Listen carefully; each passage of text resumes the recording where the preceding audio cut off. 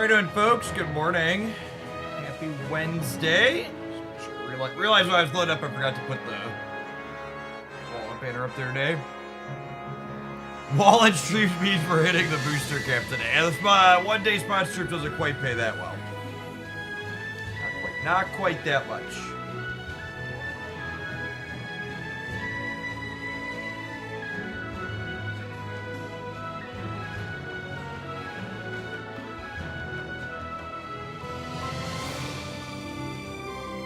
Let's just get right to drafting this morning, huh?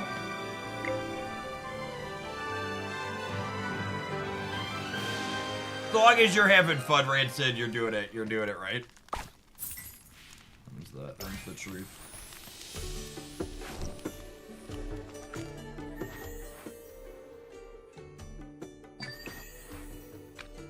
It's funny, I mostly play on mobile off stream, so like when we click into things on stream, it keeps showing like their first time thing. The walls look nice if you try. Yeah, this is actually our third month doing a sponsorship for them. So I've had mine for a while now. They're great. Oh my gosh, I'm still in the Marvel Stab category. Thank you for the heads up. Let's fix that. Awkward. One of the questions I had about the wallet when I had it, because it's got this trigger button on the bottom that pushes the cards up, is the first week I had it, I just sat there pushing it a bunch to see if I could wear it out in the short term, and it's fantastic. It still clicks in and out just like the day I've gotten. I've had it for almost 3 months now. It's a good quality product. I enjoy it. Sure keeps your most powerful card nice and safe. Thank you for the catch on the game category. Still getting in the swing of streaming more than one game periodically. How many cards do you say I can hold? The official specs are on the site. 1, 2, 3, 4, 5, 6.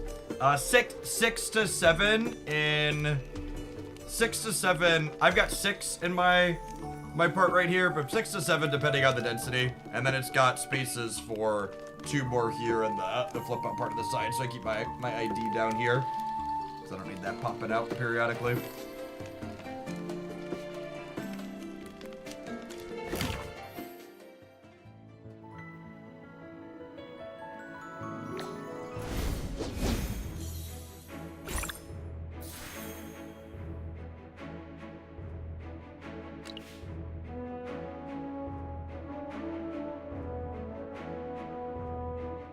Question on AFK Journey. How do you unlock the season travelogue? Only started 2 weeks ago. Now I'm in Area 3. Do I have to finish Area 3 first? So, one of the things AFK Journey does that's interesting is the season unlocks based on how old the server you're playing on is. So, if you just started playing 3 weeks or so, 2 weeks ago, the seasonal stuff probably isn't active on your server yet. I think it goes live when your server's been up for like 40 some days, and they do that to group people on the servers with similar play length people, basically. I think Crystal Dew is a trap. Extra alts are nice. I kind of like Obsidian Earrings. I think Graveborns are really solid. And this is a really good spread of starting characters. Damien's not an amazing healer, but he's like better than nothing. And Thorin and Sylvina are both really reasonable. I think Illusion Sensor is an item that I think is pretty good, but I'd be shocked if it was good with Mauler. I think Smokey's clunky in general. And when we played Maulers, I wanted to play not Smokey, the other sustained characters. They rebalanced Igor. So they actually didn't change Igor. But if I'm being honest, the more I played Honor Duel last season, the less problematic Igor felt. Igor definitely wasn't the best thing at the end of last season.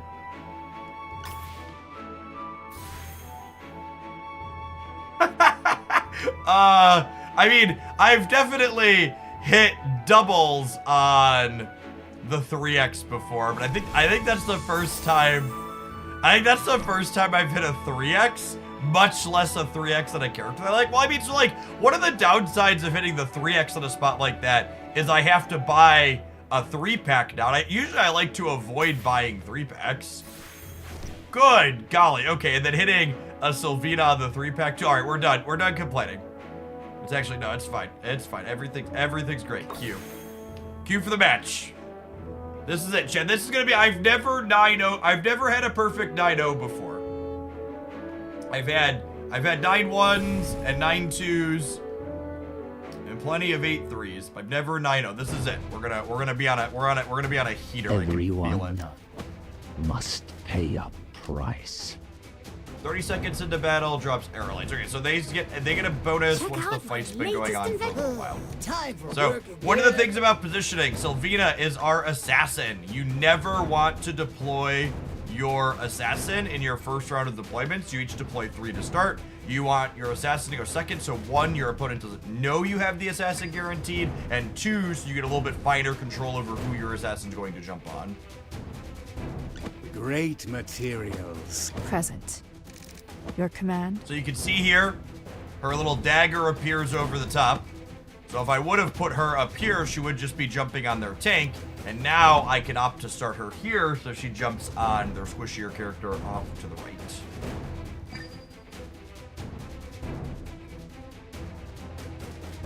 There are other squishier characters in the home. Not the tank is the keeper. You'll get. All right, Thorin, get him. Hey, try this.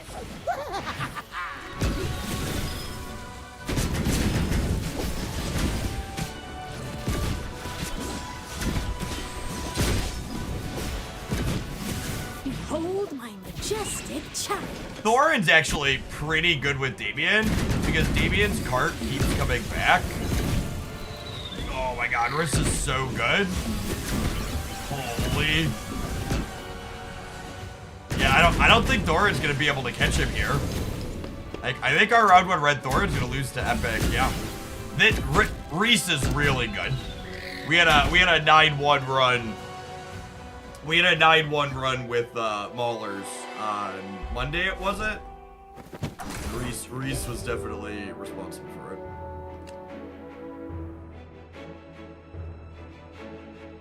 I guess open on the gray board back.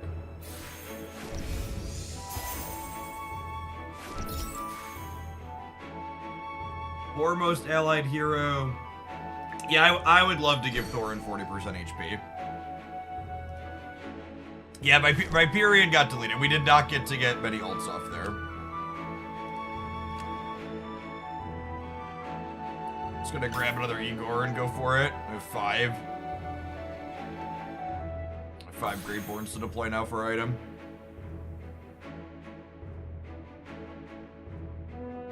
It's so great how the formation actually matters in this game. Switching 2 hexes can mean the difference between a win and a loss in a lot of matches. Yeah, completely agree. So, like, one of the things I've struggled with in other hero collector games outside of, like, this honor duel part is that they tend to lose my interest once your characters get big enough because you just, like, press the auto fight button and then, like, move on with your day. And in this game, even though the battles are auto, there's still a positioning strategical element that's relevant at the beginning. So you're still being asked to make choices that matter. And this here, you can see my opponent made the mistake I talked about not making in the last one. They deployed their assassin in the first round, which is currently targeting this. But now they're giving me control over where their assassin is going by deploying Igor. And you can see as I drag his hexes around, it determines where she's going to go. Present. Your command? Sweet. So she'll jump on Igor, and then my assassin will jump on her, which should be beneficial for us. My question, is there advantage to maxing out your equipment to 245 before the start of the season? Not an advantage, I'd say, but like you'll have, once you start progressing up the trial tower, you'll have trivial amounts of the currency to upgrade your equipment, so you should just upgrade it. Unless you're like really short on gold for some reason.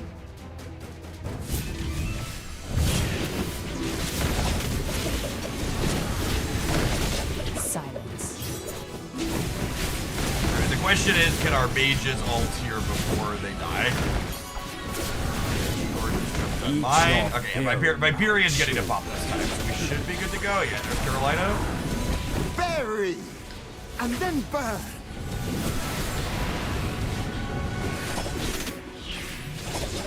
We're 3-1. Cool. Lucas Marks, thank you for the 3 quarters of the year. Welcome back. Really even spread of characters contributing there. Wow, Sylvina took a ton of damage.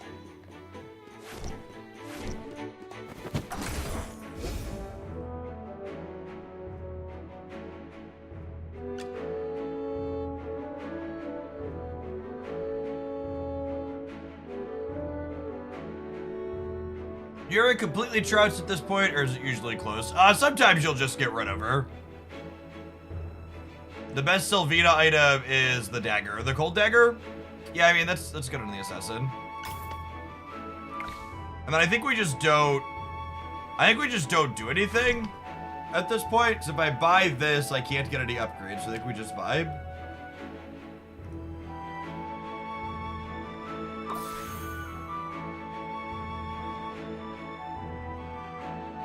I've really liked Elsa. She's become one of my favorite tunes to jam with.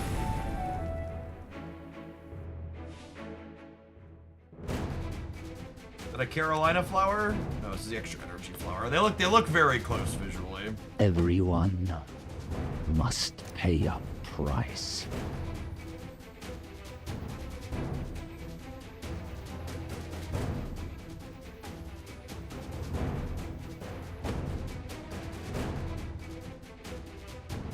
There's extra offer wallets that aren't made of leather. Yeah, the one that I have is the, I forget what it's called, but it's not from an animal. Forget what the material is called. Should probably know that wording. Great materials are everywhere. I have great positioning here. I kind of want another durable character. I don't know that Carolina's in this comp long term. I really feel like she needs non-Graveborn support. Present. Your command? Let's turn the battlefield into a cemetery!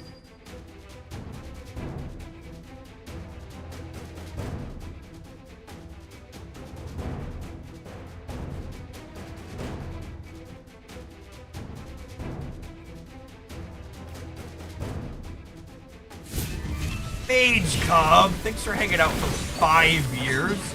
Welcome back. All right, well, we KO'd one of their supports right away. Then their healing got off. Can Igor's ult do some work here?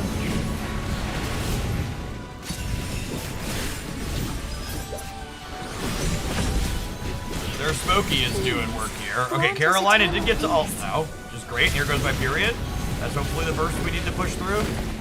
Looks like Smokey's down, and we've still got 4 people. Yeah, we should be good to go here, I imagine. Oh, wow, Igor died early. Usually he's the last one up. Tired of my professional career. Well, really good split on stuff again. That explains why Igor died first. Almost 200k.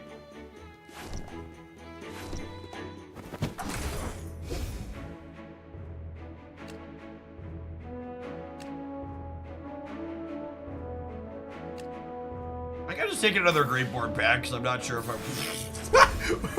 Okay, now I need to know what the table looks like. For those of you that are just joining us, I bought a 3-pack on our very first click, and it was also a Thorin 3-pack.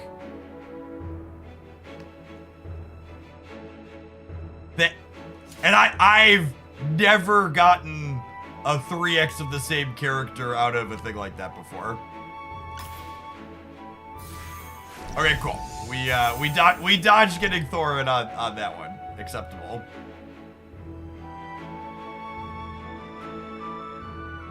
Roll a couple times, see if we can upgrade the Viperian here.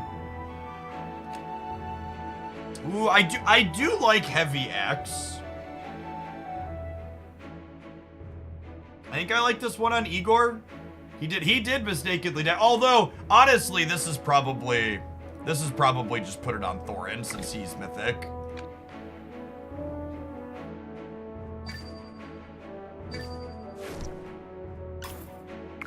We might put it on Igor eventually if we get a good sustain item for him, but how do I obtain this luck? It's not for sale.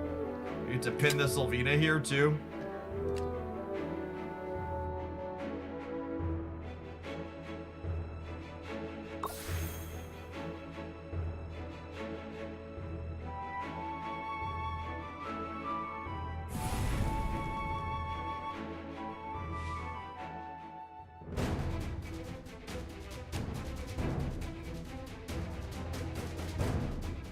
A battlefield more merciless than the Great materials. Let's turn the battlefield into a No, cemetery. I'm only doing this because it's early. I'm actually gonna deploy Thorin in my second round because I don't want them to know that I have a Mythic Thorin. Boneless Wing, thank you for the tier 2 3 months in advance. For being here for Everyone. 6 years. Present. I appreciate Your that. command. Welcome back. Wild with a splash of Graveborn here.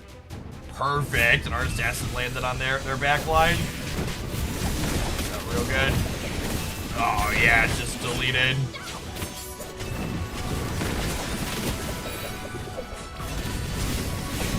Whoo! Did you see that Thorin? That Thorin smackaroo? That was real good. Just disappeared. Bow Crouching Mythic Thorin hidden before the Sylvina. king. Yeah, basically. Look at heavy match damage on all the DPSs. I think he popped before the Viperian could ult. They just all disappeared. Mythic Thorin round 4 is kind of messed up.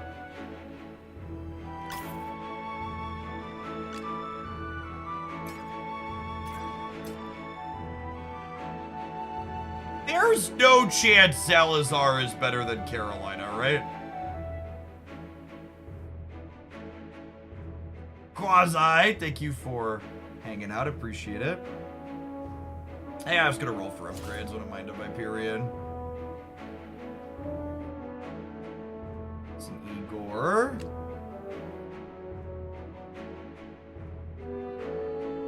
I just rolled this again.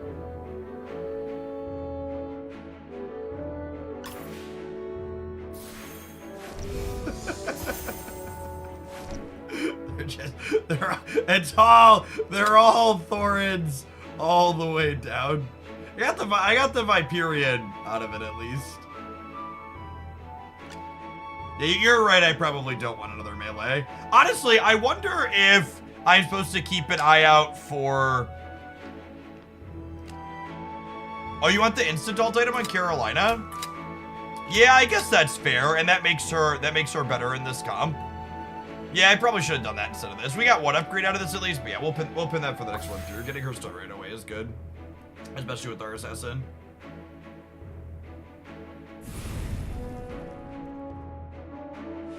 Ooh, sensor is bad for us. Sensor is bad for us. It gives them a lot of sustain. a battlefield more merciless than the frigid. Great materials are everywhere. Everyone must pay a price. Honestly, I might chain my Sylvina here. Let's turn the battlefield into a cemetery.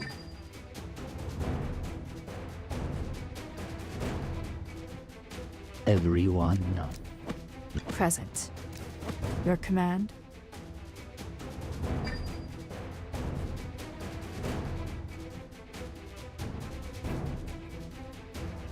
This positioning might be wrong on Igor. He's gonna bounce.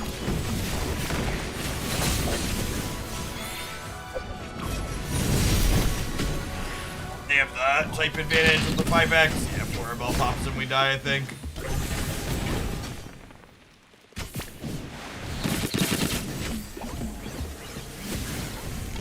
Someone has to second Igor. Are there ever games that are not close to this point? Yeah, sometimes you get a hard counter.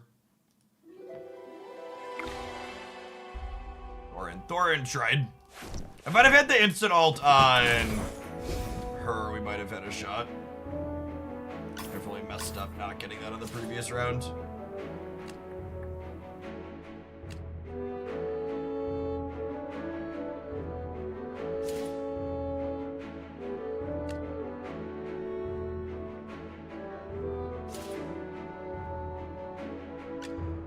It's all Thorin all the way down.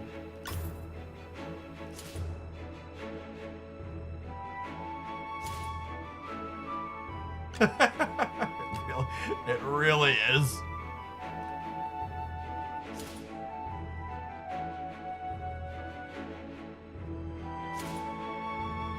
We haven't found a shield item for him yet either.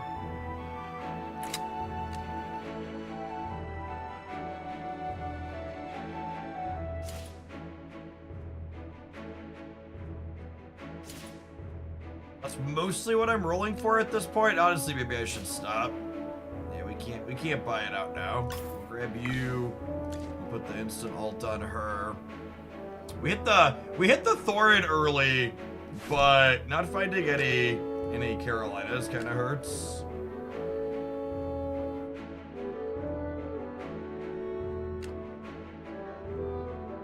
This actually might be good. Am I supposed to buy this for Thorin? It's so early.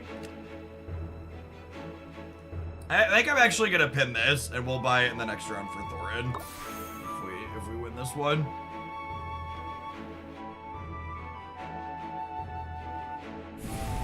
Normally that item's not great because you have to have like a mythic really early. A battlefield Fit that more requirement merciless this than the time through. Great material. Everyone must pay a price. Oh, it's Wilders Let's again. turn the battlefield into a... Present. Your command? Unlucky. I'll put Igor up here with her.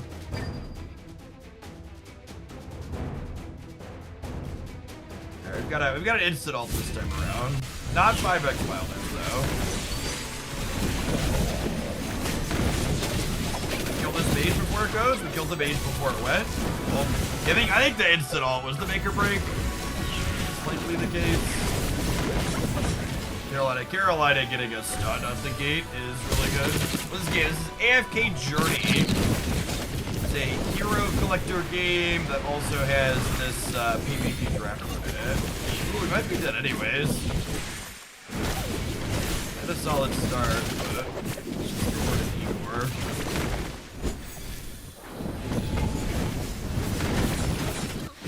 They're trying it, gamers. Can we kill Granny? Granny is just so much sustained.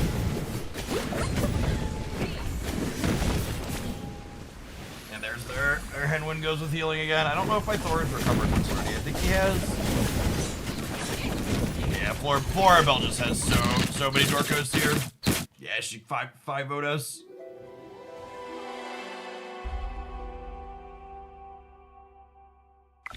That instant alt item isn't as good on DPS characters. What inspiring suggestion from Twitch chat? Yes. The 20 advantage, the 20 cost item is worse than the 40 cost item. You have a massive brain. Do you play a lot of other games? Primarily turn-based and strategy games. A lot of card games here. It's still very good on Carolina and Cecilia, yes. Yeah, Florabelle is solid. You have the supports as hitter. All right, let's tap an ad break. We'll fire off another draft when we get back in 2 minutes. Thanks for hanging out. Don't go anywhere, gamers. That's so fun. It's so funny. The 20 cost item is worse than the 40 cost item on your DPS. It's like, yes, it's like that card would be strictly better if it had bigger numbers. Thank you for letting me know.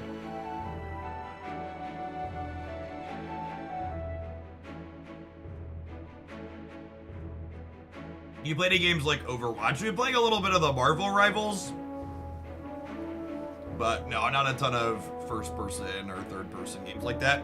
Mostly turn-based and strategy stuff.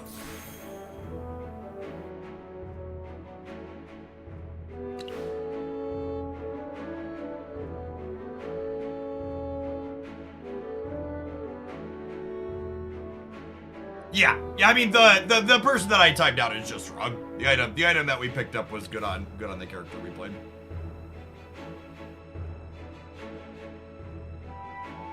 I was doing some playtesting last night, and $10 bills are better than $5 bills. Accurate.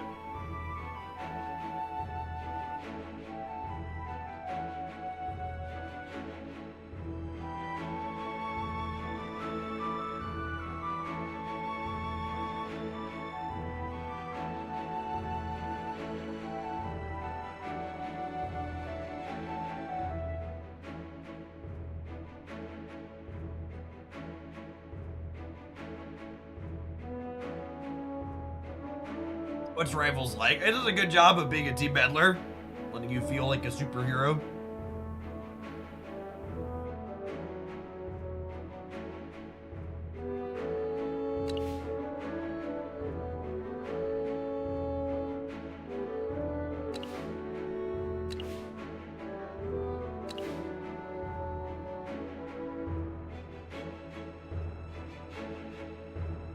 Correct, Pokemon. The primary thing Carolina is there for is definitely crowd control.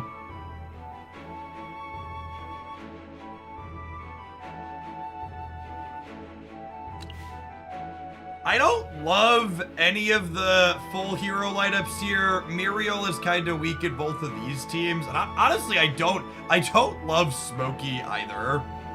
And Walker's been kind of mid. I think the best artifact here is Art of Ruling is pretty good, and it's not terrible on Lamont. I think I lean towards one of these two. We could let Lamont.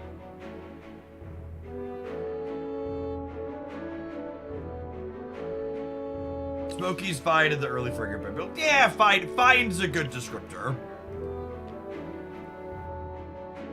I could draft either of these and play for Maulers. I could also do this and just not play Muriel and play Henwin as an off-faction healer after we grab a light bearer pack.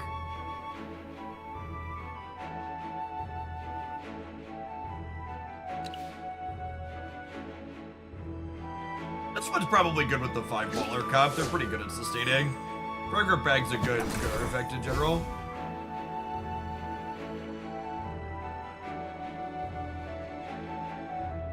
I think we're just rolling for a Mauler pack. Yeah, you can't just play Rivals right now. It's in a closed alpha test. We'll actually have a handful of keys I'm giving away at the end of the stream today, but that's not going to be for like 5 or 6 hours or more. It's going to be a while. Do an AFK Journey draft, play Snap for a while, and then we're going to close on some Rivals.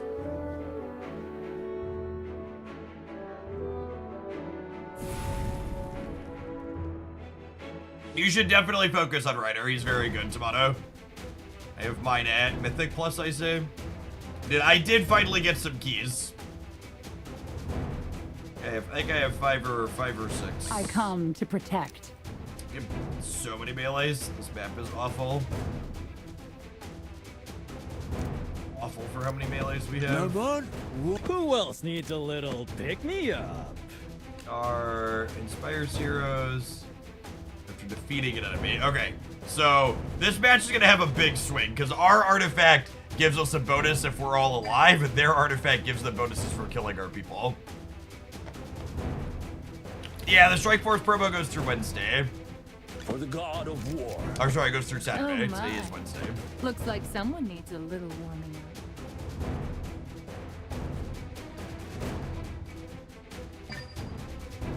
Reiner's character swap in PvP battles is real good.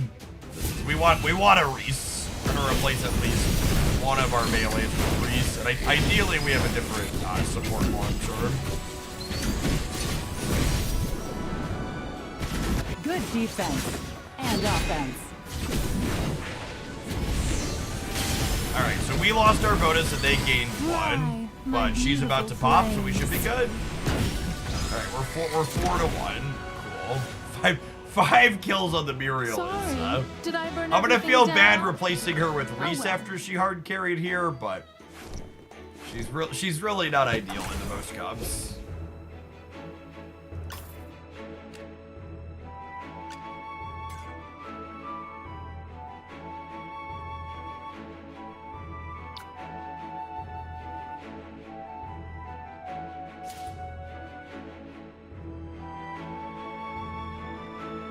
Fast ults in the Maulers, which is nice about the composition. I think I'm just looking for like another Mauler pack or a copy of him. Although I don't know if I'm keeping Brutus long term. I like recent PvP. I haven't played him much in PvP. I think mine's only red. Okay, and then we'll just grab these. So no upgrades other than Reese over Scarlet Witch here, but an okay draft to start. Brutus is fine. Mortal Kombat. No, I don't really play PvP fighter games.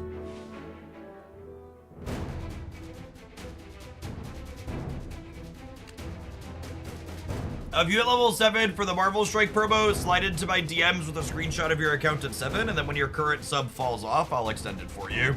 Twitch doesn't let me gift subs to people who already have an active one. God of War. I think I'm gonna wait on Tundra here, so that way in case there are comp that has assassins. For the God of War. I have a lot of damages.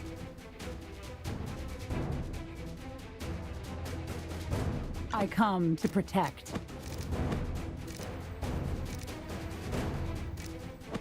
Oh yeah! I can't wait!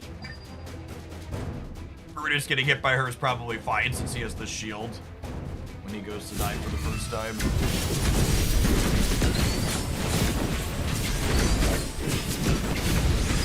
Quick! More earth!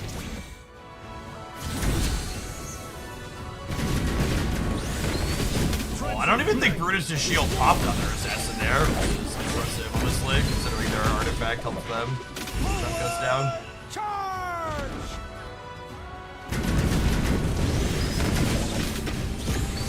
Alright, we're 5 to 2 here, so I imagine we run these down.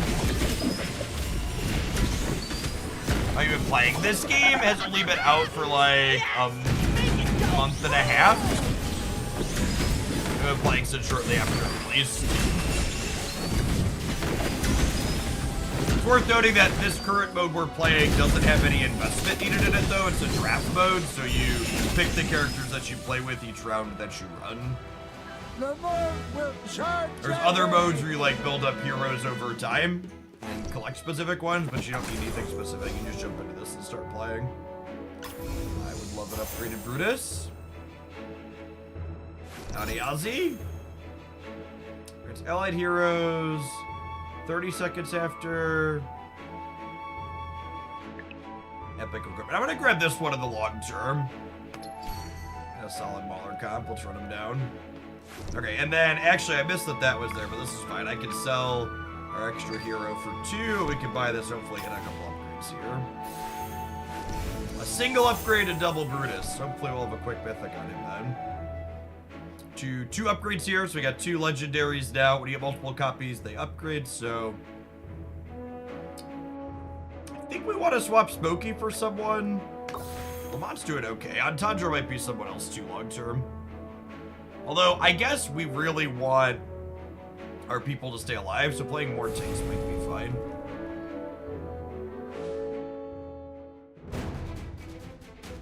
Who else needs a little pick-me-up? It's just awkward as it goes along compared to other sustain units. This gives their characters faster ultimates, but means that they hit weaker with everything that's not an ultimate. Who else needs a little pick-me-up? I come to protect. For the God of War. This is often light bearers, but could be anything. Yep. I come to protect. I'm gonna put her in the back. Oh yeah! I can't wait! So that way we can pull an assassin potentially.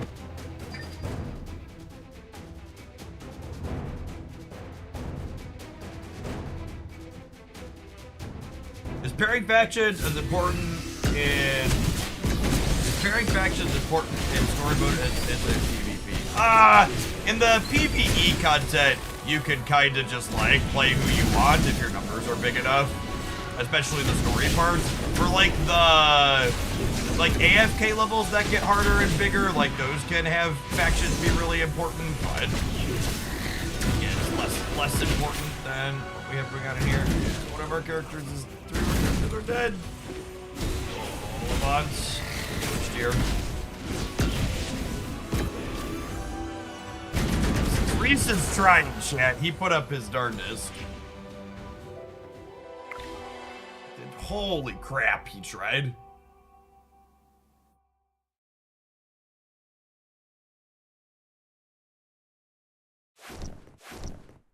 I like an item for Brutus. Oh, would like the deal extra damage, take extra damage, or take less damage from close people.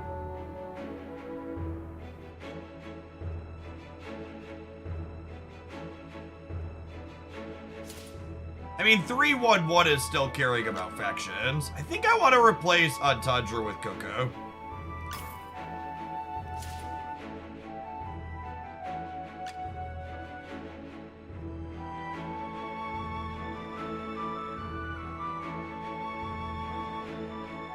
I feel like Seth's probably not good with Fragrant Bag.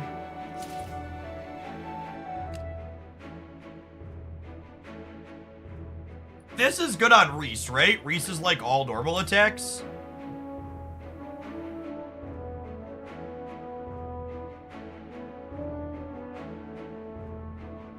I think I'm replacing on Tundra here, so I don't think I'm picking up the extra copy of her.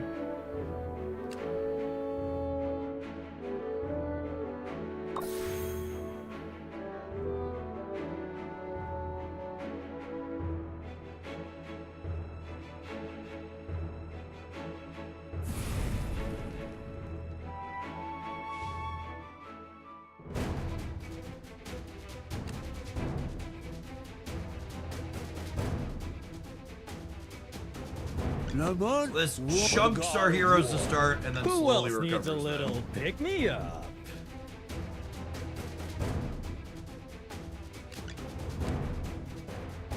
Sonic.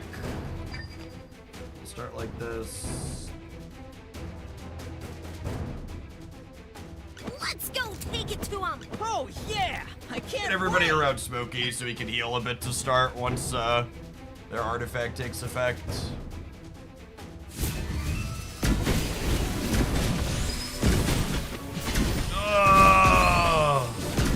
Stop. Now because they had a quick kill, our artifact effect is down. Pato, let's go! Charge! He's doing his best take impersonation up front here, at least. Our Reese getting to ult for the second time before theirs was a big deal, so our artifact giving us some haste to start, letting us get them there feels good.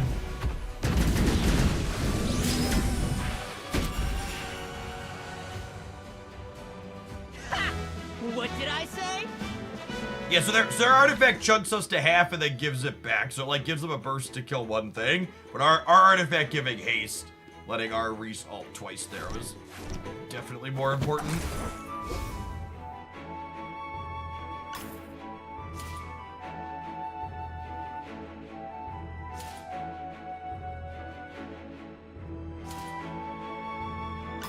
Rewarded for pivoting to Coco.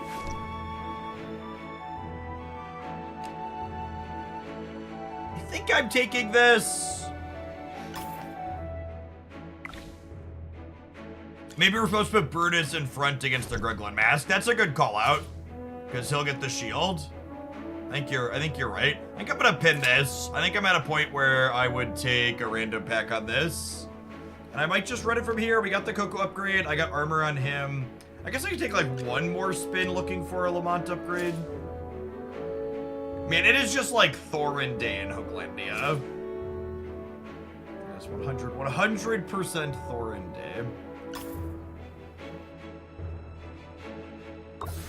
Yes, there will definitely be times like that when you're playing the PvP stuff where like you hit a wall on the levels you're playing into and you need to just like AFK for a while to collect more resources.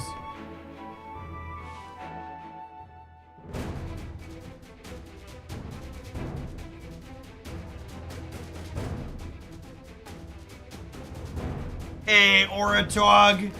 I'm saving the funny message for my 6 years. Thank you for the almost 6 and the absurdly generous tier 3. Welcome back. Lamont won't retreat. Who else needs a little pick-me-up? Let's go take it to him. I'm gonna put Coco back one slightly because I probably want to start Reese here, and then we'll put Brutus up front. For the god of war.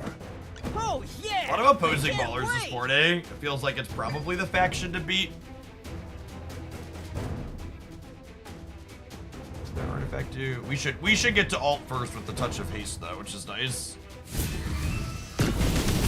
That was the difference maker in the last one.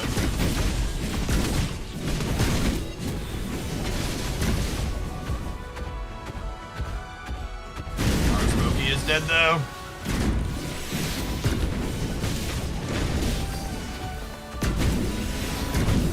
Oh, we hadn't triggered their Brutus shield yet. Brutal, I think we're dead.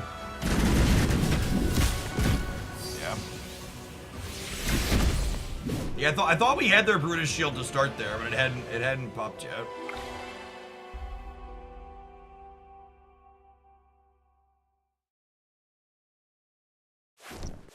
This team comp is just actually all Reese. This is the item I wanted for Brutus.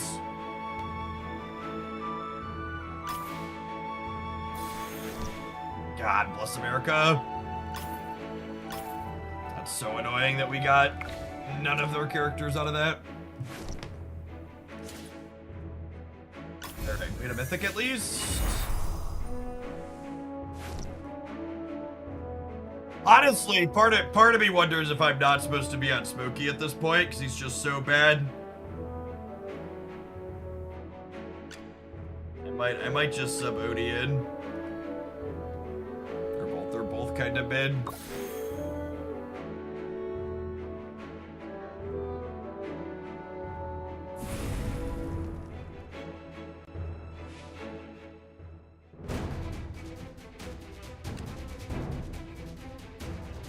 This enemy next to the frontmost one. Okay, so we don't want to start him in the back, so we want him to be able to run up front so he doesn't get stunned.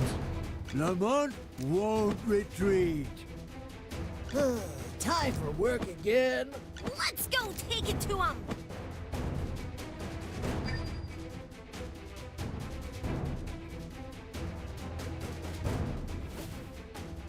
For the god of war. Yeah, subbing a real healer from another wait. faction could be an option. I could see that. Maybe we grab Headwind. The bear with Coco's touch of sustain.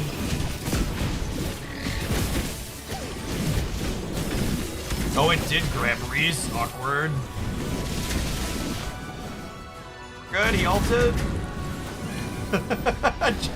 They just all disappear.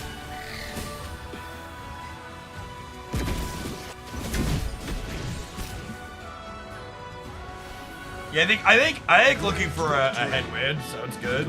Yeah, Brutus had a good run too. And every warrior. You can feel his mythic kicking in. His item. We got a solid item upgrade too.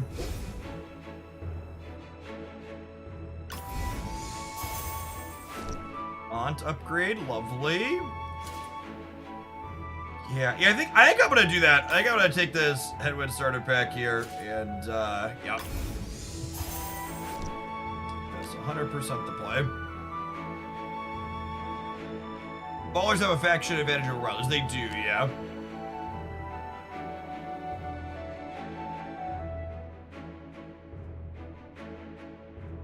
I think I'm just not rolling here. There aren't any real upgrades I can get if these are my 5 characters. And my fragrant bag upgrade means I want epic equipment, so I kind of want to wait to look for 40. Do you want energy back on Coco's? I'll do. Maybe, I don't know. I kind of think I just want to wait for gold artifacts. Which might be a little greedy since we're 3-1 and we're dead with 1 more loss. But like I've got a mythic and 4 legendaries at this point with okay items on them.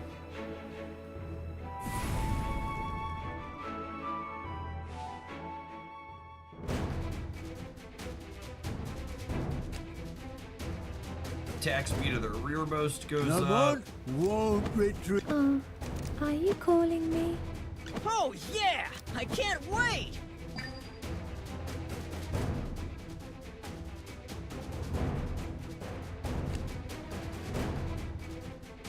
Oh man, they have some really good items on their dorks here. They're only epic and legendary though, so they've rolled a little bit. They've got two epic units here, so they've had good variants of their items and worse variants on their what their characters are.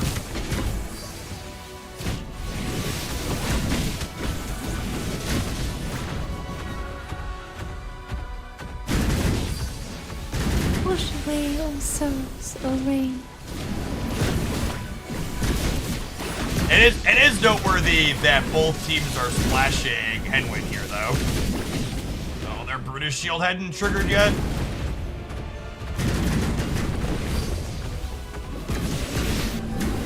Alright, he's down, though. We're good to go.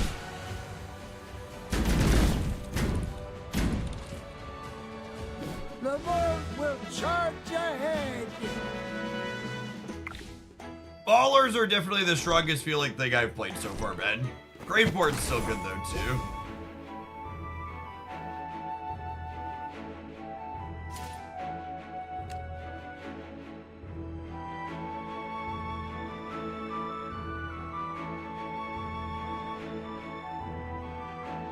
What's the best website to check best items and artifacts for auto Duel? I don't know that that really necessarily exists, and I don't know that I would trust one. I don't know how popular this game mode is. It's what I've been enjoying the most. But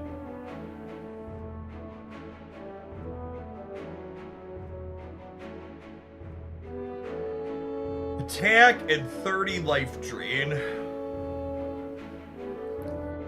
It's not bad. That might be good on Brutus. He can heal himself back up once he gets low.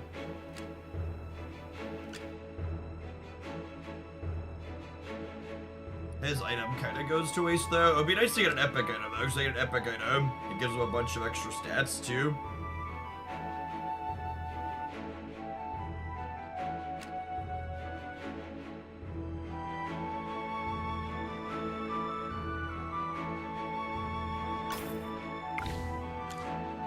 I'll put that on him, and we'll put this on.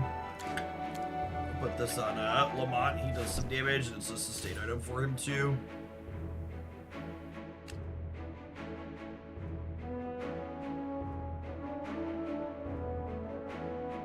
I'm just gonna grab these and go next. Our team cup is pretty solid, and we just got an upgrade for our big guy. I guess I could roll for another epic item potentially, since I could sell.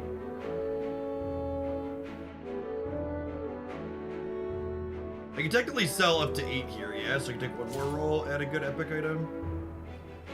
Whoo! Speaking of rolls.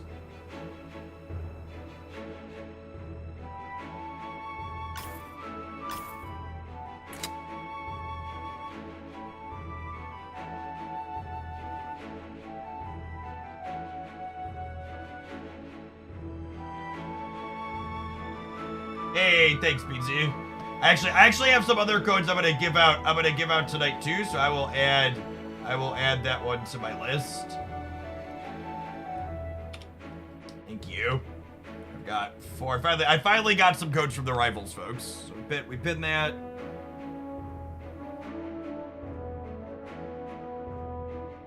You mentioned thoughts on the new arena mode. It seems neat.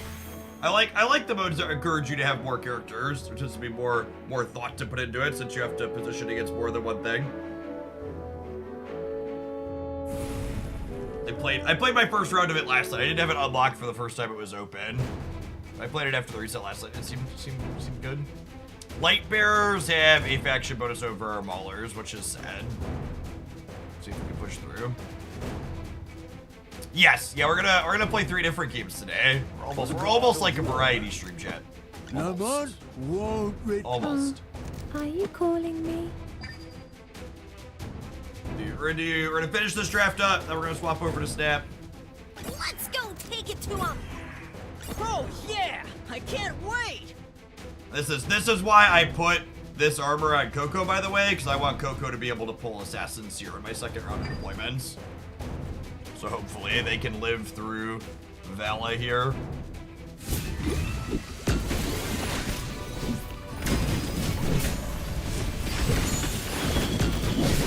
There, Tabisa looking real awkward with Reese running around. Oh god. Oh, Headwind, you saved him. Can Headwind ult before Vala ults again? Probably not. I assume Coco's gonna die.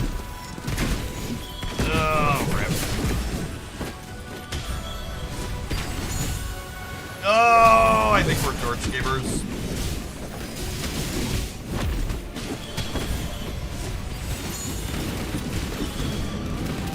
I think my one biggest piece of feedback on this game mode in general is I think they should probably take the faction modifiers and dial them down some amount of percentage. Val is a good character, yeah. It's definitely the case that a lot of my runs end up dying to someone that feels like a hard encounter because of the faction modifiers. They deal 15% more and take 15% less, and it feels like you have to have like a truly absurd draft to not just be DOA when you run into someone your 5x comp is, you know, 15% down and they're 15% up. The Rivals folks actually haven't given me a contract yet. They did give me some keys without making me sign a contract, but I have not signed or agreed to anything specific with them. They did post a thing talking about how they were reworking their contract based on feedback that they'd had from people. They know they messed up, so.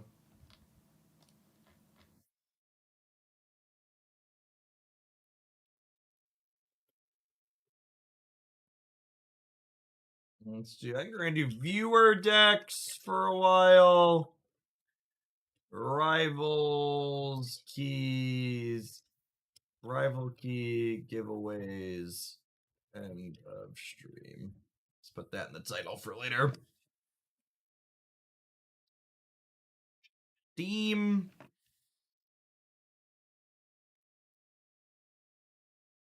Yes, the contract was bad enough that it broke out and made it into the more general spaces.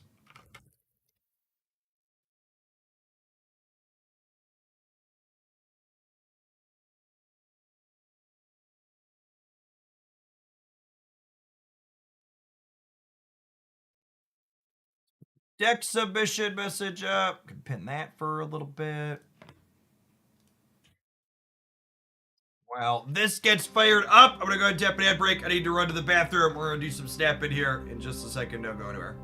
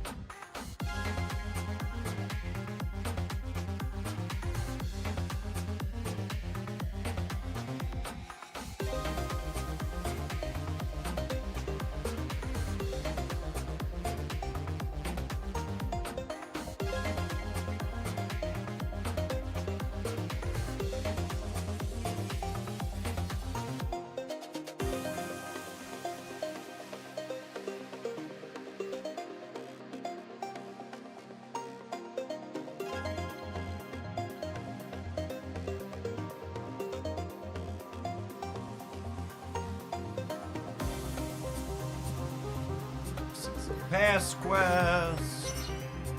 I think the Blink season pass variant is best in slot. Looking forward to getting that one at the end here. It's probably based on the Blink variants currently available. This looks like a forever Blink variant.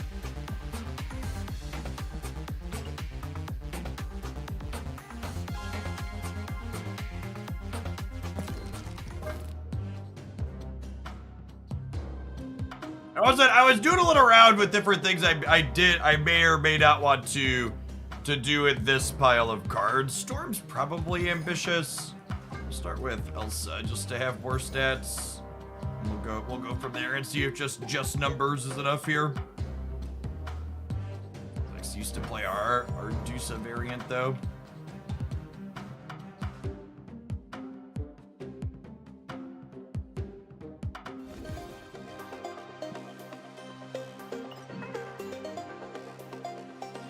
Well, I kind of want some amount of location variance mitigation. Yeah, I was just gonna say, I was just about to say I think I want Stoneguard over Nightcrawler.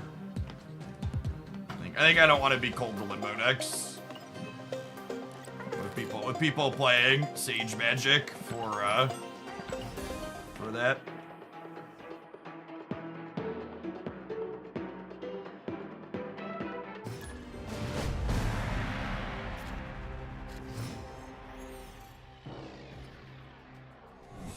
What is the point in having faction modifiers? Well, to discourage people from just going all in on one faction. Yeah, it encourages people to have multiple teams for our content.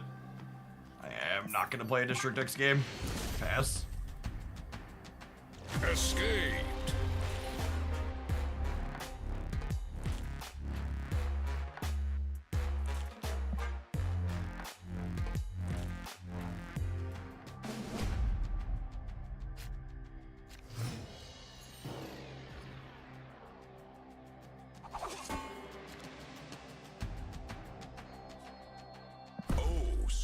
I think I wait to Bast in this deck typically. Most of our draws benefit from the extra power it can provide. I don't really want to play US Agent or Havoc on turn 2 anyways.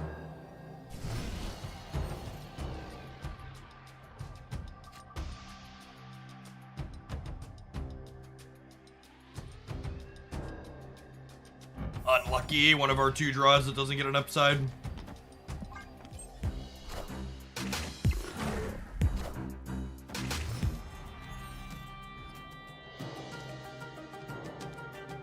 I would be very surprised if Sage wasn't optimal in Mr. Negative decks going forward.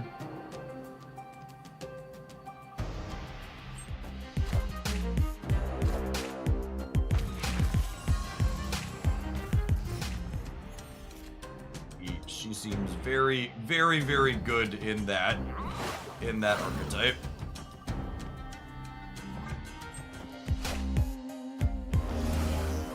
New card worth 6,000 tokens right now. Very few cards in Marvel Snap are worth 6,000 tokens.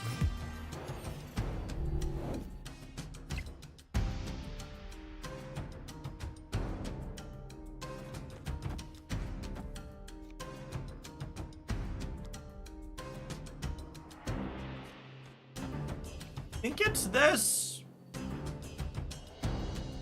If you want my opinions on which cards are worth 6,000 tokens, I'd recommend you check out my Spotlight Cash recommendations here, where I go over cards that are worth tokens at the end. I think it's just this. Sage is going to be... so I played Medusa first, so this will be a 4. So we'll have 2, -2. So we'll have 1, 2, 3, 4, 5. It's going to be 13 power. Oh my gosh, and they added a 0, so it's gonna be 15 power?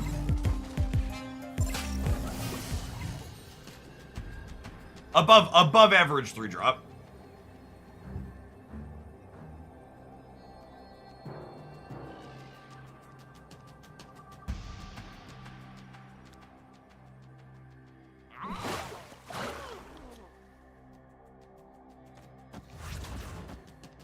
If they Ultron left, their bots here will be +2/+2. They'll each be 6. They'll be at 17 here. No, sorry, they'll be 19, and I'll be at 7, 11, 14, 19 as well. Do I need US Agent on the left if they're Ultron? Ultron would be 8, and then this will be +6, so they'll go to 25 here. So I actually don't need US Agent here, because this will give me +3, 4, 5, 6 up to 27. So this beats Ultron left, and it gives me enough to beat the Ultron bots in the middle.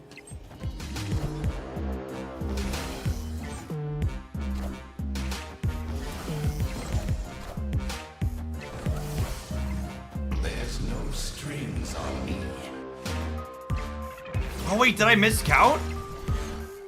Where did I count? Oh! I only counted 4. Fuck, I knew what it was too, and I just ran out. I miscounted while we were moving quickly. Oh, no, you know what I did? I did the classic, I didn't subtract Jeff's power from what I was counting. Is what happened there. I counted +6 from the number that was displayed, and you have to pull the Jeff points off manually.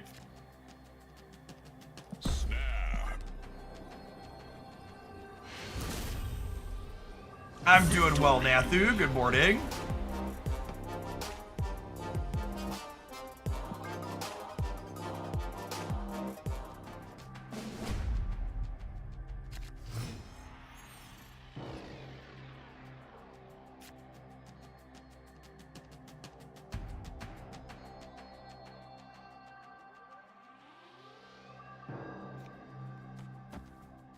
Oh, snap.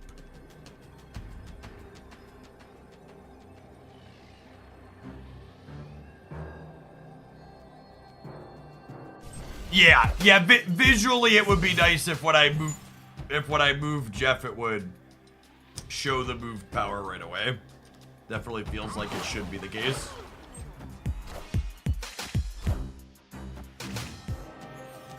It's definitely a mental load thing you shouldn't have to have as a player that you currently do. Nor Dimension is better for us than them, I think. Because their deck fills the board anyways, and ours does not.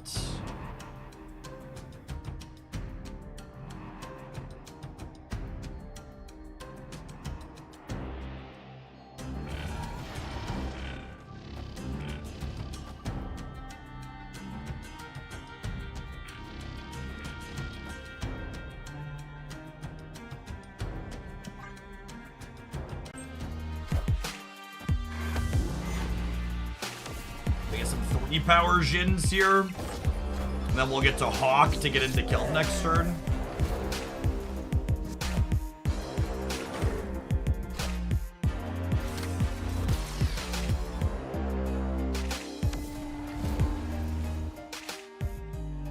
Clear for takeoff.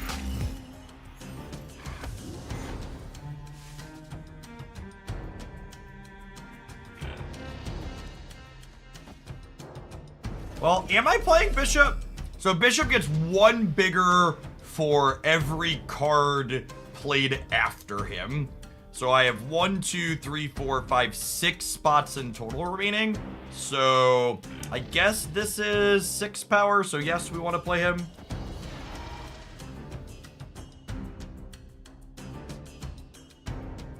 I do this, and then next turn I have 8 energy, which is plenty. I definitely want more than 6.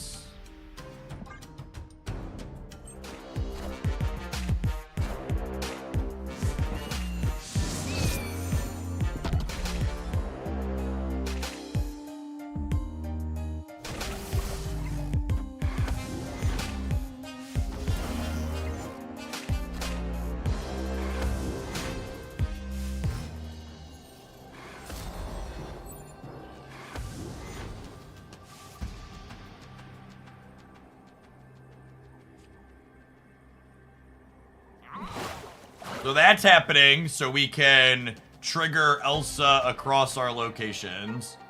They don't have any bonuses. Their Ultron isn't good. Yeah. Victory. Just seems bad for them. They're gonna deploy some combination of like Sage, Medusa, US Agent.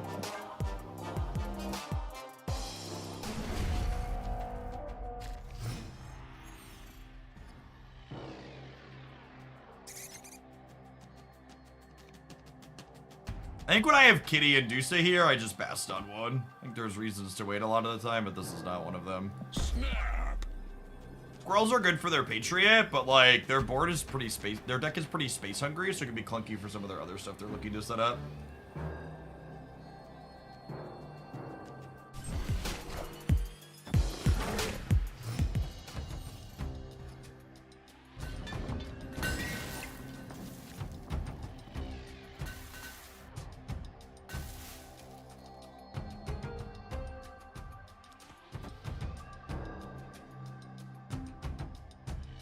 I'm gonna prioritize making kitty bigger here.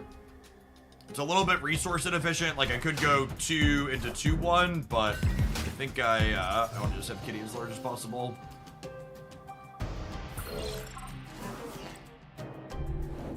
Is a pretty solid hub card. It's a good hub card, but it notably makes it makes my prioritizing kitty strength a little bit worse because now I have more stuff to use my energy on.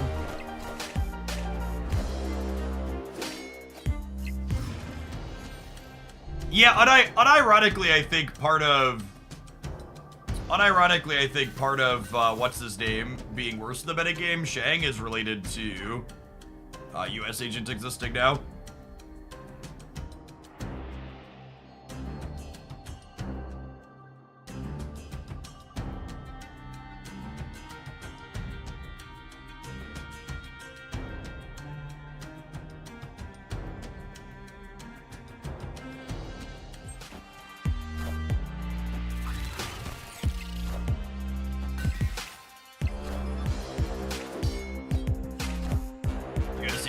Looking to get juiced up in the middle. Although I guess wherever I agent, I need to not cull wherever I'm agenting.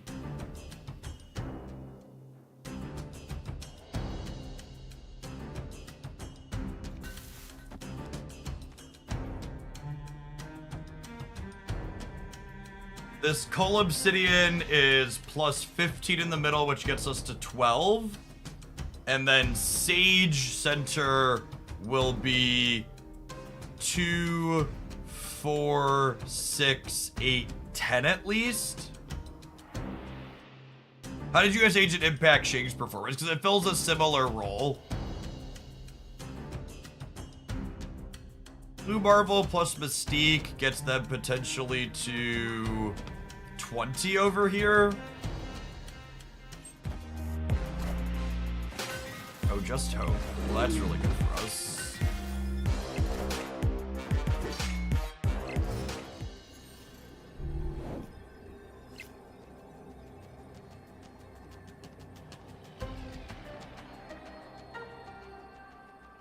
So I need to be plus 4 in the middle. And I need to beat plus 4 on the left.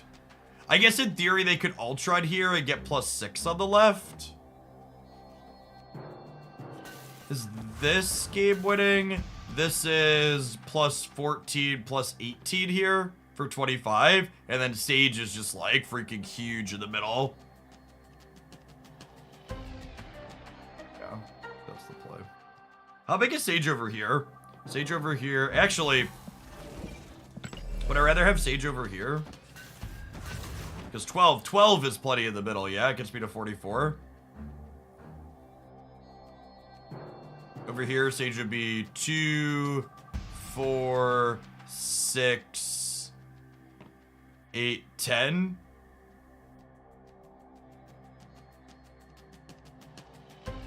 This is 14, 44. They get to 42 with Blue Marvel or 40 with Onslaught. Yeah, we beat Onslaught, we beat Blue Marvel. Behold my mighty hand.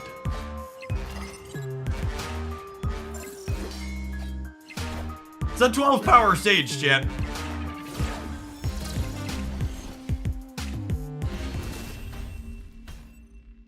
Victory.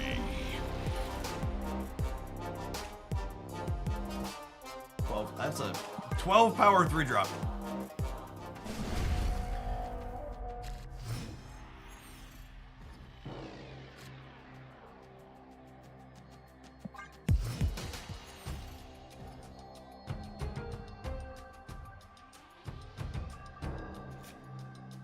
That being said, we might be dead this game. Freaking locations, chat.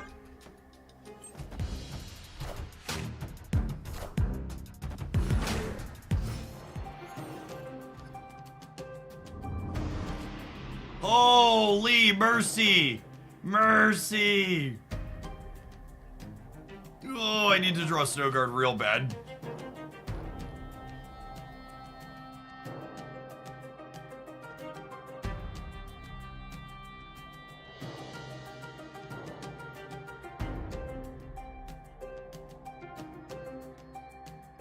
hostile workplace environment here. That's fine. We spewed 4 cubes to start this round, miscounting something, and then we have 2 more shots if we lose this one, so I'm not super worried about it. Okay, so assuming they fill every location, they have 6 power in the center. It's not that much, all things considered.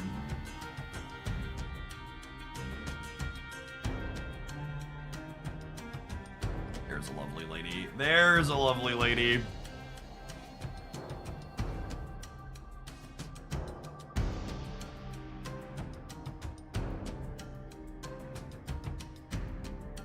The question now, do I do this?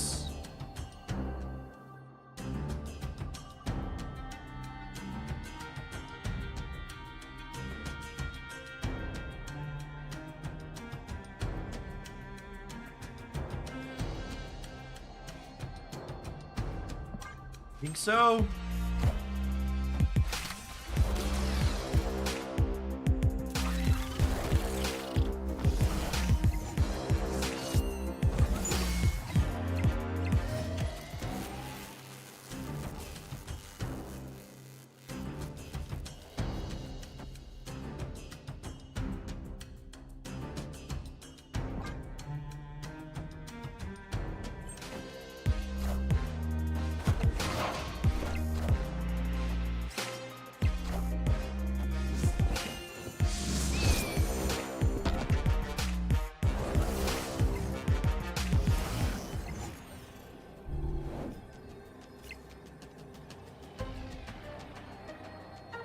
So Onslaught on the right gives them +7, +6, +13 up to 22. I don't think we can beat that. I think we're just torched here, unfortunately. It's a tough batch of locations.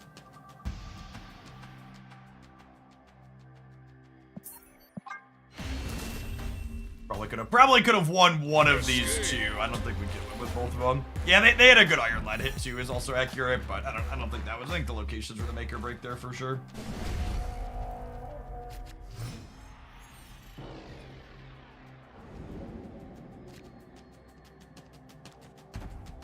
That's right. Like I said, we got 2 more shots here. Not a big deal.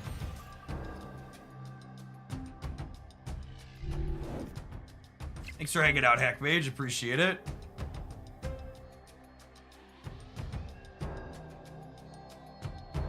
There we go. Nocturne, White Widow, or US Agent. I think US Agent is the hardest to replace card out of all those ones you just listed. Havoc! Yeah, maybe we're supposed to Havoc them. I don't know.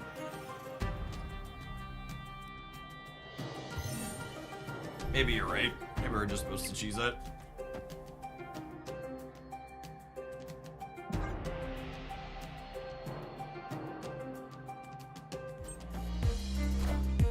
Justice for Viper. Yep. Someday they'll put her back, gamers. Someday.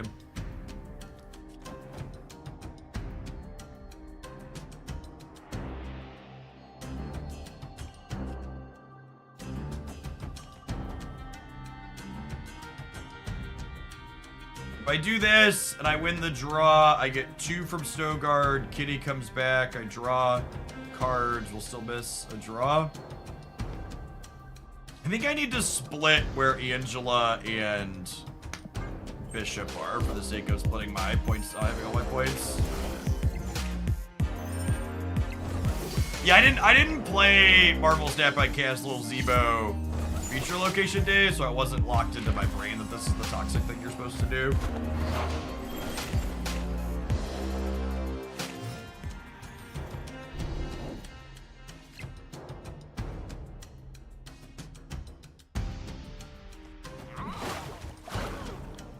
We do this, and then next turn we have Havoc, Sage, Kitty Prime.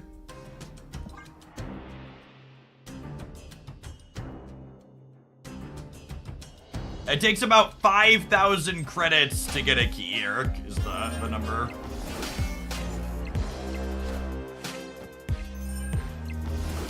I completely agree. Actually, I was talking about this on stream the other day.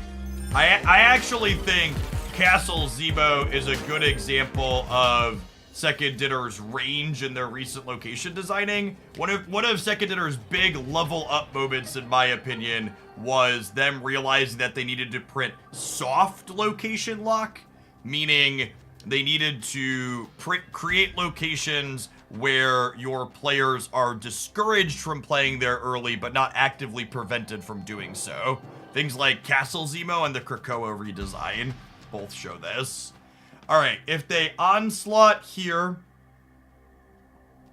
they gain 8 over here, up to 25.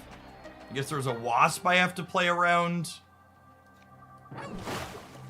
Does this beat 1, 2, 3, 4? This would be 8.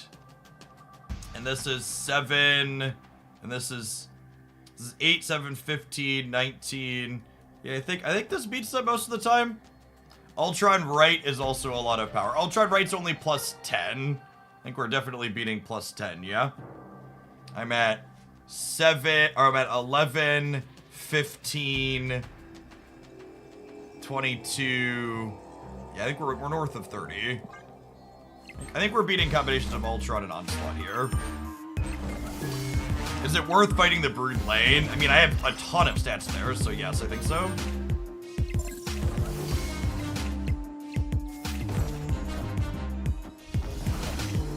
Behold my mighty hand.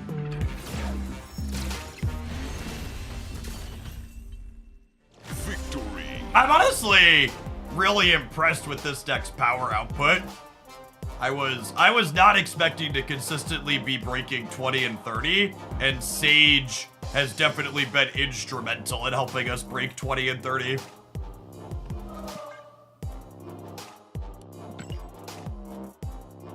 Kind of impressed, gamers, not going to lie.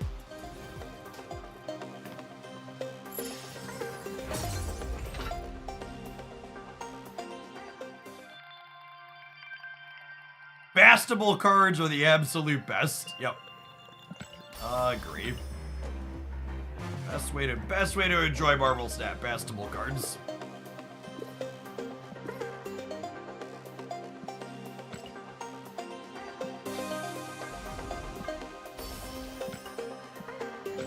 Saber-tooth boosters. Ain't nobody need those. Let's see what the queue time's like for gold this morning. Maybe we can burn these tickets.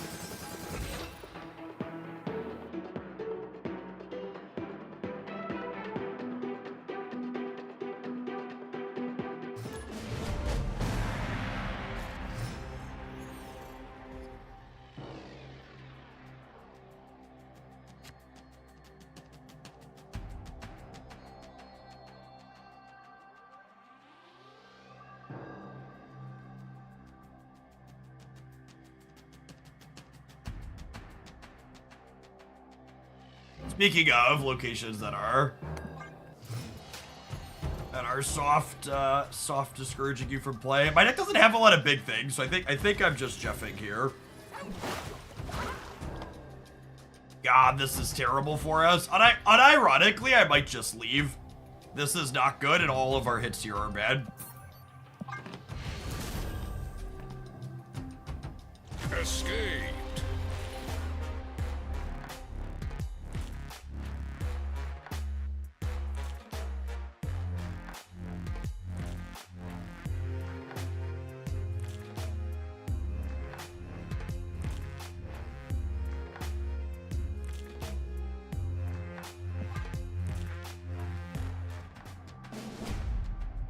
You have any deck recommendations for Legion? So, Legion's just kind of like a good tech card that you can play at the top of most Marvel Snap decks.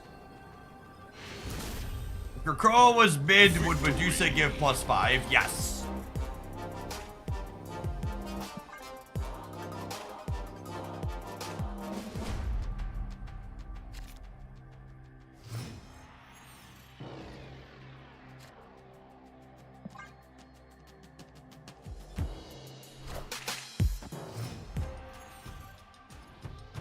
What if Snap had a vanilla week? I don't even... What would that mean? What is a vanilla week?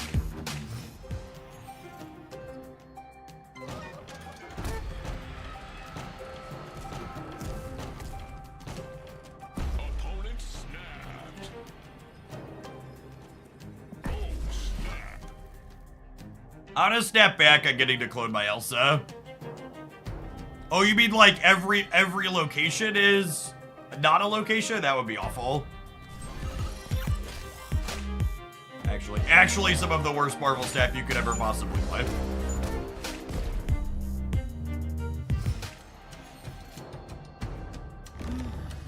Gamers regularly think location variance is bad, when in reality, location variance is very fucking good. Please don't get rid of it. You're not as good at Marvel snap as you think you are. It's not the location variance holding you back.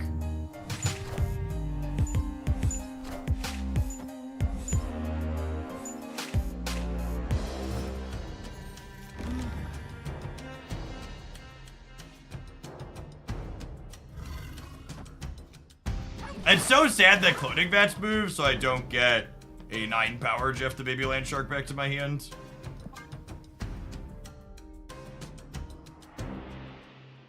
Copied Jeff would have been sick. Probably still in his position to win the game here, but would have been fun to have a second big Jeff.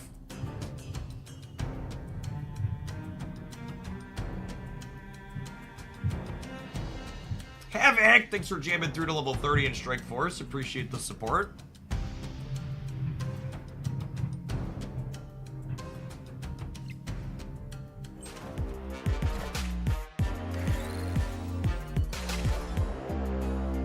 So, with Jeff in the center here, do we actually just punt mid?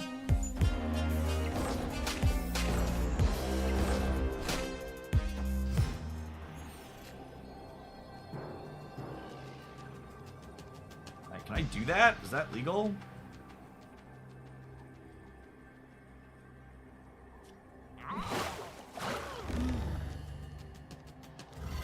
Oh, I'd have to play the real Mysterio here if I do this way, right? No, because we drew Kitty. What does Kitty have to do with that?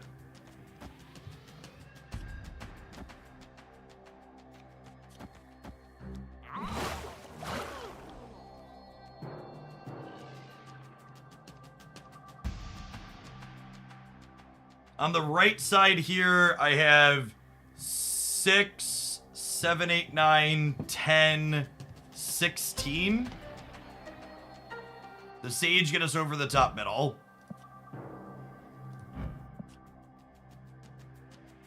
There's also a world... where Jeff is supposed to go on the left, on the right, maybe?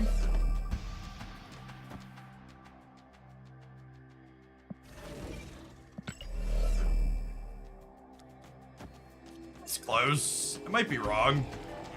I think I'm supposed to bail in the middle. They might not be playing here, and it might be right for me to... Knowledge is power. Oh, we beat that. Cool. Counted 16 on the right, yeah. So, something that actually surprised me that I didn't think was gonna happen, Stuggle Bear, thank you for the almost 5 years. I actually didn't realize that it was gonna put a Mysterio in the center. Because the Jeff was technically there when I put the Mysterio on the board. So I'm a little surprised that that popped up. That's good to know for the future. It's interesting. Victory.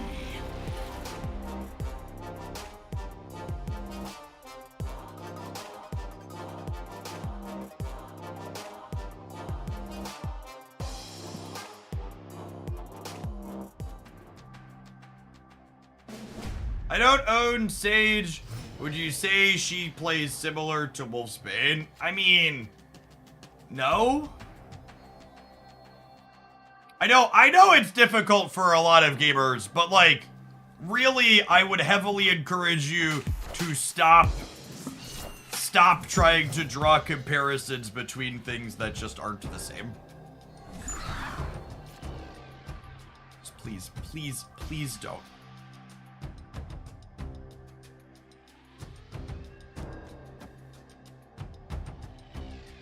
So, Bear can cheese the middle.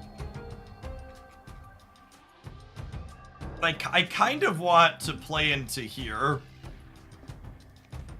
I think. To kill their Nebula. I think with Angela... Oh, they're playing that there, sure.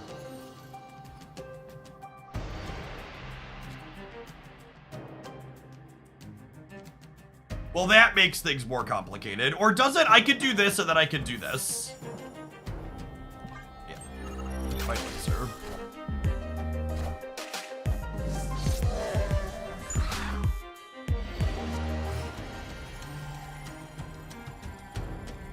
Something that I think is very true in Marvel Snap is I think in general, people underrate cards that interact with locations. Snow Guard, Nocturne, Legion.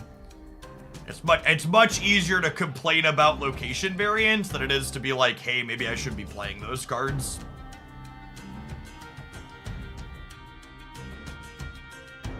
Jeff, my grocer is sold out of mangoes. Can I replace them with bananas in this smoothie? You can, but then it will no longer be a mango smoothie.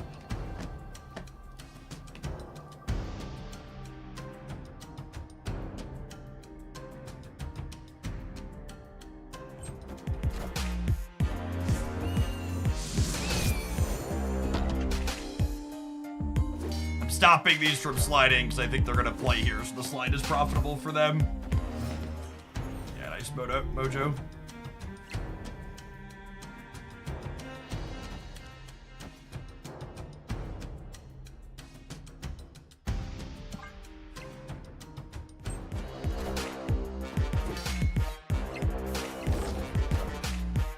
Not making Sage look appealing. I honestly was not expecting a lot from this deck today, and I have been very impressed with it.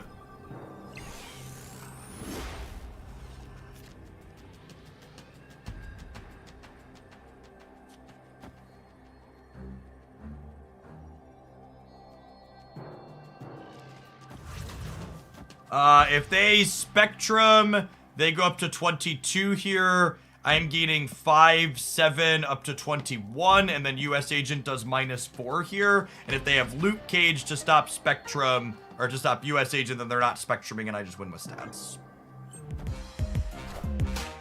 Knowledge is power.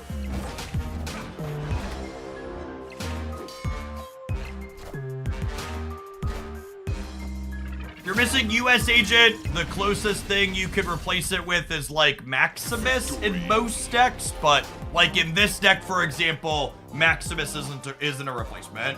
This card doesn't have something that replaces it in a shell like this. In a non-Bass deck, I would tell you to play Maximus, but in this deck, it has to be US Agent because you can't Bass Maximus. He is unique in that he's a 2 energy card that you can best.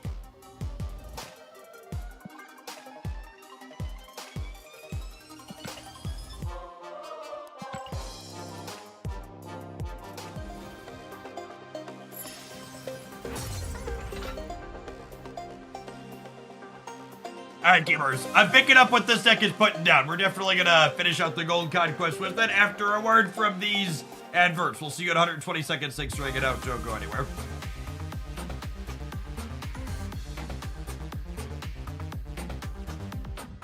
Alright, I'm gonna run to the bathroom. BRB, gamers.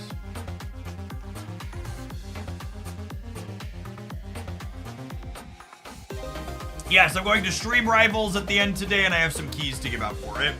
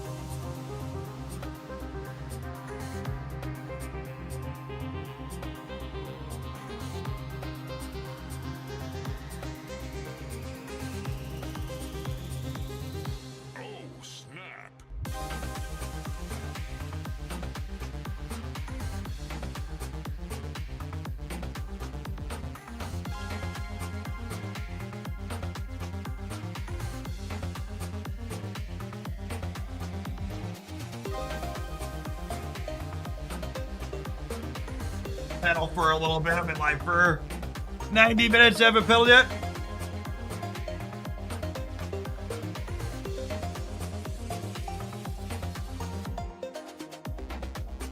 I was 50-50 on Sage, but between this and Mr. Negative, the card slots into all my favorite things. The Sage has definitely moved up higher on my Jeff scale the more I've played with it.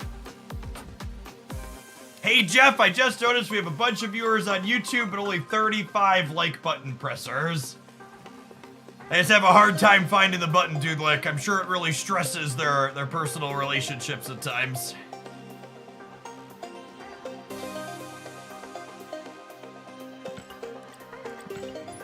The Jeff scale. The Jeff scale is the most subjective card evaluation scale in Marvel Snap. It is based purely on how much I personally enjoy playing the card and how likely it is to go into decks that I build in the future.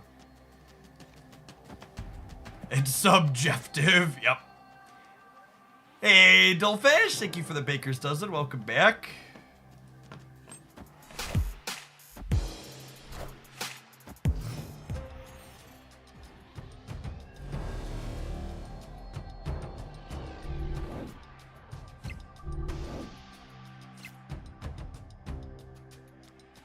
Dusa and Blackstone in the center is big game.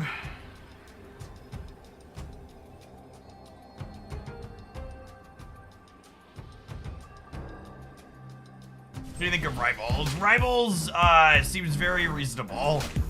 It does a good job of accomplishing its goal of being a team fighter that you play with Marvel heroes.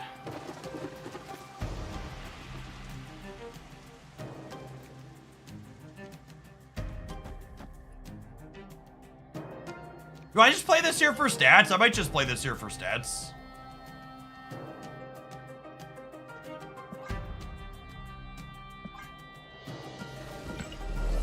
I'm gonna put the Bast in the Marie Island too. I'm gonna play this here to try and keep Castle Blackstone on lock.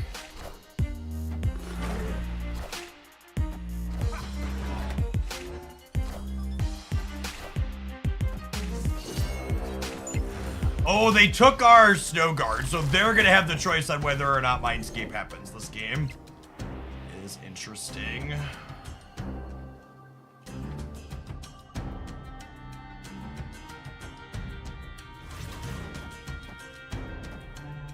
I kind of want to just do this.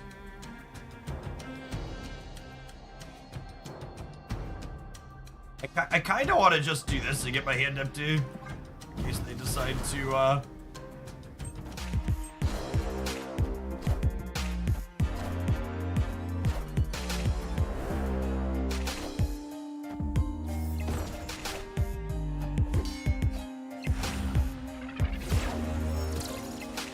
Yes, it is. It is setting up a good Sage lane on the right. Is accurate.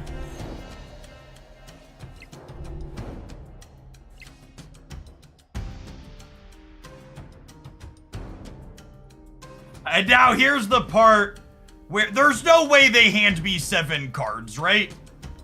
Just like 0% chance. Never in a million years do they not.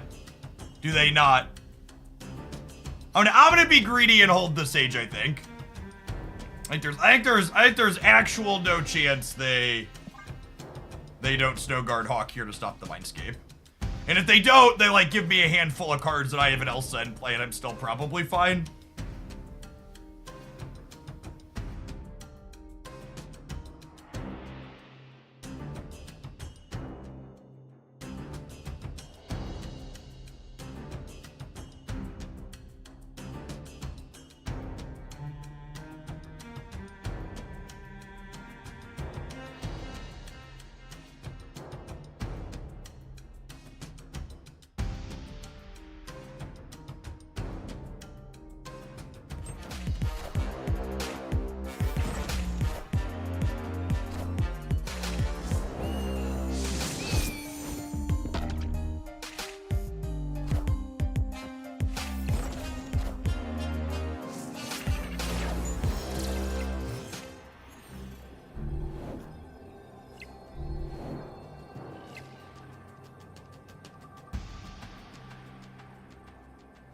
3, 4, 1. 3, 4, 1 sages. God, can you believe this card, chat? Who thinks this card is playable? 3, 4, 1. It's only 9 points for 3 energy. I can't even play it with best. Only get 9 points for 3 energy. Trash. Throw it away.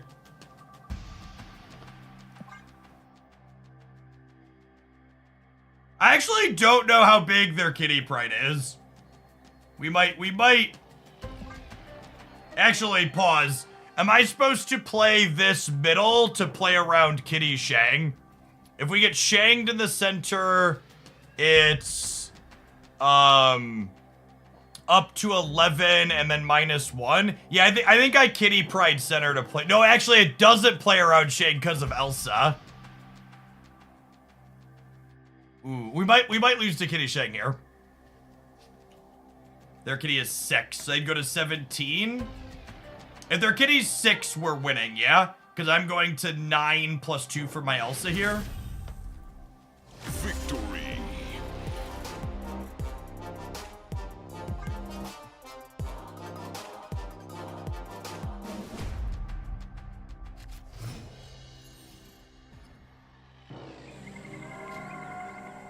I have 7 keys and every card except Howard. Should I open for Sage or hold for future cards? I don't know. Do the future cards look fun for you? Oh, snap. I really can't emphasize enough that every Marvel Snap card coming up looks playable, and you should prioritize cards that you think will be fun.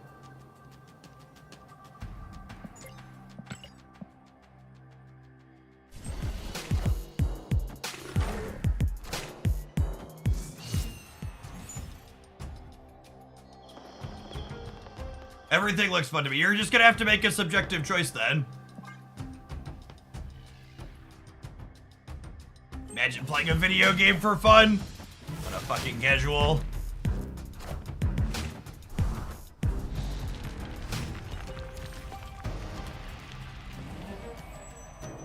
Oh, they got my 3-power bishop. That's so brutal.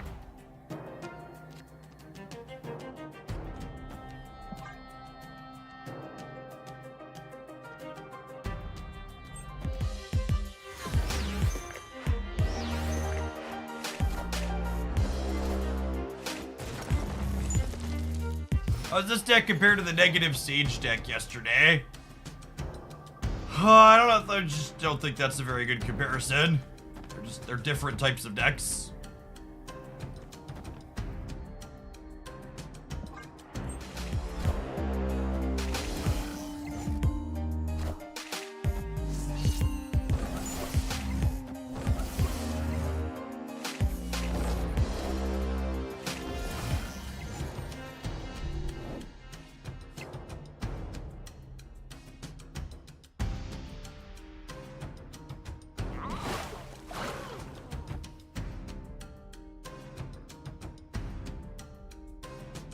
I think it's this, and then I can Angela on the right next turn. Am I Angelaing on the right? Probably not.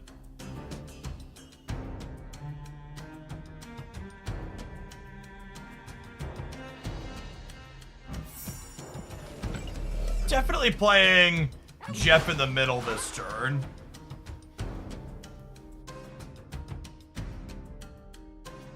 This could give me information about what they have.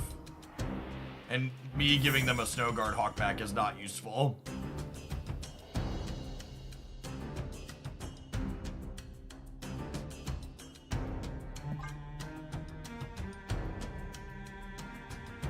But it was also in the tank that entire time.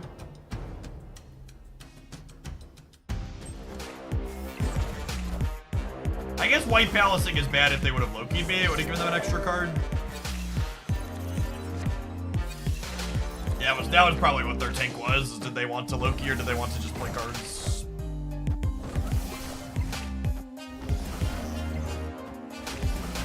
They drew my Havoc. Interesting.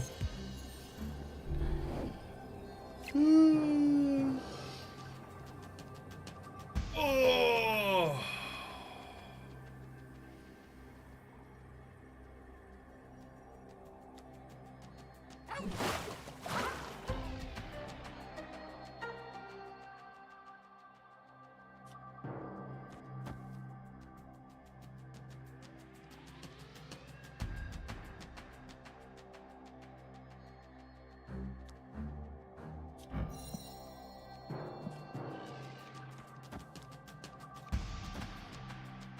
This gives me 5, 11 more over here, up to 16. They're at 8, but I think they might not expect me to fight for here.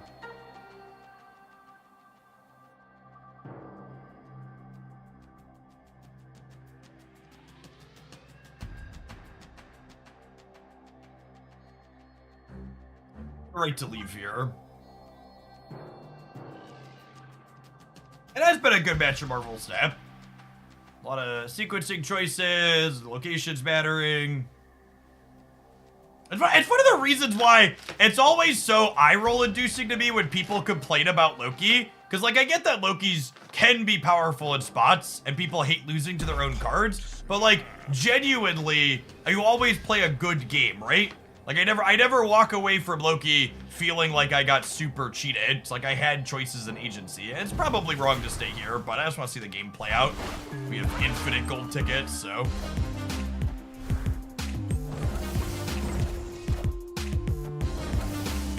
Are they expecting Jeff to win the left?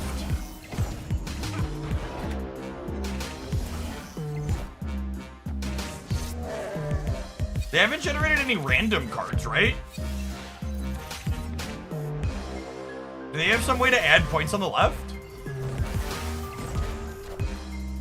Weird.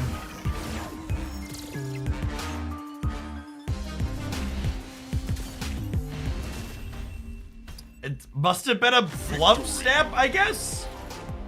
How does it do against Hela and Tribunal? I would assume that your Hela matchup is hard.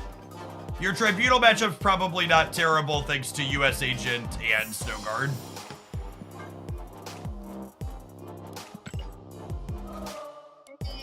We're close to our gold border. Oh, you know what? Speaking of borders, I forgot to check the Marvel Snap shop for card upgrades this morning. Free boosters are in here. Oh, I forgot to buy this too. Buy that. Red Guardian. Oh, baby. Oh, baby. Infinity.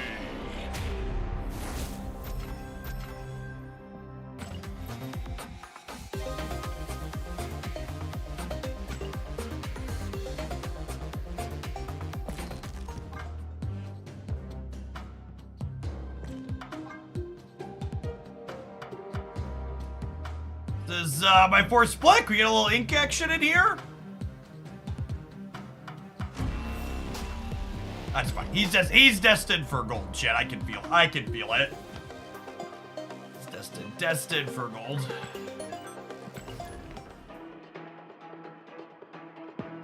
Yeah, me too, Marty.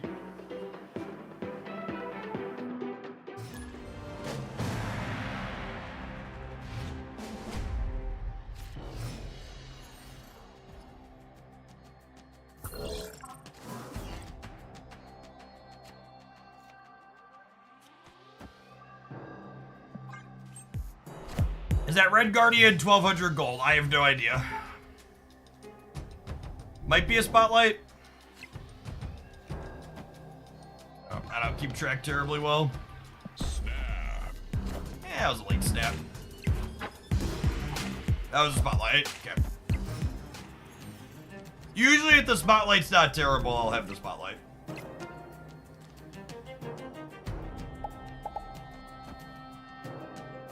Be sad when you find out that one doesn't work in Conquest, buddy. Well, speaking of Hela, they're a weird build of Hela, but that's what they are.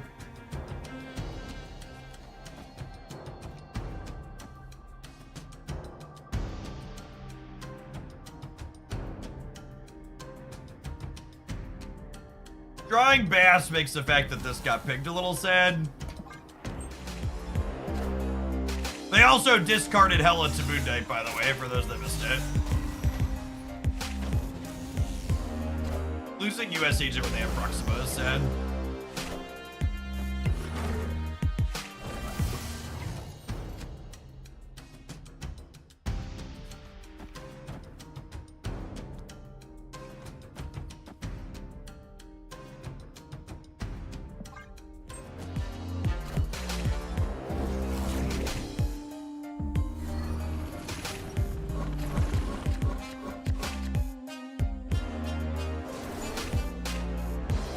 they have one swarm and then a bunch of random cards.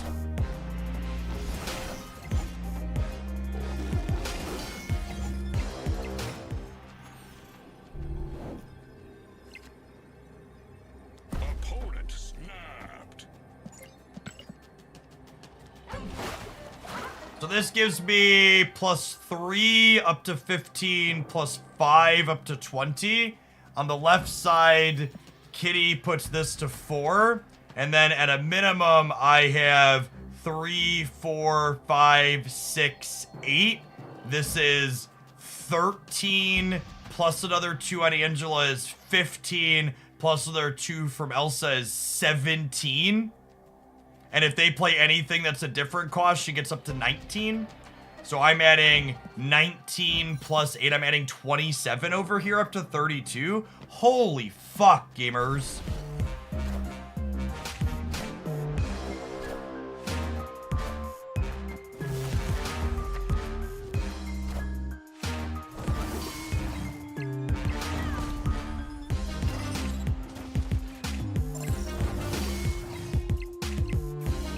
And they cut 4 off of her because of the Warhead. I lost the Elsa bonus, and I lost the Kitty Pride bonus.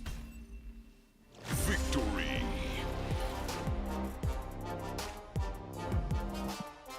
This card, and I know this is not like an impressive bar because like Hitmonkey's not very good, but she feels like better Hitmonkey in these decks.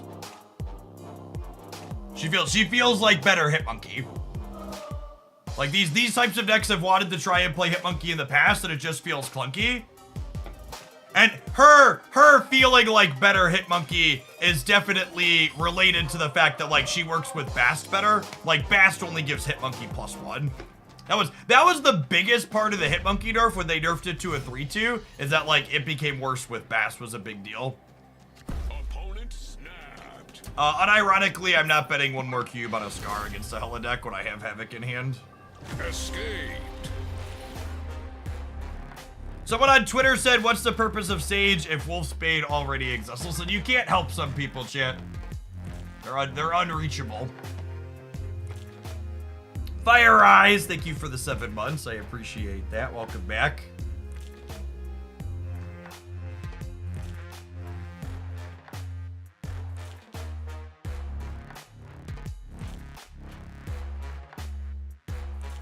I saw that tweet and blocked that account. Smart. Zinder, thank you for the 28 months. I appreciate the over 2 years. Welcome back.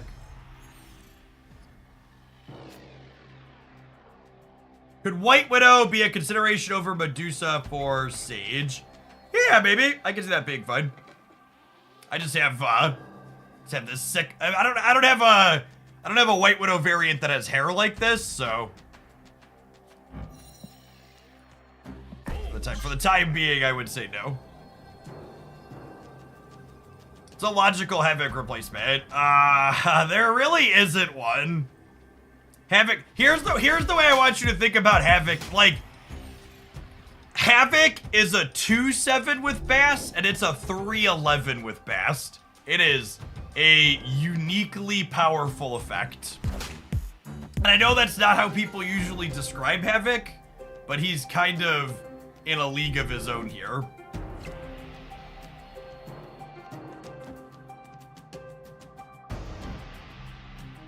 Speaking of being in a league of your own, Kitty Pride on Shuri's Lab, am I right?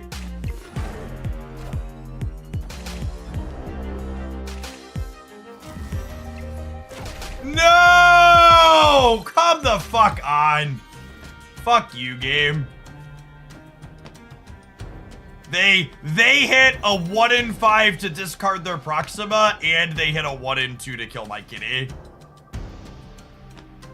Not a bag of dicks.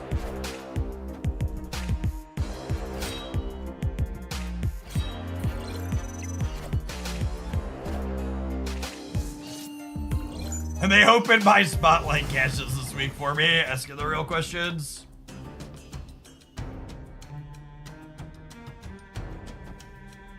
I guess Elsa as a top deck is a reason to have played Bishop into here last turn. thought.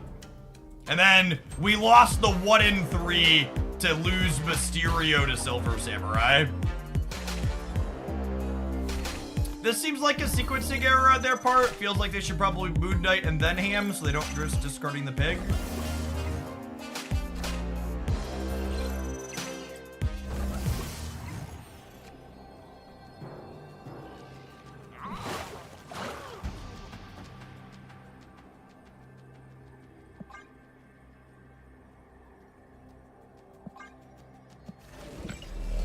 I should put Jeff here because when I play 2 cards here, this goes to 8, taking the Monster Metropolis bonus for this, so they'll be at 8 and I'll be at 12. Oh. So despite that immense variance in their favor, we got this one.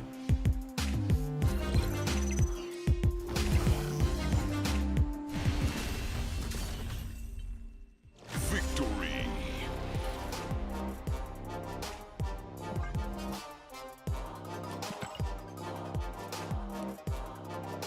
USA boosters! Things you love to see. It. Infinite ticket for the pile.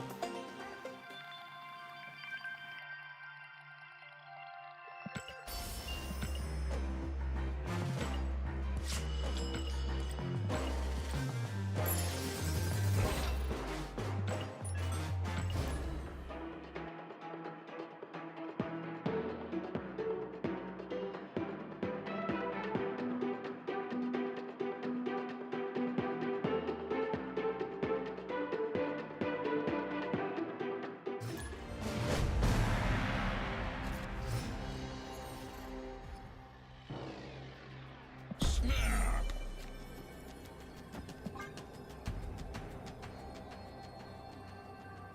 And pretty good. What's more annoying? Playing against Professor X or seeing Red Hulk activate on 1. Professor X, not close. Not close, no contest, Professor X. I think when you have Angela to Bishop, you're supposed to wait on Kitty to get these going, typically.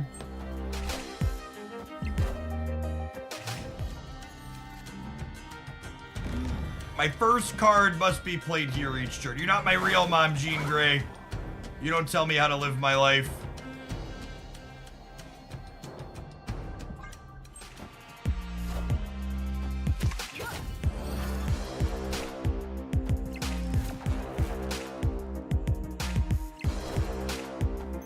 Why do we not play the Infinite League? The Infinite League's only open the last week of the month. Even if we wanted to, you can't play it right now. Only the last week of the season isn't available.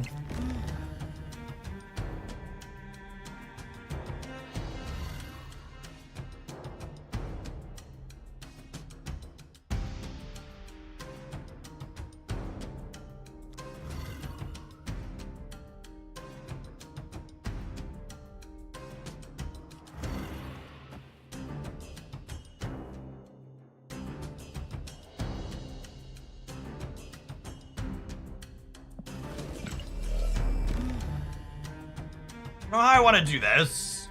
I think it's this, and then next turn we play these 2 plus this.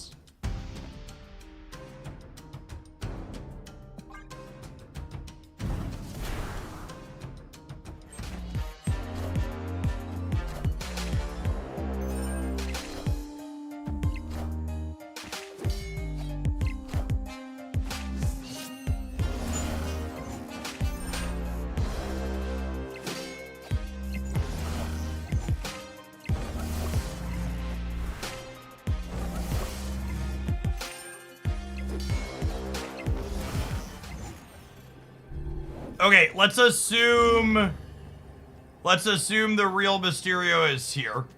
They're at 14.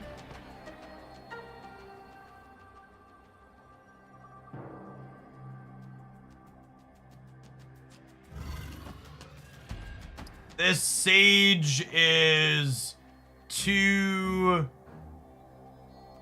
It'd only be 6, yeah? I guess if I put this here, this would be 5, and then Sage is 8. But this still loses to real Mysterio being here, right? Because it's 0, 2, 3, 4 is 8, 13 to 14.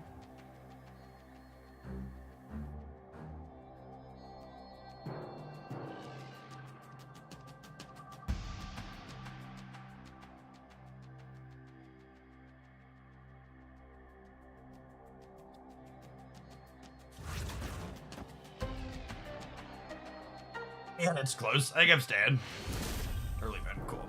Victory. Does Elsa help? So the problem with Elsa is that my first card has to play here. So if I wanted to play Elsa with Sage, I would have to go Elsa into Sage here, which isn't particularly helpful.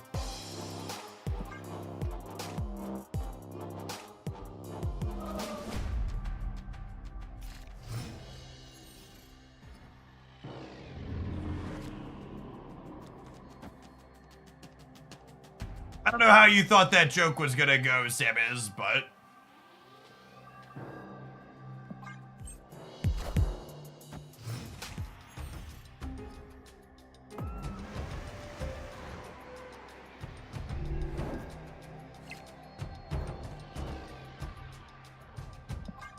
Currently experiencing a hostile workplace environment, chat.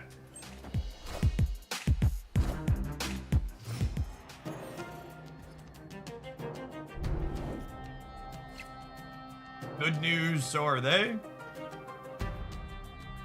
Opponent snapped. There's no way they fill this turn, right? And then next turn I go Angela, Snowguard, Kitty.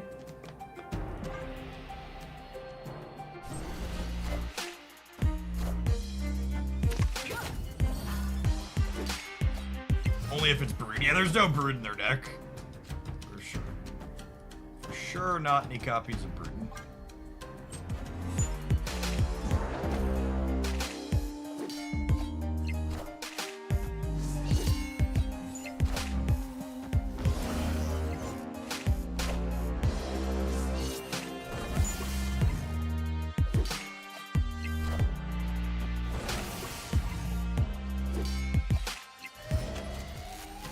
This is the Golden Ladies Gamer.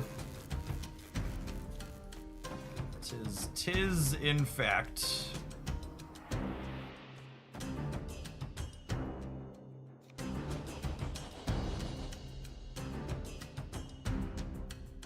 So next turn, I'll have 9 energy, which I think means I need to play US Agent this turn, unfortunately. It lets them know where to not play their big thing, but I think that's fine.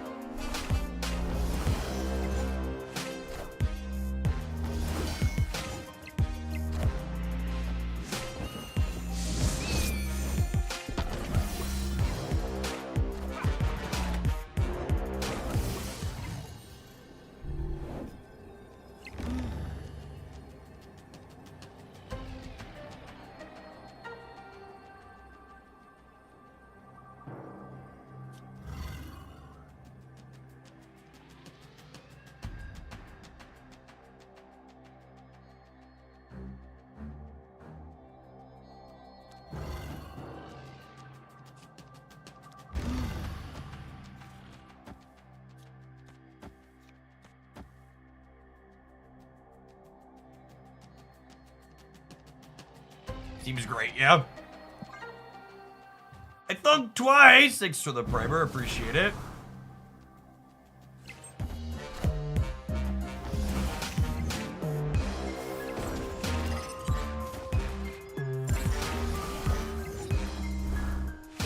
Casual 12 power Sage.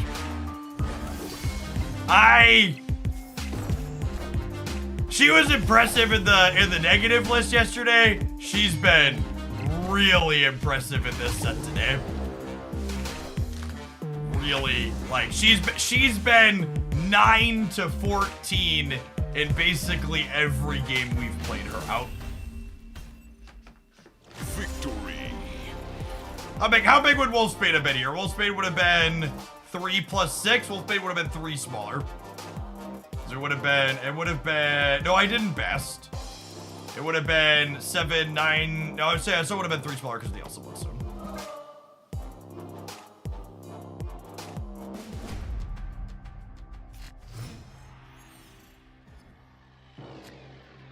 After my session today, I would rate Sage very highly on the Jeff scale.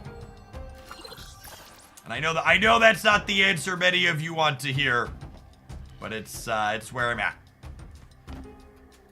For those of you that are new to the channel, the Jeff scale is how much I enjoy playing a card and how likely I feel I am to put it in decks in the future.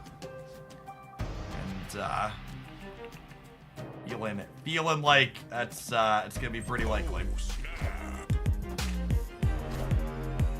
Snapped a little late here.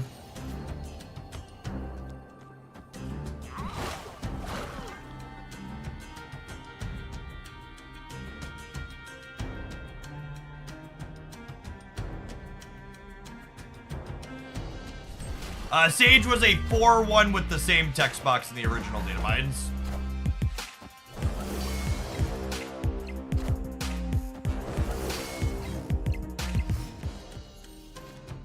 Got her in 1 thanks to the peer pressure. Good gambling, gamer. What good gambling?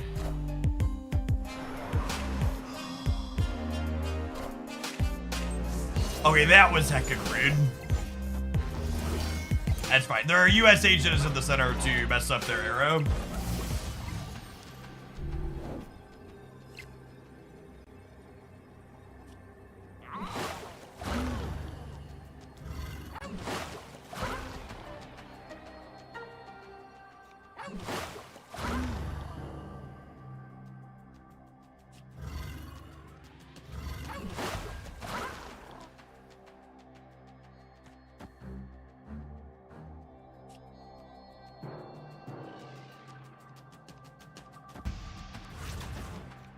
So we learned in the last game that we played that when you do this with Jeff and Dejit, a Mysterio clone still gets placed in the center, which is perfect.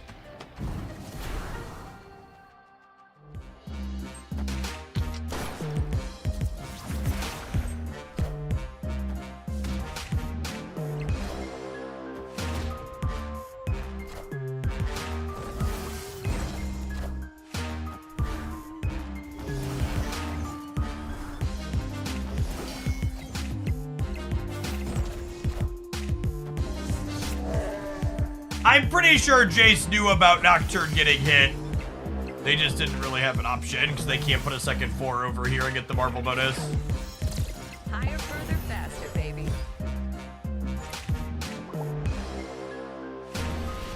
Jace understands the game really well.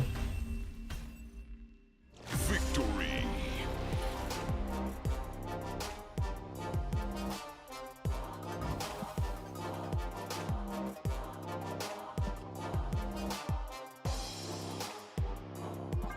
Is there anything more peak Twitch chat than someone saying, now that I've read and understand the card, is it just a better version of this other thing that it's not just a better version of? Like, one of the things that this isn't a Marvel Snap exclusive thing, it's just a card gamers thing. Just like, please, for the love of God, gamers, like, normalize acknowledging that two things can be different without being slightly better or slightly worse without being strictly better, strictly worse than each other. Sage is different from Wolfsbane. She has a higher ceiling and a lower floor, so she can get bigger, but she's not strictly better by any means. They're different cards that have different sequencing and deck building considerations. This list really impressed me. The Sage was just like consistently double digits or real close. US Agent continues to be one of the best cards in Marvel Snap. It's also worth noting that, like, you don't have to sell me too hard on a deck that's playing Havoc, Angela, Kitty Pryde, Elsa, Bishop. These are all Marvel Snap cards that I love. This is for the deck that you're currently playing. I feel like I owe you, Marty. I had this loosely in my mind before Sage release, and then I kind of wrote it off as, like, probably not worthwhile, and I'm so glad that you posted in the Discord and it made us come back around to it. Really, really lovely. All right, gamers. Our ad break this hour is some of the most powerful advertising money can buy. It gets through to subscribers and it gets through all of the ad blockers. We've got an interactive one here for my lovely wallet in hand that we've had the ticker, the banner up on the screen for the entire stream. When you're a mobile gamer, chat, you know that your most powerful card at your disposal is your credit card. And you need a powerful holder for your most powerful card in your arsenal. The Extra wallet is a wonderful, slim, smart wallet here that's got a little holster there in the top. And you press the little button on the side, it pops your cards right on up there for quick access. This is actually the third promo we've done for them over the last few months, so I've had mine for a few months now, and let me tell you, chat, as someone who regularly utilizes fidget toys, the button on this thing has been pushed a lot in the last few months, and it is a solid piece of hardware. Past the button longevity, the other question when I saw this, when they sent it to me, is like, how tight do these fit in here? If I take this and I go like this, upside down, my cards all stay in there. In 3 months of walking around, they've never popped out of my pocket while I'm out and about. It is a lovely, lovely device. You can save some extra dollary dues on the wallet by using my link there in chat. Show off the one that I've got here, the best wallet for men in 2024, the best wallet for anybody, chat. It's got all sorts of lovely colors. I think I've got, mine's textured. I can't remember if mine's textured or not. Where's mine? Or is this a different one than what I have?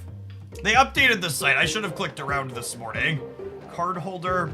Oh, maybe they don't have the slightly texture what I have in stock at the moment. But this is the model that I have with the fold out on the side. And it's got some card holders in here too. And if you're someone it's a quote from Men's Health, is why it's targeted at men, I would say. One other selling point here, and this is, you ever experience a product where you didn't realize you needed and wanted this until you had it because you didn't know it exists? So they sell on the site that you can get as an add-on this lovely little card here that slips into the back of the wallet. And this bad mamma jamma Bluetooths to my Android phone. So when I have to play Where Did I Leave My Wallet in the House several times per week, I could just pop up my phone and make it beep wherever it's at in the house. And it's lovely. And I didn't realize how desperately I needed that until I had it in my hand. And my next question when I heard about it is, okay, how often do I have to plug this in? There's actually not a charging port on here, which is slick. This is a solar panel up top here, and a couple hours of direct sunlight gets you over a month of battery on it. So you'll need to get dangerously close to touching grass once per month to leave this out in the sun. But then you'll be able to find your thing. And past being able to find your wallet around the house, when it's connected to your phone, it will also periodically log your GPS location. So that way, if you leave your wallet somewhere, you can pull up the app in your phone and know the GPS coordinates of the last place your card was connected to your phone, so you know where it got lost at. That's sure, you could solar charge it on a windowsill or through the window as opposed to touching grass. So if you want to check that out, the promo code will be good for a little while. You can find them using my link on chat. If you're on YouTube, it's in the video description. They have lots of different colors and other things up here and things like that. Chip below card to follow along that you get. And I use code JeffH to get a little bit of an extra discount at checkout. Let's go ahead and get back to snapping, shall we? And I write that plug down for the sponsor. 217. First plug ended.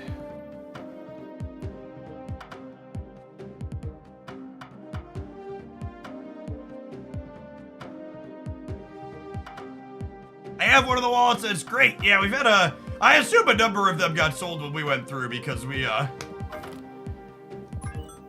is our third time working with them. So they seem to be happy with us. You actually don't even need your account's link to acquire drops. You should just be able to see them in your inventory. What are your thoughts on Havoc in this list? I only put Havoc in decks where I think he is very good. We do still have the promo for Strike Force going through the end of the week, Water. You want to pick up a free sub by checking them out. Let's play a little bit of the Mr. Negative deck. Played this yesterday, it felt solid. Introducer, thank you for the brand new Prime, appreciate it.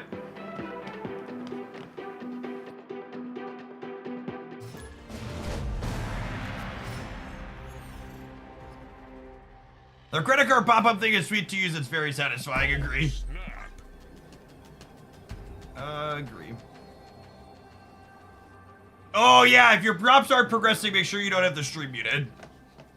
Is a good call out.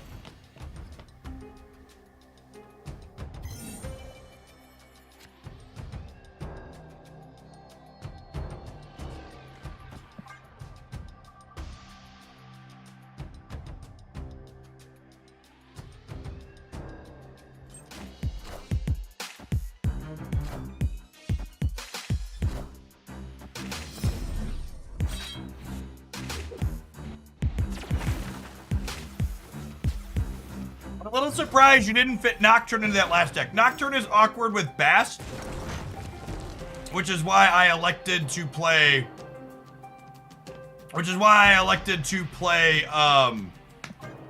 What's it called instead? Snowguard.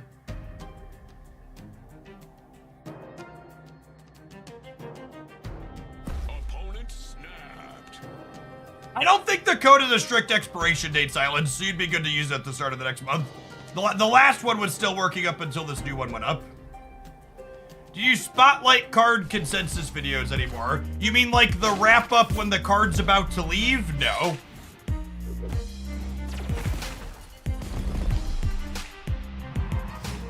How many metal cards do you carry in your wallet? I don't have any cards that are metal. But it's also worth noting the wallet that I'm using is it keeps it in with pressure, so what the card's made out of shouldn't matter. I have both plastic and paper cards in here, cardboard cards in here, and they both hold all the same. Will Professor X here, and then will Mystique Professor X, or will Mystique Havoc Sage in the middle next turn? Oh god. Oh right, they have a free copy of Death.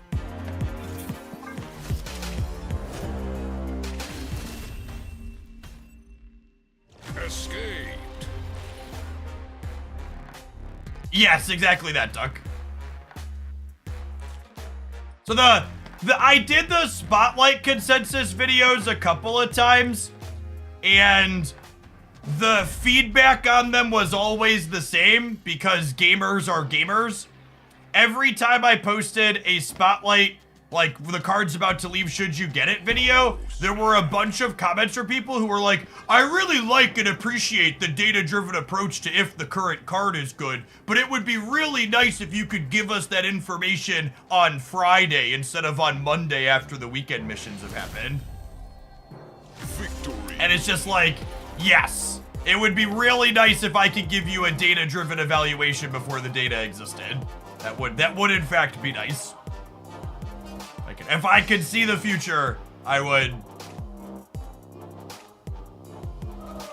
I would use it probably for something more profitable than that. If we're being honest.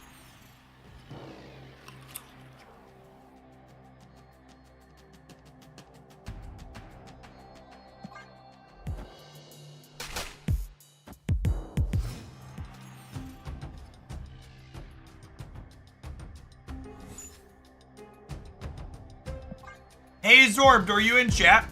I see your message on Discord from a few minutes ago.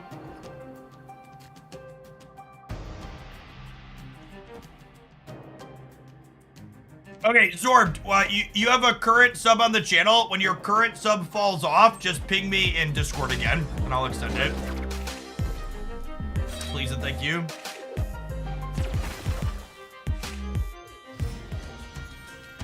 I'm sorry, but the way you mocked them just now made me burst out laughing in my office. Chat, the way I mock people is one of the most endearing features about this stream. You don't have to lie. I know it's the reason most of you watch.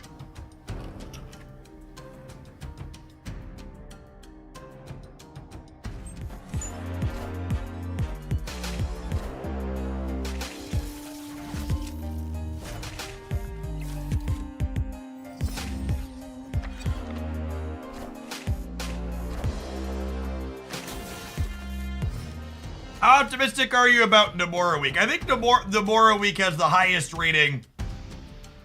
The highest rating of any of the Spotlight Cash weeks that I have up right now. All right, next game is the game. I can feel it. Lionheart, thank you for the baker's dozen. I appreciate that. Welcome back. I think calling Nomura potentially the best 5-drop in the game is probably a little ambitious, but I think she's probably going to be very good.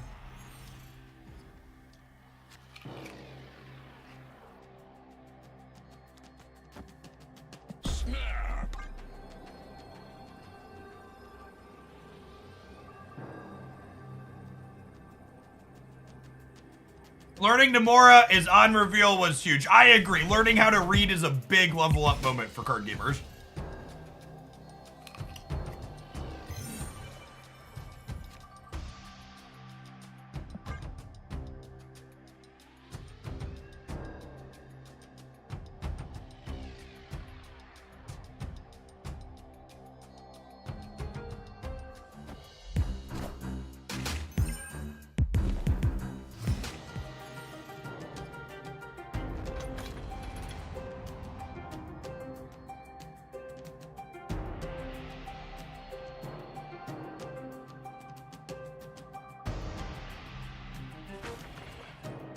Jeff, you're a hell of a player, but watching you pop off is added entertainment. That's the only stat stream I watch and don't typically nod off to. We try. So we have 2 0 costs left in my deck. So if I play negative and then draw, I can still Jane and not overfill, so that's good. We vibe on the Sage for now.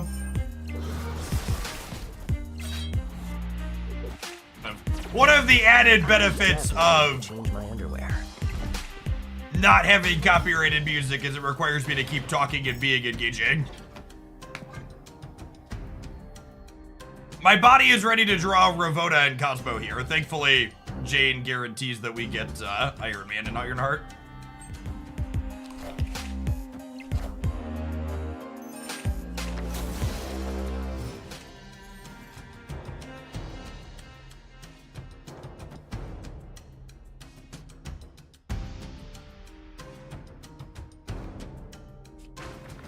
You know, I'm not going to draw anyways, so I think I just don't compete here. I think I'm just going to play into the Vibranium Mines and call it a day.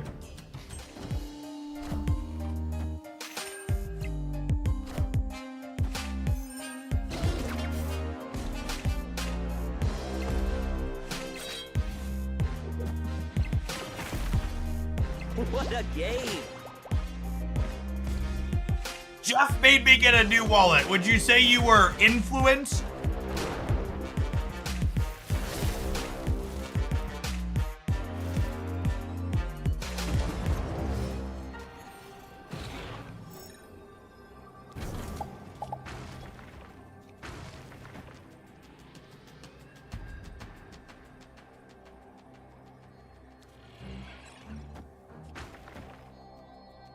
So at a minimum, Sage is 2, 4, 6, 8.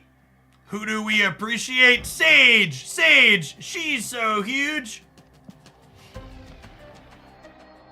And we're gonna be at least 24 over here, possibly more. What should we have for lunch today? My wife's actually out and about in town today. She has the day off, so I don't have to decide what I want for lunch also. Victory. Chipotle. Chipotle's almost always the answer, that's true. It's accurate.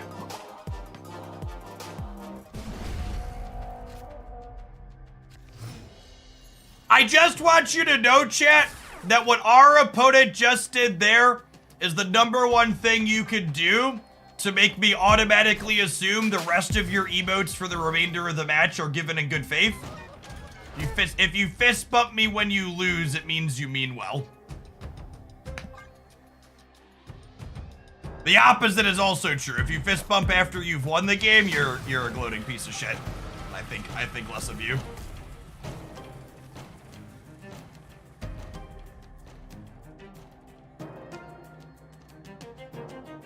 Guess I'll take a Hulk. Was Psylocke a good replacement for Havoc? Havoc really doesn't have good replacements in these decks, chat.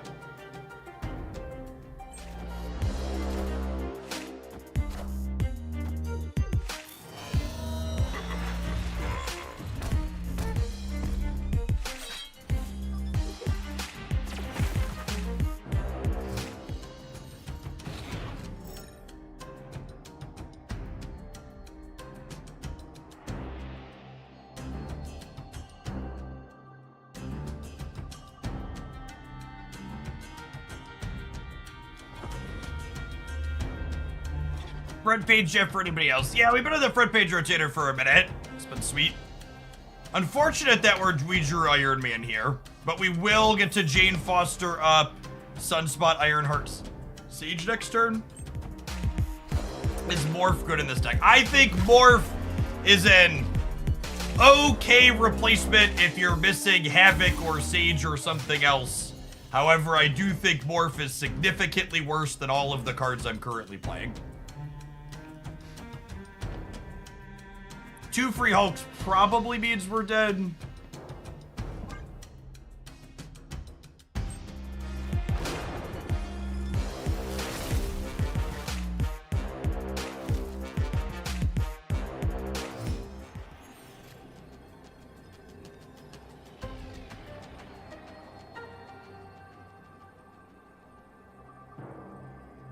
Oh, we could be getting Arnim Zolad. Can I beat 27 in the middle?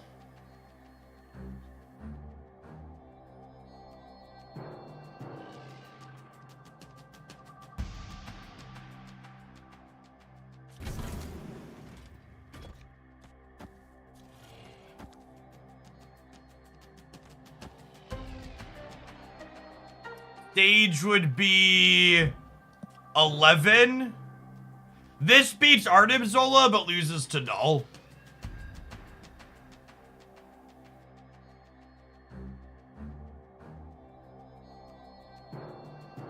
I guess if I put this here, it ties a Null. And then maybe I win the breaker.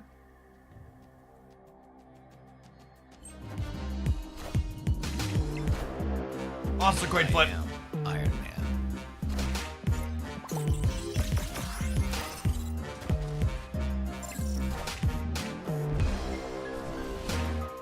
We weren't winning the breaker either way. We were super dead. We needed them to have Arnim Zola and not Null. Or I could have played differently to beat Null, but they're playing both cards. It's largely just a coin flip for which one you play into. Nothing particularly skillful here.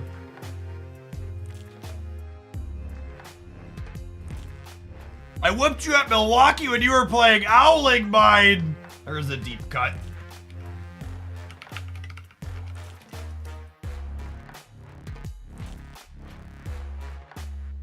Where is it? So this was back when I was Magic the Gathering was my primary content, chat. There was a Magic deck called Owling Mine. And I took donations to show up to a tournament dressed as an owl to play the Owling Mine deck. And we handed out Tootsie Pops to my opponents while we played.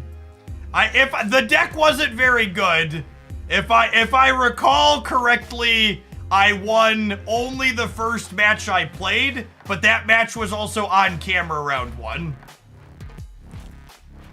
But that was a good time.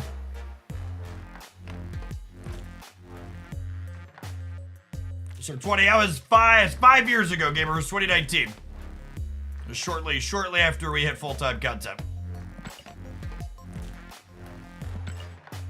It was the only match that mattered, yep.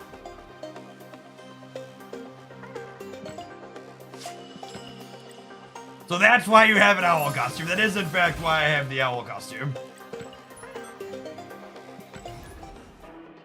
We actually had...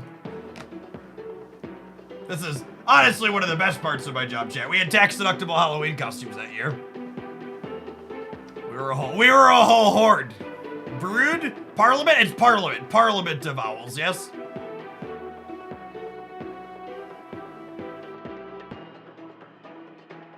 The whole squad.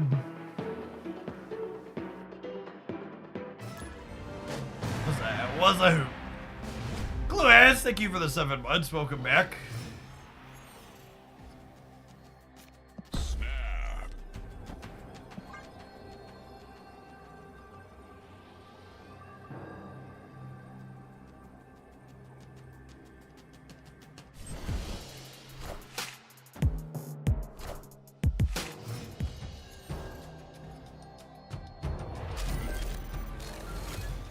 So unironically, this is kind of okay for me because it blocks us from drawing another card of our deck, which means we can't draw a card that we would like to Mr. Negative.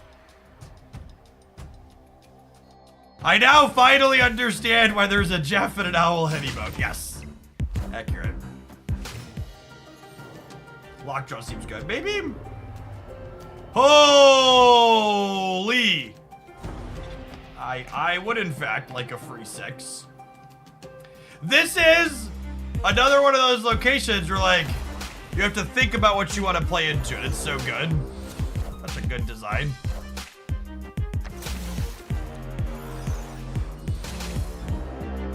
Do you keep those photos easily accessible for what chat asks? No, I went into Google and typed Jeff Hoagland owl costume, and it showed right up.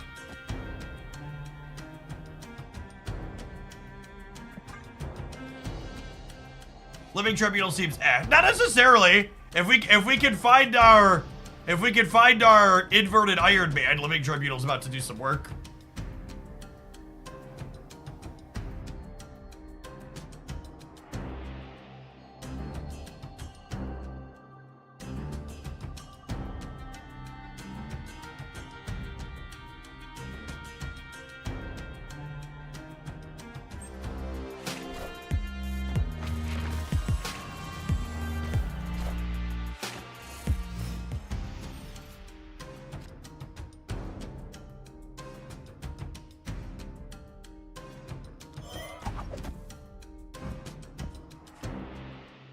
This is actually kind of funny.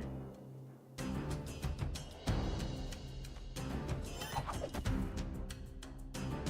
that better than spinning on Lockjaw, though? I think I'm gonna save the Lockjaw spin for the last turn. Because I don't want to hit the Iron Man out of here if I can avoid it, if I can draw it naturally. Well, I can play the Ghost Spider into the Lockjaw. Yeah, I guess that's true. Yeah, that's probably ideal.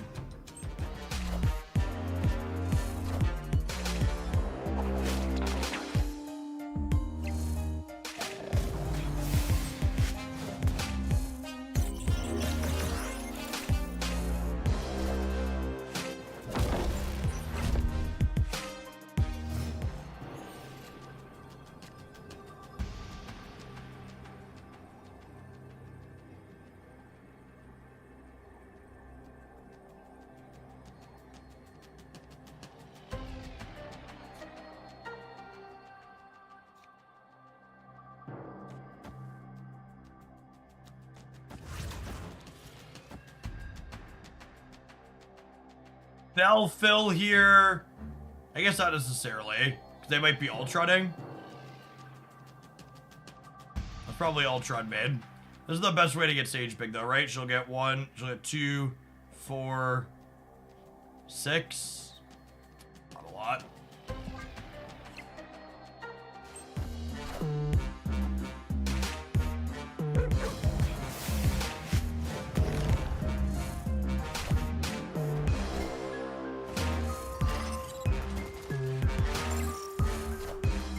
Behold my mighty hand.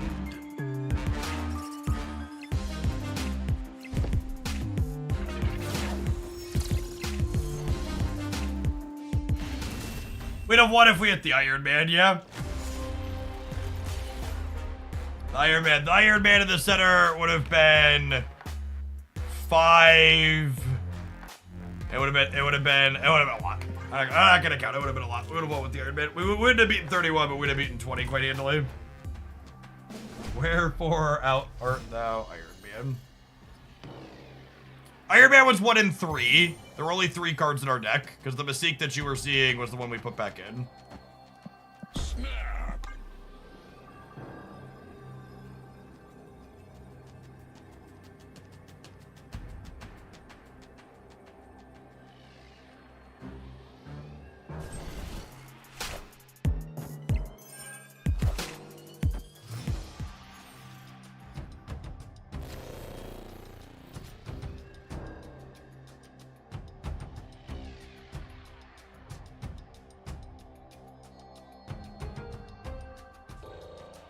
Hey, Sockman, thanks for the 16 months. Welcome back.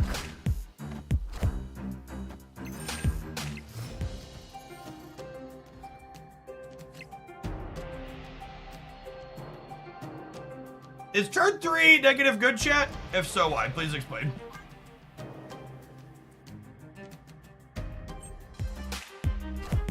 Squirrel Girl can throw squirrels out of Professor X. Yeah, it's not impacting that lane. She's impacting other lanes.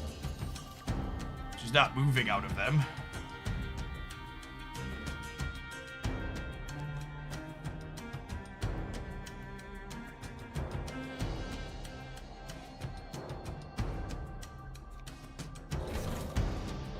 So sad.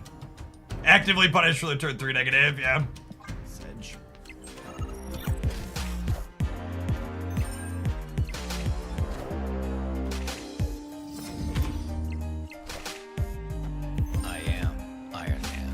I wouldn't know. I played this deck for hours yesterday and never got a turn 3 deck. That sounds like a skill issue to me.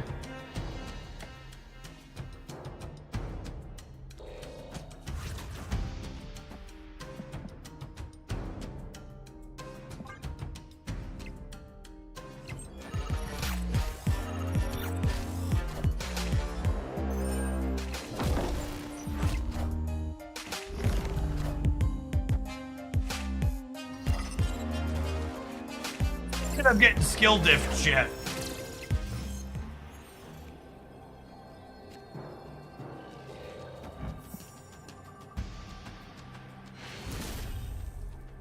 Victory. Oh, I forgot I wasn't gonna be able to play Jane without the energy here. We actually couldn't win the game. There's the real skill diff. I can only get to 18 here, huh? They just assumed I wasn't an idiot. Ha! What an assumption. Assuming I'm not a dipshit.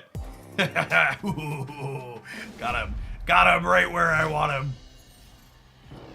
Oh, snap. Don't tell Scotty, chat. Don't tell Scotty about Fiona and me.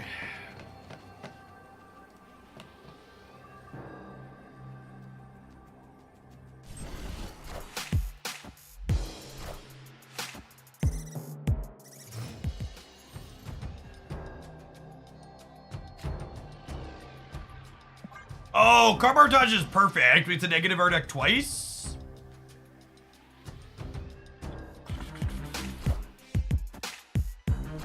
Better than 1 Mr. Negative, chat. 2 Mr. Negatives. Oh, baby. Oh, baby. I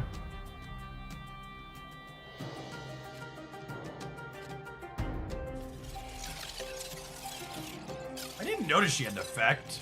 It's so good. Part of me just wants to play her as a 6 this turn, because I don't have other things to spend my energy on.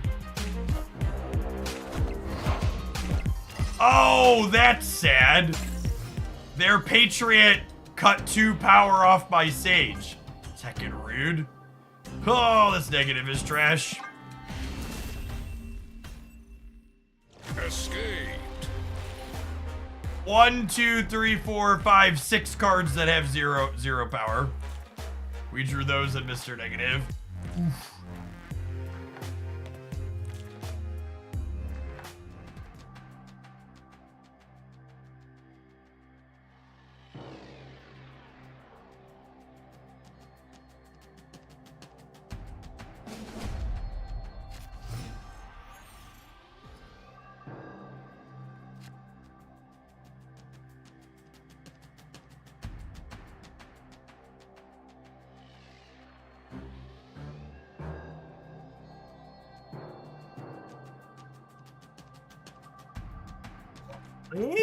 Snap.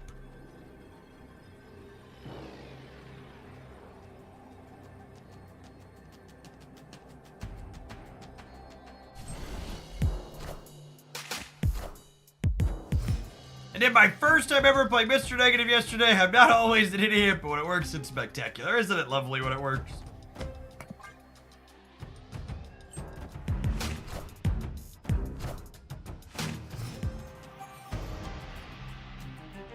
Jane Foster!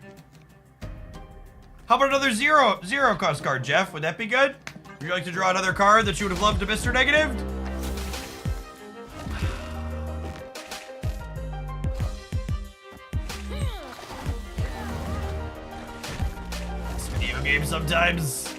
This video game sometimes, let me tell you. God bless America! My country, 'tis of thee, sweet land of liberty. Do, do, do, do. Surely this wins the game every time, yes?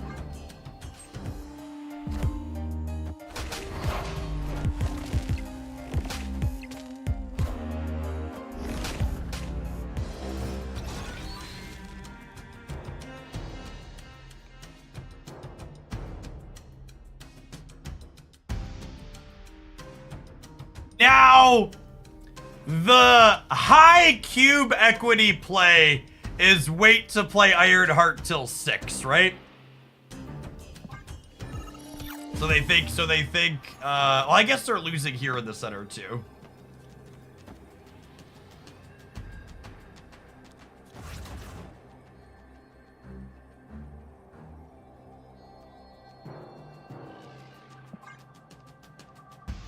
That's most of the time. Genesis! Thank you for the almost 3 years. Welcome back. I believe. I believe. Oh, come on! Victory. Pay me out, dealer!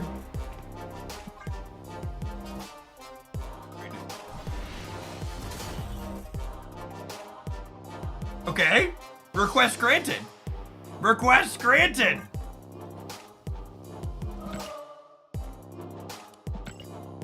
Non-subs in chat, I know these adverts are not going to be a lot of fun for you, but I promise I'm going to be pedaling for the full 2 minutes while they run, so it's going to be less fun for me. I'll see you in 120 seconds with some more Mr. Negative action. Thanks for hanging out, don't go anywhere.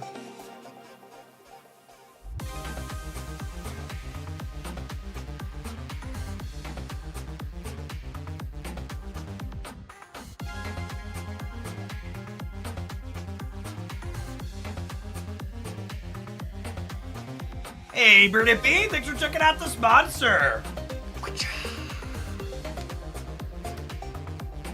The menu music is really good, I agree.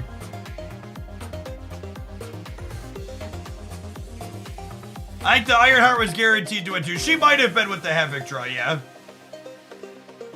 You might be right. I didn't count it.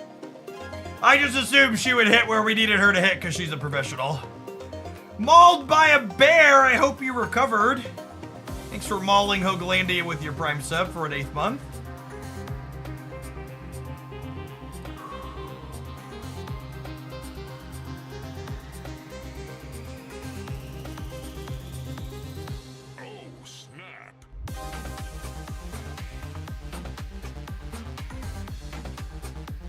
Sage has been a roller coaster for me. I was thinking she could be a card I would like, then the OTA buff to the green man, now seeing this. I really can't emphasize enough. I think essentially every upcoming Marvel Snap card is playable. If you're someone that doesn't get everything, you basically just need to decide which cards sound fun to you. Because I think they can all be serviceable and solid. What a perfect time to be done peddling, chat. We have a sandwich. You need to hook the power to the computer to the bike to work your butt off. I don't know about that.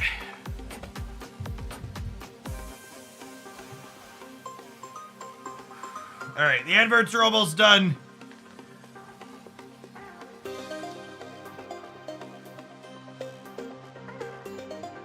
Ooh.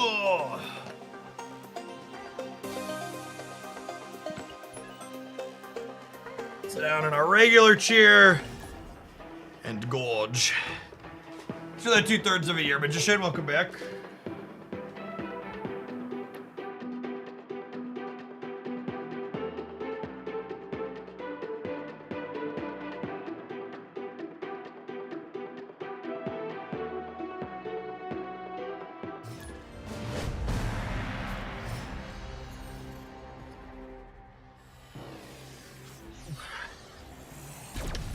If there is a mod who is feeling especially bored, would you go and grab the URL from my latest leaked cards review and update the leaked command to link to that on YouTube?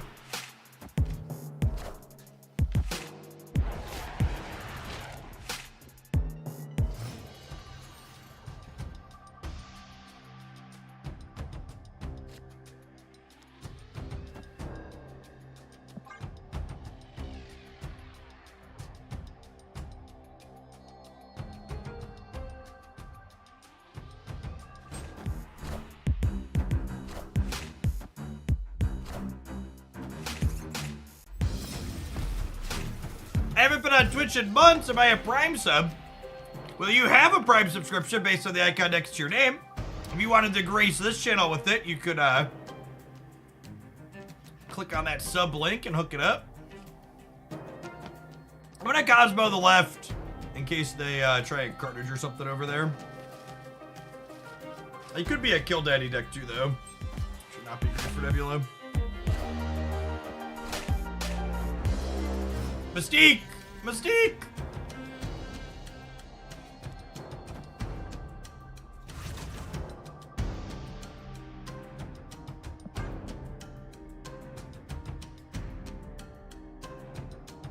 Picasso, thank you for the primer. Appreciate that. This might be too late. They have priority.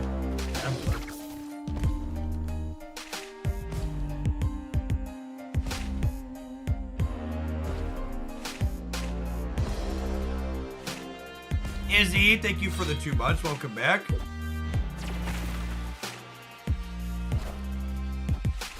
All right, I believe we're still gonna win. This Havoc's a 12 power thing.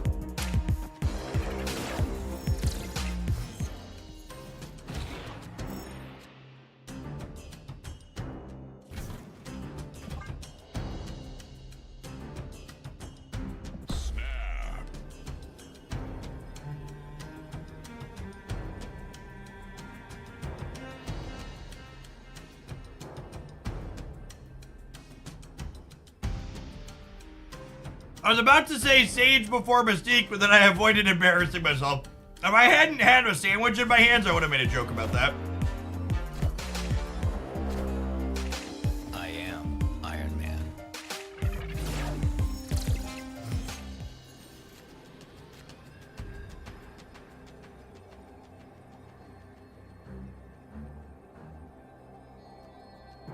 Death puts them to 20 on the left, which puts them to plus 14. And I'm only plus 9 on the right. I needed Sunspot earlier.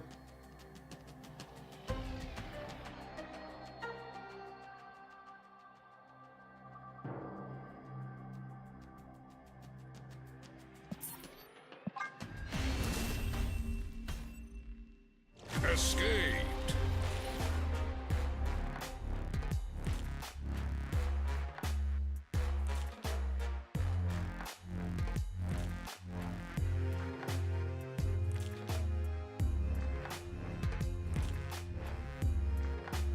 Yes, Mystique is Cosmo.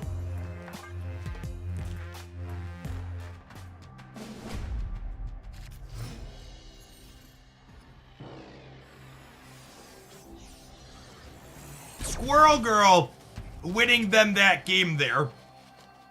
On the back of giving them priority. So they could Killmonger before our second Cosmo got up.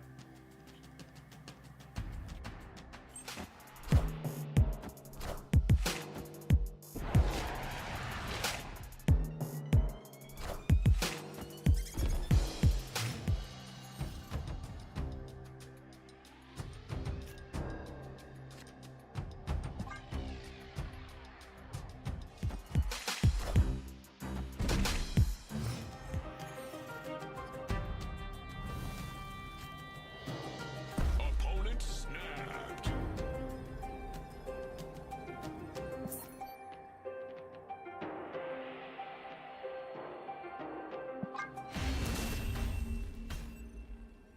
Escaped.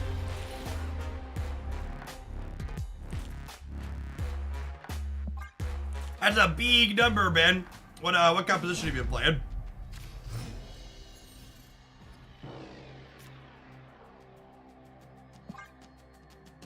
One Ravona, please, deck. Or at the very least, just not cards that cost 0. Jane or Ravona?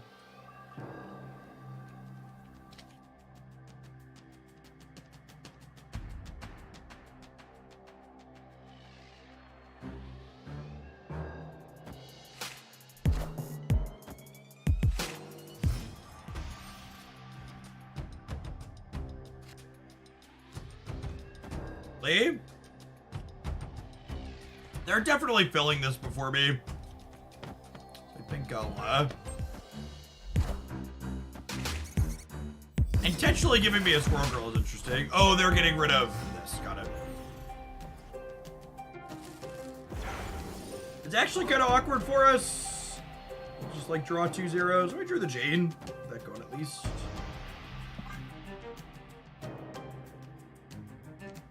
Opponent snapped.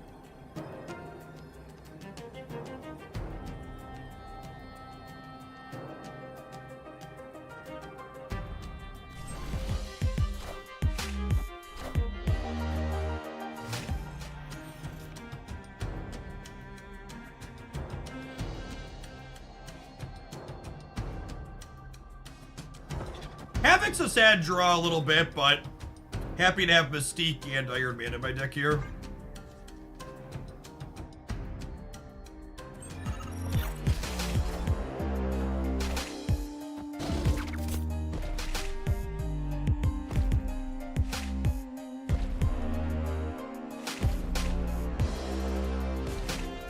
Oh, snap.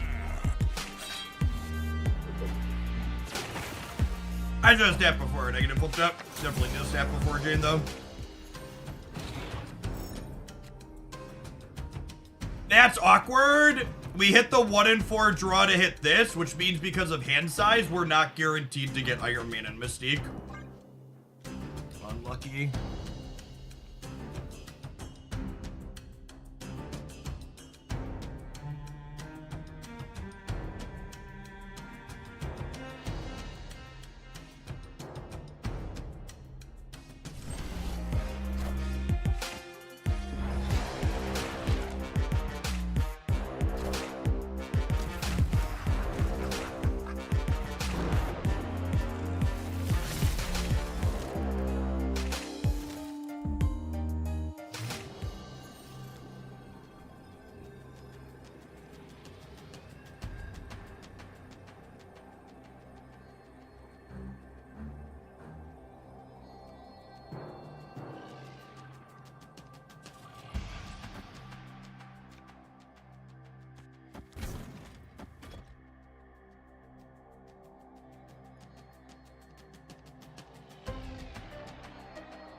Two, 4, 6, 8, 10, plus a flurry of Ironheart triggers, plus more if they play cards here.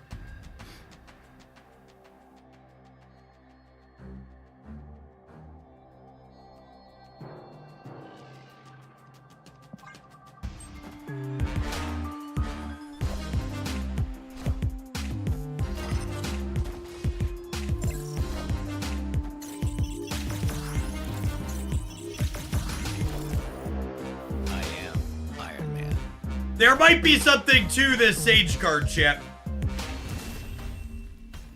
There might be something to this Sage card.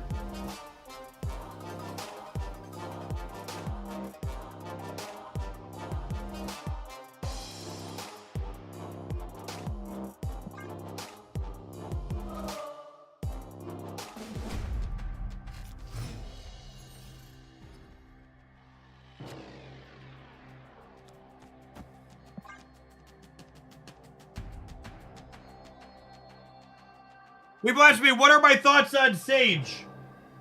I want you to keep what I'm about to say in mind after watching that last game where she was a 314. I think Sage is an incredibly easy skip for most people.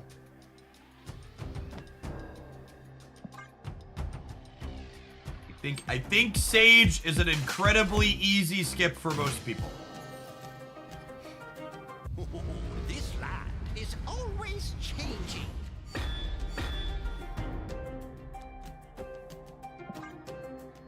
I think she is a Marvel snap card where she's good at a very specific subset of decks, and if you're not playing one of those, she's not going to be that stellar.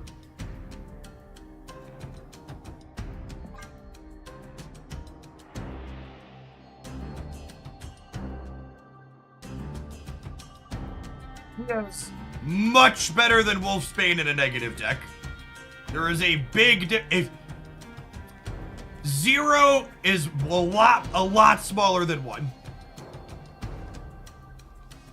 0 is a lot smaller than 1.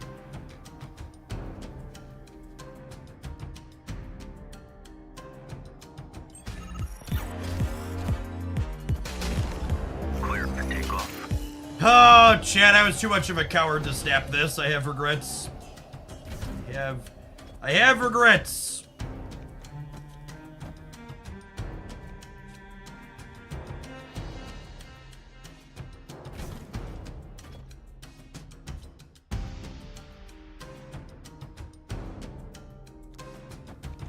Is this 14 over here?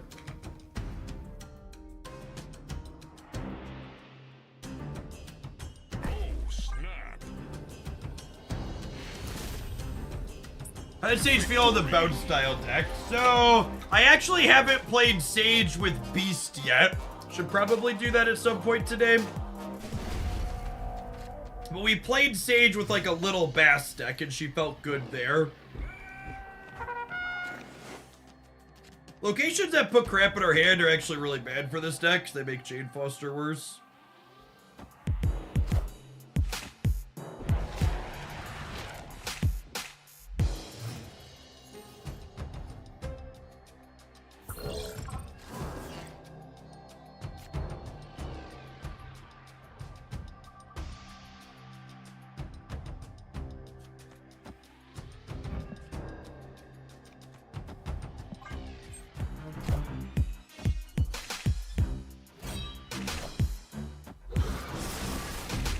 Blade heard your complaint. Yeah, I mean, at least it's a card that added that also gets rid of one, right? So it's like card neutral.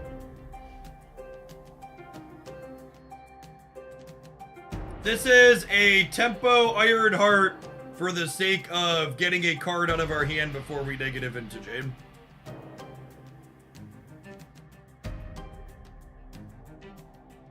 The Sage counter herself. She has the word other in her text box.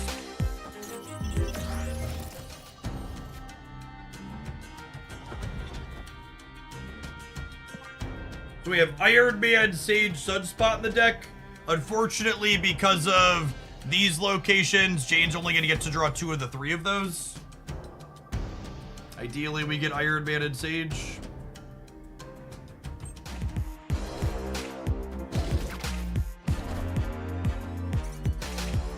Oh god, there's 2 rocks in our deck from their random rock slide. That's so unlucky. Okay, drawing a 0 here actually makes it a lot better for us because now I can do this and she triggers here and then I get to draw 3 0 energy cards now. So we could theoretically miss Iron Man here still. You should never gamble your keys. If you cannot guarantee the outcome you want, do not spend your resources. 2 rocks to the sunspot. Oh, baby. Oh, baby.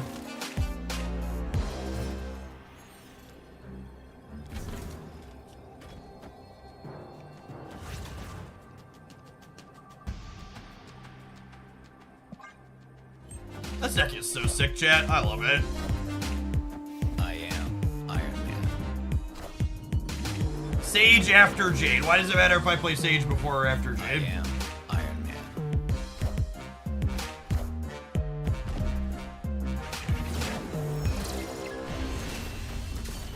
Why not play Nebula and Blade and kick Havoc out? Because they're a Killmonger deck that'll kill my Nebula, and Havoc is good on the last turn of the game. He's worth 8 points of power here.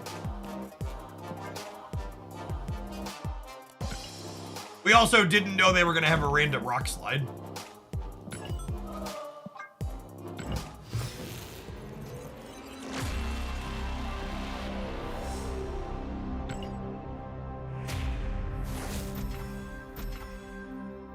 I think this deck was good before Sage, and I think she was a market upgrade to it.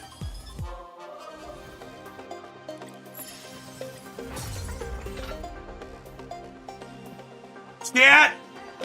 I have okay, hold on, I gotta move the sponsor banner. I only have 167 gold, and I have 0 credits right now. Is this how the other half lives all the time? How do you do it? All right, whew. We got some free-to-play rewards. We're up to 300 credits and 182 gold. Welcome to the 99%.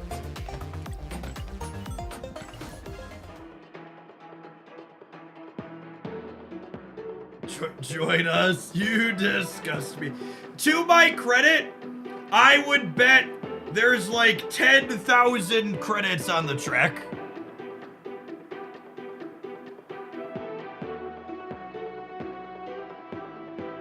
You often talk about the content creator special where someone just shoves a new card inside of an existing deck. How do you tell the difference between a content creator special and situations like this where Sage actually makes the deck better? Experience. Eventually, you can look at the stats, like Valentina week, there were a bunch of creators talking about Valentina making Loki better, and then you looked at all the stats after the weekend mission happened, and the Cable Loki decks were outperforming it. I am Revolution. Thank you for the 2 months. Welcome back. Appreciate it.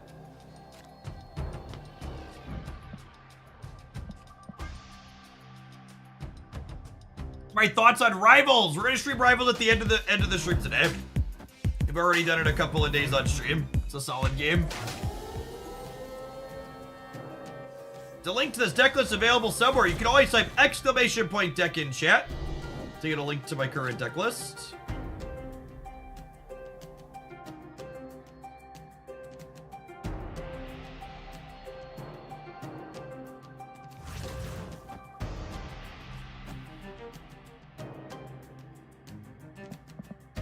Havoc here, Professor X here, catch them with their pants down, Mystique the Havoc path in the center.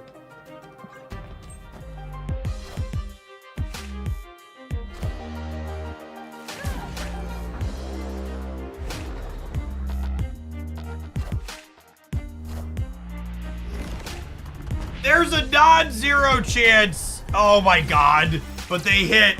Come on. Fuck you. What an awful game. What a just absolutely miserable fucking game of Marvel Snap. We lost the 50-50 on the... If the Diablo space doesn't 50-50 the center, I bet we win the center with just 16 power Havoc. So it wasn't just the leech. It was the RNG off the blink to hit the leech, and it was the RNG off the Diablo space to hit the center. That's so frustrating. Stop showing us my cards. Oh, they have Jeff too. Honestly, them showing me Jeff without without snapping is good value. Into our Professor X deck. Opponent fucked up real bad.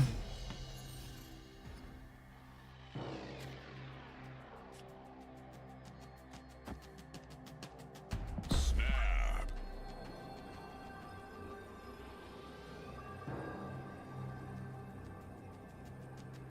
But I might have been awake far too late last night playing Marvel Rivals with my buddy, who's gonna join us for the stream today at the end of it. You know what the real secret to doing well in team-based games like Marvel Rivals is, chat? Find someone who's good at them to carry you. I'm trying to become a member on your YouTube channel, but I can't find that option. Is there a reason for that? I think someone mentioned the member button didn't exist on mobile or something. There's definitely a membership option on the YouTube channel. Escaped. The YouTube chat is members only, and there's folks chatting in it. We do not have a release date for Rivals right now. I would be shocked if it doesn't come out this year, though. I've mostly been playing the support characters in Rivals, but I played a little bit of Black Panther last night for the first time, and he's kind of sick. I'm terrible with him, but trying to hit resets is a fun mechanic to do.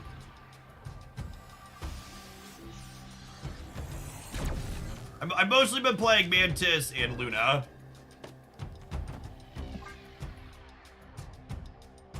You're blocked from signing up for membership on mobile devices. Weird. Did you play Overwatch? I played Overwatch 1 a decade ago. Fuck you, Red Hulk. I hate you so much. Hate you so much, Red Hulk.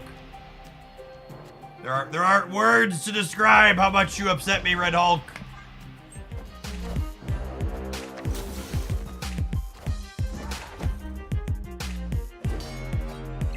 Oh, you know, I'm probably supposed to play the Mr. Negative here, because this is going to be my Sage path. This is an Iron Man path, ideally.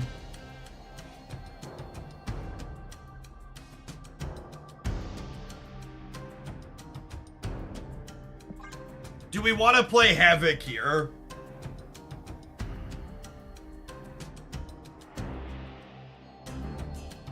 Yeah, I suppose. It's only Jane I can't cast, and only on the last turn. Yeah, that's a good show.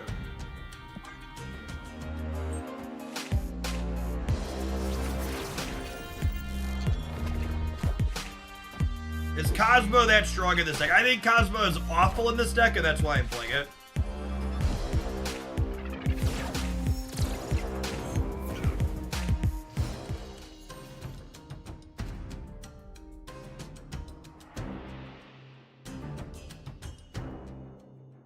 There's nothing I can draw that Sage prevents me. I guess Cosmo I wouldn't be able to play.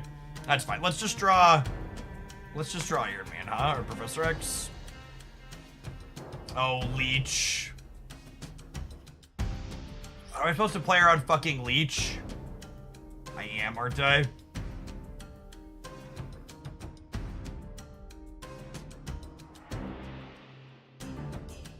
It's a huge bag of dicks.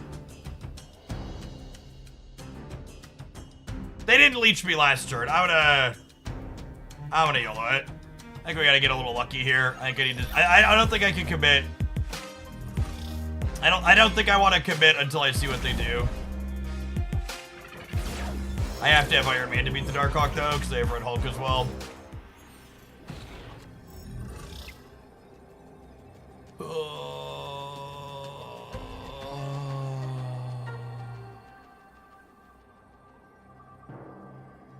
This man just better in Snapper Rivals by a lot. It's not an Iron Man, gamers. Sage is... Oh, awkward that these are both 6. 2, 4, 6, 8. So she's 10. Yeah.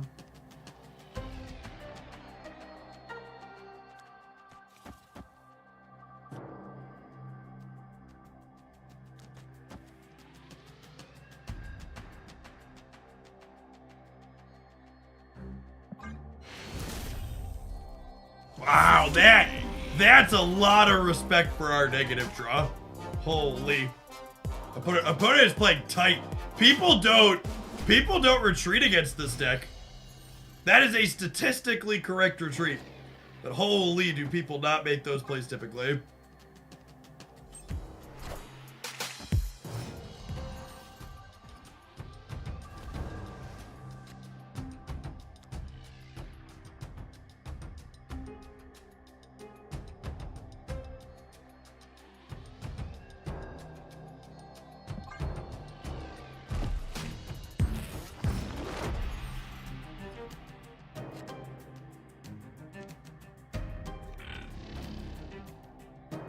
Why did they buff Leech? The Marvel Snap team was presented with a difficult decision. They could either nerf an incredibly unfun strategy in Hela, or they could buff an incredibly unfun card in Leech. I would go so far as to say I think they chose wrong.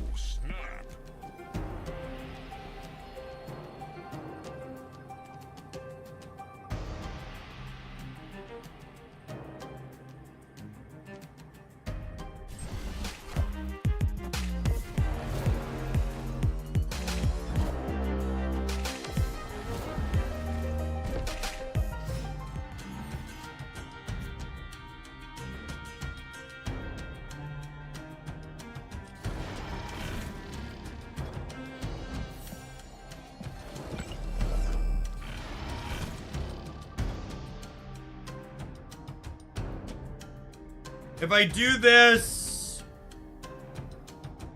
I then play Jane Foster here, and that locks me into 26 in the middle, which is probably plenty.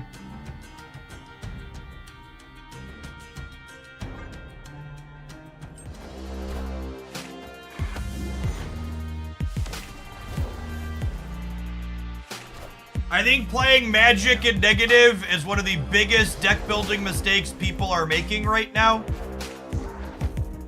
I think there are a lot of decks in the format at the moment that can go bigger than Mr. Negative does with a turn 7, and you shouldn't be playing Magic.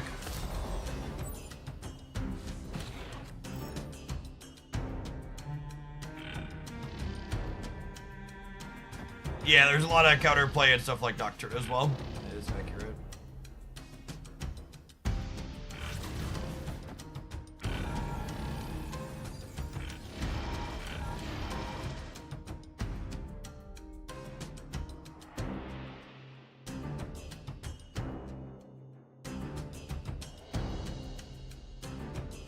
I'm definitely doing this. The question is, what else do I want to do this? And I think I need to get Havoc charging.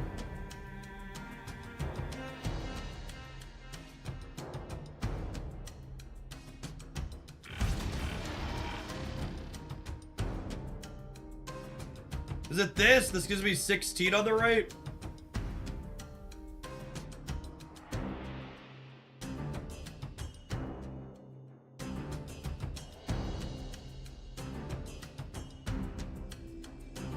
Is it ever Havoc mid so you could draw? Holy fuck, gamers, look at the board. Please, for the love of God, gamers, look at the board. I'm begging you, please read the board.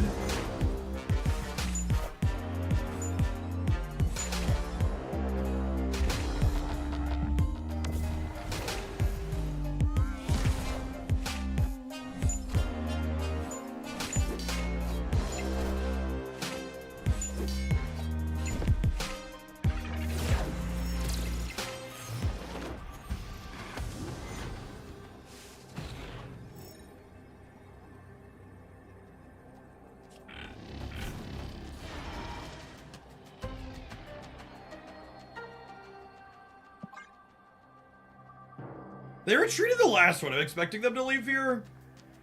But I guess we did negative this game, so maybe they respected a bit less. Havoc in the 4th lane was better.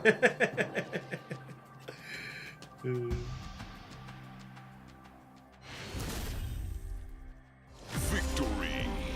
I think this was the thing that always impresses me the most when we play this particular deck, is like, obviously your negative draws are really good, but this deck genuinely puts out reasonable stats in just games where you just like Ravona into Iron Man stuff.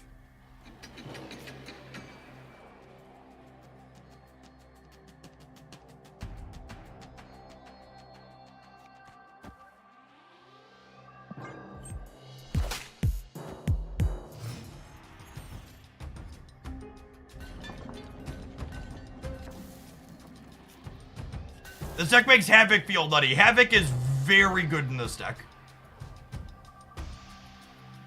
I'm gonna snap on Nidavellir because it's pretty favored for us being an Iron Man deck. And we can also be representing negative here. The opponent's been really conservative about retreating. I think there's a chance this is 2 free cubes. And I also think if they stay, we have a good chance to win.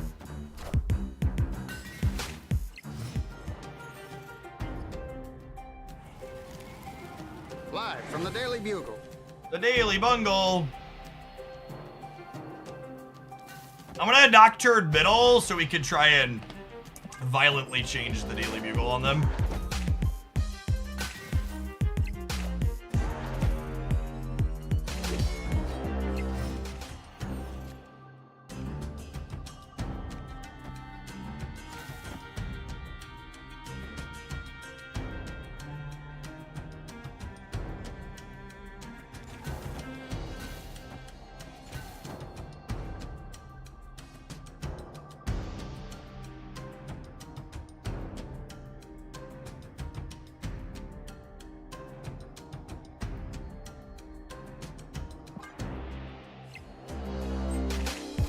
Flying Nebula into the Angela Pass a little ambitious.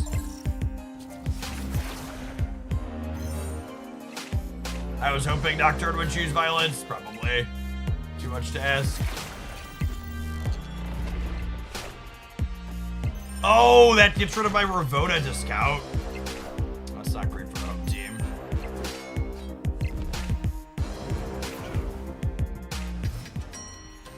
Been a subscriber for quite a few months, but wasn't until the other day I learned about a plugin to claim shillings. Since then, I've doubled my shillings earnings. Yeah, it's a game changer, gamers.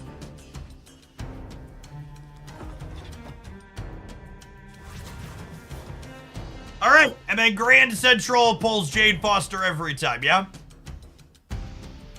Every time?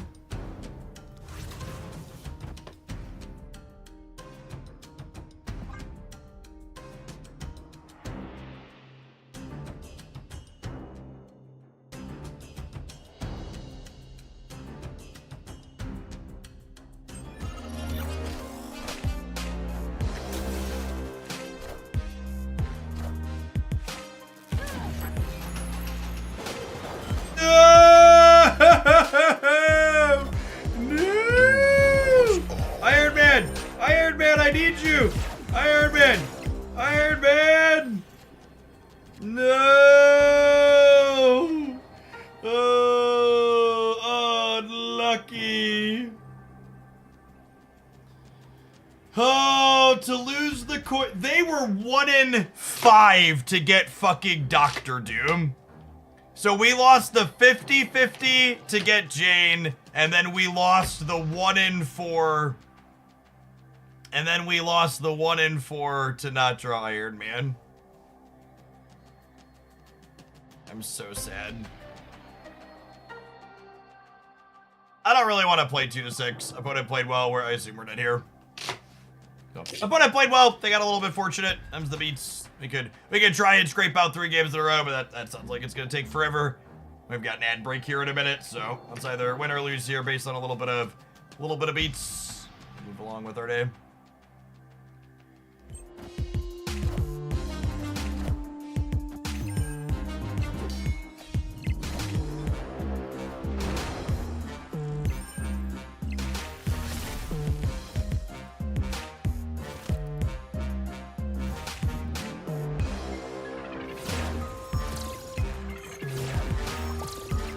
Even Ironheart would have won this game, yeah?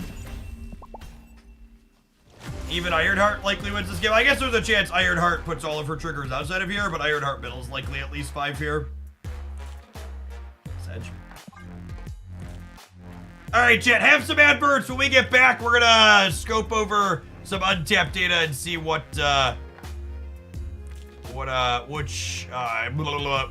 Blink Sage decks are doing well. Thanks for checking it out. Don't go anywhere.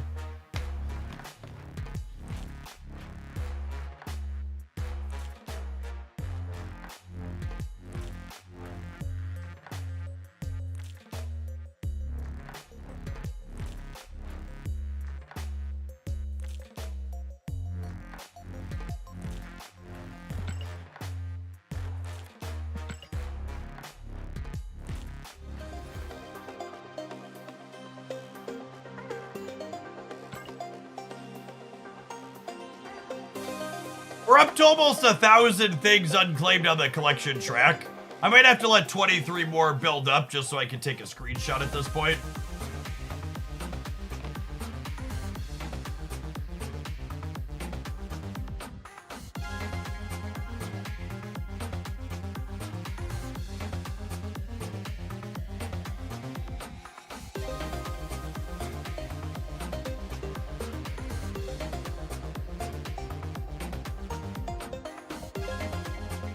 Well, that's not what I was expecting to see when I sorted by top performing.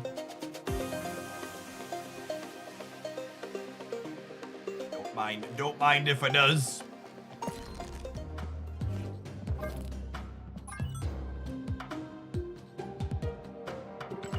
Hey, thanks for being here, Hardcaster.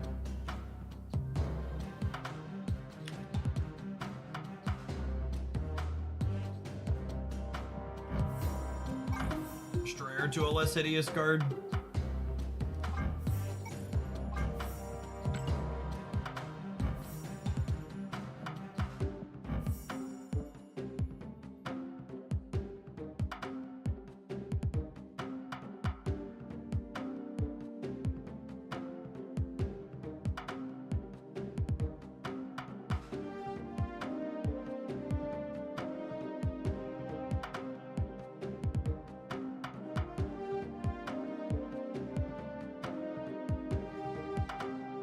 Yeah, it's like, so we'll look at Sage decks in a second, but this is a new pop-up here in the top performers at the moment. It's something high potential for my next best decks roundup, maybe.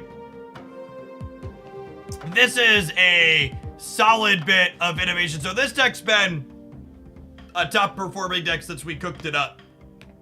But Snow Guard is a phenomenal inclusion in here. It's a cheap card for Pixie to shuffle a cost with, and it gives you extra play into the Limbo decks. I like that a lot. We played a bit of this on stream. It felt real good. This is close to a deck we've been playing. We've been playing Culling It.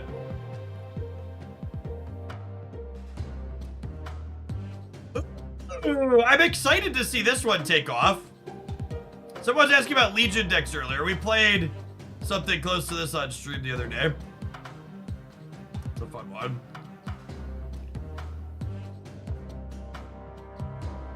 All right, let's look for Sage, huh?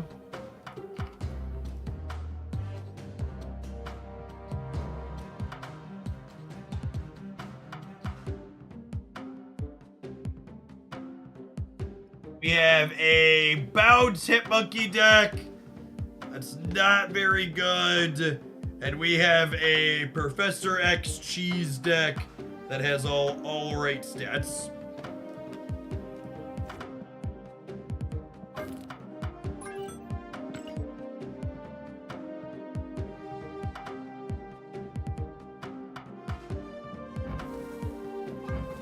We were talking about it in a deck we were playing earlier, but in a lot of ways, Sage feels like better Hitmonkey to me.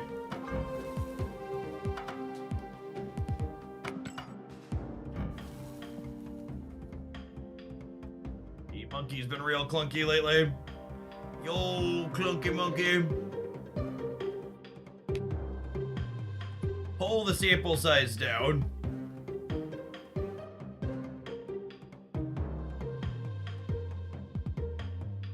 Negative Wong stuff. The auto deck that just shoved it into there.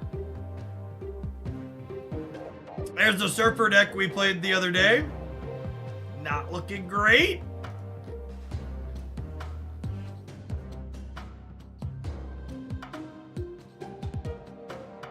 I would be kind of surprised if Sage is good at a clog deck, if only because, I'd be kind of surprised if Sage is good at a clog deck, if only because she's probably not that much bigger than Gladiator a lot of the time, and those decks don't play Gladiator. Then I have a link to the Sage Mr. Negative deck he was just playing. You know, I type !decks in chat to grab a link to my past deck lists. You gotta just make sure you click over to Conquest at the top where we're usually playing.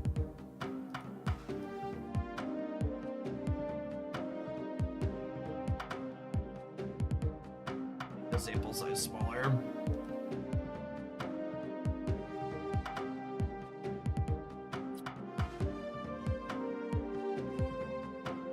Now there's some cooking, gamers.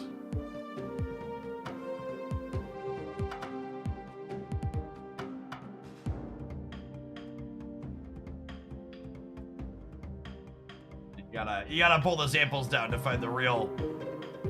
The jalapenos are in the bottom of the pot sometimes.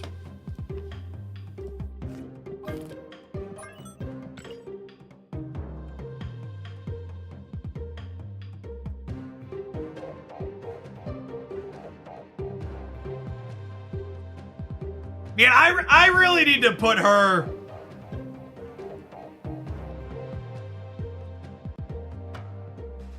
I really need to put her on my priority list to get gold. She's in so many decks these days. Poor girl just sticks out like a thumb. I don't think I have enough boosters yet. I'd have to buy boosters, yeah? It's 90 and 150 is 240. Yeah, I have enough to split 4 times.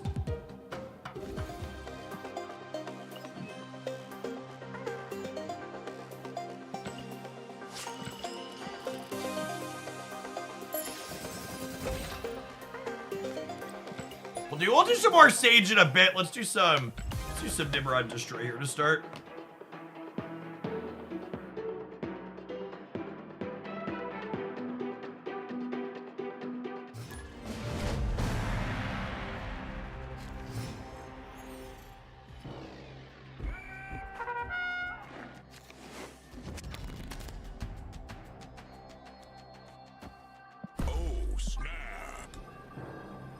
Snap! Turn 1, Nico draw in this house, gamers.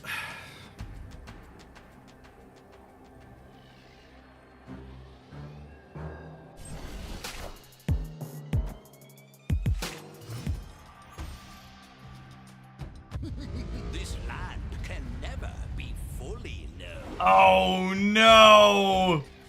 That's fine. It'll be okay.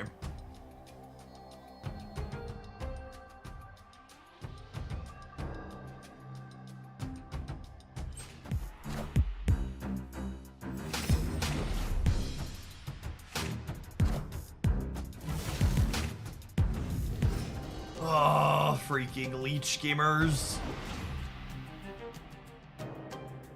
Opponent snapped. They really hate my sandcastle, chat.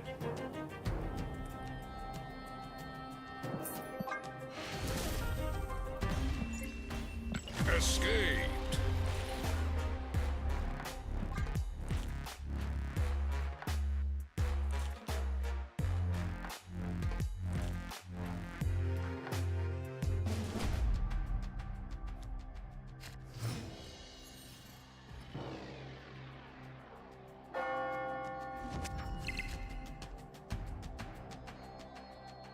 What is up with...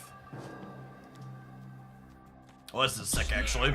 What is up with anybody else have a dramatic increase in phishing emails telling you or emailing you receipts for things you didn't purchase lately? Is that like actually something that gets the boomers? Yeah, this is a 16 powered eco in the middle here.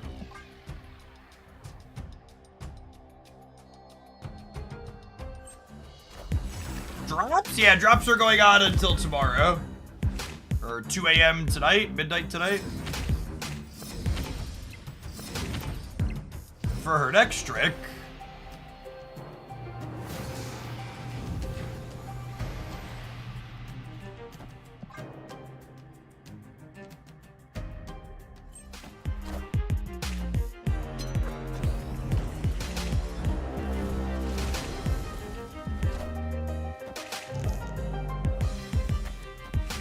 Oh, shit!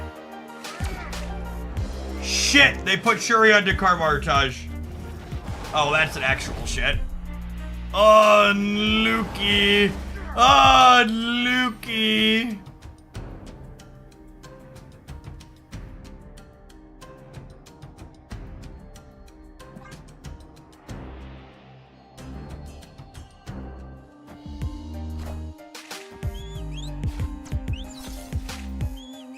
Wait, this means I'm guaranteed to draw Nimrod, right? Is this local man about to be mirrored in Z mode?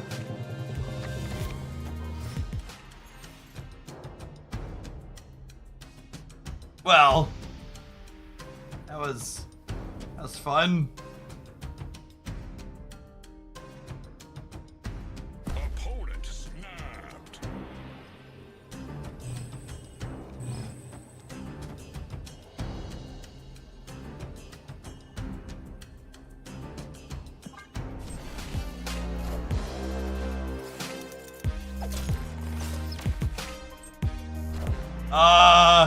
Thanks? I need to have priority here though, right? Will I have priority? I think I have priority.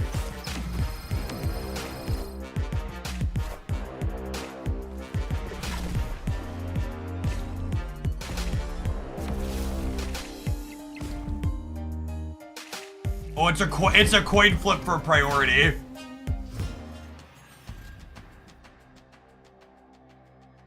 God, why can't we catch a fucking break? So we're exactly tied. They're plus 11, we're plus 11. Oh, it's not the last turn though, too, right?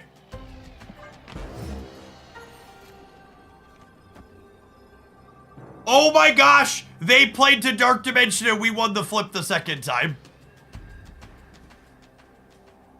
One time, dealer. One time! Holy... Cut off one head, two more to take its place. No, they Shang-Chi left every time. Oh, yeah. Look at that. Glorious fucking sandcastle, gamers.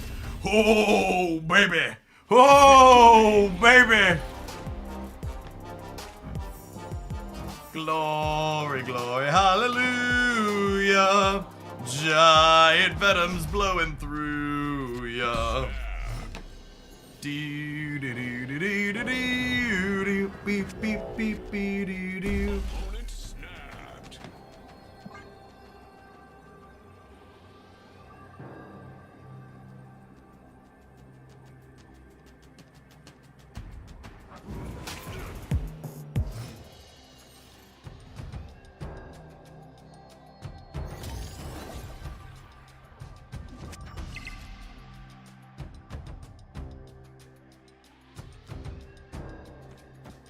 Just want to get some stats into play. They're a leech deck.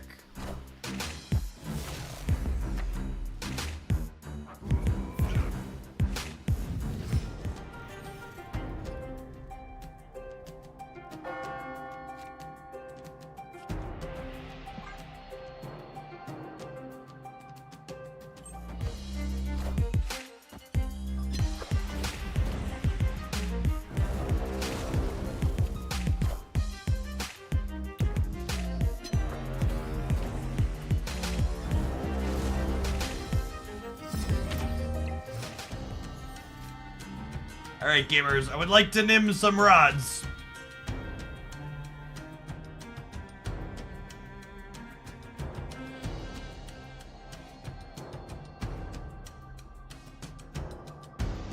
What do you play if you're missing Grandmaster? Probably just Absorbing Man.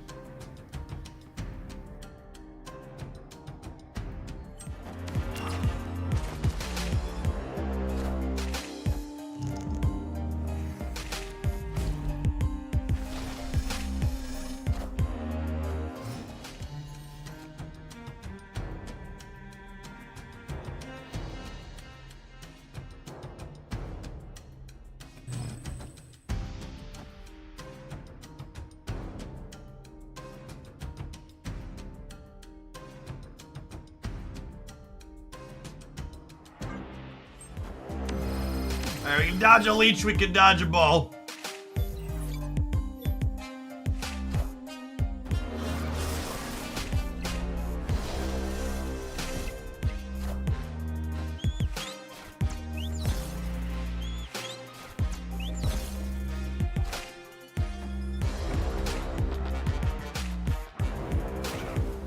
Alright, Venom off the... No, my Venom's gone. I have no deck. Marvel Snap's really fun. My favorite part of Marvel Snap is it being a strategy card game. It's a really, really fun strategy card game.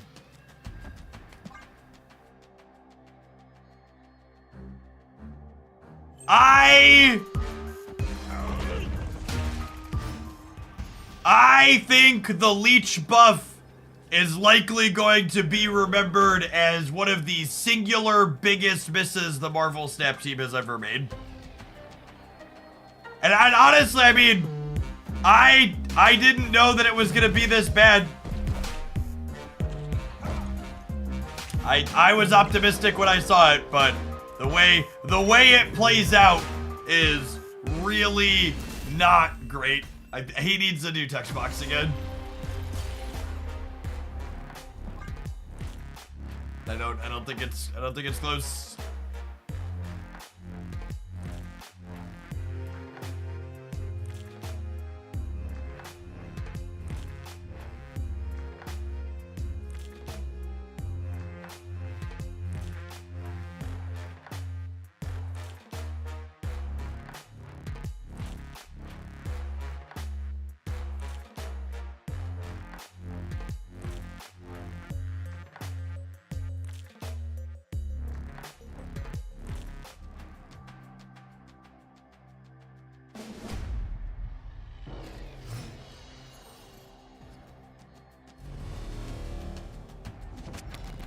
Did you hear they confirmed 2 debates? One for the end of June and one is in August. What a waste of everybody's time.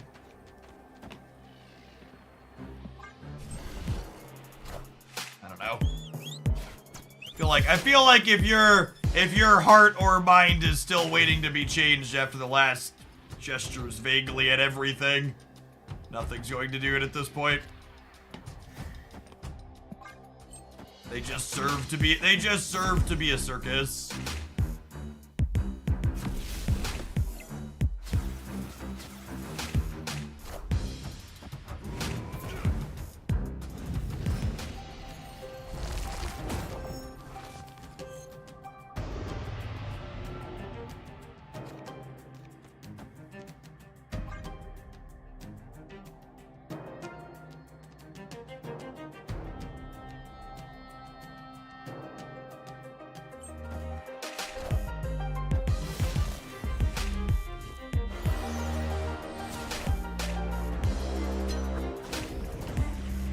I'm surprised Jeff is saying in this game, I just have 3 shots to beat them. That's Gold Conquest, their deck's really annoying, chat, but it's not actually that good. So you know, we're gonna play the game. We have a good shot to win it. King Mog, thank you for the 3rd of the year. Welcome back.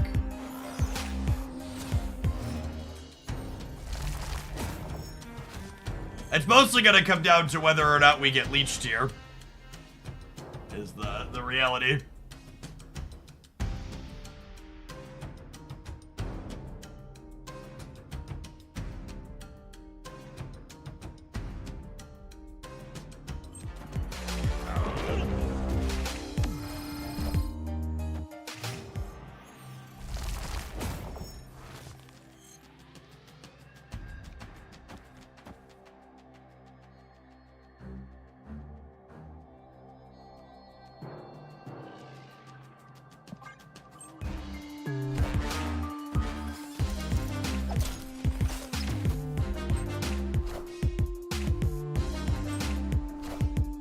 Cut off one head, 2 more shall take its place.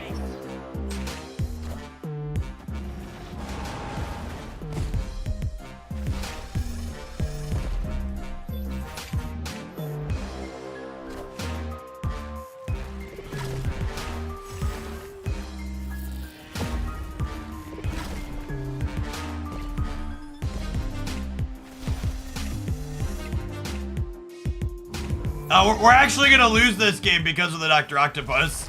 There's no cards in my deck, and they get to shag me in the middle and then play any amount of power on the right.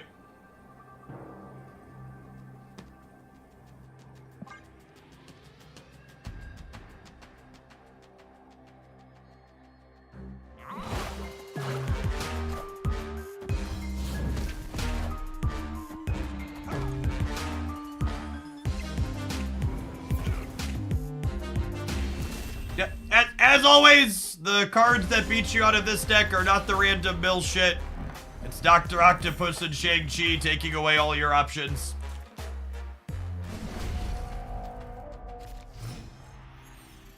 It's got some actual good tech cards in among the Yondus and others. Oh, they can't fist bump me, chat. We muted them a long time ago. I know the type of attitude of people that play these decks. Straight to the Shadow Realm.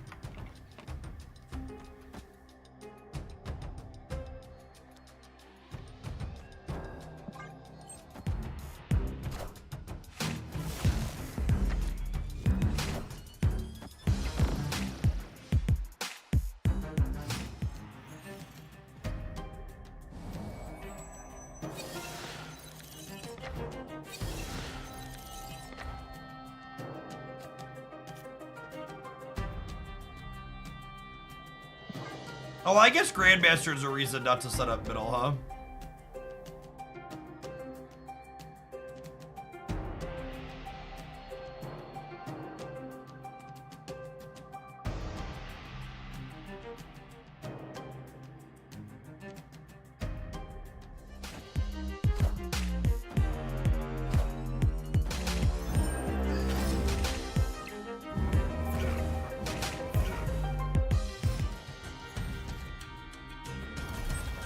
Early by making you not have cards after Doc Ock, the mill is helping you somehow. Sure, but the number of games that you win because of that is like really small in comparison to the number of games that like you would have won without that effect.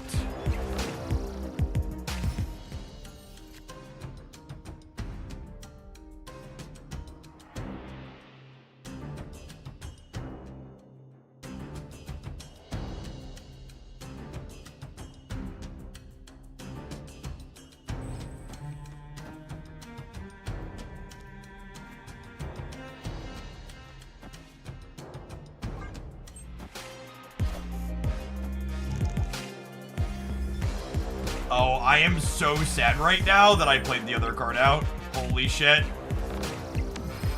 Never before have I been more sad that I played Nova in the middle. We'd have actually won the game.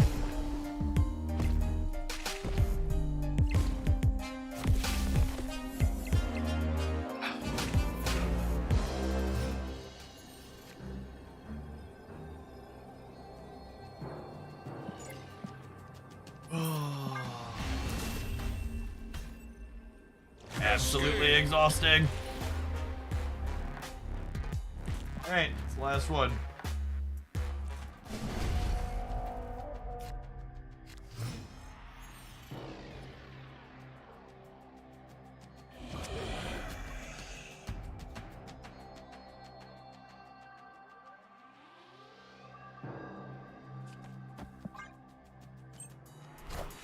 Yes, this is the core problem with Conquest is it removes a core part of Marvel's stat that makes it a fun game.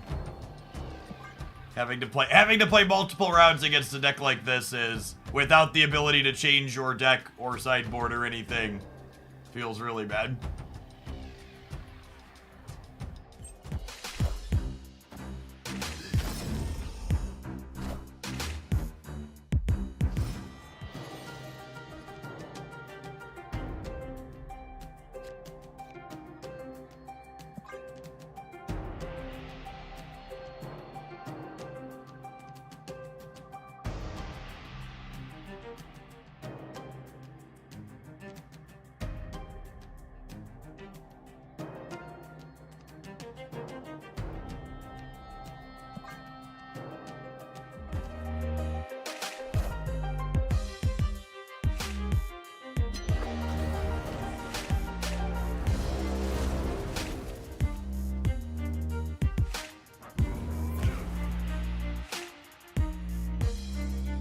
Yeah, there's a ton of different ways you could do sideboards that's interesting in Marvel Snap. You could let the loser switch a card each game. You could make it so when you fall below a certain cube threshold, you could switch out a specific number of cards. It definitely wouldn't have to be every game, yeah? Enjoy your carnage, bud. Okay, so if they didn't... Oh, they haven't cabled us yet, so our odds of hitting Nimrod here are really high. Yeah, and there's still Venom in our deck. Okay, if they don't leech us here, we've got a really good shot. And open my fucking mouth.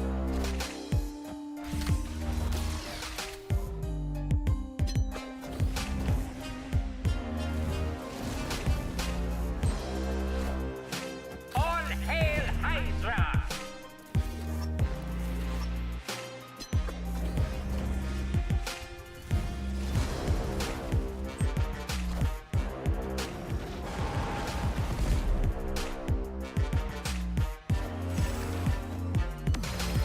Now, there are 2 more turns. So there is a chance. There is a chance that the Venom that's left on our deck here could get the game. Says local man about to be cabled.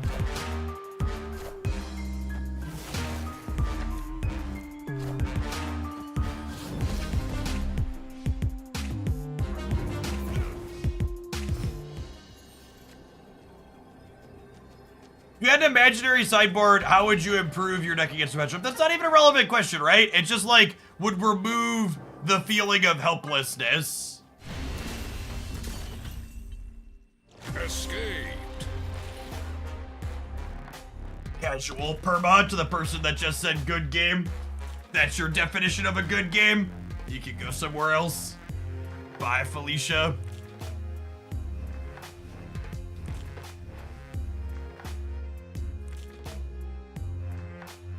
Is it normal for me to be mad when I'm not even playing? Nope.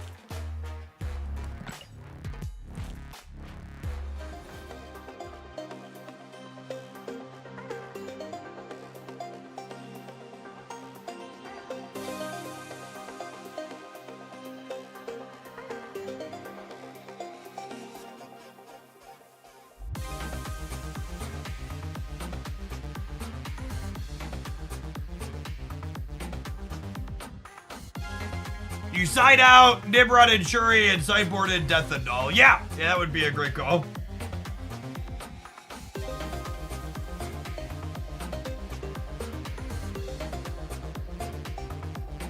Yeah, definitely.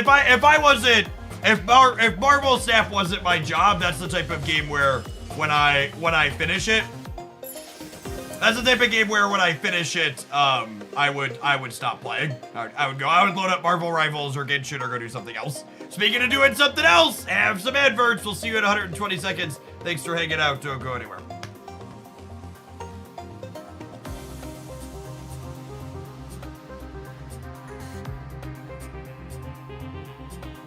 Now, unfortunately, Marvel Rivals isn't popular enough for me to quit my job and go play Ikorim, so... There's 2,700 people in here. It's the last day of drops for Twitch Snap. We're gonna do a bunch of Snap today.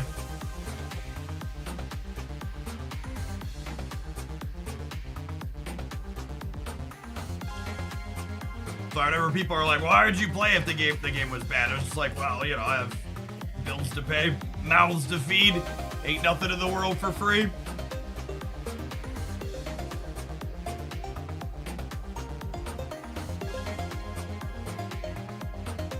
You played a lot of Sage. Yeah, I played Sage for the first 2 hours. Played Sage for the first 2 hours this morning and like 4 hours yesterday.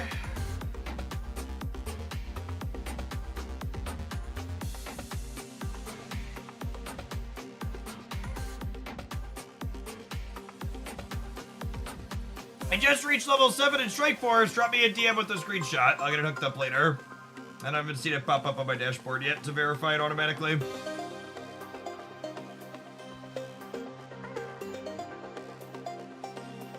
I don't have access to Twitch data, but it feels like drops were more successful than the last couple of rounds. I don't think that's true.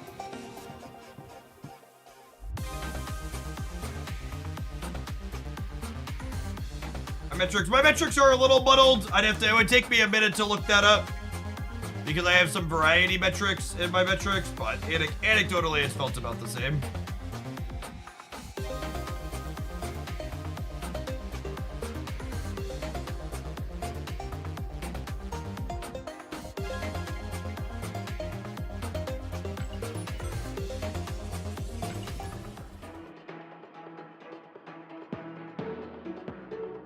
Boteague, yep, you're level 30. Your level 30 is up there. Drop me a DM on Discord or Twitter, Boteague, with the screenshot, and then you'll need to ping me again when your current sub falls off, because I can't gift a sub to someone that currently has one active.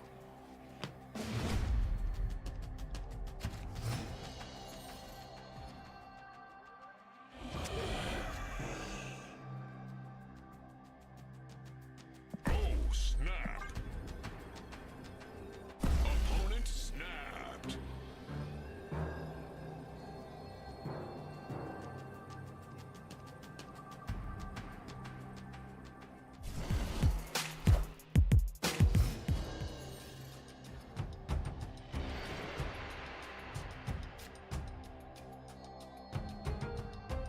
I'm surprised that Snap YouTube counts don't go up marginally with drops. It feels like you would see new players with Twitch drops that aren't naturally going to cause a tiny... It's actually the exact opposite.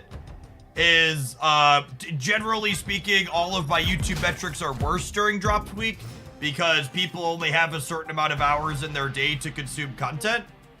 So instead of watching YouTube stuff, they watch here on Twitch.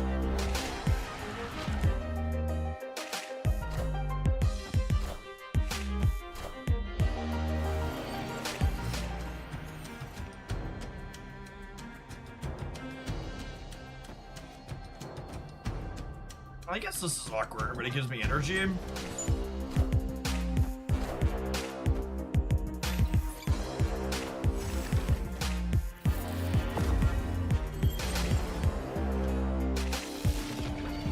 The Nova variant. That is the ultimate Nova variant.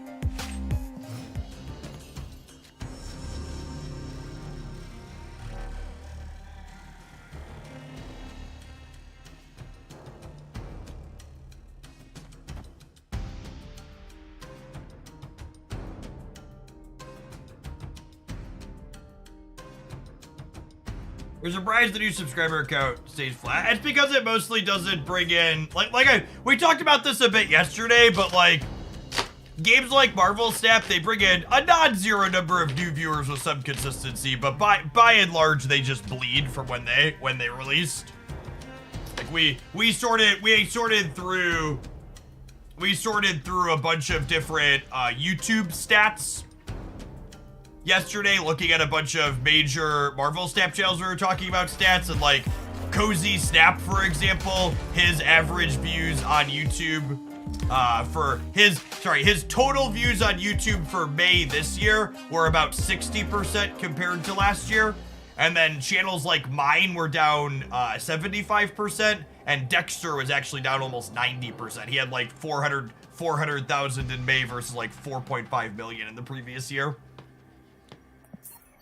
So to their credit, one of the things Twitch drops do on this platform is this deck's unplayable and we're gonna be done playing it. It's awful. There are yeah, good game. Step on a Lego, bud. One of the things Twitch drops have really done that's nice for this game is they've helped kind of blunt that I feel like Step on a Lego is like the most positive hostile thing you can say to someone in a situation like that. Just like, you know, I'm not wishing you like any serious harm, but I would like you to be really uncomfortable for a small amount of time. It feels just like yes, this is how I feel towards you at this moment. You want the full price of Rivals will be on launch. Rivals will be a free-to-play game. I assume they'll sell cosmetics, battle passes, and new characters.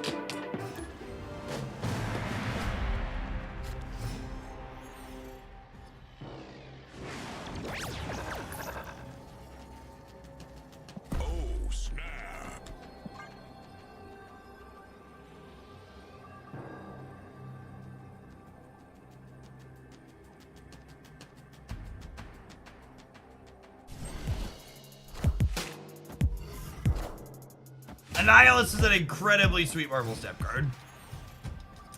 Enables a slick archetype. Discard gamer, Quinjet discard gamer too. Some cooking going on. Maybe Loki discard.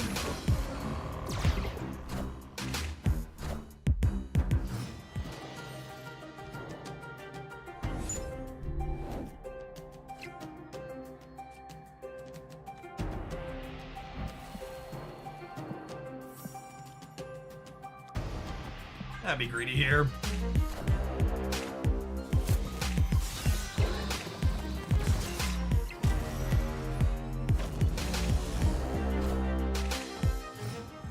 Yes, if we had Destroyer in that last game, Nimrod would go right. That is how it works.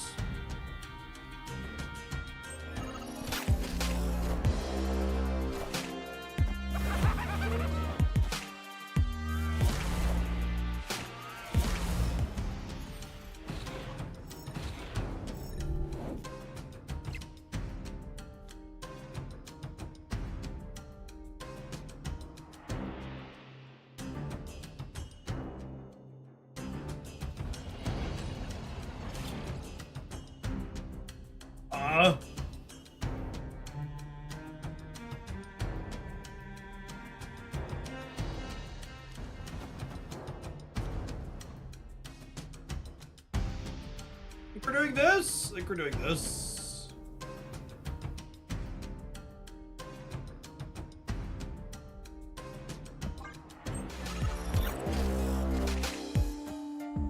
Why can we still see Proxima Midnight's cost? She's having a moment, chat. Cut her some slack.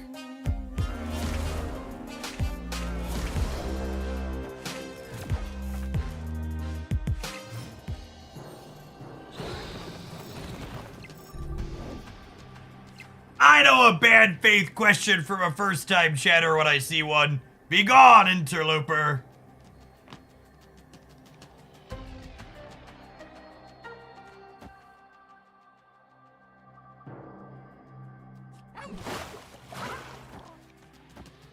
Alright, so Kitty Pride puts me to 17, which is plus 13 over there, so they probably can't keep up over there. And then we're just like massive on the left here, yeah?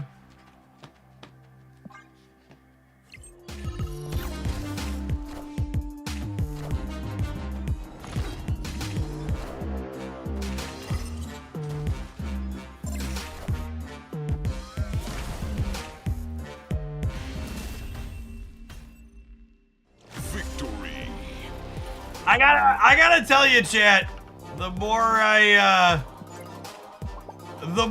play Sage, the more I like her. Why choose between Wolfbanes and Sage when you can have both? Exactly. Please, Jeff, my keys. All I'm going to say is, past Jeff was very, very correct when he said all of the cards releasing look like they're gonna be playable. Sage is one of the ones people were lowest on, and she is absolutely playable.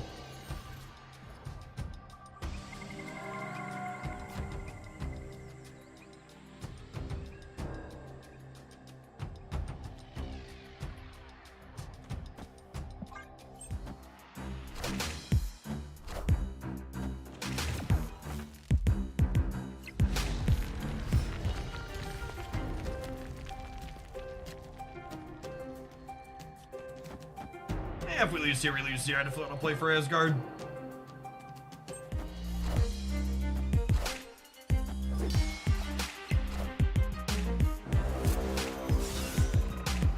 Or anyways, deal.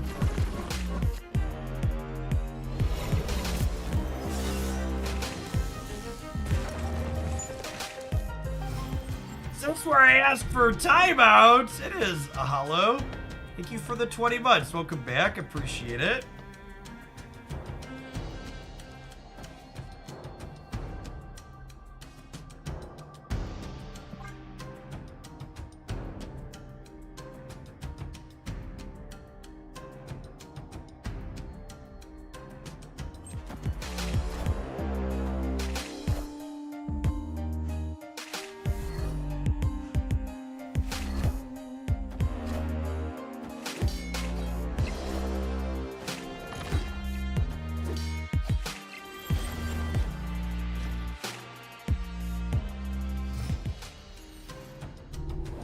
Mona is exactly what I wanted for Christmas.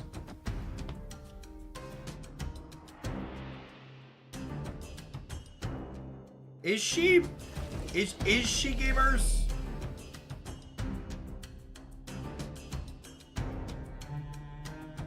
Yeah, I think so.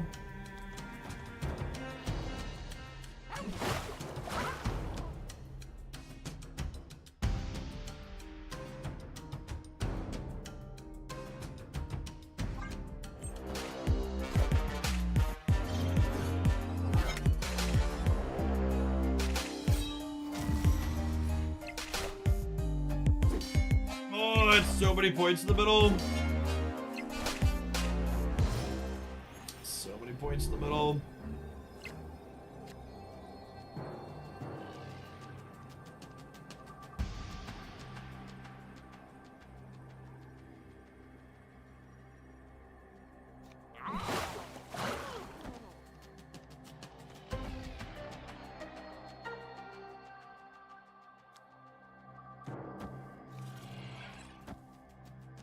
This is a -1 point gamble.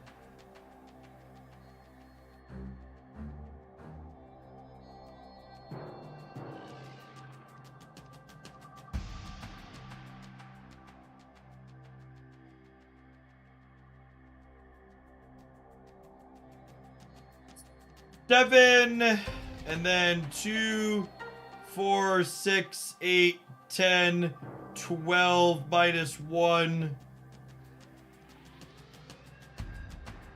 Yeah, I probably just don't need it.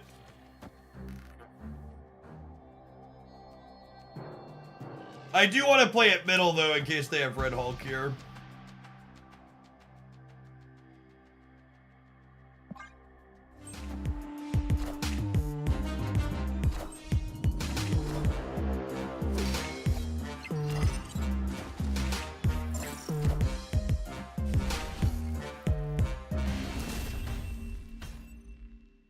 Victory.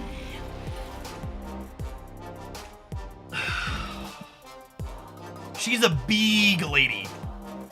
She's a big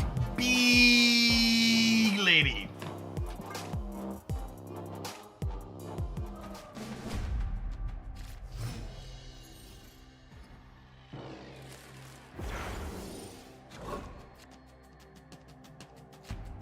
Yes, custom cards count as infinity for the purpose of counting how many boosters towards the 2x. That's exactly correct.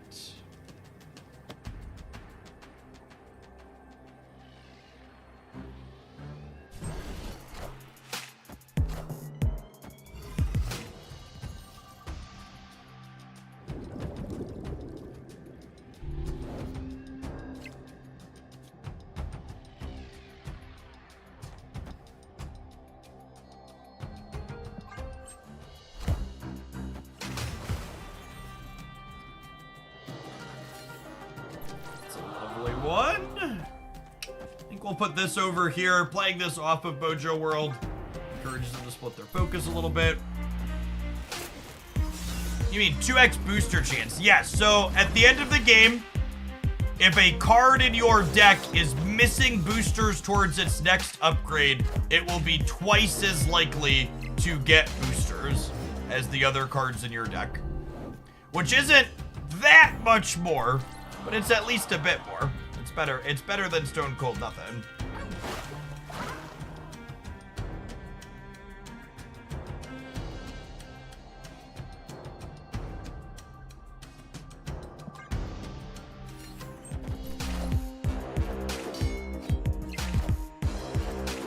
Howdy, JLP.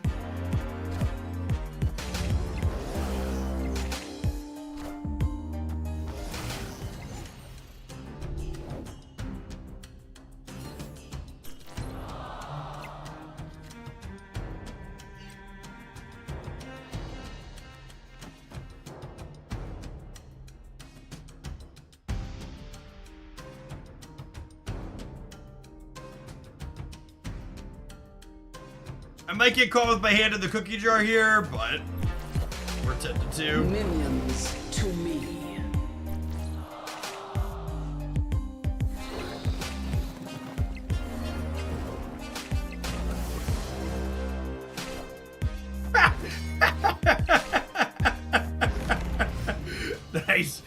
Nice RNG card gamer. Nice RNG card gamer. Those of you at home should take notes on how I outplayed our opponent here. It's a hard fought victory. Hella just handed me the whole jar and said, "You go hog wild, Jeff. You deserve it." You know what, Chad? She's right. I do deserve it. You know who else deserves to go hog wild?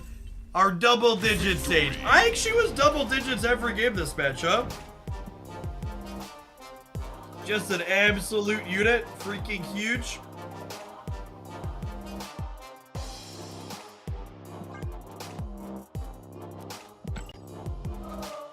Oh, I'm so close. We're so close. One boosty off, White Widow.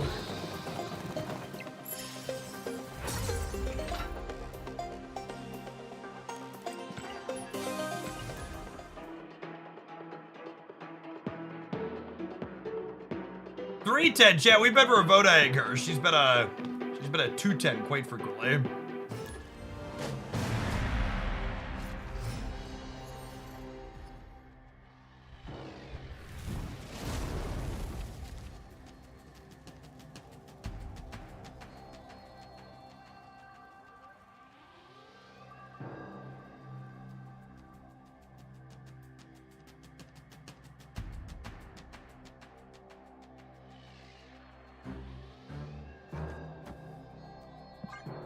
The old Dusty McRusty here.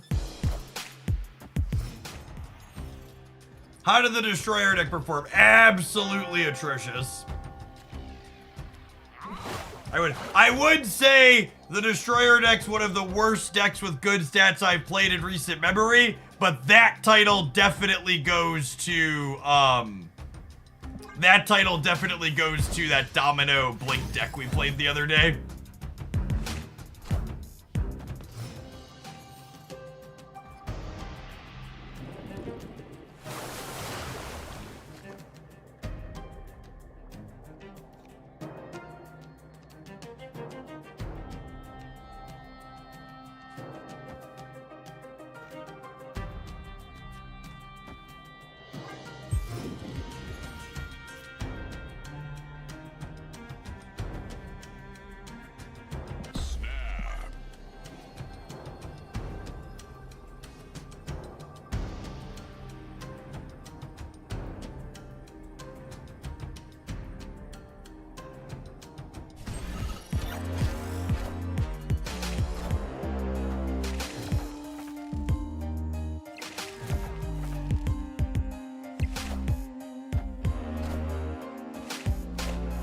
Oh, that's rude.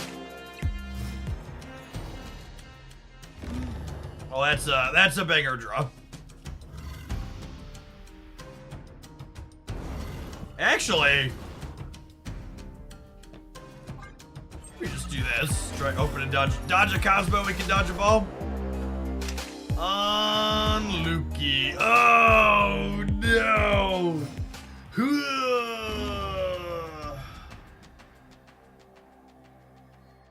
Say it ain't so. I will not go. Do do do do do do do do.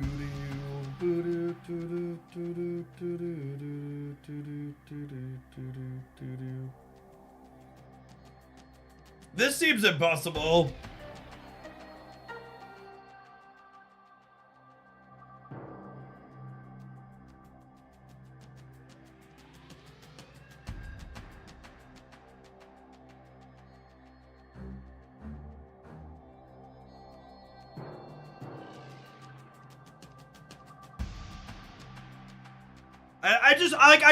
I'm not thinking about, so like this is a spot where like I'm not thinking about what do I need to do this turn. I'm trying to construct in my mind what does this game look like when I win? I think the answer is it doesn't. There's no construction where I win and we just go to the next one. Escape. And that's what you gotta figure out in a spot like this. Like, you don't just want to take game actions, right? You want to like try and think through like what is the permutation of my deck look like that's the best possible here, and what cards out of my opponent's deck does that manage to be?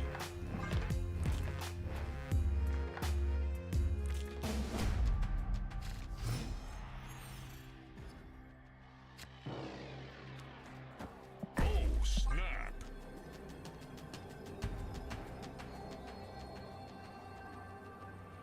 Jeff, I'm in endgame for cards. I'm missing Gene Grain Havoc. I have 4 keys and 20k tokens. Is there a point where it makes sense to spend keys on Spotlight Fairies, or is it better to sit on them? I mean, you're always... It depends on how much money you're spending, Failed Destiny.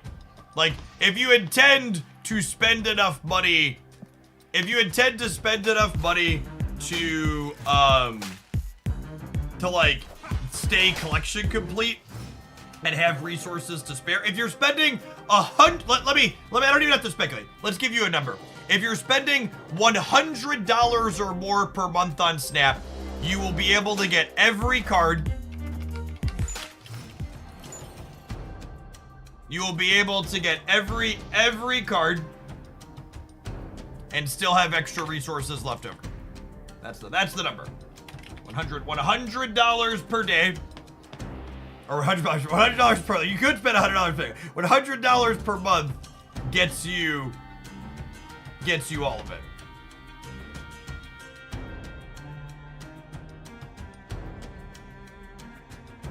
I know all the cards in their deck, Dilsky. If they were playing a brew, sure, I could stay for information, but I'm not gaining any value by staying. I know what they're playing.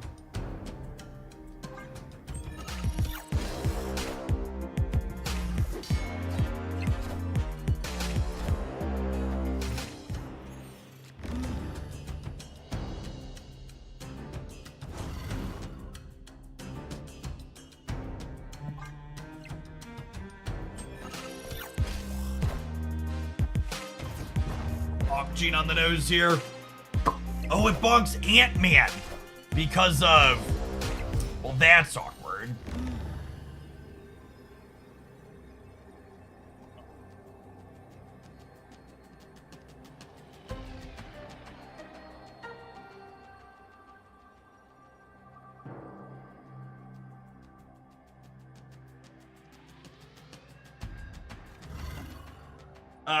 If they play Spectrum, they're losing here and here, yeah? Because I go to 9 and they'd go to 8. And they have to play Spectrum here. Yeah, they'd gain 6 up to 8, and I'd gain 2 up to 9.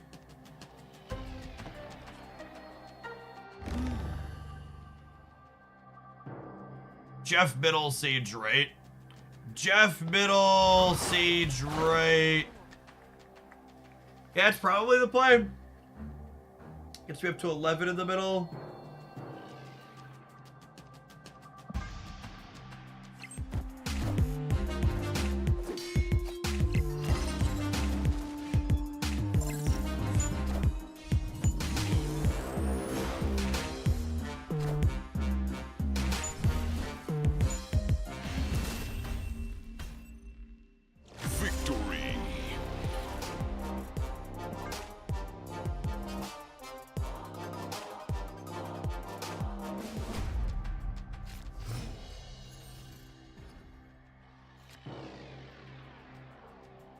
I can't snap them because they're a Mobius deck. Out. Gone. Escaped.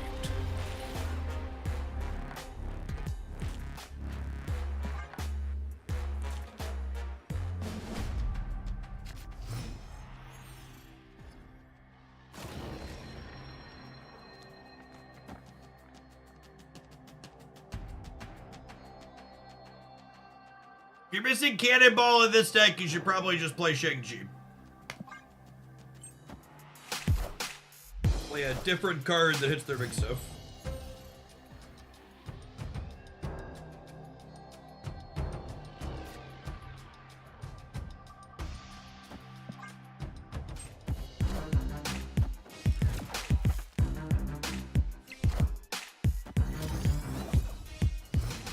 What about Stigron? Stigron is not a playable Marvel Snap card.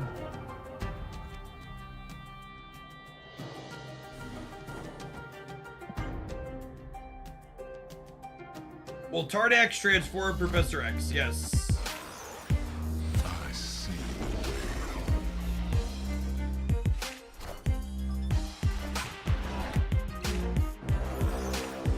Doom rules all.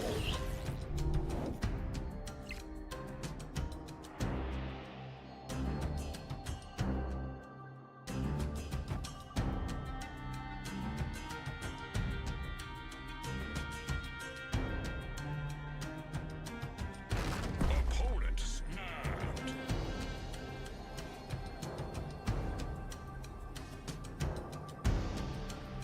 Honestly, part of me is inclined to snap them back. They only add 4 on the right, unless they have Spectrum and what's it called, which seems unlikely. I'll stay for their snap and see what they're doing. So Mega Red left.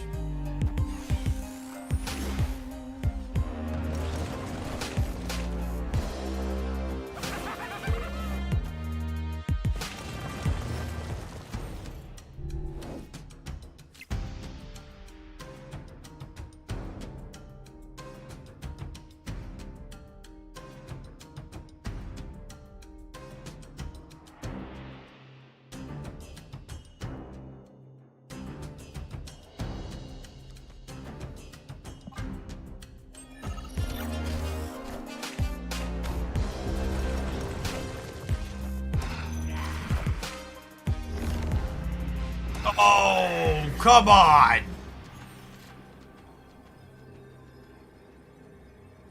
Come on, game.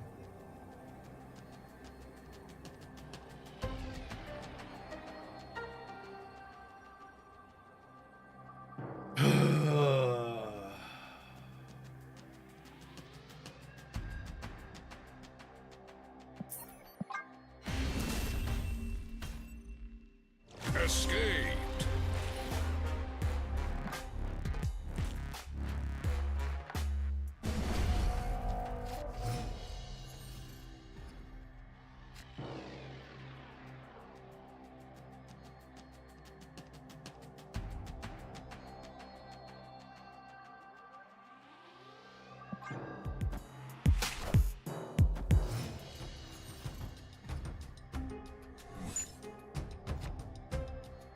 Gabe, what have you done for me lately? There's a $200 green goblin right there, chat. He's right there.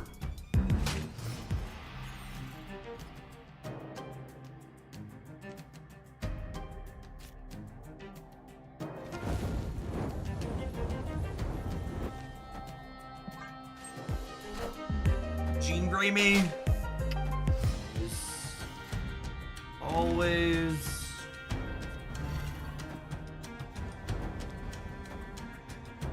Opponent snap.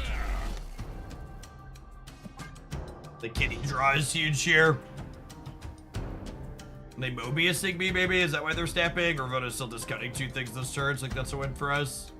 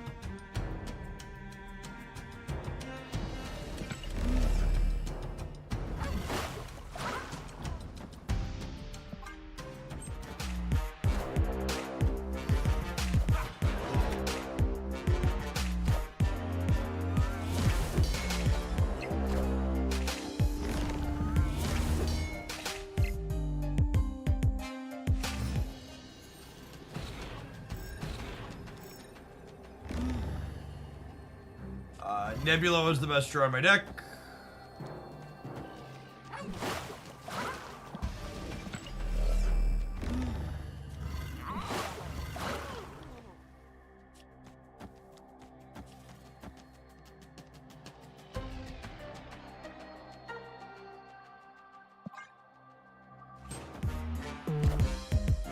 They didn't actually count here. They're at 18. I think we're bigger than that.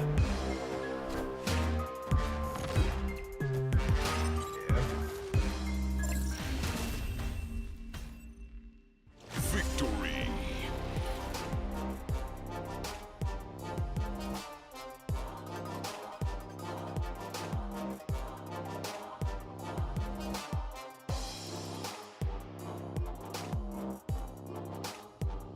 I have a potentially bad take. I'm upset that Jean Grey is being shifted to Series 4 because then more people are going to have her. And then obviously the foolish point, I'll see more of her decks and she's awful to play against. Counterpoint, the decks that have bad Jean Grey matchups suck shit to play against and deserve to feel bad. Basically every deck that has a bad matchup into Jean Grey has spent the eternity of Marvel Snap messing up people's sandcastles in really offensive ways, and they deserve to have a card popular that gets to beat them back up.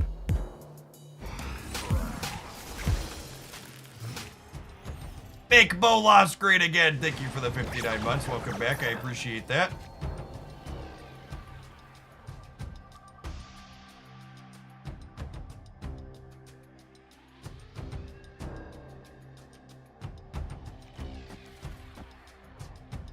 It's me. I'm the problem. It's me. At tea time, everybody agrees. Oh, we're definitely doing it now. It's just, the only question is whether I'm not doing it center or right. I think I do it right because they're least likely to play there. And then we can White Widow center.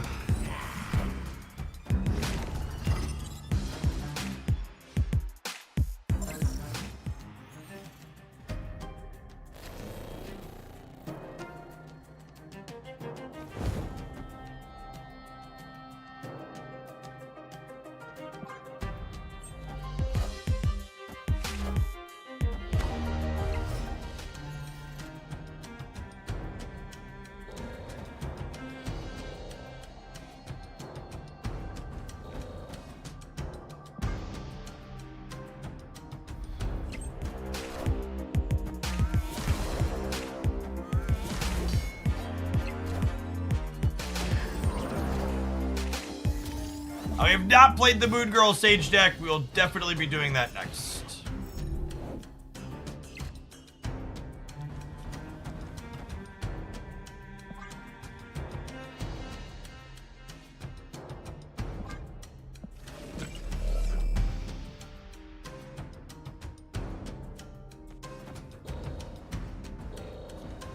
I think they are most likely to fill center because they're going to want a Spectrum into turn X, so I'm going to White Widow the turn X. Ah, unlucky. Unlucky.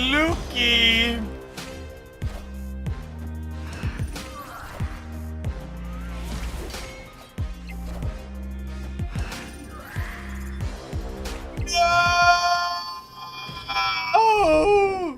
Why, Benjamin? Why?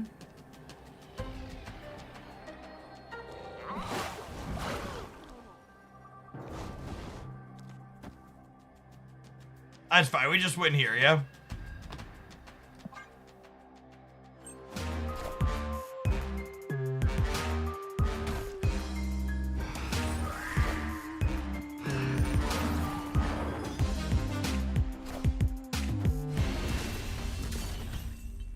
Cannonball!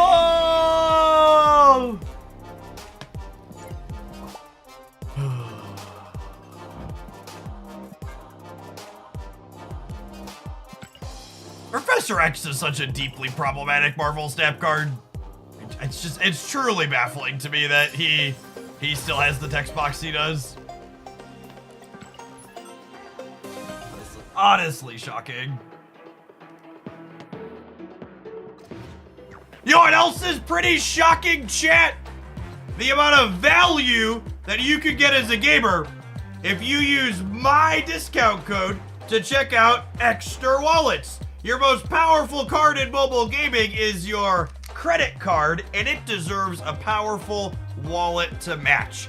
So our extra wallet is the sponsor of the stream today. Shout out to them. It's this wonderful handy dandy fast access quick slot here for 6 or 7 cards, depending on the size of them here. And you got this little button that you push it on the side and they pop right up, and it's lovely. Let me tell you, as someone who is always fidgeting, this is a wonderful fidget device. I've had this for, gosh, almost 3 months now, and it's still holding up. Lovely quality piece of hardware here. It also opens up on the inside here. You can see the tippy top of my ID. There's no important numbers on there, right? Nope, just generic. I should have checked that before we held it up. Got a little slot for your casharoo there at the top. And then on the back here, there's one extra slot for, honestly, I'm gonna tell you, this is the best feature. Chad, if you're thinking, Jeff, I don't need a wallet, you can stop selling me. Let me tell you something you do need in your life. This little thing is something that I didn't know how badly I wanted this because I didn't know it existed. So this is a tracking card. It uses a piece of software called Chipolo on my Android device. It connects via Bluetooth, and I no longer have to play Where's My Wallet, which is a game that I would frequently fan my children out over the house along with myself several times per week. Now I can just open up the app on my smartphone and make it beep wherever it's at. You don't even have to charge this thing via plugging it in, chat. This here at the top, this is a solar panel. You give it, and I know this part is scary, so bear with me. It's like, you know, you go out into the sunlight, dangerously near grass. I guess you could use a windowsill, but you put it in the sun for an hour or two, and it will last for a month or more from a couple hours of direct sunlight. Now, I know you as a gamer do not need to directly be in the sun. Only the charging port. I know the sun and the outside and the grass touching. It's terribly scary. In addition to being able to beep from your smartphone, something that the app does as well is it periodically logs the GPS location where you're connected at with the card, which means if you ever leave your wallet somewhere and the card disconnects from your phone, you could pull the app up in your phone to find the GPS coordinates of where you disconnected at, which is really slick. Let's pull up their website here for a quick minute while we go. You can check them out. So this is their extra wallet here. This is the one that I've got. It opens up and fans out, and it comes in all sorts of wonderful colors for you to pick from here. And if you use code JeffH at checkout, you can save a little bit extra on that with your pickup. Past this wallet, if you're someone that doesn't need the extra outside, they have something that's even a little bit slimmer. It's still got the button on it like mine, but it doesn't have the extra fold-out piece. There's one of those as well, and then the little card that I showed with the tracker comes as an extra at the end. Okay, I gotta click on the 18 karat gold card holder. Chat. All right, if we do a fourth, this is our, yes, they ship global. You can click here.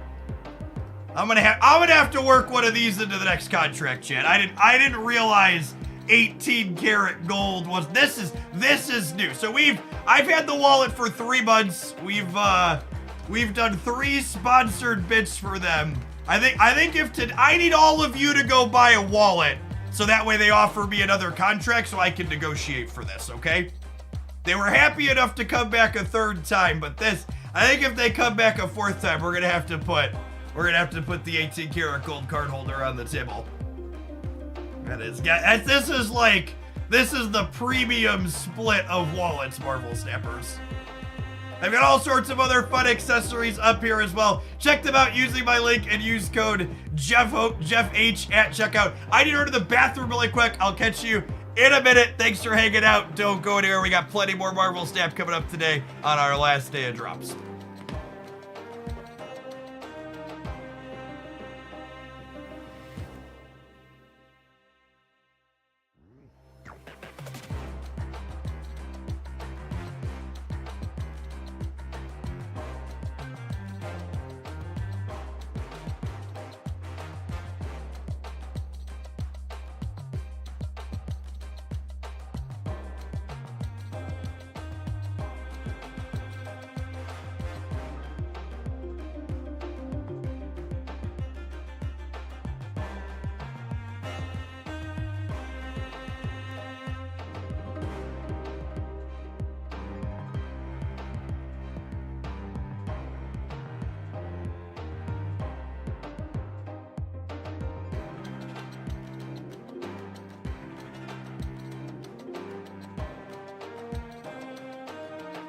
Perfect timing.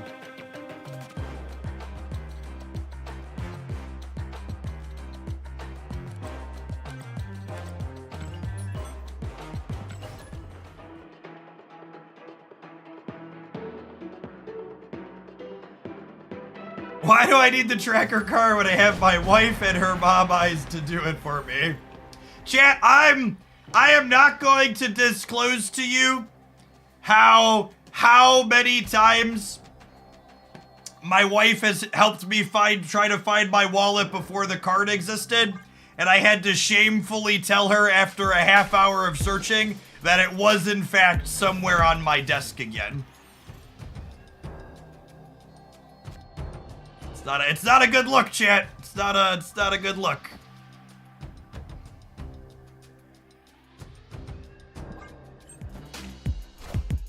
How long is the code good for? The code will be good for a little bit, Ace Crusher.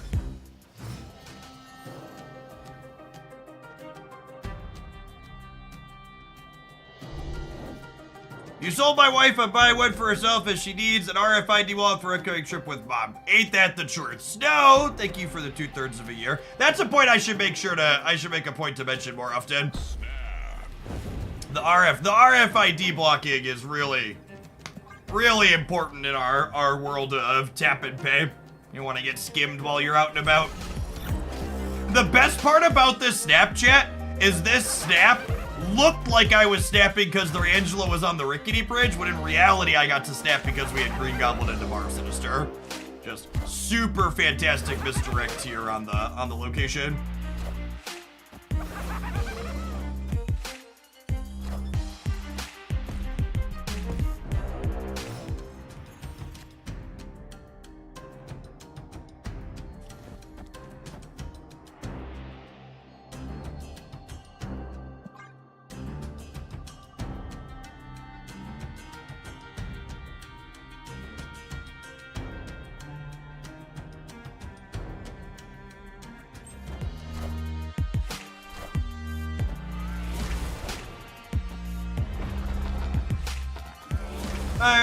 It's really fun, do not have very fun,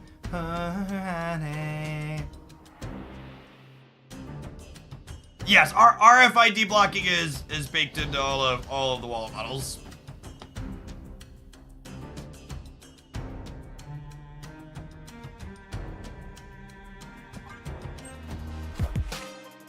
Oh wait, shoot. I forgot about Valley of the Hand. Chat. Did they forget about Valley of the Hand too?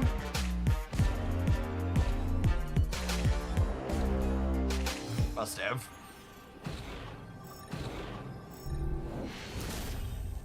Yo. Victory.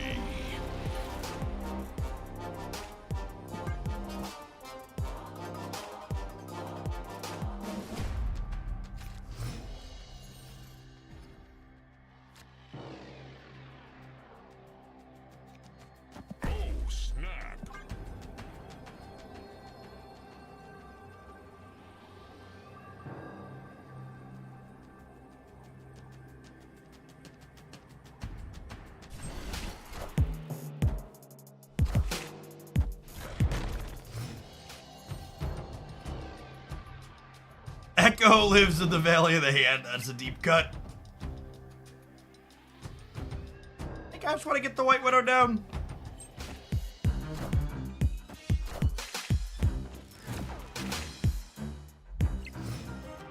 Y'all to give me some advice on what does well into lockdown. So the problem with advice about what does well into lockdown is that lockdown always feels bad to play into. So like even when something's good into it, it still doesn't feel great. What time am I planning on switching to Rivals? I'm gonna play it by ear because if we have good numbers for snap, I plan to snap for a good long while. It's gonna mostly depend on what metrics look like.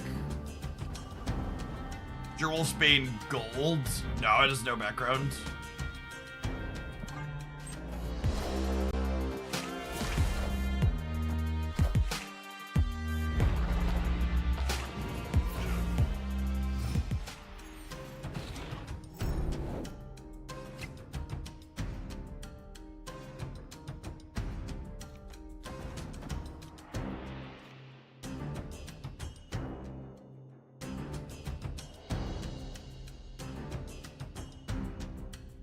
I just don't even want to play the game. I just like, I'm locked in here with them, and it's just all misery.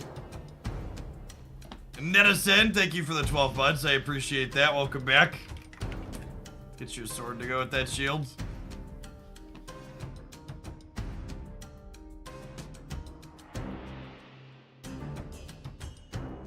But Monte get a code. I got a batch of codes to give away. So I gave one to... I gave some of them to my friends, and I have some of them to give away on stream.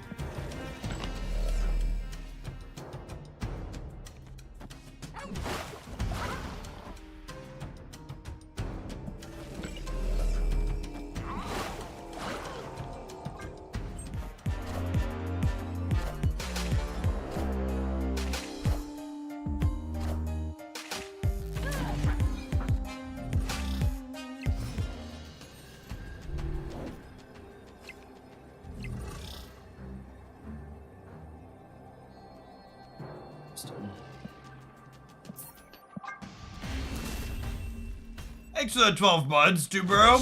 Welcome back.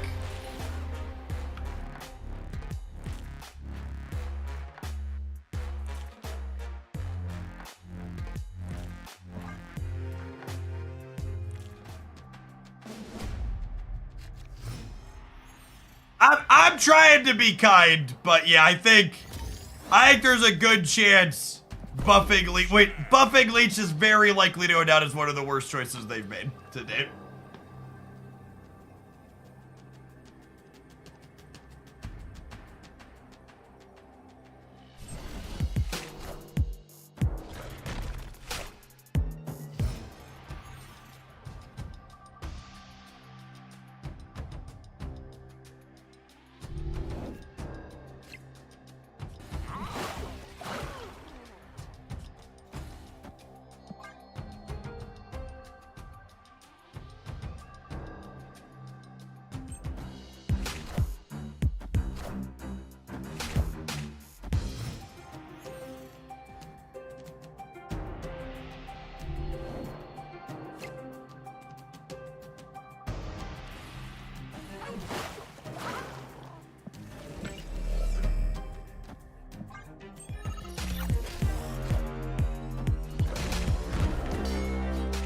Leech is back. Can we get a leader buff? What a cursed question.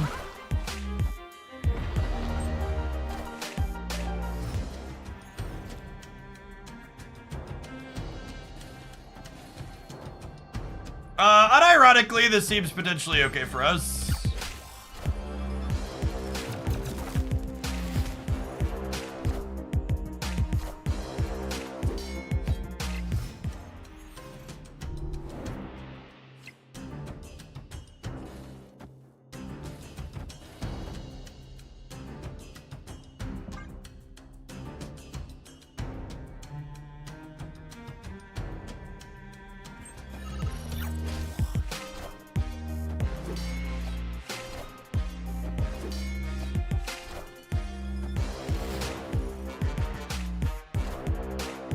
Go be Red Hulk.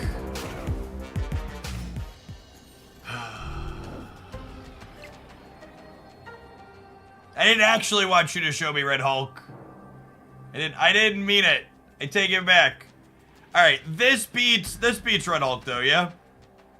This is beating Jeff in all three paths, so we lose the Red Hulk path and win the other two.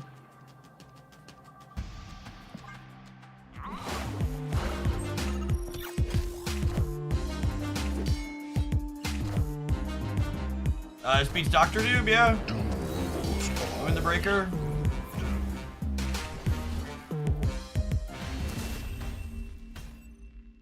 Victory. Thank you for the gift sub, Div. Appreciate it. Thanks for the great year of Marvel Snap, Jeff. Came for the snap, stayed for the smart play of the off-meta decks, and subbed for the politics. Sorry, I almost missed that message. Thanks for the kind words. Good to have you here. We're gonna want to proactively play out Sage, yeah?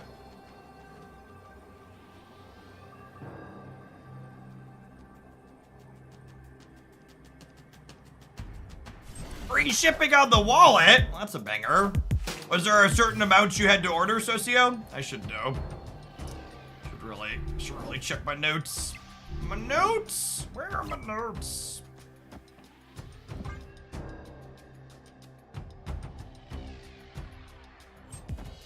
It's $50 for free shipping. All right, cool.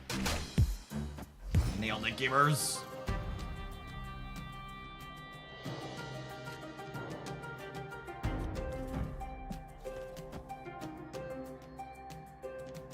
I think it's just this. This makes her a 12.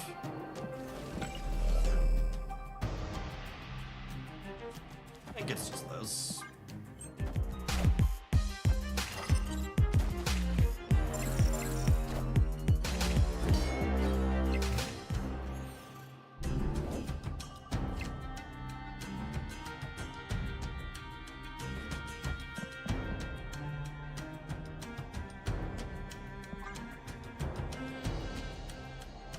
Yeah, I was considering if I wanted to get Nebula going in Lake Hollis.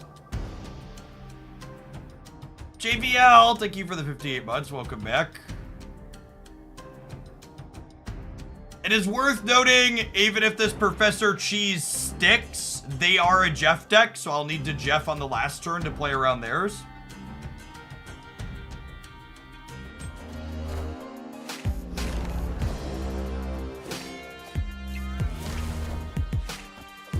Serious take, I think there's a real miss on buff/power assessments on of raw power versus interactive effects such as old Professor X, Elias, Spider-Man, etc. I'm excited that some of that attention is being paid to global ongoing versus non. It was off for a while, but nerfing Red Hulk and not touching Professor X is a miss for me. Yeah, I generally feel that way. It's generally descriptive of how I feel.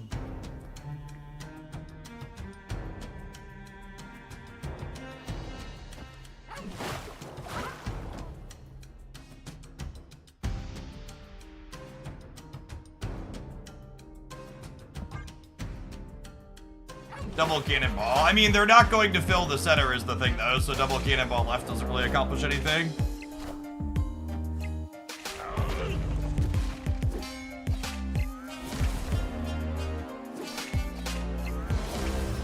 Whereas, like, now, gamers, I no longer have priority. So now I get to do this, and now this, yeah?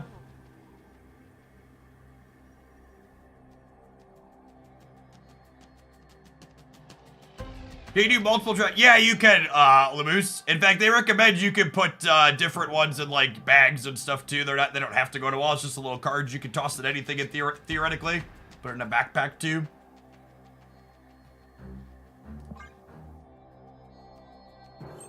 I'm not envisioning them having the ability to put more stats into Onslaught Citadel.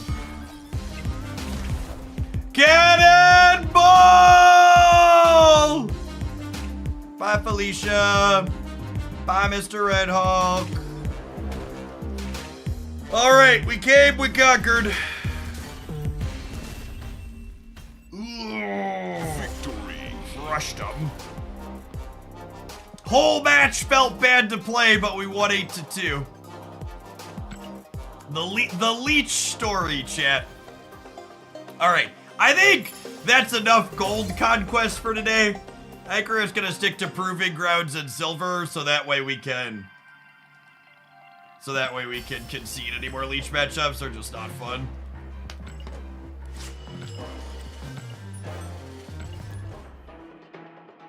Writing a Reddit post about Cannonball right now. I mean, to be fair, I think Cannonball and Professor X is up there with Leech for most toxic things going on right now.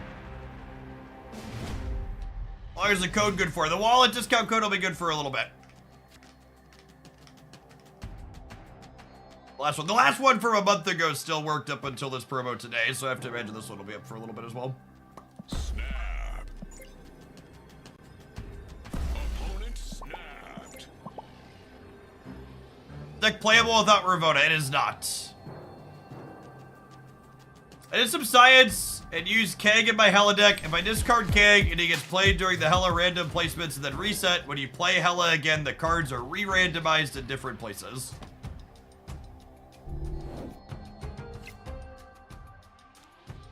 Do you look up the leech usage rates on Untapped after this game? Why do I have to wait till after the game? Can multitask gamers. Marvel Snap opponents take forever. Look up leech while they're clicking. 5% at top 10% infinite and 4% underneath. Again, Leech is the type of card that it's really hard to objectively measure what's going on with it because it feels so bad to play against.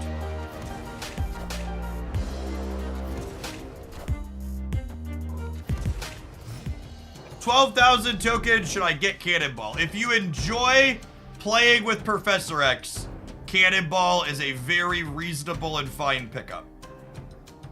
If you don't enjoy playing with Professor X, probably pass. All of his best decks are Professor X decks, like this one.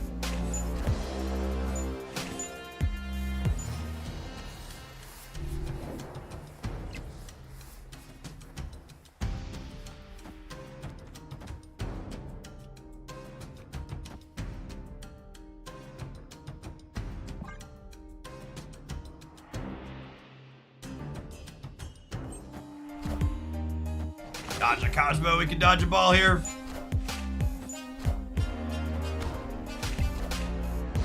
Oh yeah, punish me, Daddy.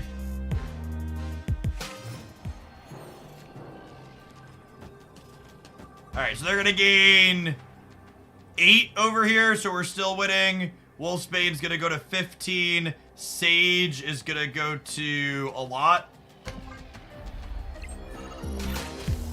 I'm hoping a lot is enough to win the raid. She double digits? She's always double digits, yeah. A lot confirmed enough to win the raid. Victory.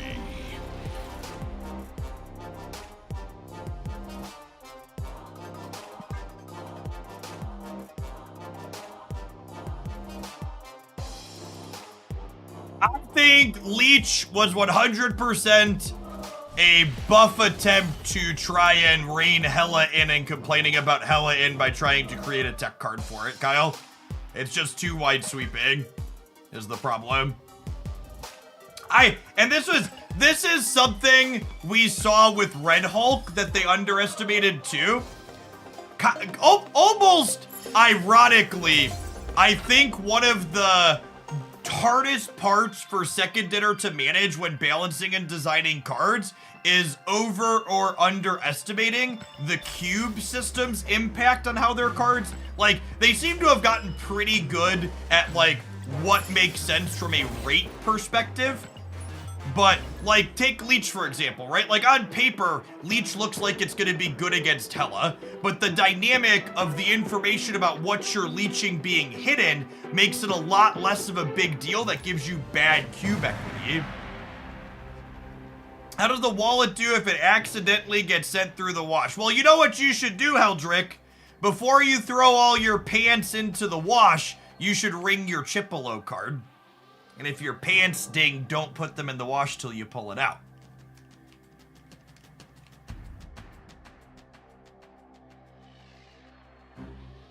I don't have a first-hand experience answer to that question. I haven't washed. I mean, I understand stuff happens yet, but I haven't put this one through the wash. That wasn't something I did regularly. Like Lifetime, obviously it's happened, but usually I.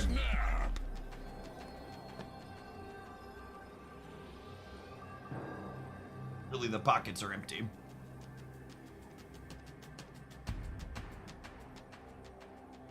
This looks like my kind of deck. Oh, is it because you're toxic? If you're toxic, this is definitely your kind of deck.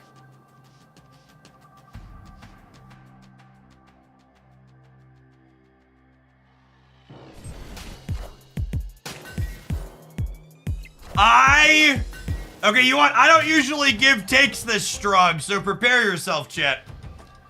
I personally would be astonished if Sasquatch is better than Sage after playing with Sage today. There's my strong take on a new card.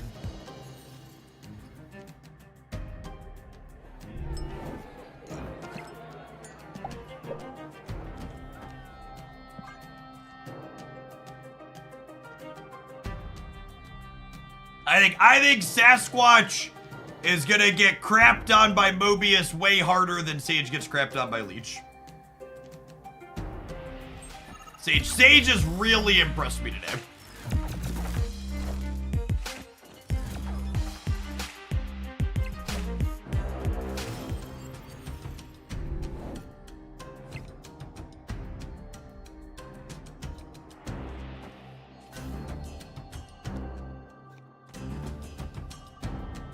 Thanks for ruining my planning, Jeff. Gonna pull Sage now because FOMO. Yep.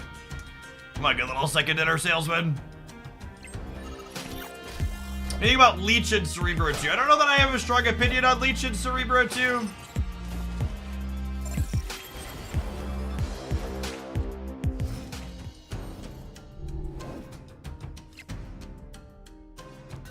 Well, I guess I could say it felt kind of clunky when we played it.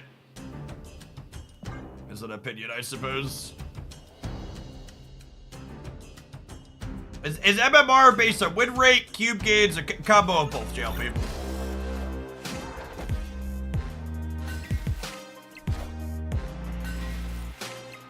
Oh, we get to play a little Nocturne Chicken?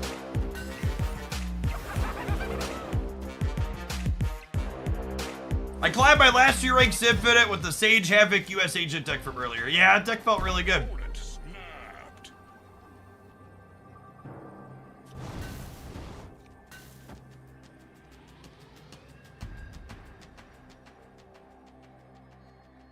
They're gonna play like Blue Marvel and I'm gonna lose bar with their name, aren't I?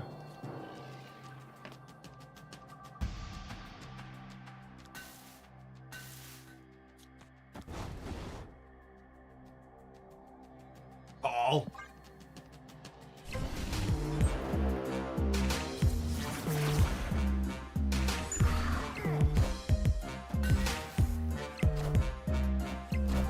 Guys, gals, and non-binary pals, cannonball!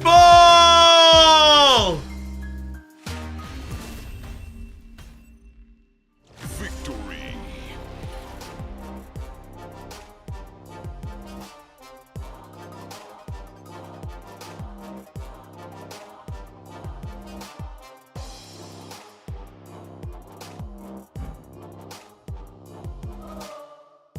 This card's actually better than Shang-Chi right now, isn't it?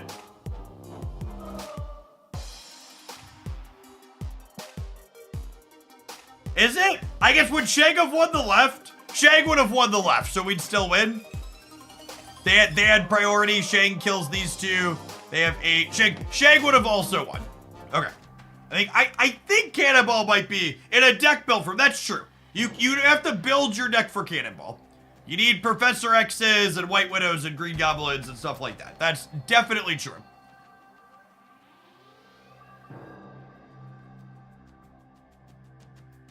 I fully expect Cannonball's stats to be better than Shang-Chi's because Shang-Chi's stats are really mediocre right now. These are the worst stats Shang-Chi has had, and his popularity is... Oh, this is last 30 days. Hold on, latest patch. Yeah, his popularity, they're actually similar in popularity, and Cannonball is 2xing on average cubes.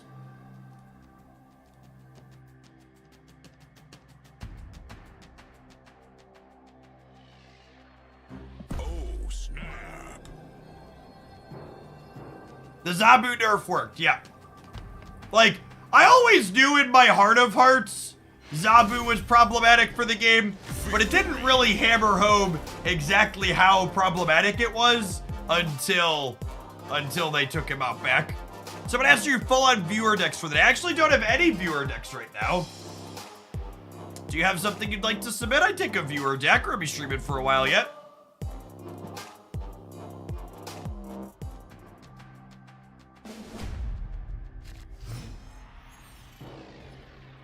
I think Red Guardian is worth 6,000 tokens. I think Red Guardian is a very playable Marvel Snap tech card.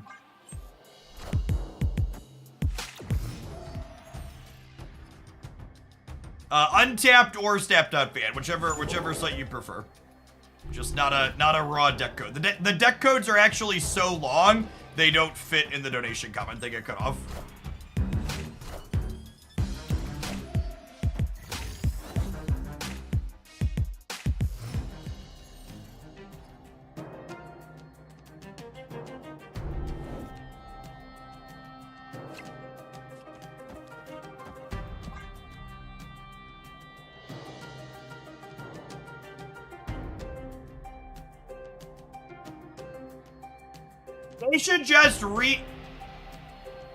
They should just redesign Zabu so he does something to help one energy card so he can play with Kazar and Shauna.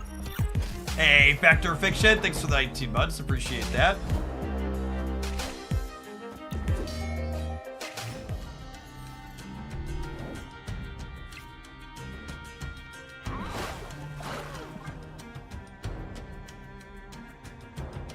Oh, you know what? The 5% leech stats were totally last 30 days. That's a good shout. Because I had the wrong filter for the other thing. Oh, yeah. Oh, God. Oh, no. Oh, no. Oh, no. Oh, no. Oh, God, why is it so terrible? Sage and Surfer, no negative. Yeah, I can do that. We need an emergency OTA. Please, for the love of God, my children, they're dying.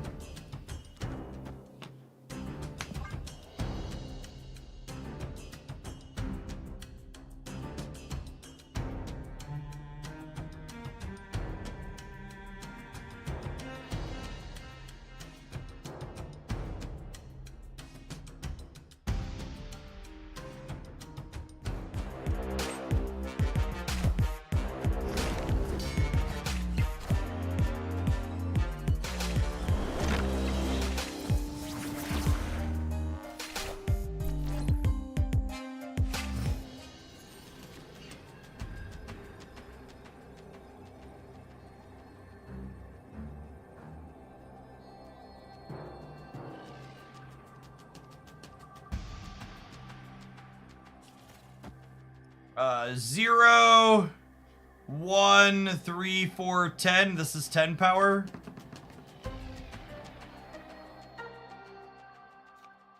So this beats Blue Marvel.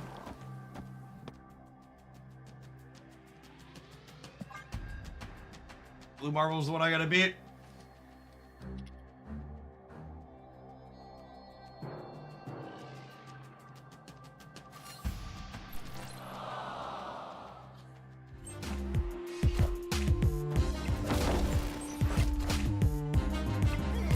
Gamers always ask, how do you get better at a game like Marvel Snap? And this is the answer. You gotta be able to look at your opponent's deck and their board and say, this is their output range, how do I beat it? Count, all right, I need to beat 22 in the middle.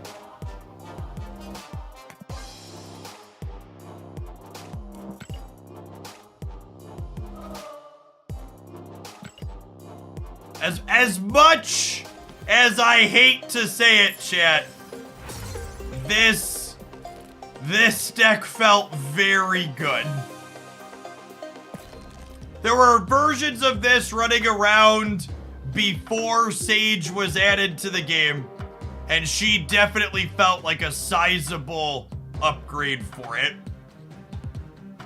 It's a good mix of toxicity and prison and disruption, and Ravona really is just like the keys to the kingdom. She's so impressive here.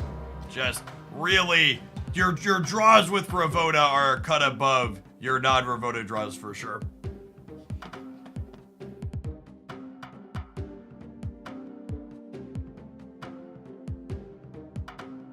Alright, I'm gonna finish composing this tweet on stream. I think there's a good chance the leech buff will go down in Marvel Snap history as one of the bigger balance blunders the game has made. It was very... It feels very... I want to take note about what I did here. I was about to say it was very ineffective against Tella, and instead I'm writing feels very ineffective against Tella. Because again, this is a subjective opinion, this second part. The whole thing's a subjective opinion. So putting in keywords that make it clear that this is opinion-based is important. While also punching down at decks that are not top tier, making them worse off. Almost 25%. Right? Give me a vomit face emoji. Maybe 2. Get 2 characters back from there. Perfect. I think there's a good chance the leech buff will go into Marvel Snap history as one of the bigger balance blunders the game has made. It feels very ineffective against Tella while also punching down at decks that are not top tier, making them worse off. Almost 25% play rate.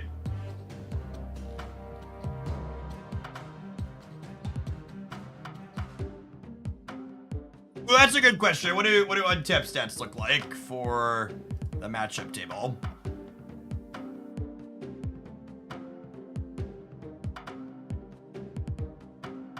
Hello! Hella's bad into Darkhawk, but I would bet that was true. That was true beforehand.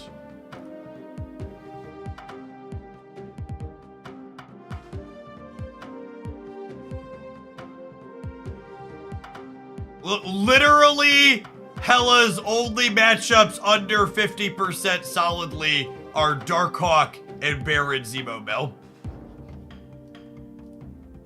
That's so unfortunate. Madalore, thank you for the biddies. I appreciate that. You'll be our second viewer next submission today. 2 wrong, 6 for the 3/4 of a year. Yeah, they nerfed Darkhawk last patch. And Darkhawk, it's actually interesting, Darkhawk generically has a bad matchup into the Kitty Pride Movers deck. It has a bad matchup into Ongoing. It has a bad matchup into Loki. It has a bad matchup into Cerebro 5. It has a bad matchup into Cerebro 2.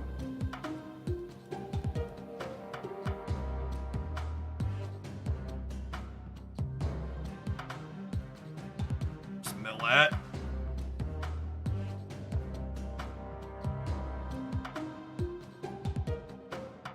Yeah, the Baron Zemo deck is not good yet. I know it feels terrible to play against, but it's awful against most things.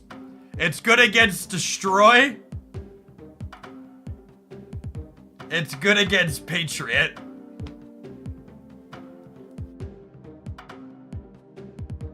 Yeah, alright. Okay. Our first viewer pile is, this deck was bad, I can delete it.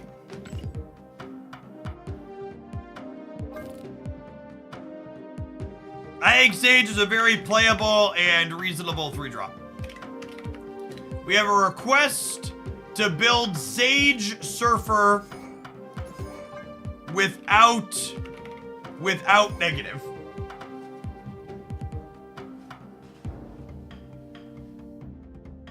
Is our request.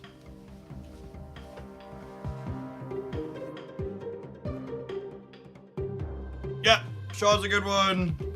They said bonus points if we include Gladiator. Gladiator's a good one.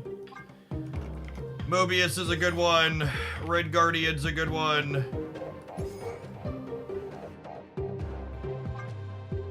Brood. Hope. Absorbing Man. Forge.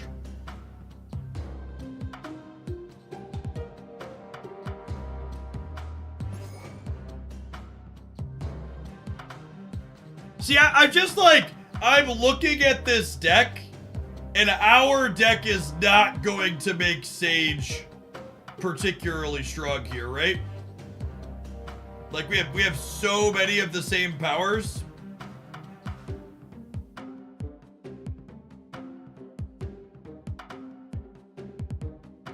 And once again, inviting chat to do their worst hit streak. I'm actually gonna take your submission for myself. I already have a deck. We're gonna do this one for your submission hit streak. Because it looks like gas and it plays Peach from Moko Rook. Sorry, chat. Yoink. Nailed it.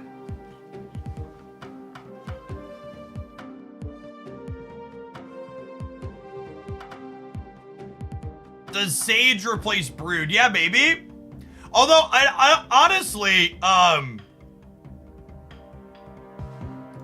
we had talked about Grandmaster feeling clunky with Brood and Surfer. So maybe if Brood's clunky with Sage, we just cut the Brood and then we play Grandmaster. I can see that. And then maybe we fit in some ones that could have different scaling amounts of power. Oh, Nocturne's a good call. She's also a 5, which is good for Sage. Is it just like Nova Kill Daddy? Widow's a good call out. I like Widow a lot. She's good with Sage. She gives 2 bodies.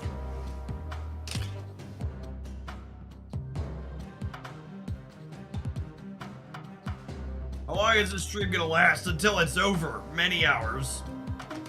Many hours.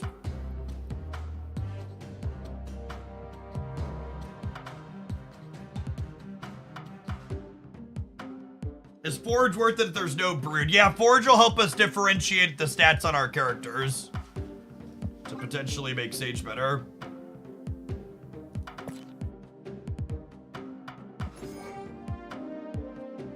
Nico's a good call out. She can provide some buffs to differentiate power. She draws cards. Nico sounds great. Sunspot's terrible. Nebula could be okay. Nebula could be okay. Sunspot definitely ain't it.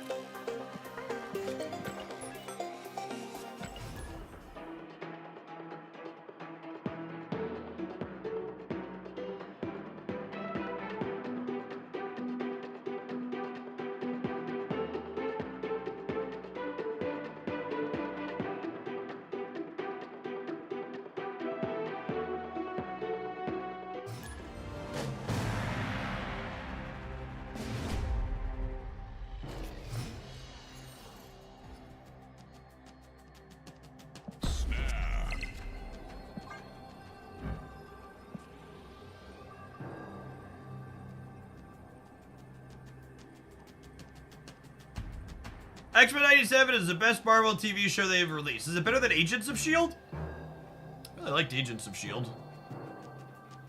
A lot of the D+ stuff has been hit or miss. Even the hit stuff is not that much better. I like Agents of S.H.I.E.L.D. a lot. I definitely never made it quite into outer space, Agents of S.H.I.E.L.D. The early stuff was all very good.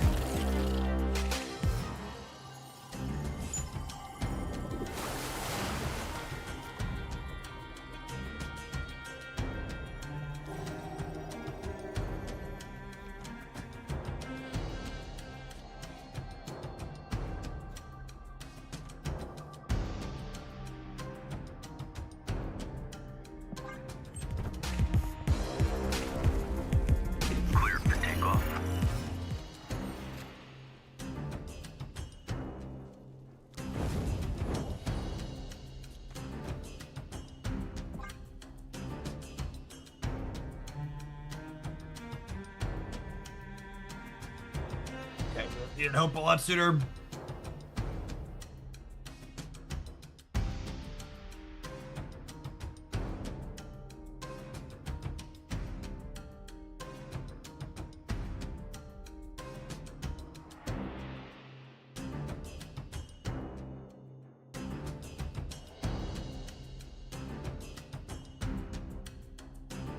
Hope versus Mobius. I mean, do you want to kick sandcastles or build them? Hope's a card that lets you build your own castles. Mobius is a card that kicks your opponents.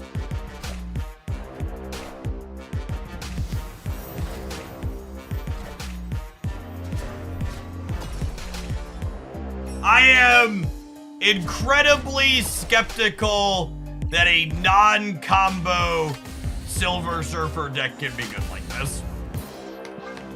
I think this style of deck is probably way too fair to be competitive in this metagame.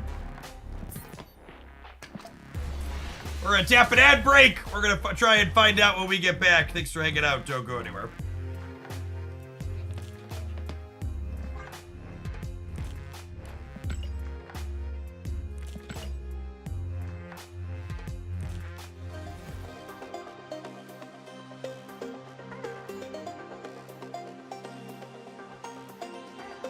Oh, it is the rollover. Look at that. It is shop time. Definitely buying that. Already planning to buy that. Wonderful Breon variants.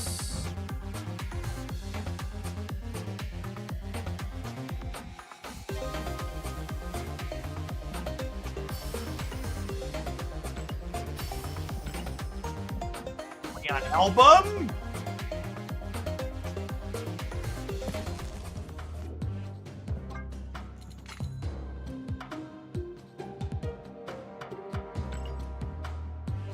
You rather Medusa bundle, yes. It's a fun one.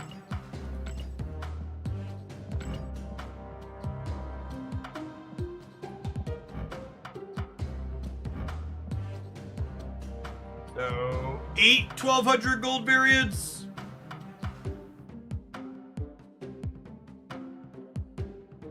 This will be one that I just don't finish. I have no desire for these cards. I think the only variant out of these that I would use over the one that I have is I like this Rion Spider-Woman a little bit better than the Spider-Woman I have, but not enough to pay 1200 gold for it. Tim FL, thank you for the 10 months. Welcome back. The feature location. Cards that didn't start in your deck get +2 power here. Why is that one featured on Sage Week? Is that Arrow variant an ultimate? Oh yeah, I think it is actually. Twitter's gonna love that. Twitter gets really excited every time an ultimate variant's in an album. They think that's super reasonable and fine.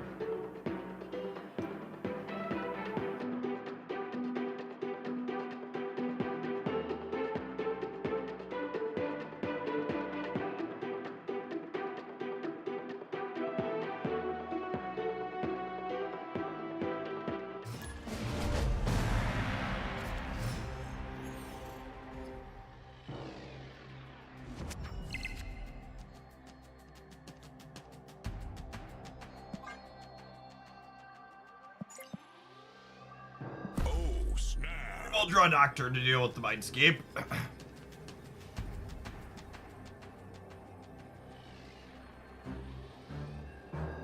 Guess I'm buying my first ultimate. Yep. Opponent snapped.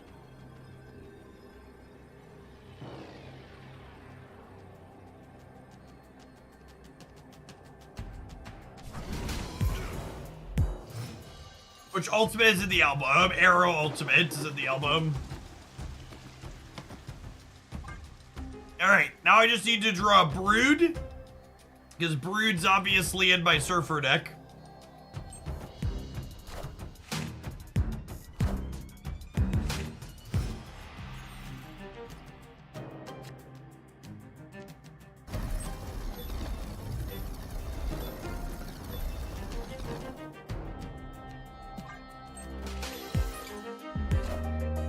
Silk Series 4 or 5. Series 5, but in the announced downgrades. And yes, Werewolf by Night was in one of the recent Dan Hip albums.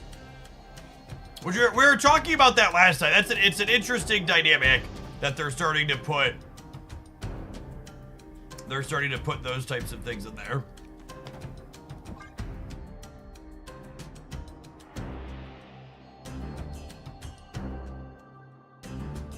The Dan Hip album that gave a Series 5 card as a reward, most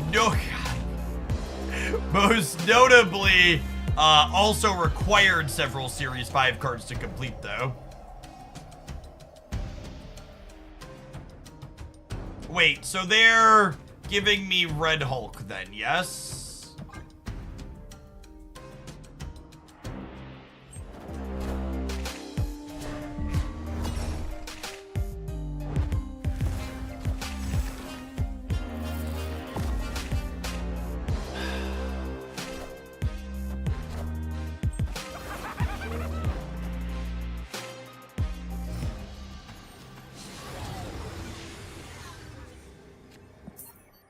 Ultimate variants ever have a gimmick besides costing 5,000 tokens? Yeah, they're supposed to do more with them eventually, but we don't know exactly what or when.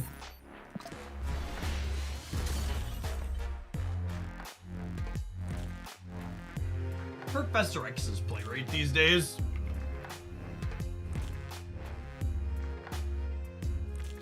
%. God, what a cursed format. Hella unpopular at least? No, she's at 7%? So 50% of my games involve Leech, Hella, or Professor X.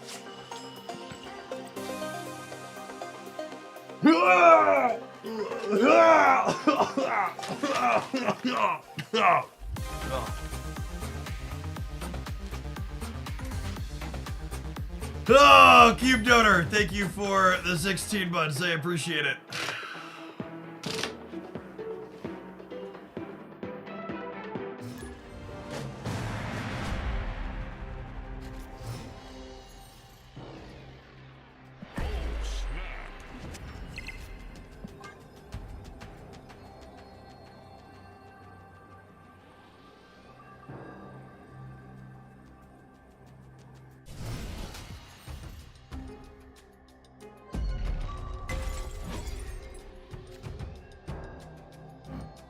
Ooh, new location.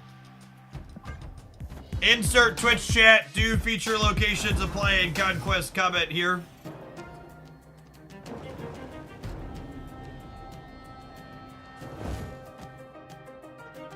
How do you say the new location name? This is the wrong channel to ask questions like that in Gamer.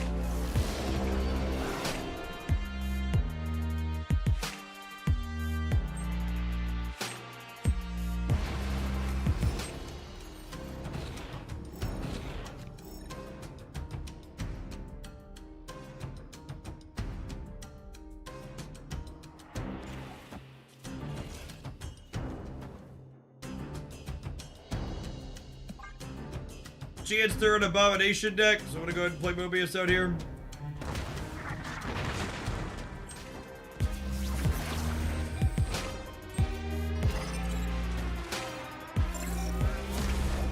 That's pretty good, yeah?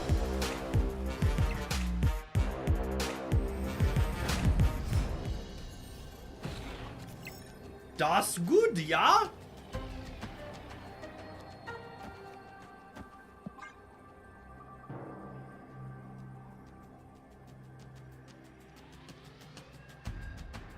Nocturne's such a lovely lady.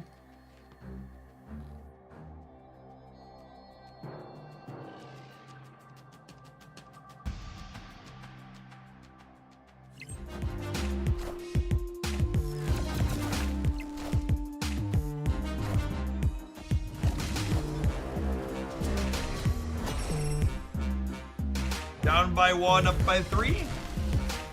Lovely. Victory.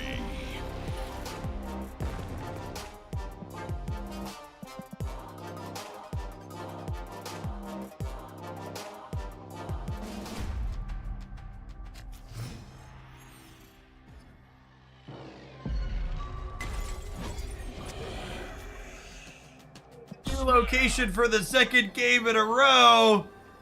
Life's a batch and then you die, gamers.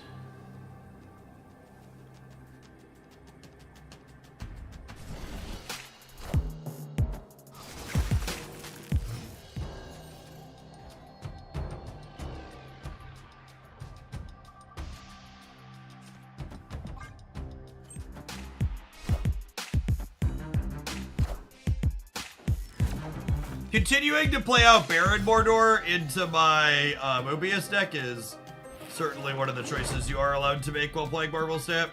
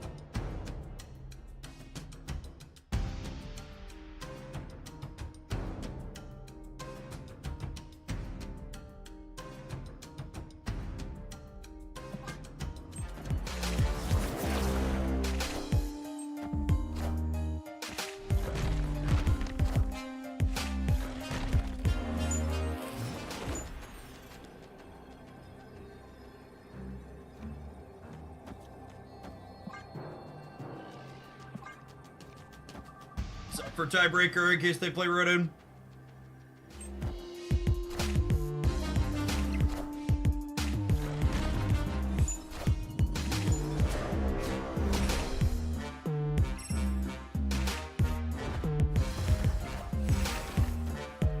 We actually tie left, right? Crush middle. Crush. Crush, crush, crush.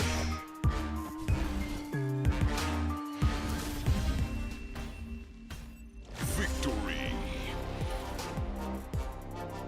Do you think they're a Darkhawk deck too? Oh, Rock was worth 2 on the left. Yeah, good shout.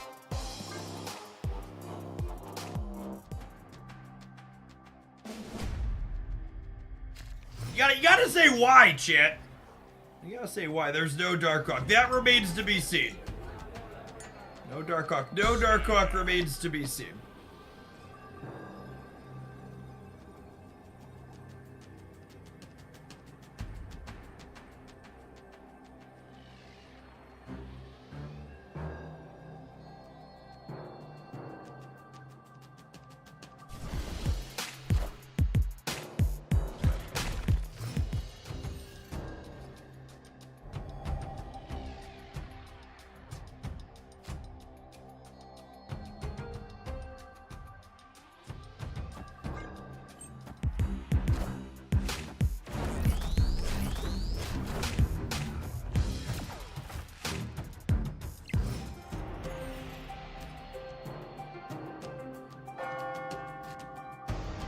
Darkhawk, the strongest card according to the devs. I mean, Darkhawk is quite good, gamers. You don't understand that Darkhawk's good. The problem isn't the devs, it's your understanding.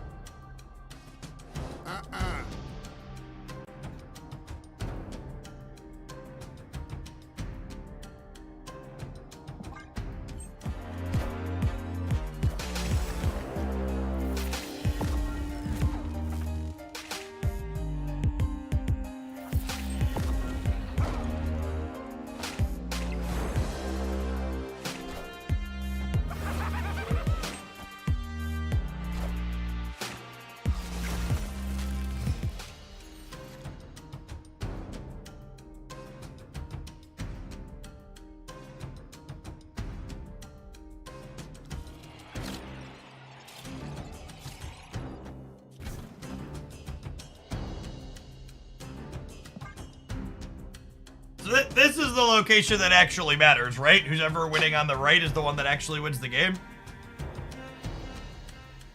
We want to win mid? Yeah, Chad, winning mid, well, the middle just mostly doesn't matter. The middle can help us win the right, but winning the right is the only thing that matters.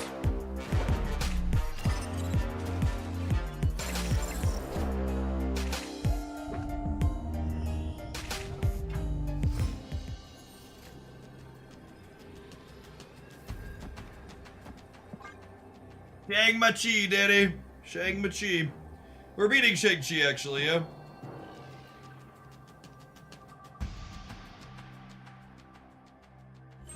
Corridor hit Mobius. They finally got you. Yep.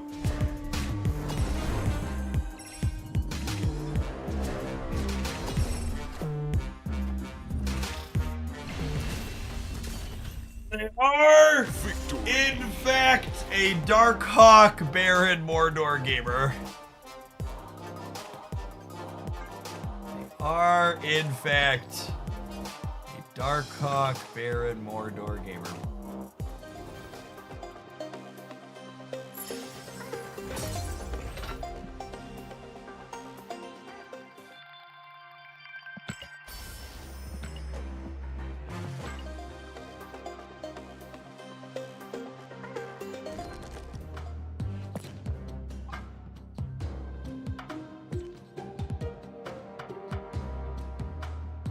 Oh, if I upgrade her to red, she has to stay red until we get 50 more boosters. I don't know how I feel about that, chat. I don't know how I feel about that. Do I want to play with red border Sage while I get 43 more boosters?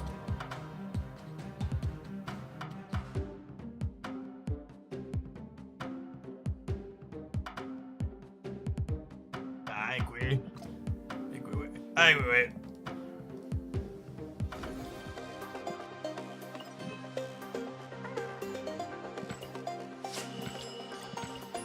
It could be worth it because of the fast upgrade, that's true.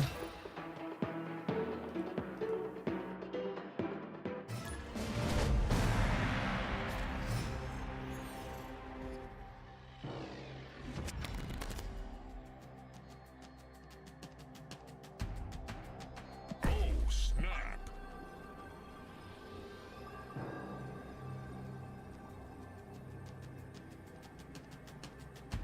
50 boosters, Michael. What could it cost? $10? 50 boosters is 200 gold, which is loosely, like $4? $4, final offer.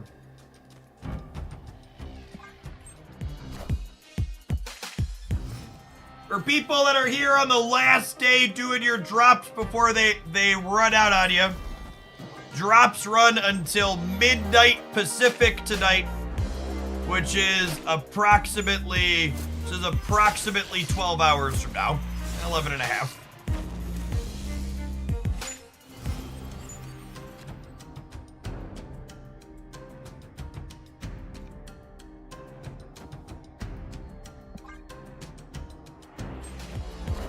Gun to your head, eyes closed. How many channel subscribers could you name without cheating? I don't know the answer to that question.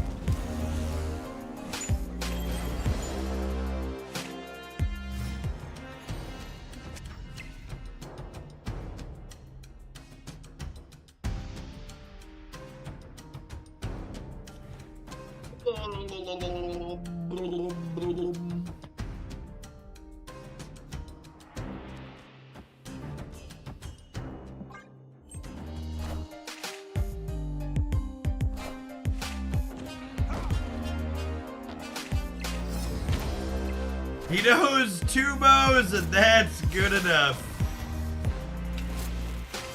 I am Accurate.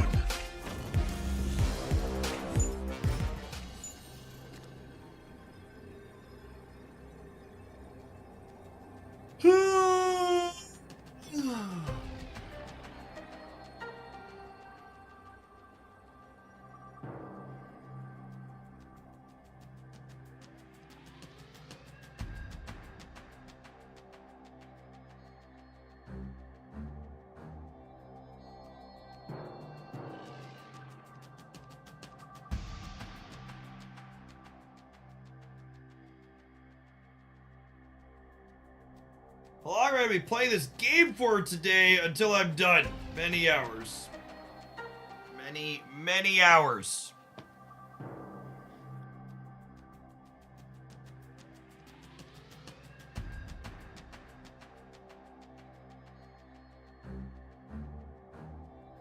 I think we're dead. Yeah, I feel you put it.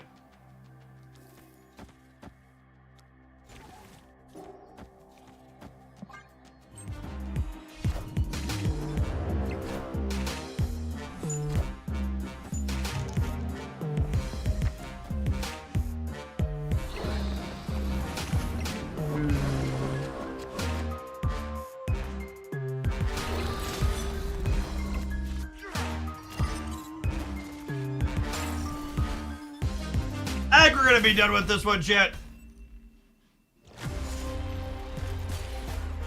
I think traditional surfer with no gimmick is... I think Marvel Snap has moved well past surfer without a gimmick being good. I think there's plenty of surfer decks that are fine, but they really need... Sage does not feel good here. She's just like consistently a 6-power thing, not consistently double digits, and that's not good enough.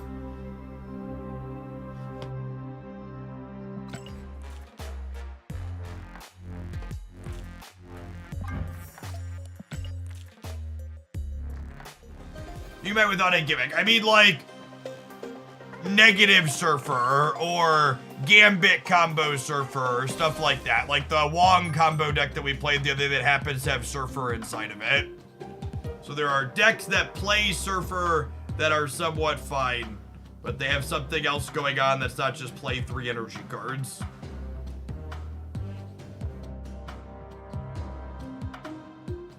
The hell is this doing? It's Cerebro 5 with Surfer and negative?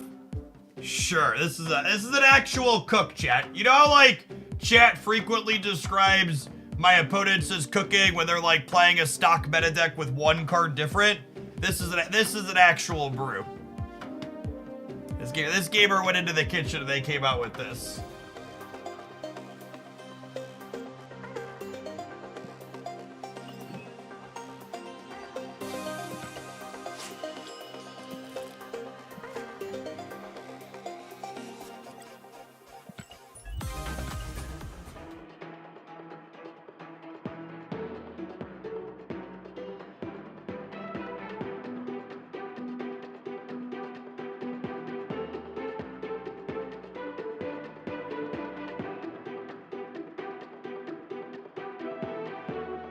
This deck list, chat, is like when you open your fridge in your pantry at 2 a.m. and you haven't been shopping in like a week and a half, and you're like, I'm gonna make something out of what's in here, and it's gonna work out. Load up a Cerebro deck, first location, Wakandan Embassy. Nailed it.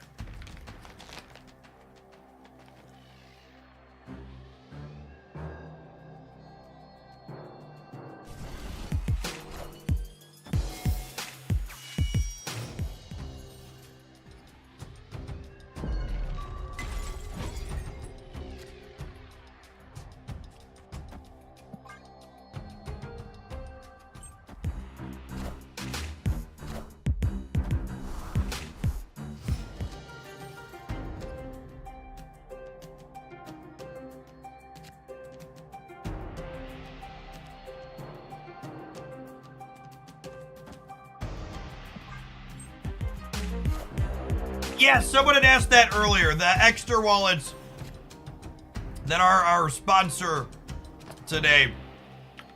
They have regular leather wallets, but they also have non-animal leather as an option as well, if that's your preference.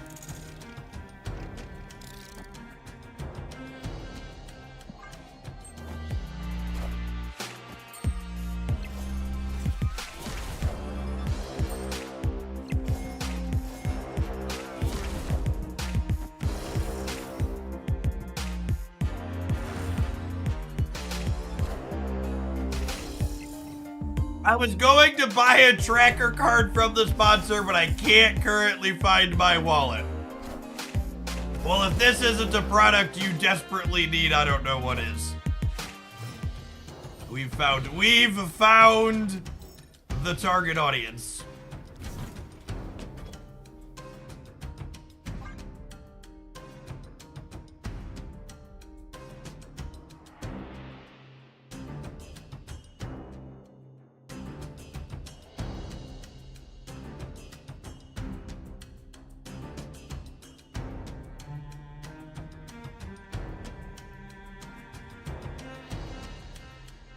The plan here is Iron Man left, and then Red Guardian left, grab the Cerebro bonuses, double them, brood the middle to fill for Ant-Man.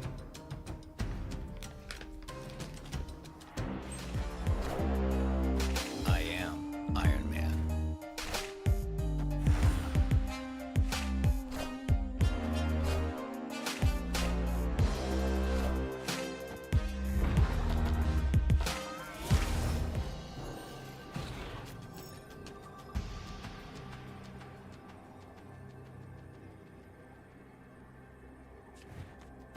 Ian. We still win, yeah?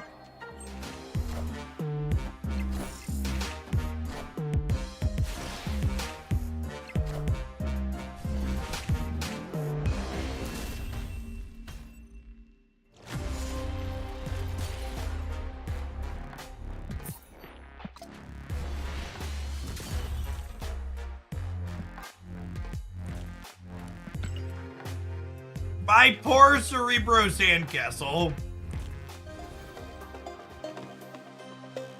That's what we like to call unlucky in the business, gamers. They really put us in a cage. There was no way out.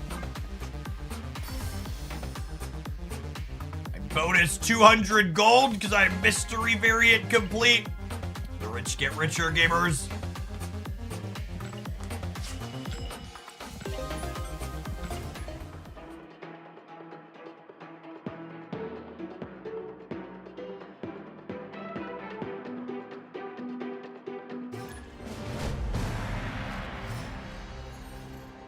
Oh, snap.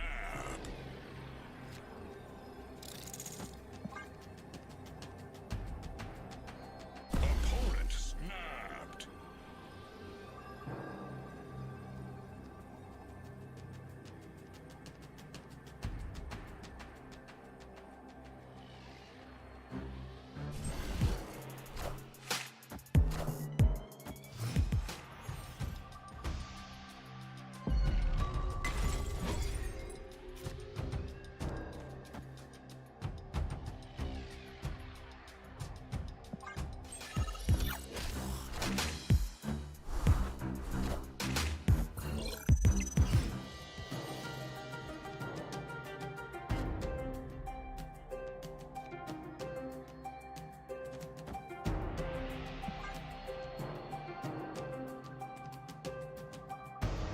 Got Crystal in our Mr. Negative deck, gamers. For that extra value.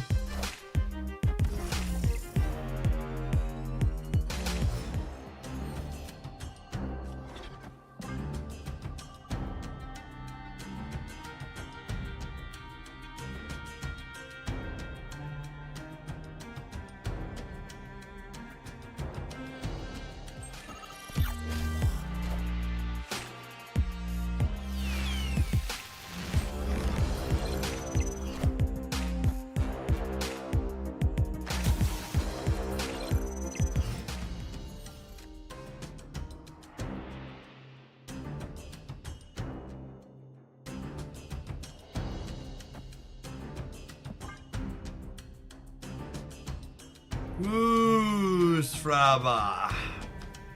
Goosefraba. There's the goose, gamers. There's the goose. Actually, just like we drew it up. Actually, just like we drew it up.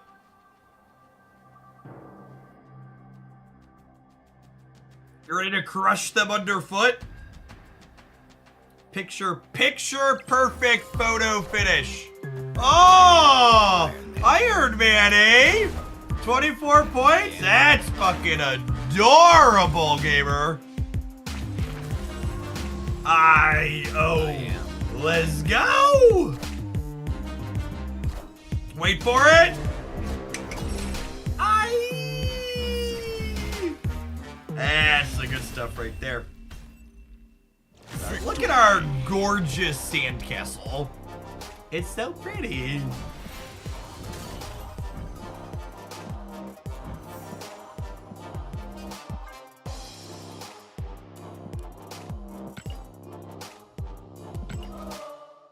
Who sent me this one?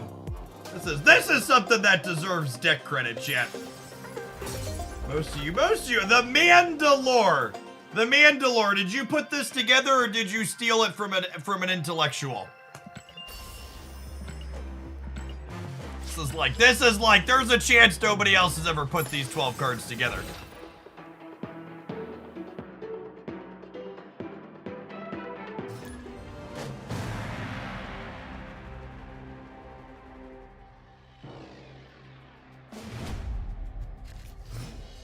Yes, the Marvel Strike Force promo will run through Saturday night. So if you haven't completed it yet, you have some time.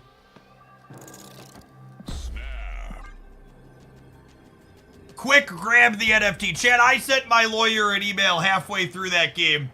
The Mandalore might have submitted this deck, but they certainly didn't trademark it, and they will have all rights lost to it before this stream is over.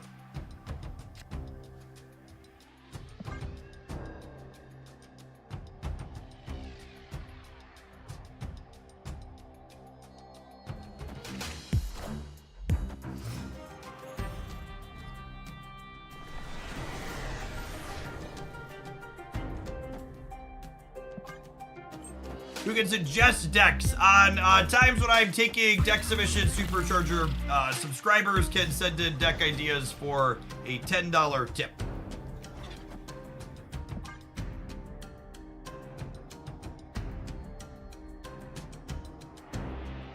I'll probably have room to take more today at some point.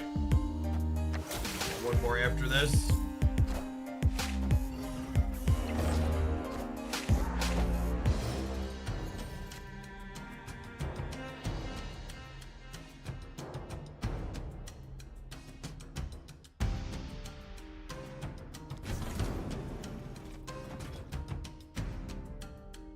I think giving them Iron Man is fine, question mark.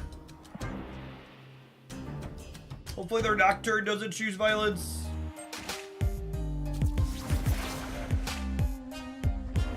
Oh! Well, that's like the opposite of violence, gamers.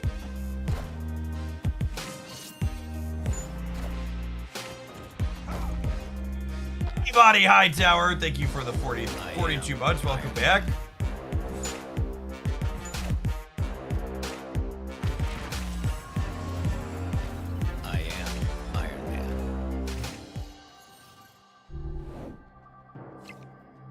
Oh, they could just tug the rug here, yeah? If they really wanted to.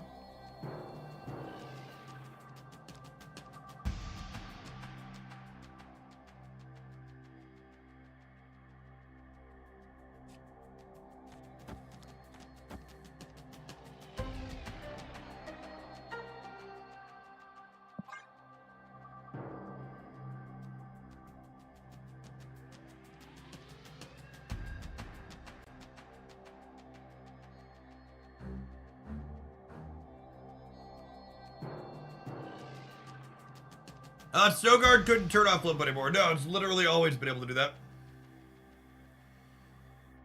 Literally always. In fact, Snowguard Hawk can turn off Limbo on turn 5 or turn 6. You play the bird and Limbo doesn't work.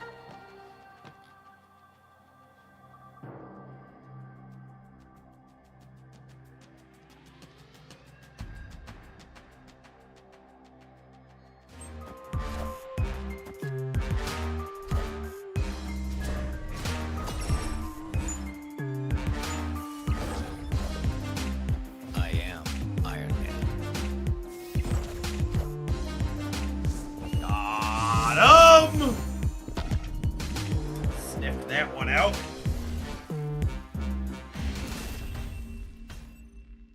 Victory.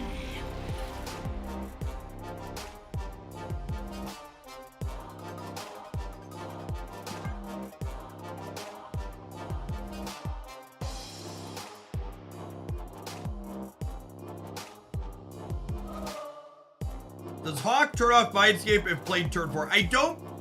Does it? I don't know that it does. Mindscape triggers at the beginning of turn 6, yeah?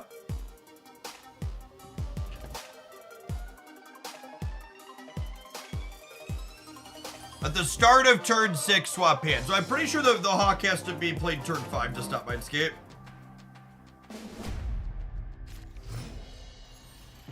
Because Hawk wears off at the end of the following turn. Oh, snap.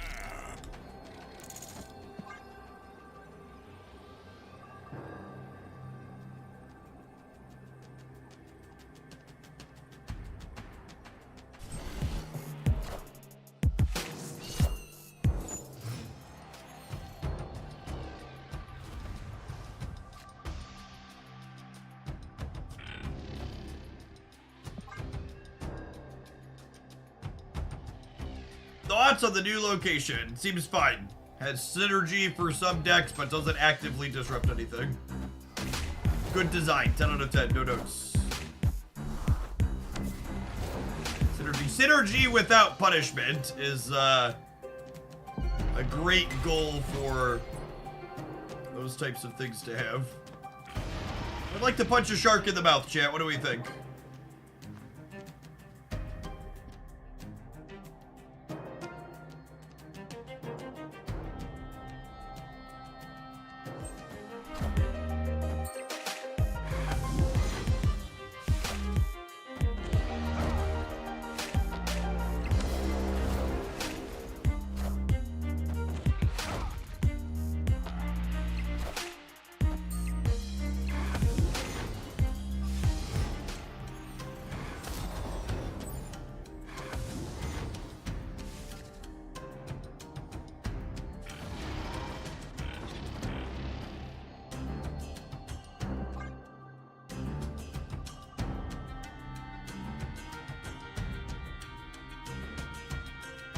Can you punch an ant in the mouth? Asking the real questions.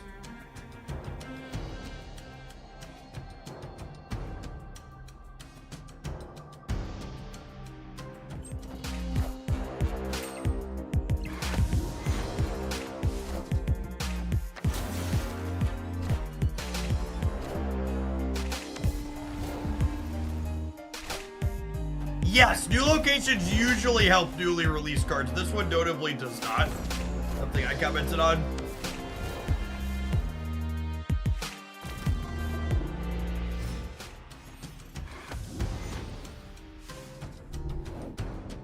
Jeff punches babies, you heard it here first. You must have missed that Reddit thread, huh?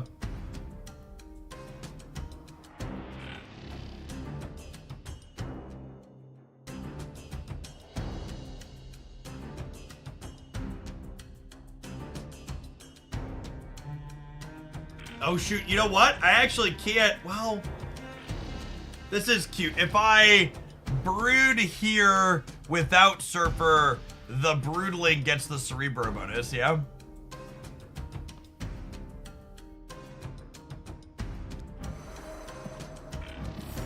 So this will be 2, and this will be 2, and then whatever I draw...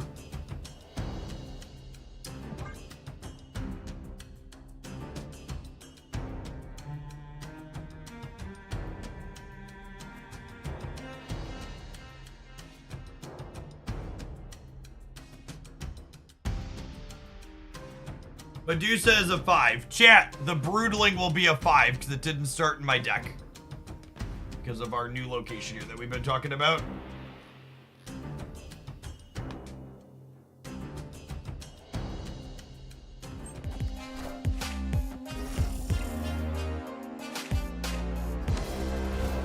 We need to draw a Surfer or Iron Man here, gamers. Surfer or Iron Man. The two we're looking for.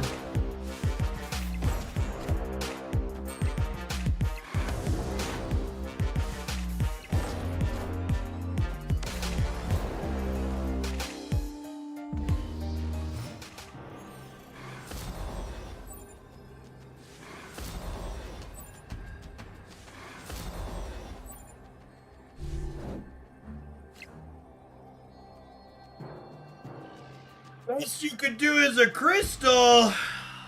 Well, fuck you, buddy.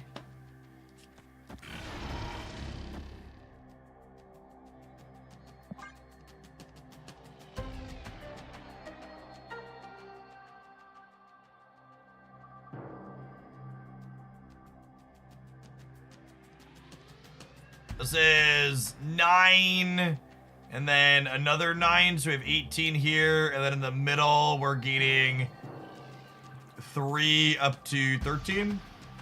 Probably dead here, but I also ain't into sweating, so let's get this match over with. We lose this one, we'll play for 6 in the next one. Brood's going to screw us Cerebro at the new location.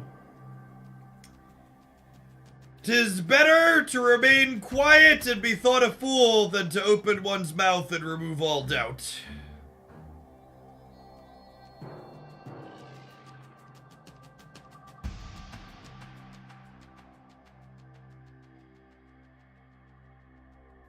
Our Broodling will be 5 power on the left. Just like Medusa in the center, Medusa will be 9 and the Broodling will be 9.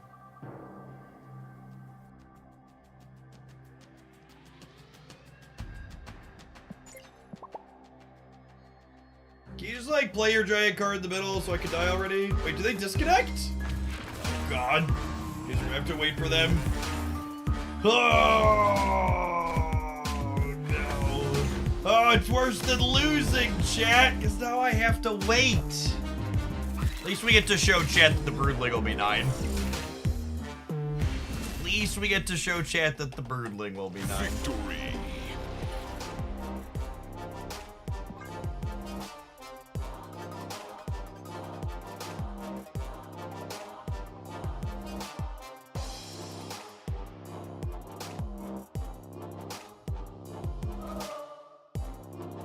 Alright, while we're waiting for this timeout to happen, it looks like it's time for another round of ad rolls. I'll see you in 120 seconds. Thanks for hanging out. Don't go anywhere.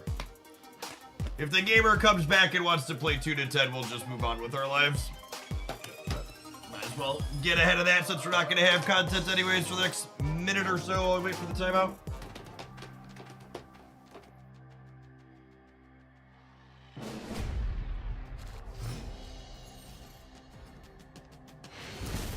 Okay, cool. Victory. You think Mobius is better than Killmonger? I think Mobius is better than Killmonger in my Ant-Man deck, yes. Strong possibility.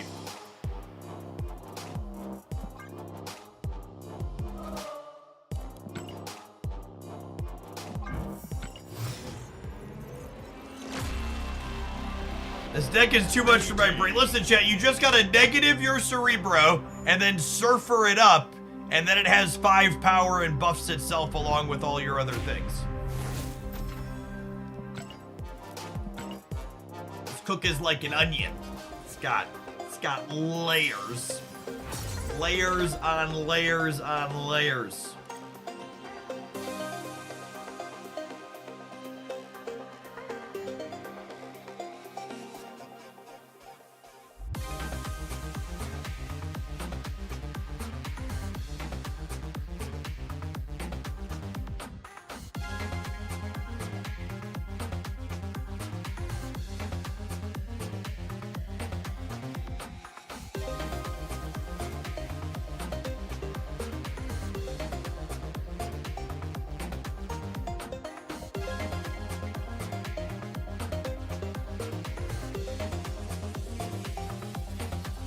The Brood synergy is throwing me off. Yeah, you have to negative the Brood as well.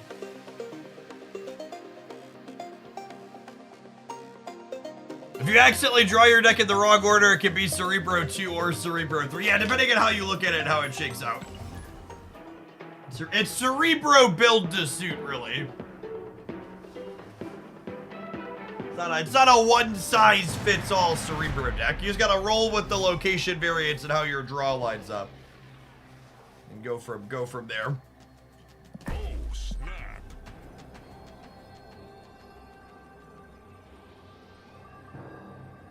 Oh, we totally should call it Cerebro Prime. 235? Yeah. It is Cerebro Prime. Nailed it. Perfect. No notes.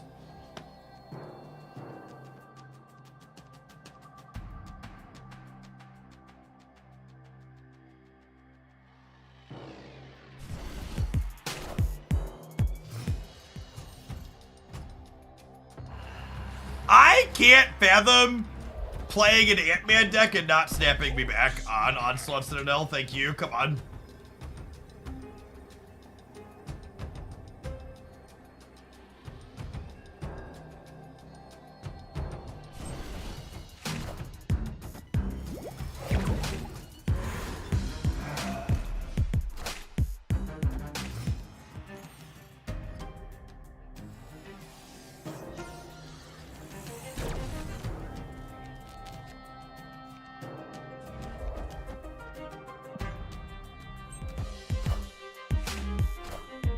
Please explain how this deck works. You put some lime in the coconut and then you drink it all up.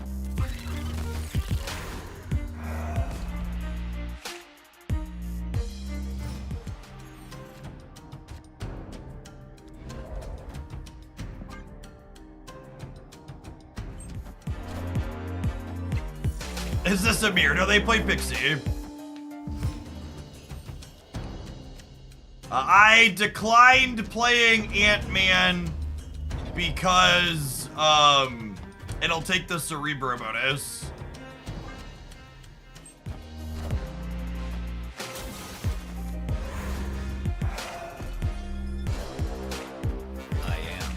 Probably Pixie Ultron, yeah.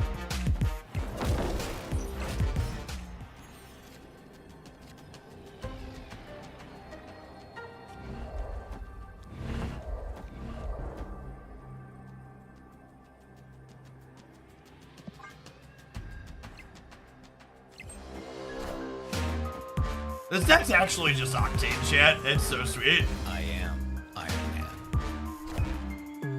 I like it a lot.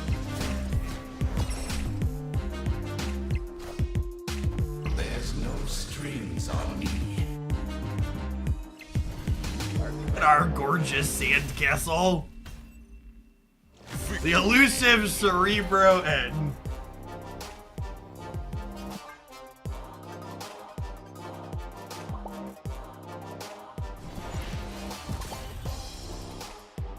We have not inverted a Cerebro yet, no.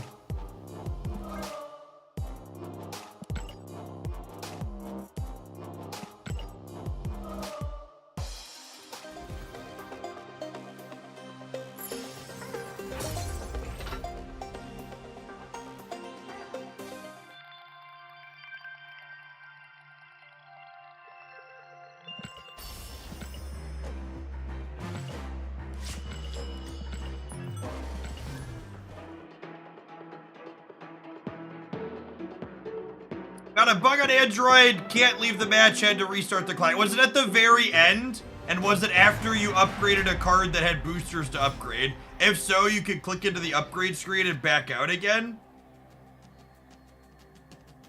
And it'll give you the menu at the bottom. I've had that happen a couple of times on PC.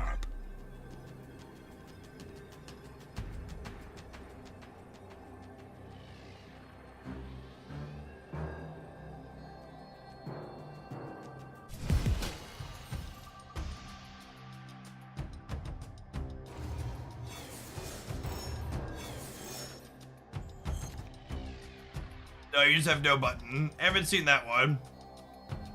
I definitely believe it happened to you, though. Opponent snapped.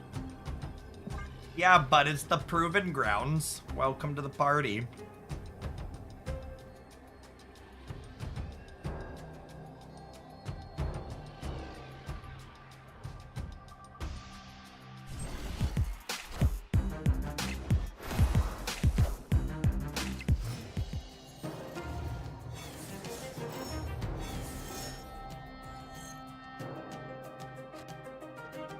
It's a space. Do frown. Beep a deep boo. Beep a deep do.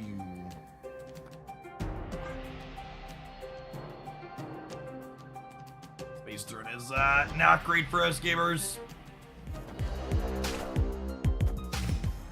Scorpion Wolverine.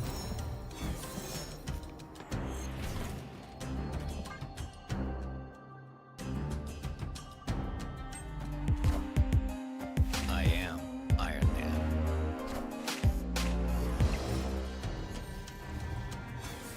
Gonna draw Mystique here. Lovely.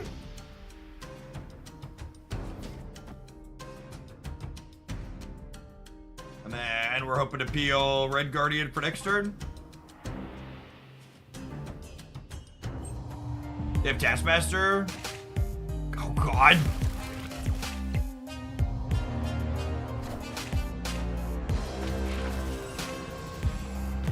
I am Iron Man.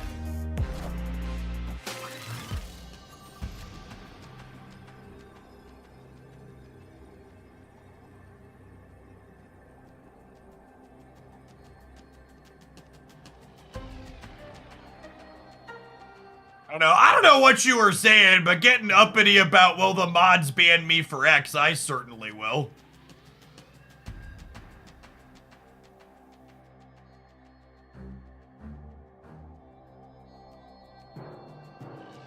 Also, if your only justification for a deck not being good is trust, what's the best way to say it? If someone asks you to explain why a deck is good or bad, and the only thing you can say is, trust me, bro, I have results, then it doesn't matter. That's an appeal to authority, and the only authority in this channel is me. So if you want to have a conversation about something, you can, like, make reasonable points and have a discussion or form a logical argument, but just, no, I wanted some tournaments, so you should trust me? Like, one, Marvel Snap's never had a meaningful, significant major tournament. There's been plenty of small community tournaments that, like, you know, sometimes some number of people play it, but there's never been an entry fee high prize tournament. Like, I think the biggest prize pool of any of the community tournaments has been like $1,000, and they're all free to enter. And I really can't emphasize enough how much the lack of an entry fee hurts the competitiveness of a tournament, because most people don't take a thing that they don't pay anything to enter remotely seriously. So I'm glad you're having fun, and congrats on feeling good about your tournament win, but just, like, it's not the appeal to authority you think it is.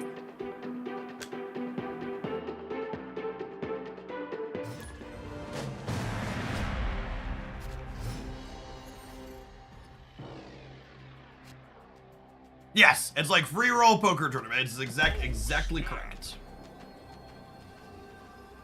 People who had to pay even a nominal entry fee for something care way more than people who paid actual nothing.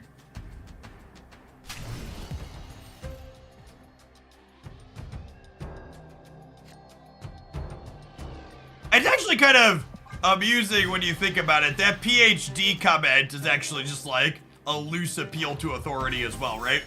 Or like, oh, you should care about the thing that I said despite what you said about it because I have a PhD. I'm a professional Marvel Snap player, yep. The only professional Marvel Snap players in existence are people like me who pay their bills by making content. Nobody pays bills by making Marvel Snap or by playing just games of Marvel Snap. Getting to first on the ladder doesn't get you a check from Papa Brood.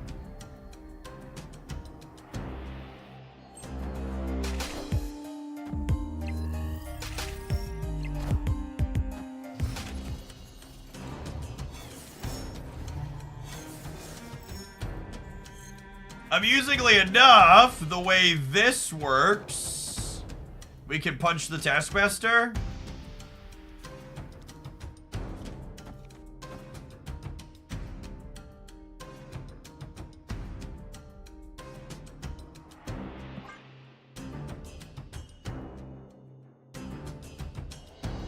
What if they get first on the ladder using this deck? But what is even, and that's something people talk about all the time, right? Like, what does getting first on the ladder mean? Like, did you play the deck from rank 10 to get it? Like, what did you do to achieve the thing you're talking about? Probably not playing it from rank whatever. God, Alliance is still such a toxic turn.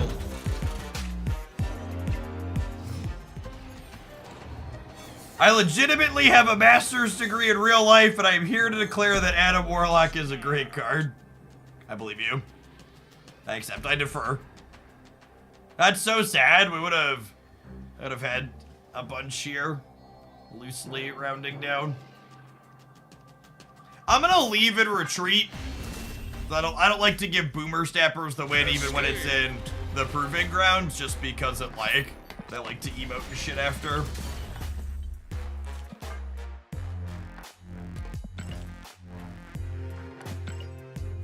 Adam Warlock was a great card. You know, Marty, I don't think you were playing Marvel Snap when they changed him. Something the second dinner dev shared is that 2-0 Adam Warlock was actually one of the only cards in the history of Marvel Snap that frequently had worse metrics than Agatha in their internal data. So like, I'm not gonna twist your arm and tell you that 5-5 Adam Warlock is good, because it's definitely not. But the 2-0 Adam Warlock was good is definitely also not true.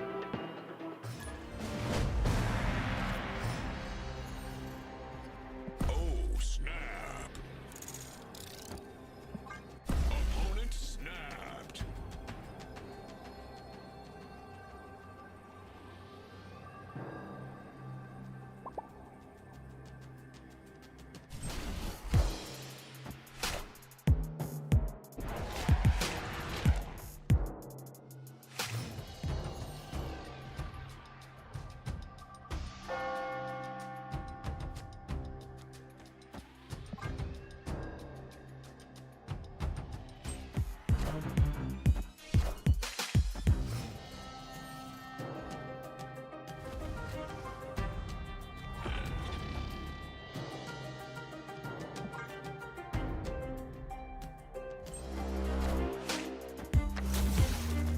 Sorry, work things happened over your lecture. I can only assume you said stuff that agreed with me.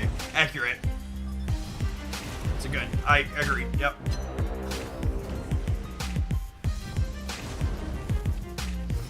I can see it's not your first time in a Twitch chat. Smart. Smart. I'll punch a shark in the mouth, chat. Am I? So.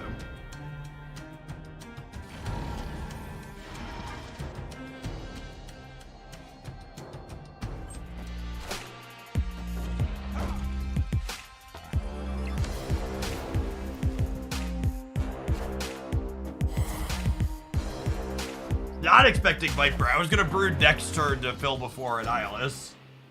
Viper's a pretty good one. Okay, so there is a... Well, our deck's actually all bangers, yeah? It's negative Cerebro, Mystique, and Iron Man here.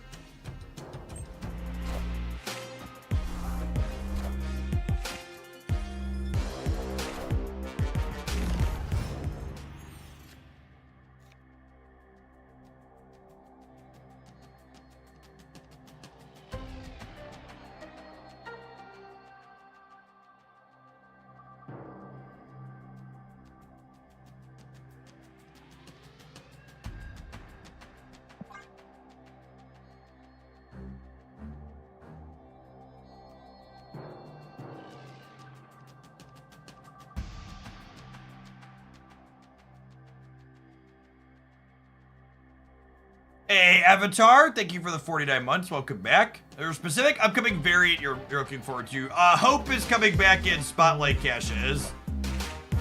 I'm looking forward to finally getting her. And finally having a variant for her, I mean.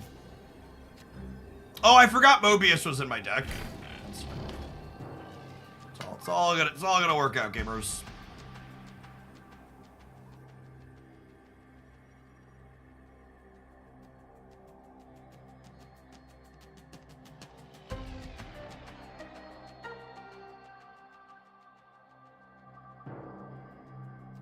Cannonball. Would Cannonball get us here? I would have 10. I'm beating just Cannonball on the right. They'd have to have Cannonball plus something else.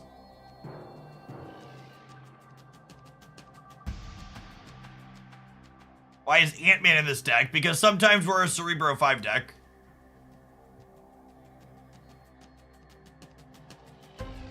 Other times we're a Cerebro 2. Other times still we're a Cerebro 3.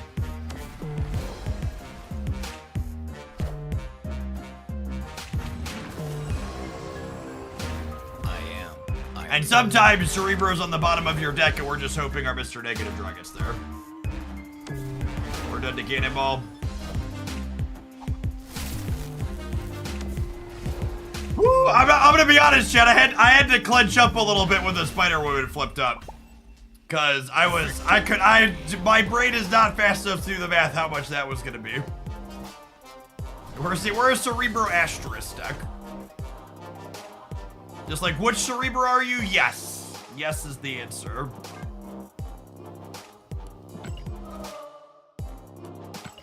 We're a C++ deck. Every programmer's worst nightmare. That's not true. C++ is better than C. Oh, low bar.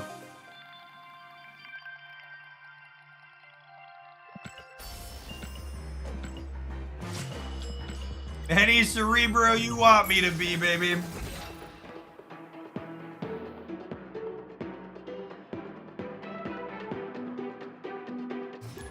It's a wait and see deck. There's a good one. That's a good one.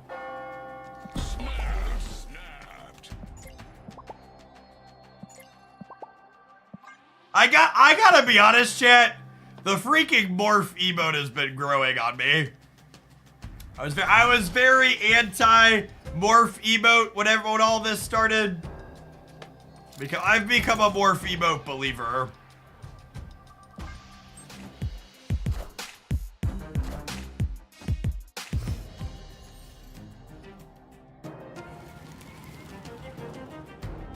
This just in.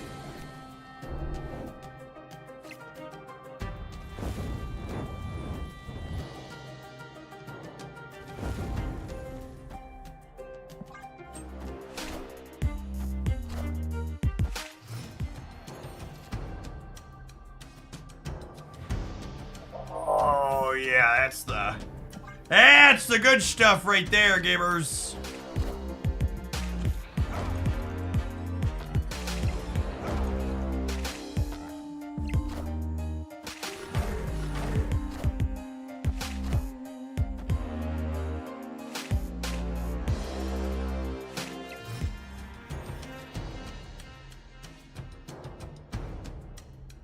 Definitely not a loaded that Ramaset. Thanks for hanging out.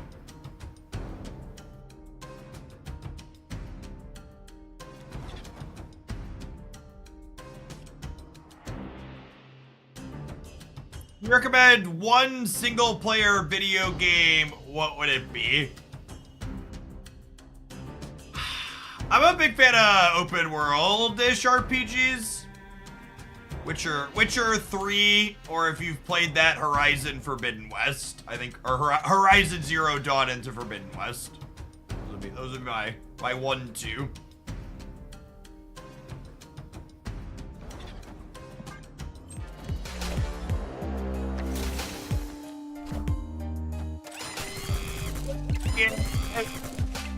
He's got such big hands, chat.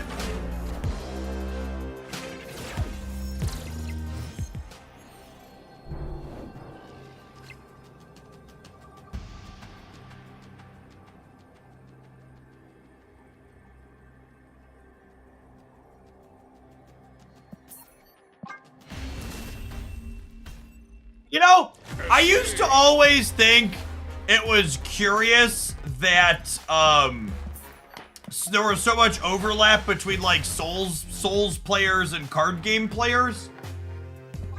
But then I had this light bulb moment where it actually makes a lot of sense that there's a lot of overlap between Souls players and card game players, because both of those genres really have players that really like to be mad while they're playing their video game.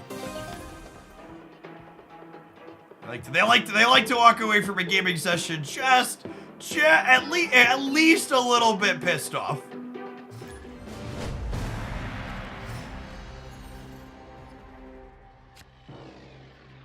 Snap. Opponent snapped.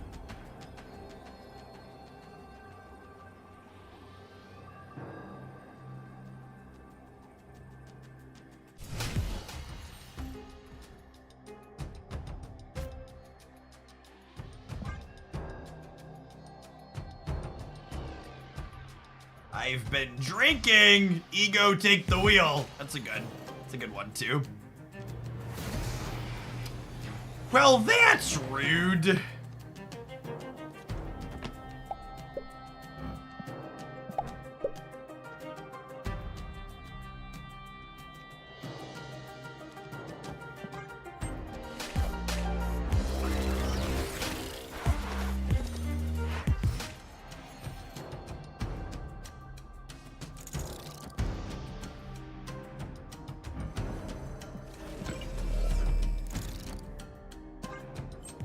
Our hand's kind of a banger, actually, here. Face the might of Asgard. Mjolnir. Mjolnir. That's a lot of hammers.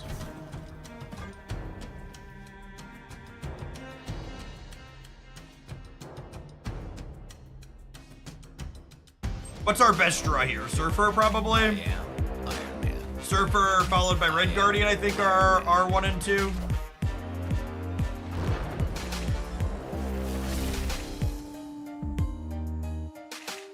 It's very appropriate that their username is I've been drinking and they're currently getting hammered. That checks out.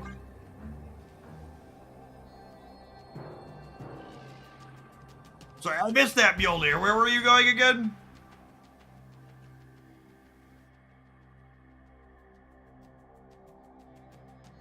Their title is Ego Take the Wheel, which feels like it's a good one too off the username.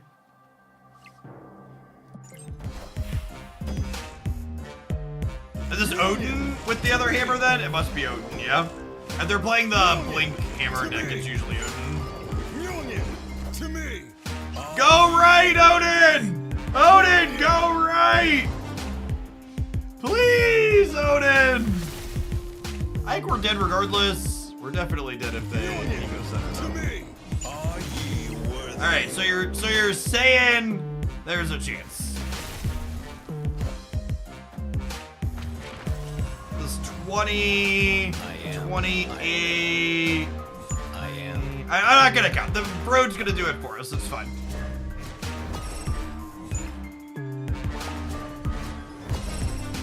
Cool. All right. Victory. Now the Moon Knight's a good touch.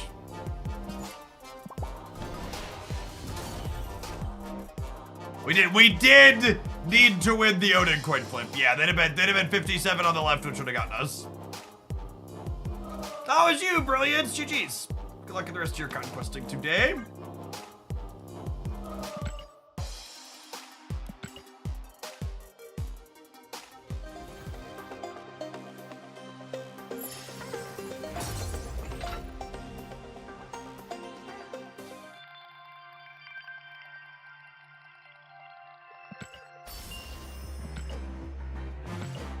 Yes, excellent name title combo.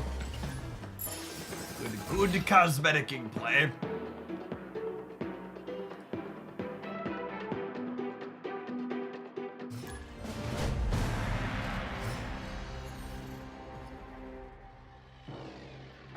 Do shop takeovers not override for variants to run in your shop? 3 re-out variants I missed and not sure. I don't know any of the details really on how shop takeovers work.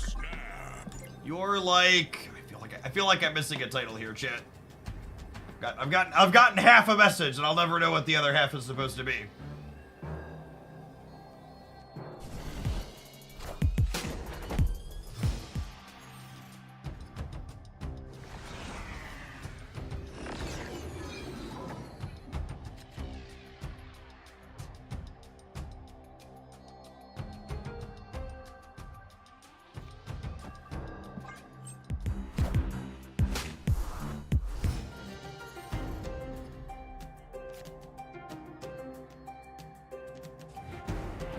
Punch a Nightcrawler in the mouth. Souls and card gamers are bored, addicted to the elation of winning in an unfun environment. Wind, aid my hand.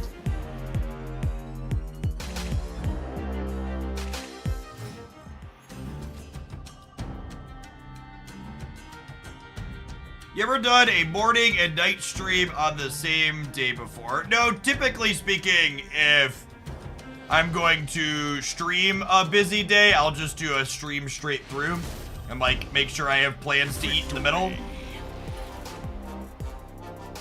One of the things about streaming is that even when you're in your normal time slot, it usually takes you like somewhere between 45 minutes and even up to 2 hours to hit like your peak viewer count for whatever game you're streaming. So it's, from a pure metrics optimization standpoint, I am much better off doing like a straight 8 or 10 hour stream than I am doing 2 4s or 2 5s.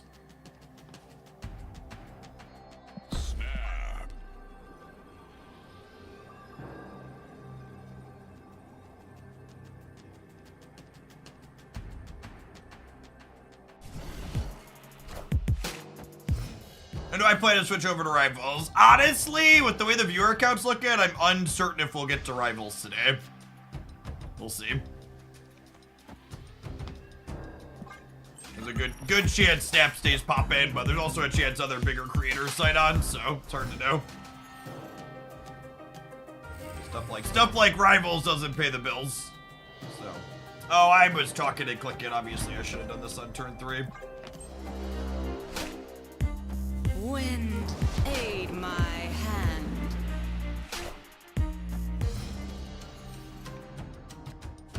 Ah, I'd have had the inverted Cerebro too. Sedge. I play with the gamepad on Rivals.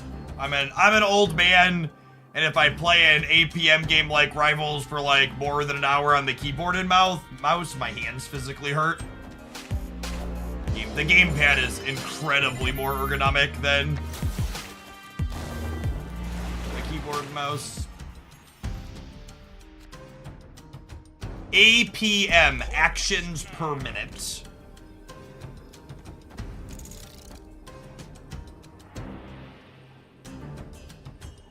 Lots of button pressing, basically.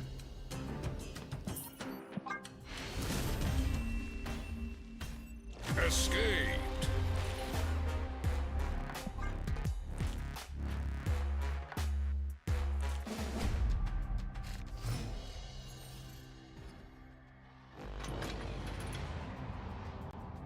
Snap.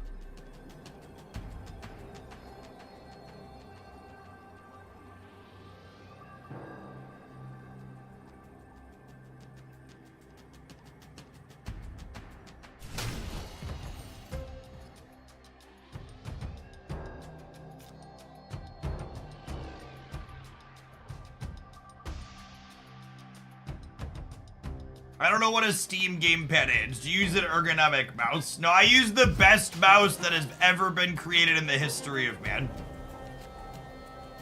I use a Logitech MX510.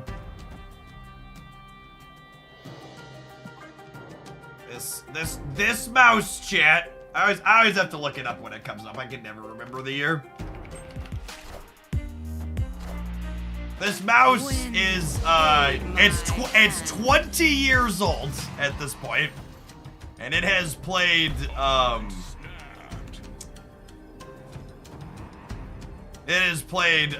thousands of hours of Counter-Strike and Guild Wars and just about everything else under the sun throughout my gaming lifespan. I think we just brewed the middle. We'll just make this the game. I'm tired of playing against their lockout deck. You have to clean the ball on the bottom. Listen, you fucking boomers. Optical mice have been out for a very long time at this point. There's no ball on the bottom of the mouse. You have to clean the ball. Get some help. Get some help.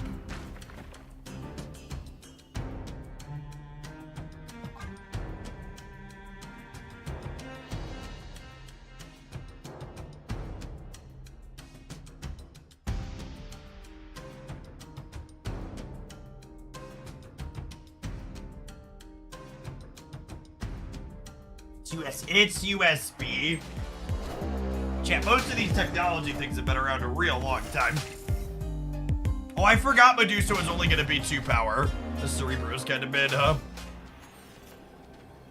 Hopefully they move old Vision over to the left here so we can punch him in the throat with Red Guardian. And get Goliath here and curl up and cry.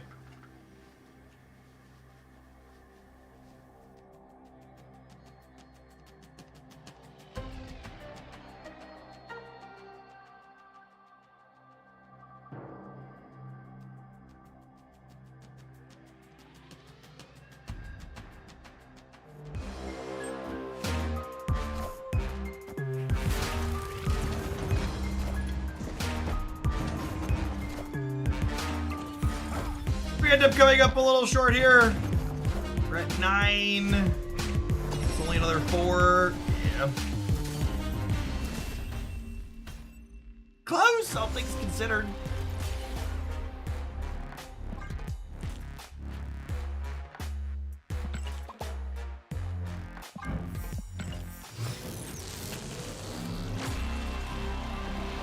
Animated.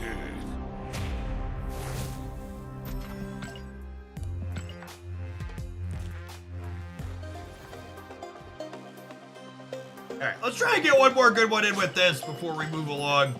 It's been a fun set.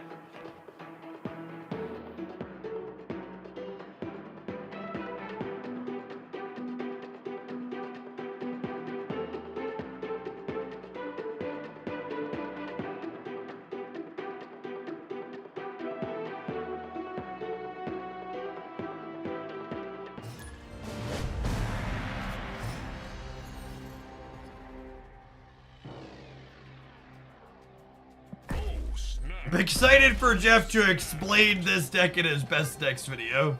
Do you think Snap will ever get a draft mode? Nope. I think draft is an incredibly unpopular card game mode that a vocal minority often asks for in every card game I've ever played, but generally speaking, people don't really play it compared to Constructed.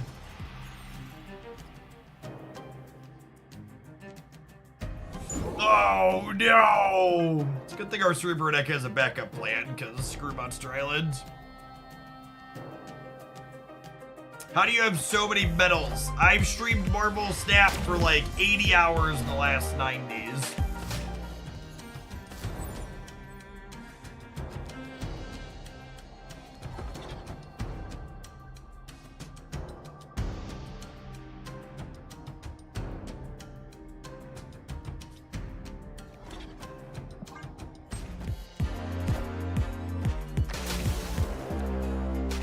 Draft was invented to sell packs that subsidize the economy.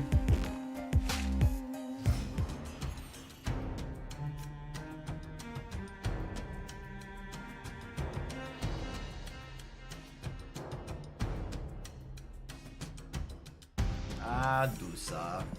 Hadusa.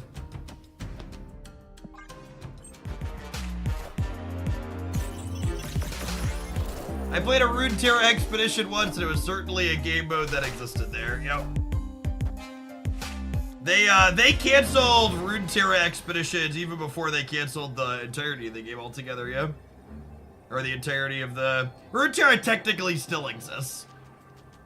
Just casual Iron Man and Mystique being the bottom 2 cards of our deck after we Mr. Negative, huh?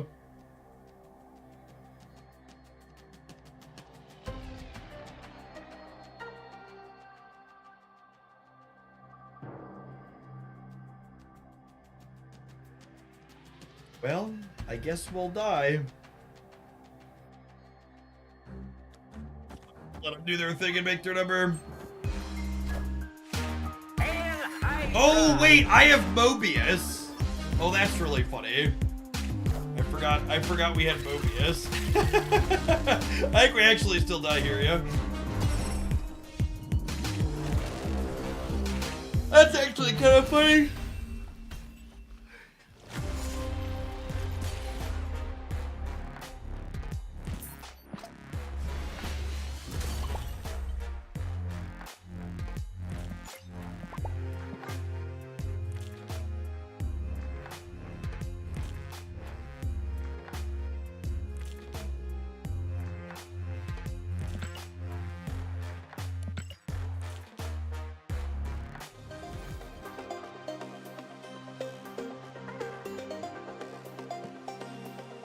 Which wallet has a 45% discount? So it says up to 45% off, and that's with a stacking discount with some other thing that they're technically like automatically comes off on the site. So I actually talked to my manager and said we needed to push back on that next time. I didn't realize that was gonna be there until we got the assets from them. I'm gonna just hide it actually. They have a problem with that, they can come talk to me. So the code Jeff H gets you a few extra bucks off when you add it to your cart. Off the bottom. It's one of those like technically correct marketing jargon that I'm not a huge fan of. 2 or 3x value type thing. This was fun. I mean, I had low expectations. I have low expectations going into this, so we definitely won more games than I was expecting. I think the fun part was that we won some games with like Mr. Negative Iron Man draws. We won some games being a Cerebro deck. We won some games being a Surfer deck. What was this deck's win rate? Are you the person? I feel like I remember your name asking about win rate the other day and me giving you a lecture about it not mattering. No, just a different blue name. Win rate doesn't matter, chat. Win rate is irrelevant. No single content creator plays a statistically significant sample size worth of games. If our win rate was 100%, it would be irrelevant. If our win rate was 0%, also irrelevant. Especially when I do things in Conquest like we get 3 games into a match and my opponent's deck is tedious and we're up cubes and I'm like, nah, I'm done. There we go, I bounce.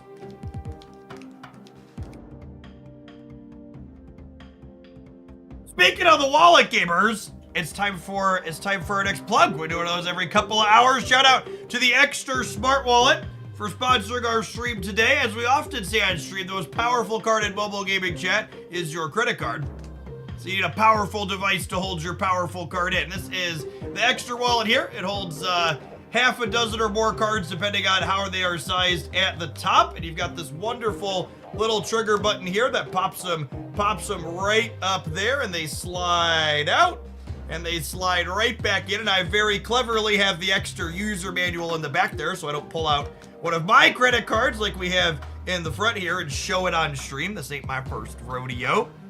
It also opens up here. In addition to the top, you've got a couple of things here where I keep my ID and a little clip for the dollary dues inside of it. Comes in a variety of different colors that we will rotate through here momentarily. The back pouch also has a spot where you could put another card, but you could also put this little lovely extra add-on, chat. Let me tell you about this add-on. This is one of those things where I didn't realize how much I needed this in my life until I had it. This nice little thin doohickey here that slides on into the wallet cleanly is a Bluetooth card that connects to your Android phone, and it lets you ring from your phone the little card to play a noise. I am someone that, before I had this device, used to play Find My Wallet around my home. My children and occasionally my wife making fun of me while they helped me search, and now I just press the button and it dings somewhere in the house. One of the other things that's wonderful about it is it's not yet another device that you have to worry about plugging in every night. The battery life on it lasts for well over a month when it's fully charged, and I've had mine for over 3 months now, so I can attest to that personally. And when you are ready to charge it, you just go out into the big, scary, great outdoors, and this little panel at the top here is a solar panel. You throw it out in the sun for a couple hours of direct sunlight, it'll get charged fully back up for a month or more for you. And it does let you know via notifications in the app when it's ready to need to be charged. So you'll never have it run out and have it be a surprise on you. As a new player, how do you get more cards just playing the game? No pay to win BS. Well, paying money to get more cards isn't pay to win. You can't pay money to make your cards bigger or have better numbers. You can pay money to get more cards faster, but it just skips a time wait as opposed to giving you things that are stronger. So you have to play the game, and even if you're spending money, you do still have to do some waiting.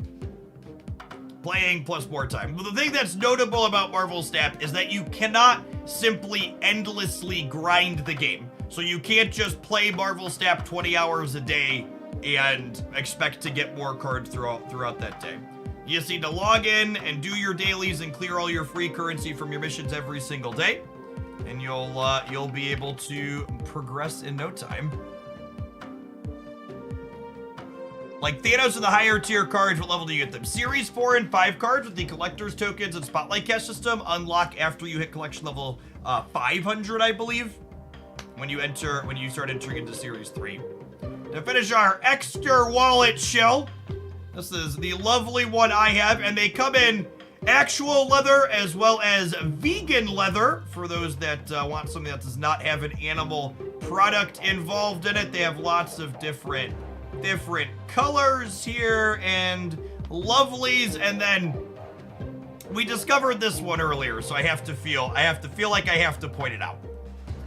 This is a new product that they have. They have an 18K gold card holder, so it's missing the extra flap on the outside here. But if you're something of a whale and you need an appropriate whale's wallet, chat, you've got all gold split Marvel Snap cards, and you need a gold split wallet for your most powerful card to match, Extra's got you covered on that too, in addition to the little chip below. And they also do wonderful bags and all sorts of other stuff, and you could get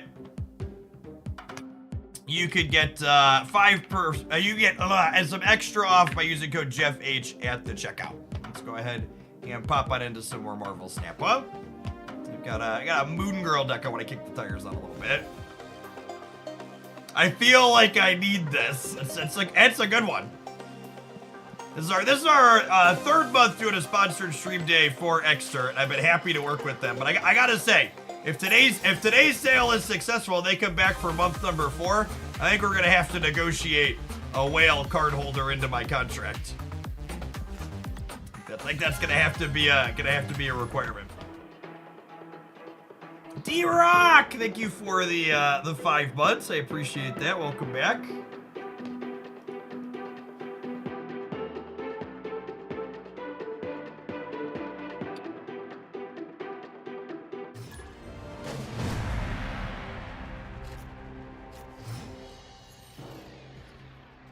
Much longer am I going to stream for? I'm gonna be online for a bit yet.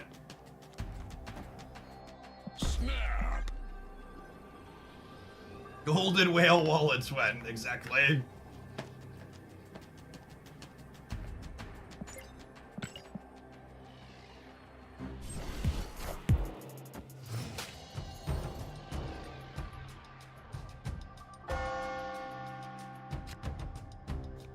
That is a lovely draw on the She-Hulk. We just need a Sunspot to match.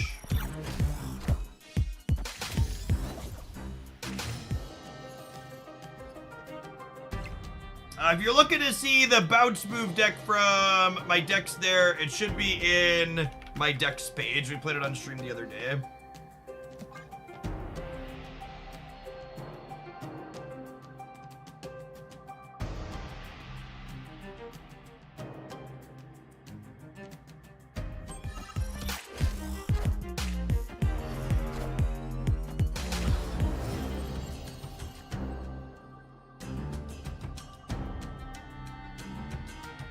The game refuses to let me have infinite. What an incredible way to phrase that. I've been playing since Black Panther season, and the game refuses to let me have infinite. Card gamers be wild, yo. I'm about to juice this up.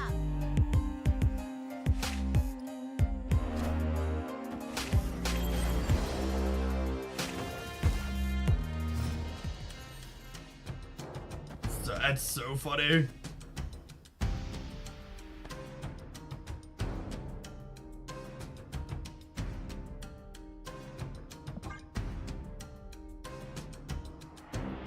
I promise you, the game is not rigged against you. You just have deep-seated what we like to refer to as main character syndrome. and you do not understand some amount of fundamentals about Marvel Snap. And if you took the time to try and understand them, rather than complaining the game is rigged against you, you'd be much better off.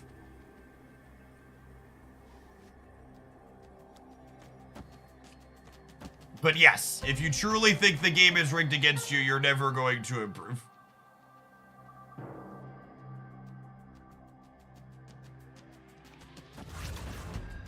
This is a solid first game here. I think we just do this. I think they probably don't compete for the middle. And we just slam left and right and hope to win one of those.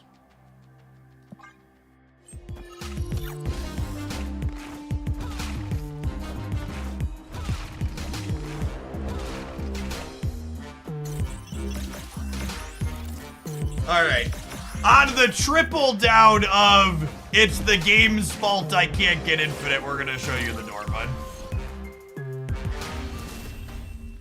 It is 100% a skill issue, and we are not here to hold your hand and tell you that the game is rigged against you. You need to improve and get better. The reason why you can't find success is because you're not good at the game. I know that that's probably not what you want to hear. You'd much rather hear that the game is rigged against you, but it's really not.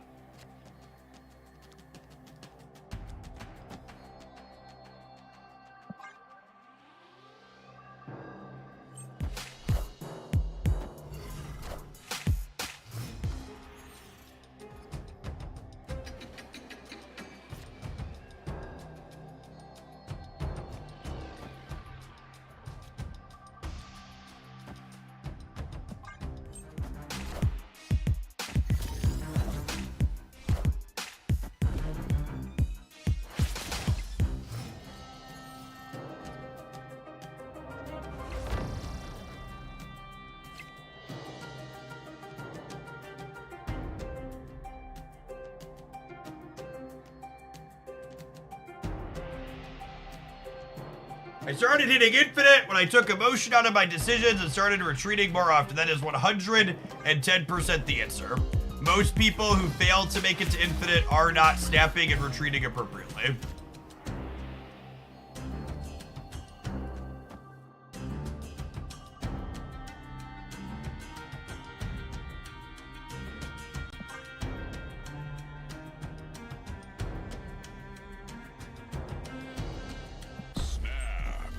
That was too late. Why do I keep coming up in chat?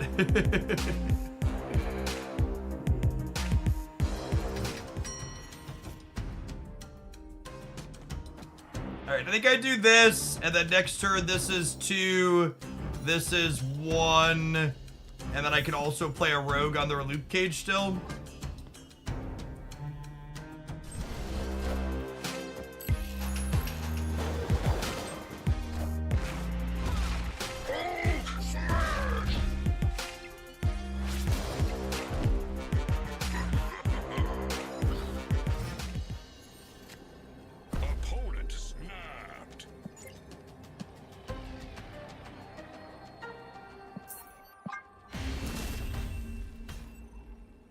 Escaped.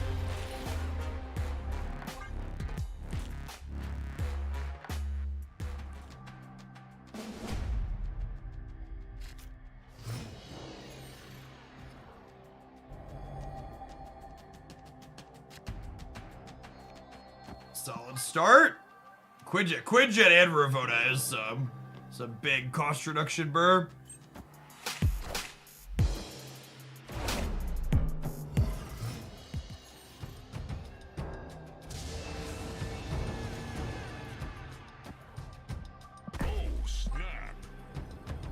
My daddy told me never to retreat because only losers are the ones who never try. Retreating's for cowards and sissies.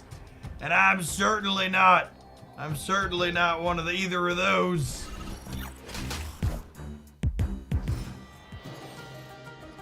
You think you can get to infinite with just Series 3 cards next season? You can definitely get to infinite with just Series 3 cards, but I also don't think it's relatively useful or proves anything to anybody who gives a shit. The people who are complaining they can't get to infinite aren't going to be convinced by me doing something like that. There are plenty of examples of people getting all the way to infinite, starting out with fresh accounts in Series 1 and Series 2.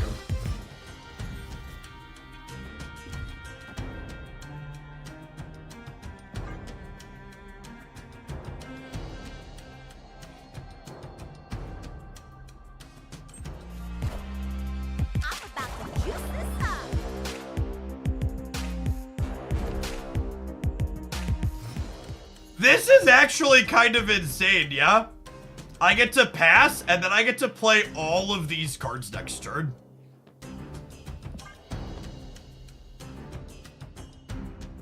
We actually just play out 6 1 energy cards. No, sorry, I'm wrong. This one's 2. We'll play 5. Because only this one is this kind of really quick jet.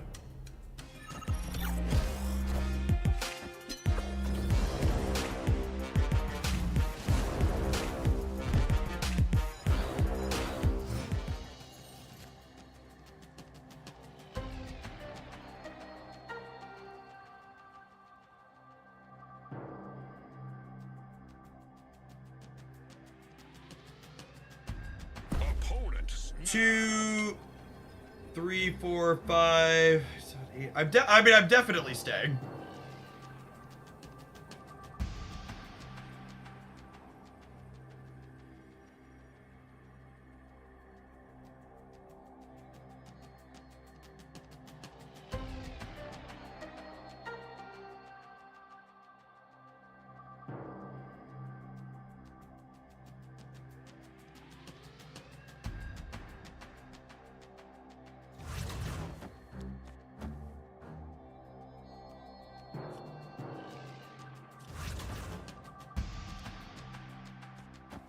If I do this, next turn this is 2, and then I have 2, 2, 1, 1 for a total of 6. Yes, yes, final answer.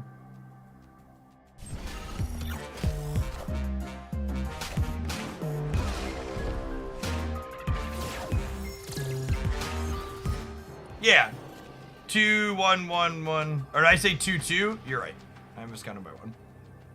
It's a damn shame they have Sunspot. We don't.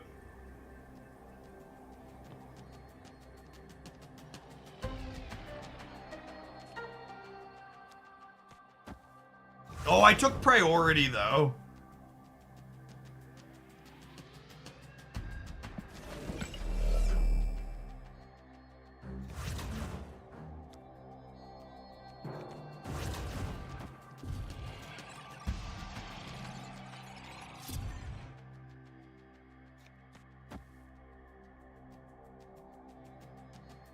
This is 10, 10, 10, 24. It's only 20. It's only 28 over here.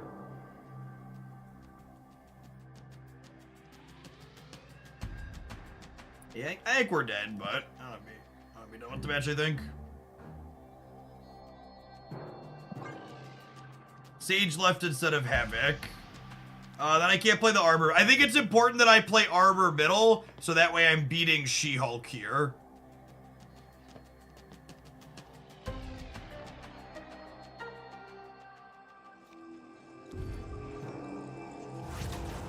Havoc middle, 2 Sages left. Oh, yeah, I guess that's bigger. Yeah, you're right, that's bigger.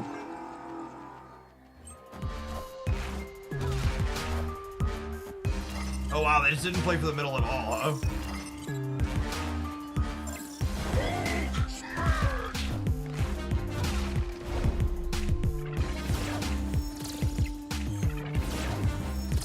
I chose to play around. I chose to play around them doing something in the middle, and they played on either side. It's a little bit of a flip.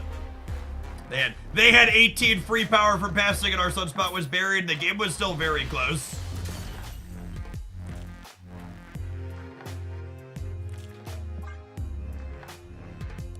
We'd have had a Sunspot as well. We definitely win that.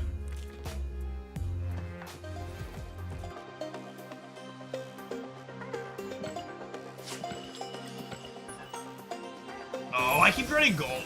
That's why people are sweatier. I should jump back down to the bottom.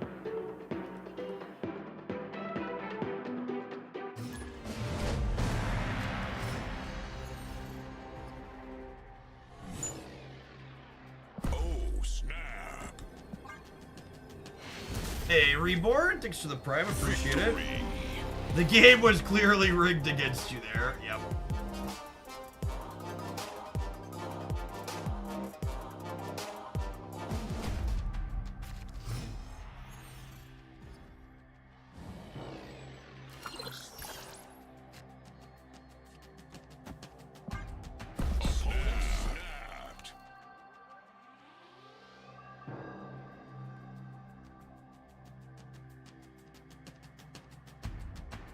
I keep snapping on one chat and then not retreating in games where I'm deterministically dead. And for some reason, I still can't win this gold conquest. It's like Marvel Snap is rigged against me. It's incredibly unfair, and I really wish Ben Bird would stop.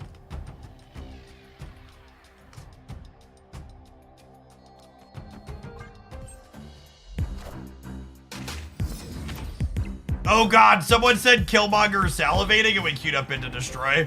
Speaking of things that are rigged. Big Bro's trying to keep me down, gamers.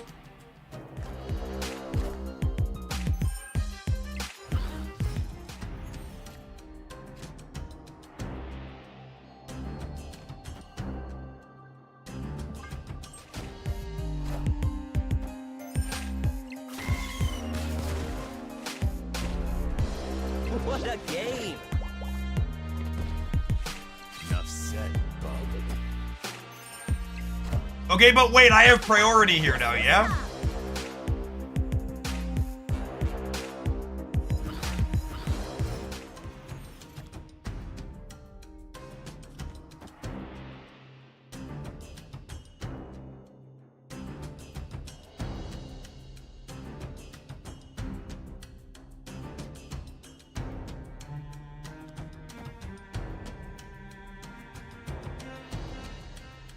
If I do this, next turn, this is 3, this is 4.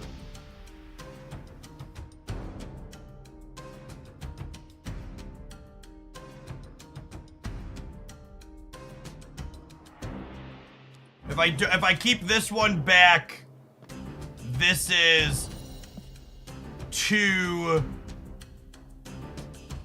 This is 1, assuming this lives, and if this dies, this is 2, this is 2. I'm definitely armoring right. Hopefully they're just venoming here. I definitely want to play the 1 energy armor. Oh, poor guy hurt his teeth. And this is 2, 4, 5, 6, 7. 2, 4, 5, 6, 7. So this is 10 power Sage.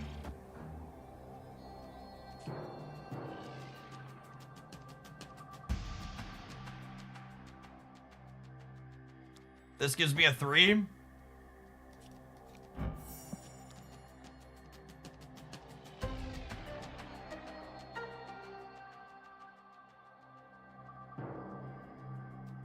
Oh, does Nebula grow before? That's actually super relevant to know.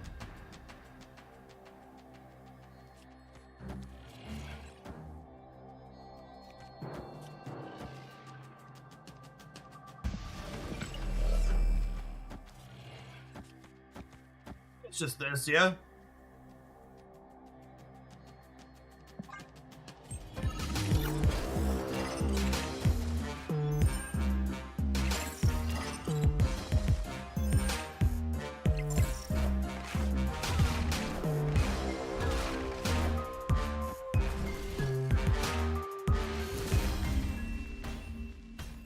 Victory.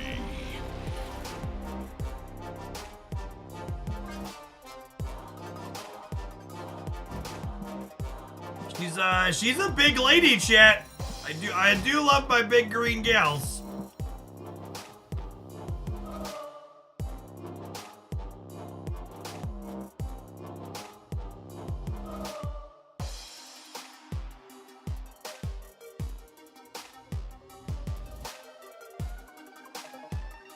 Is this the best Sage deck? We played a bunch of reasonable Sage decks today. Like, I think Sage is a very solid card in general.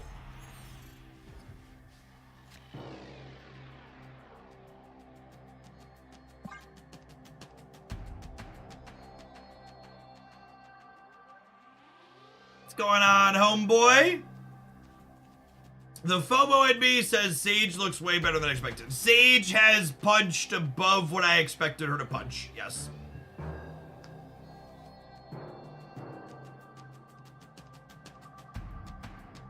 I expected her to be a solid upgrade for Mr. Negative.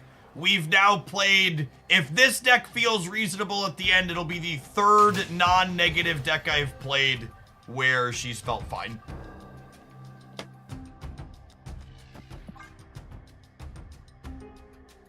Sage is a B+ card, yeah. Are they? They didn't run out of time, right? They're full grief roping us. Did they think they were gonna win that last game?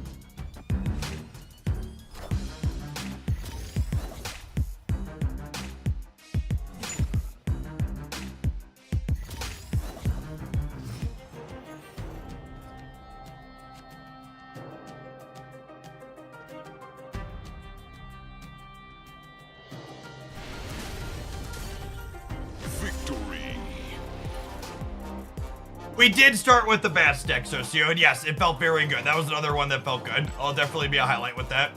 No, they weren't disconnected. If you're disconnected, your rope runs all the way down and eventually starts going a bit quicker. That was 100% they're still there and letting the timer run.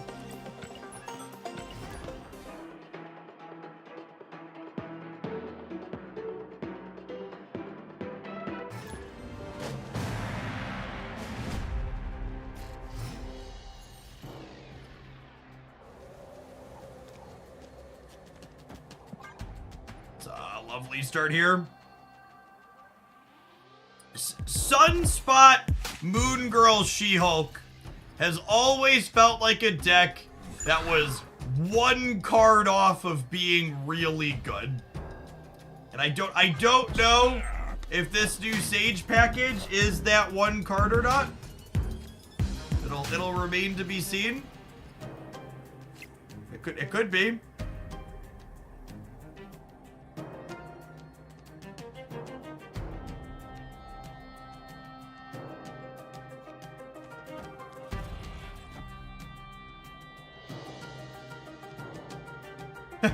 What if I just do this?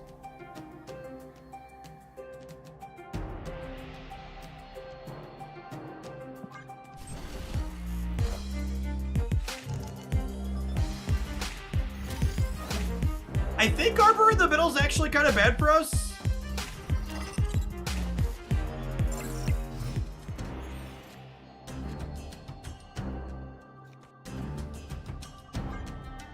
I can only add She-Hulk there plus some Ironheart triggers at this point. The Ironheart triggers are gonna be a really good wild card here. We won't know where they're going and the opponent won't know. God.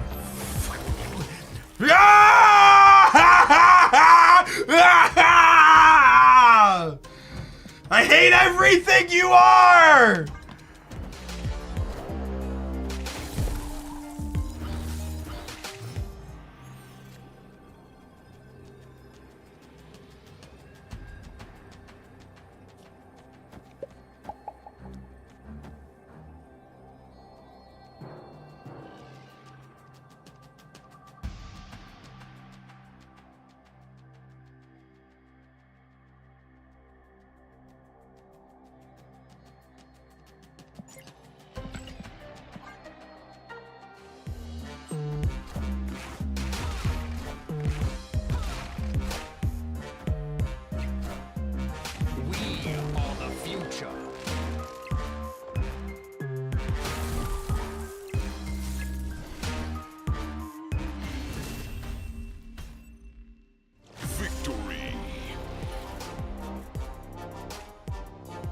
Whoopsie poopsie.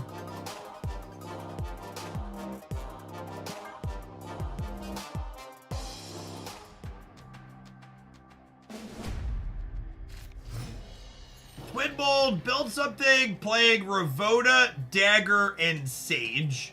Maybe Grandmaster. Grandmaster's probably bad. I could cook with Ravona Dagger. Ravona Dagger Sage. I think we can do something with that. Because clutter cards are good with Dagger and Sage.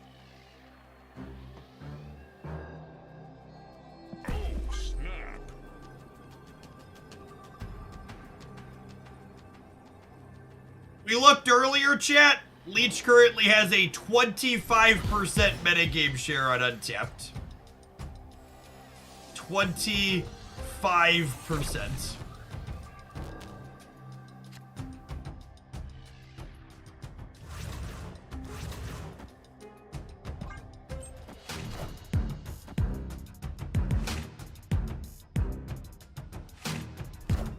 I want to make two things very clear as I complain about Leech a lot over the next little bit. One, I hope they address him quickly, but also two, in my opinion, it was a very understandable miss.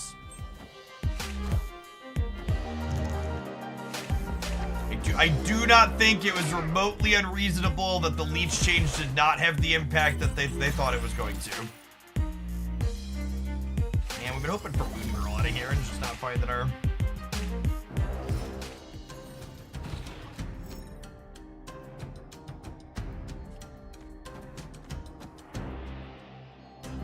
Two rolls at it. Sunspot also wouldn't be bad on the left here. But Moon Girl would be ideal. Order. Yeah, I guess the other orders technically, but I was thinking I wouldn't mind getting Ironheart back out.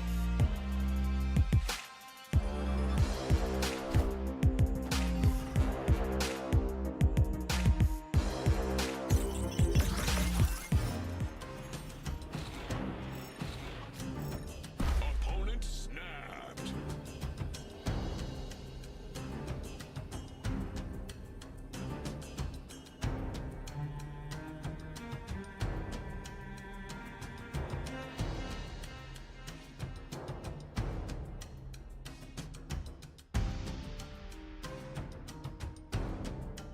And our Sunspot and Moon Girl were so shy this game. If we had either of them, we were in such a good spot. Let's assume they put nothing here. I go Quinjet, and we draw a brick. I go Quinjet, Maximus, She-Hulk, Sage. And Sage is 6. She's probably at least 8 to 10. I get up to like, I get up to like 27, 28 over here. He gets a Doc Ock Snap. They could be a Doc Ock deck, yeah. I'm gonna stay. I just want to chase the rabbit. Oh my god, they're a Sandman deck. Okay. That explains why they emoted us earlier. Escaped. I have not gotten official confirmation on the next OTA day yet. So we haven't gotten official confirmation that the OTA is pushed like, patch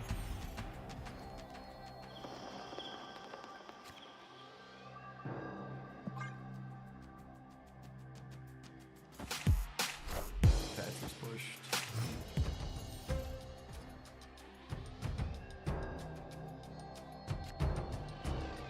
And this is the tough part about playing a deck like this, you know?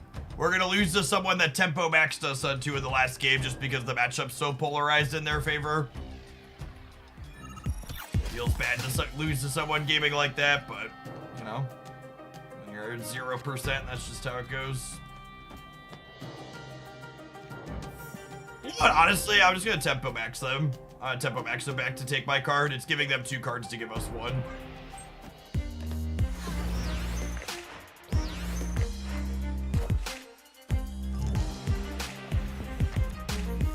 What was Maximus doing this deck? It's a 1/6 on the last turn if you copy with Moon Girl and have Quinjet.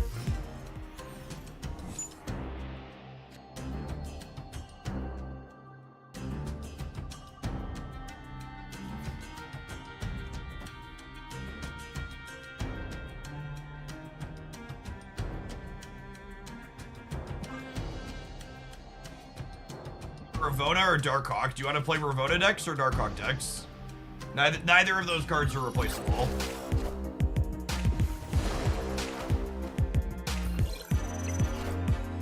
I'm about to juice this up.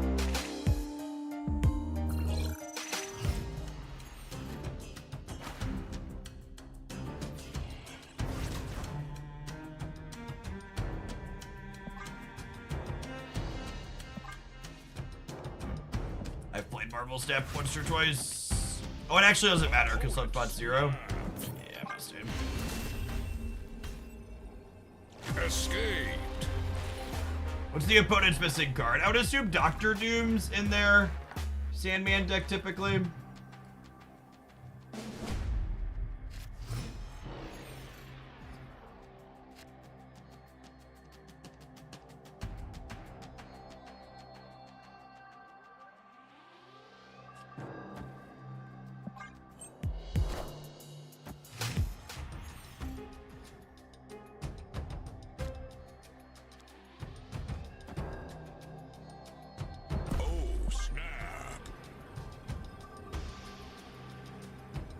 If a solid start here, and we probably beat them to filling the white hot room, and that's really good for our Sunspot, so I'm gonna step.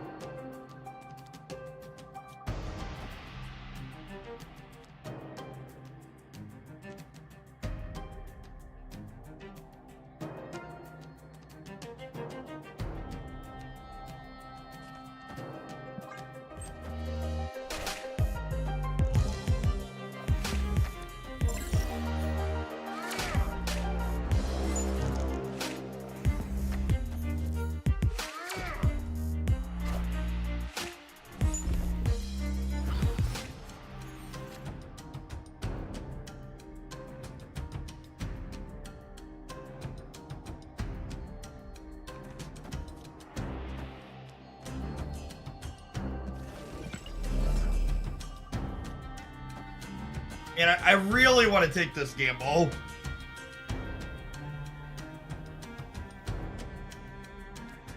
I guess that probably doesn't matter.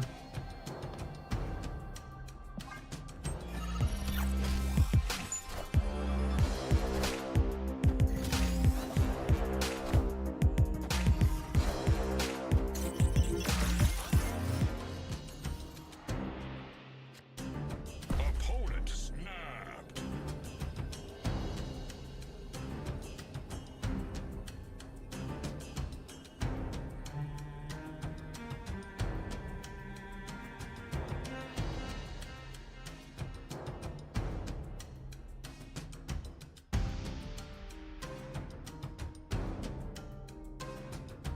Yeah, so like what's the best play around Sandman here?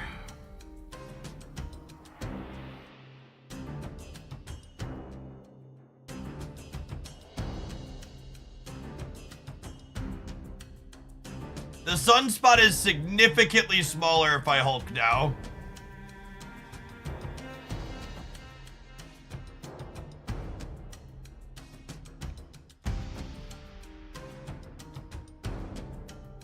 I think it's Moon Girl right to hedge Sandman. I could also max and then Hulk on 6. That's actually probably the play because they're only gonna play one card anyways. I'm gonna do this.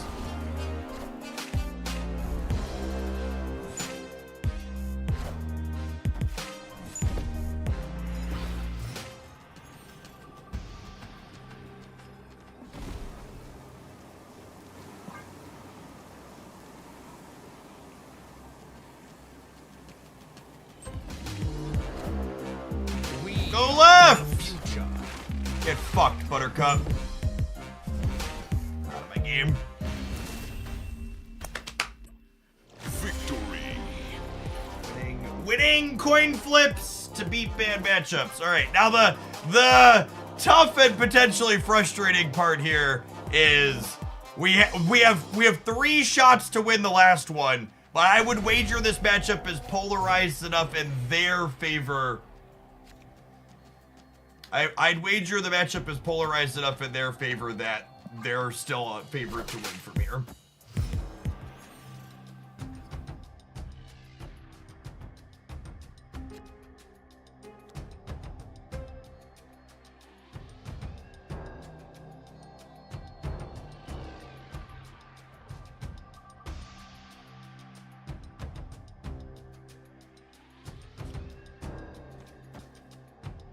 We're gonna havoc them next turn, yeah.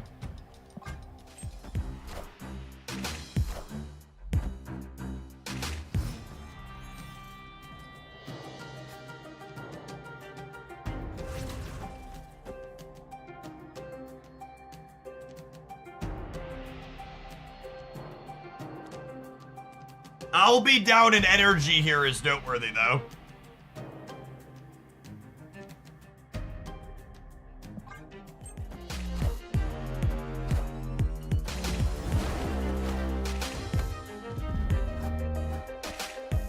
Oh, wait, am I not?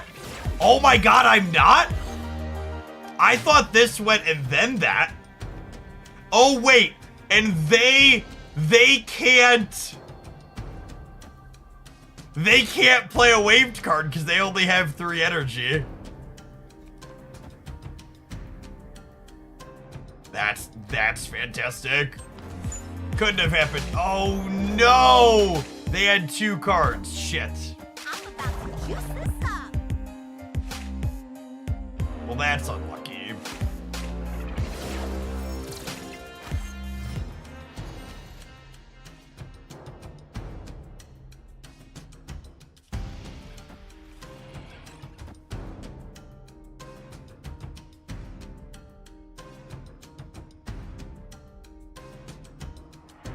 Yeah, they have 6 energy.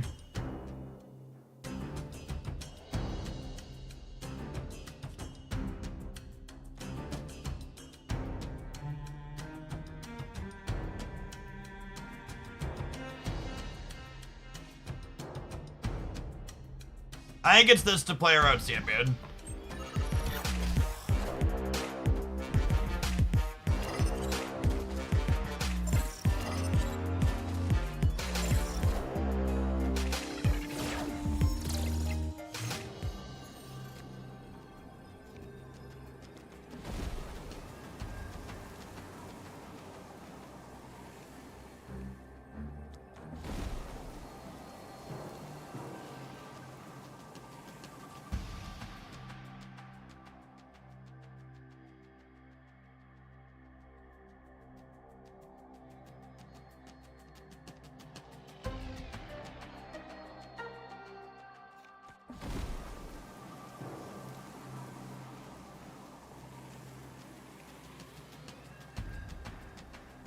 This doesn't beat Magneto, right?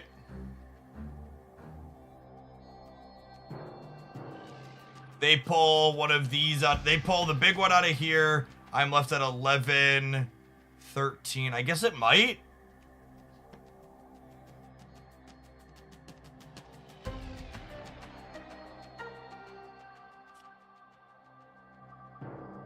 Max right beats... Let Sunspot beat Jeff moving left. Yeah, that's true. I think I like that. We are the future. Yeah.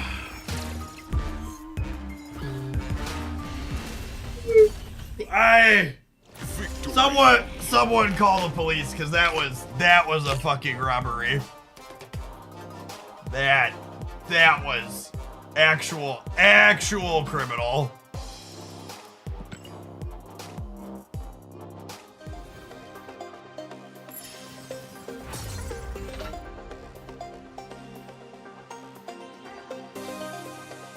All right, we're gonna tap some ads. I'm gonna run and fill my water bottle. We'll see you in 120 seconds for the last match of this Gold League, and don't go anywhere. We got plenty more Marvel's Tap coming up today.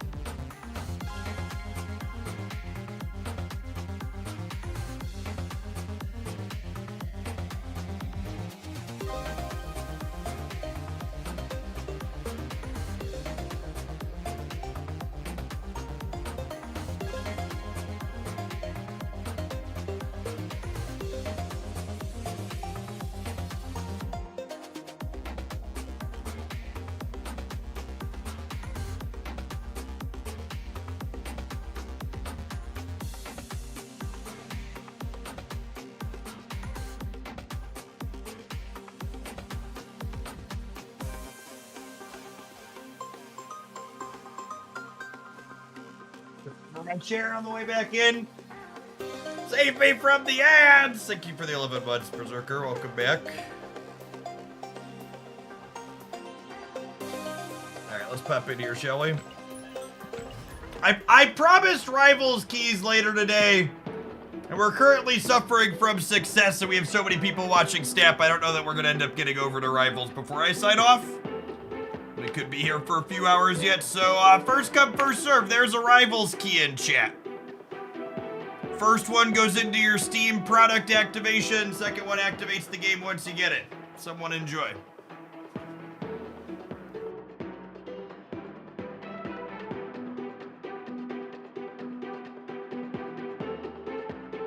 I would assume that's 100% been activated by now. But maybe not, who knows?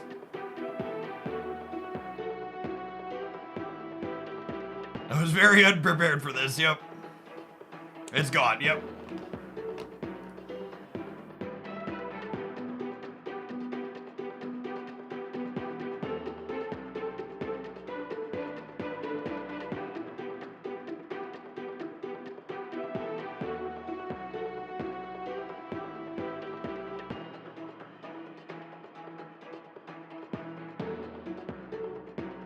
It's 100% activated and I was prepared. Yep.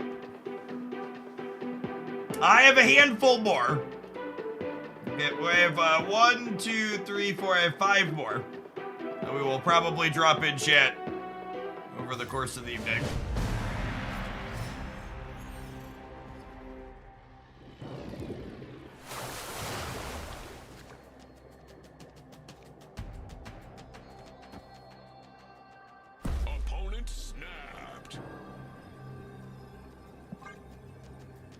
I'll stay for the snap, but I don't know that I'm gonna snap back. Our hand's only okay.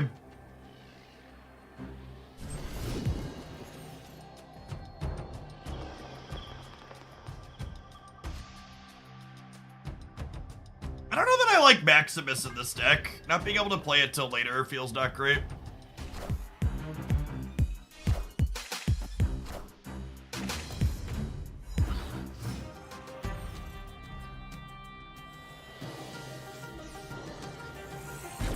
You know, it does feel great though. Turn 3 Moon Girl.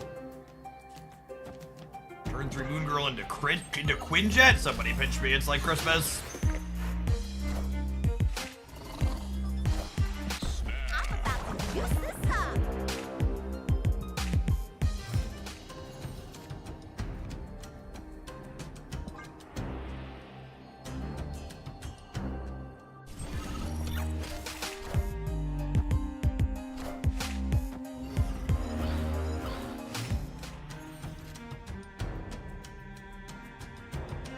Need to remember, chat, there is not collection level based matchmaking inside of Gold and Infinite Conquest.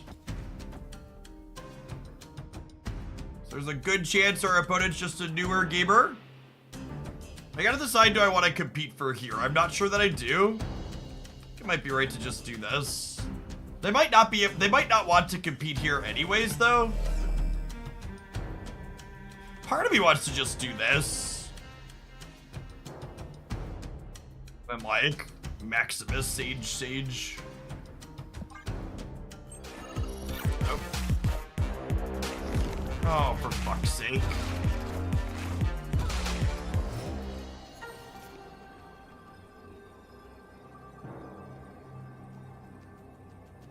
I take back all the nice things I said about my opponent. Okay, so now I need to just beat... I need to beat Destroyer on either side, yeah?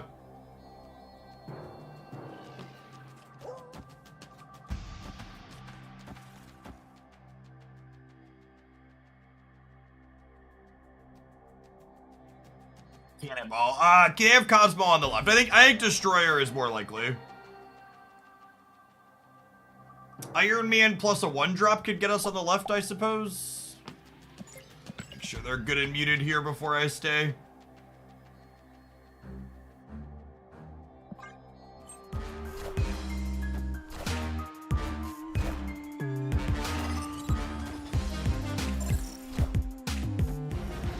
Like a book.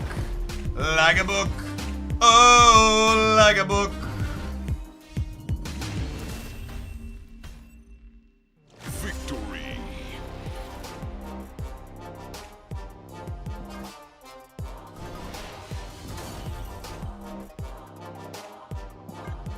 After playing with Sage for a good chunk of today, I think I would rate her fairly highly on what I refer to as my Jeff scale. She is a card that goes into a lot of the types of decks that I really personally enjoy.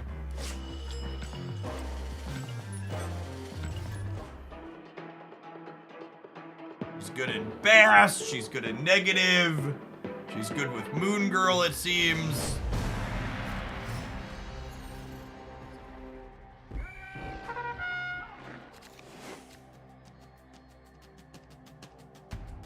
Snap.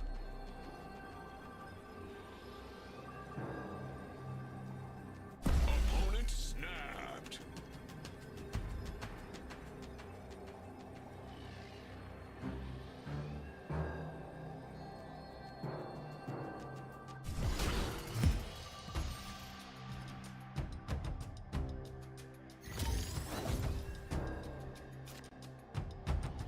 Does interesting things even though sometimes she's just Captain America. Wow, harsh.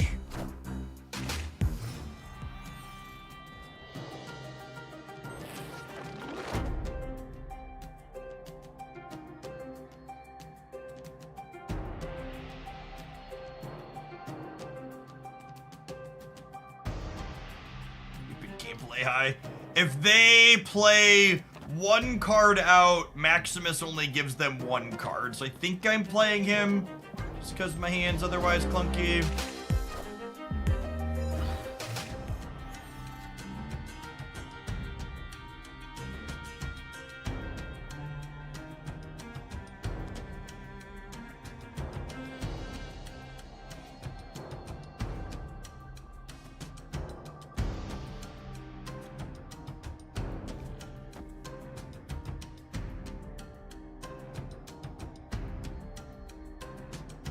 You ever do this to play for armor?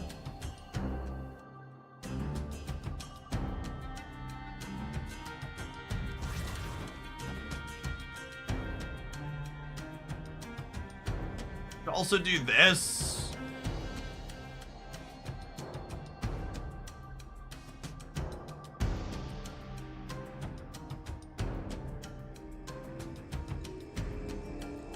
This might be wrong. Still shame armor's buried though.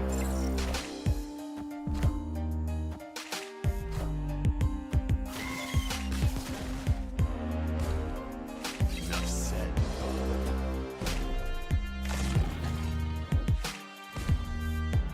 No Venom after all those draws is good for us, though I suppose Venom could still be in their hand.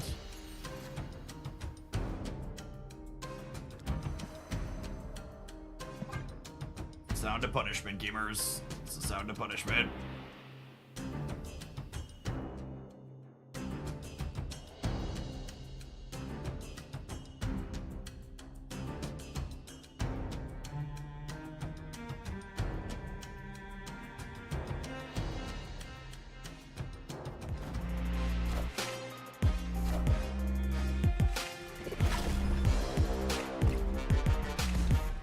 Enough said, bub.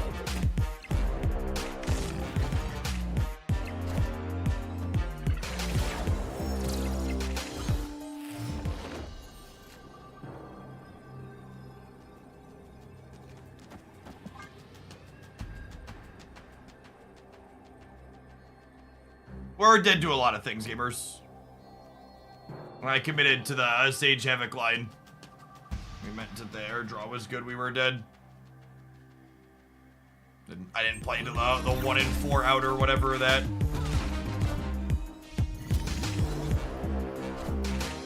Cut off one head, 2 more shall take its place.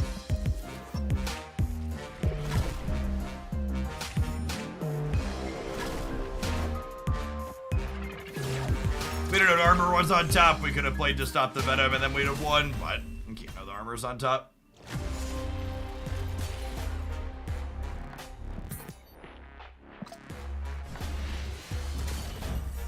Yeah, I don't know how I feel about the Max. You definitely want priority to play Silk could be a fine idea. Having a card that helps us get priority is nice for armor. Oh, you know what could also be good too instead of Max? We could play either Medusa or White Widow. I don't think you're an Angela deck. She's just like never really gonna be bigger than 6, yeah? We have no synergy for Angela.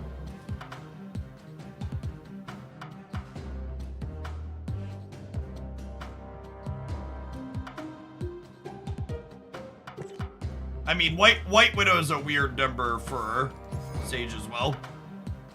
I do that.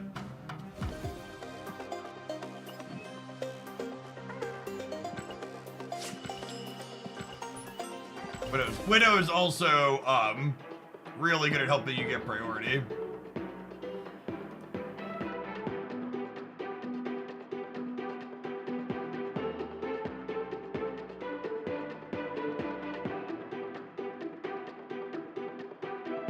Yeah, if your opponent's played even one non-2 power card into a lane and you White Widow it, your Sage is 6 power there at least. Or if you curve like Sunspot into White Widow. I said I was gonna curve Sunspot game.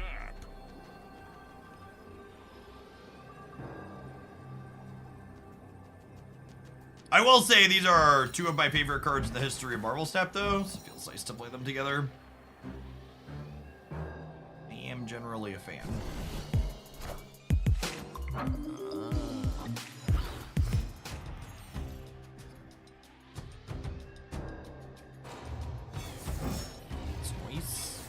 Shogun is a very well-designed card. I agree.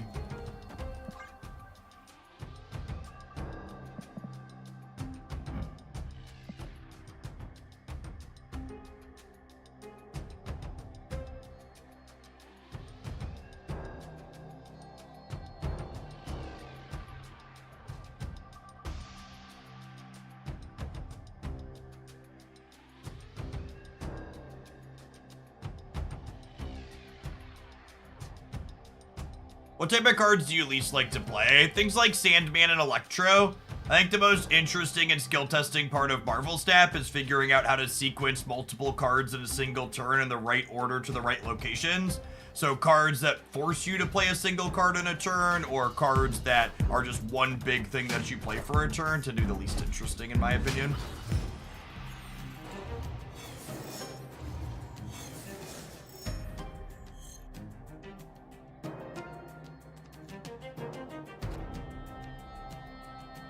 They playing Tribunal, yeah, maybe.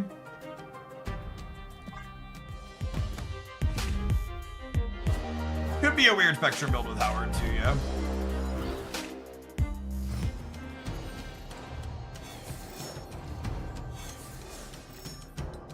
Red Hulk is a very boring card, yes. Not only is Red Hulk super boring, but Red Hulk's also really good against one of the other more interesting things in Marvel Snap, in my opinion, which is having to figure out when doing nothing is the correct thing to do. Should Rogue the Duck? I don't know about that, Gamer.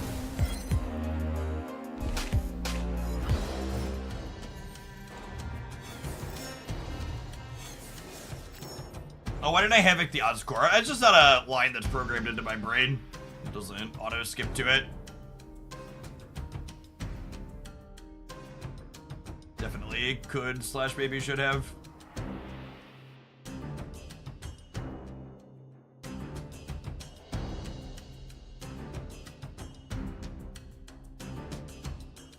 Full soak here like a Utah teen, and then we'll slam She-Hulk and Sage and some friends in the last turn. Hope it works out. Ideally, they play like an Iron Man on the left and we get to get him here. Titan Killer. Almost said tank. Get you a sword to go with that shield. Thanks for the entire year. Welcome back. Excuse me, sir? You heard what I said. I meant what I said, and I said what I meant. I am Iron Man.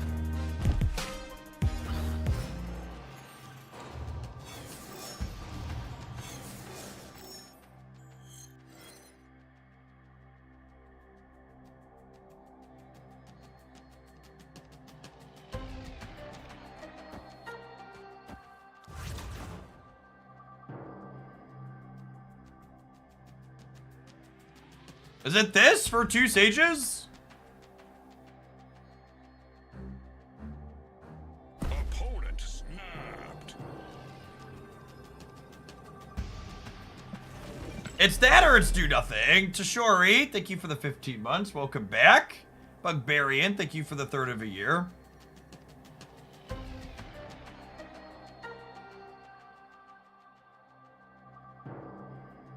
I don't know that it's definitely Moon. The problem with definitely Moon Girl is it shows them how many stats I'm putting in a lot of places.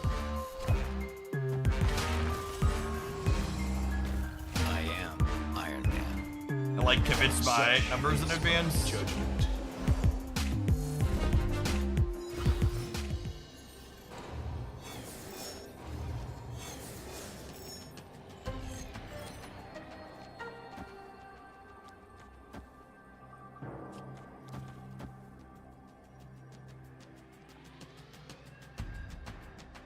So what happens if they onslaught here?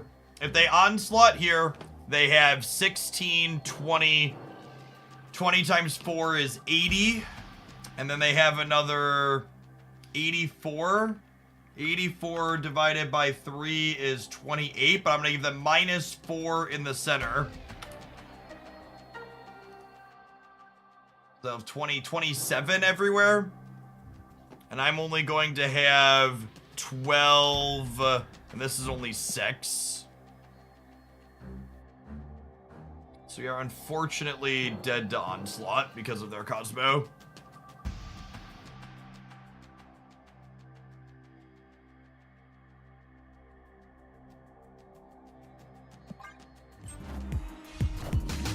Behold my mighty hand. Oh, I guess we're also not even guaranteed to...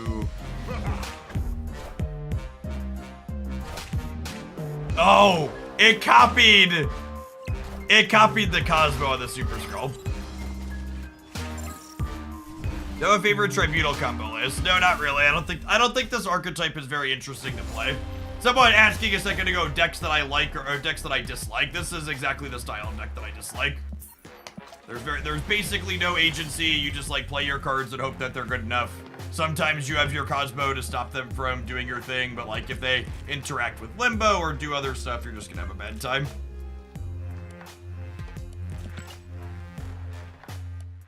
The opponent's deck folds to Ongoing Hate when they don't draw Cosmo, and it folds to people taking away their 7th turn most of the time. It is easily the softest deck in the game when it comes to people counterplaying you.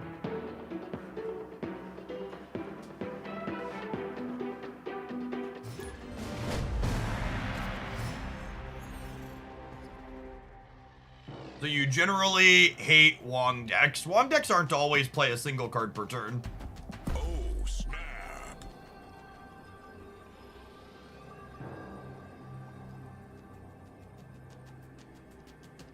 In fact, if you look on my Jeff Hoagland YouTube channel, we played a Onslaught Wong combo deck that plays out like 6 cards in the last turn of the game a lot of the time.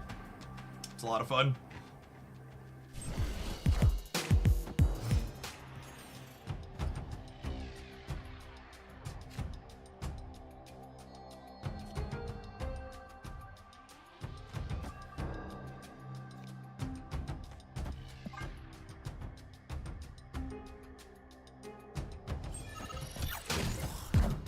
Hella equal no skill, not very good. They're definitely Hella, right?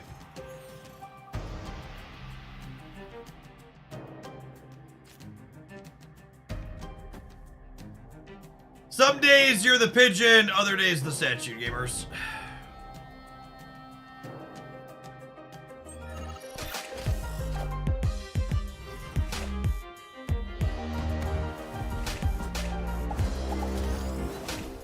What a variant split border combo. Holy. Holy, gamers.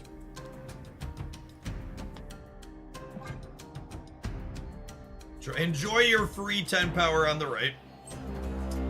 Sometimes that's just how it goes. And naturally, they won the coin flip into their Graven Path.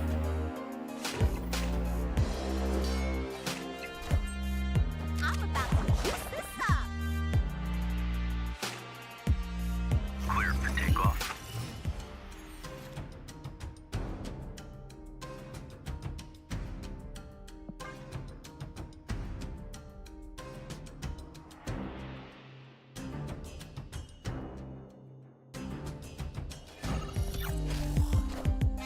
Does Graven have a custom border? I honestly can't tell.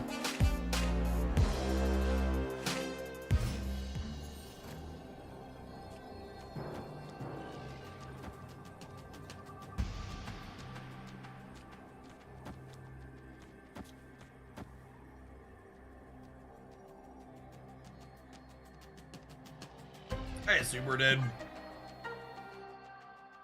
Horrible variants comboed with sandcastle kicking.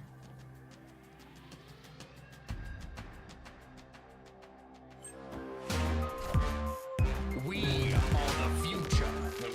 We lost the coin flip on where they were gonna play their Magneto to boot. Oh my god, we lost it by 1 on the left, huh? I guess we're only tied on the right. Actually really close considering we gave the opponent 10 points of power for free.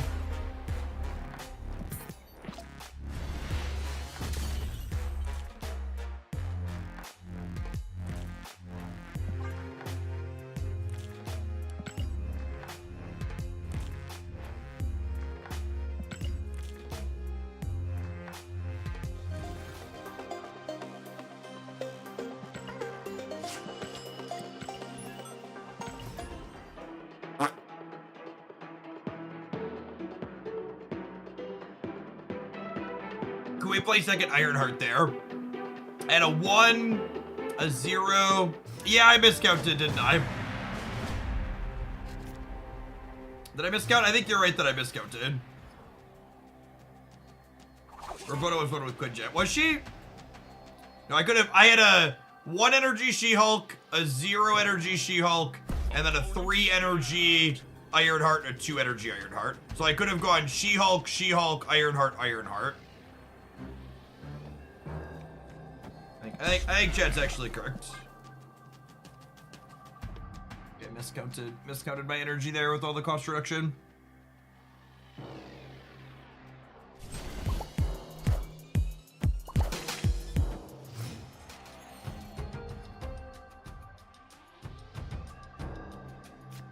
Our rogue has not been particularly good this set, unfortunately.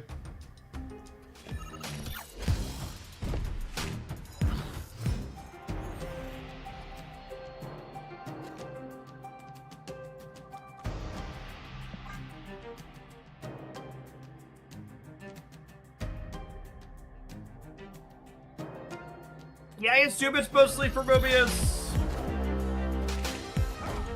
Shout out to this ninja for protecting my sunspot. Suggestion, Red Guardian instead of Rogue. Well, that doesn't fill the role that Rogue is supposed to fill. The purpose of Rogue is to tag Mobius, and Red Guardian does not tag Mobius on most boards. The TLDR. I go up to 3 here. They go up to 8. I go up to 8. Yeah, we can contest this left side, I think.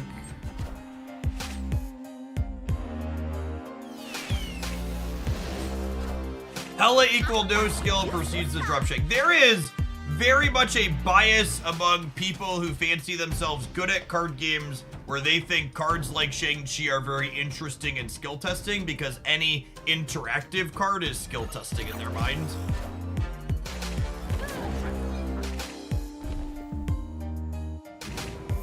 Speaking of cards that are skill testing, fuck this guy in particular.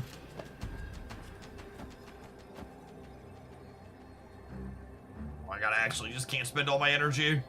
God, that's frustrating.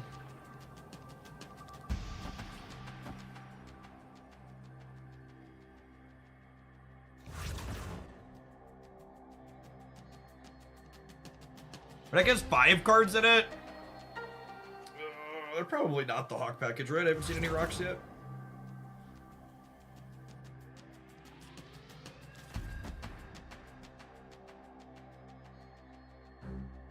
Oh, is Sage bigger than She-Hulk on the left? That's actually a good question. I didn't count that. 2, 4. Yeah, she is, isn't she? That's the play then?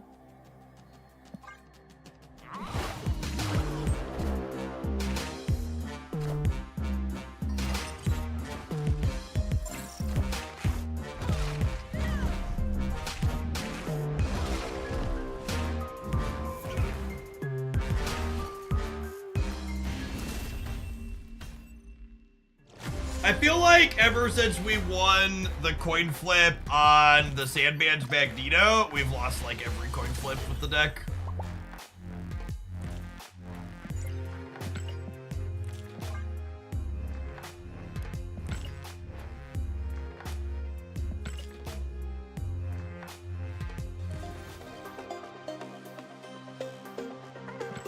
Siege is a good card. Siege is a very playable Marvel Snap card.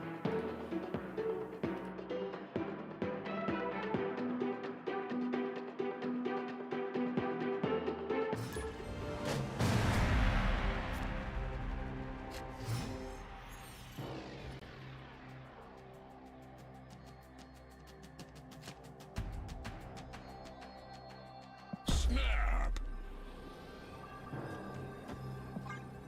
Opponent snapped.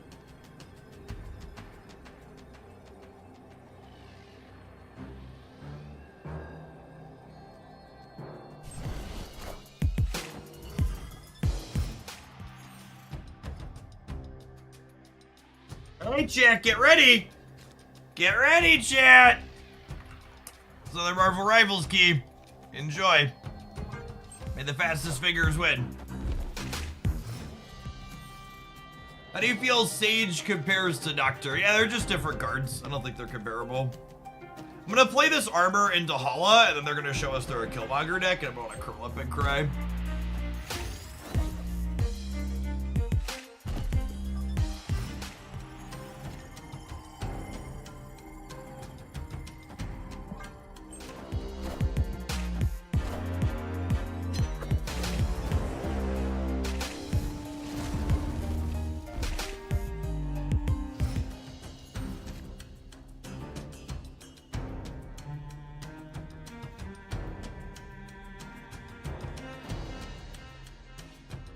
Chat, if your reaction time isn't good enough to snag the Rivals key, it's not good enough to play the game. Why would you say something so brave yet so true?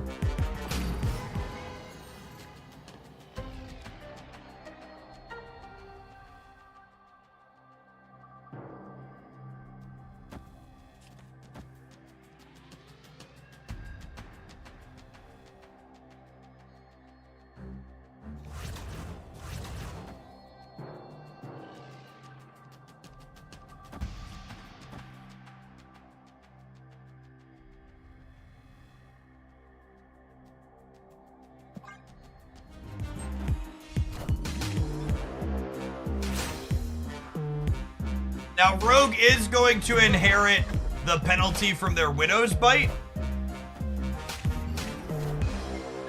But we're going to fill that location, so that shouldn't be a big deal. I am Iron Man. I am Iron Man.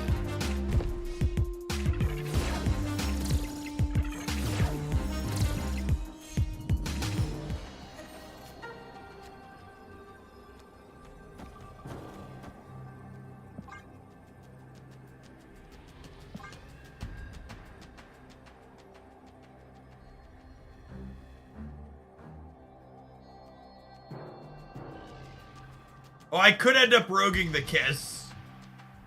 I might have played myself. Alright, for content.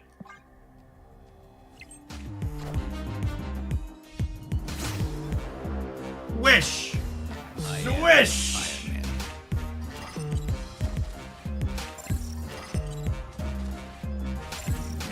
The mystery intrigues me.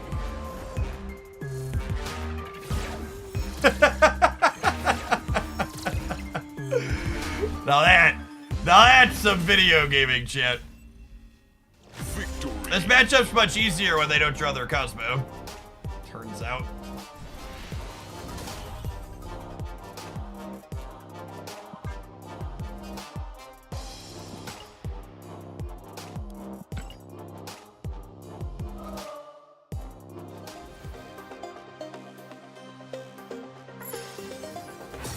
I'm going to give chat a very valuable lesson here during this deck wrap up.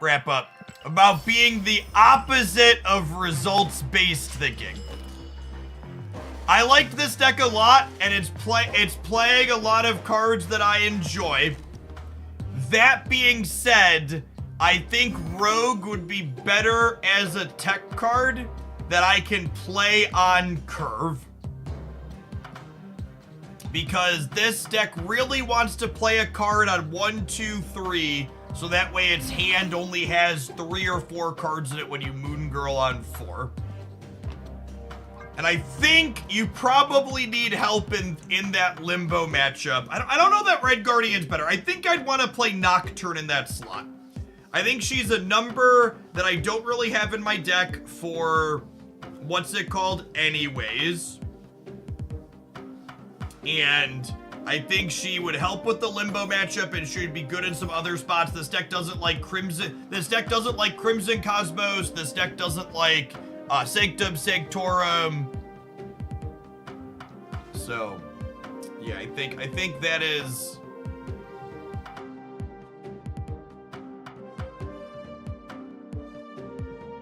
I think I'd try this deck. So this is definitely going to be a deck that we're playing again. I don't know that I expect this deck to come up on the top of the format, but it's just playing a ton of Marvel Snap cards that I personally really enjoy. I'm always looking for a new, whenever I play a deck in like Sunspot and She-Hulk and Moon Girl feel good together, I'm like, I want to try this some more. This is the 3099 Quinjet, and it is lovely, yes. I know, it's unnatural, a card gamer having fun. Also, any excuse to play this Havoc. She-Hulk should get 11 power. Yeah, I think that's probably real. I think She-Hulk could stand to have another point of power. Biased, but agree. All right, don't go anywhere. We have some adverts. We're gonna play another deck when we get back. Thanks for hanging out. Don't go anywhere.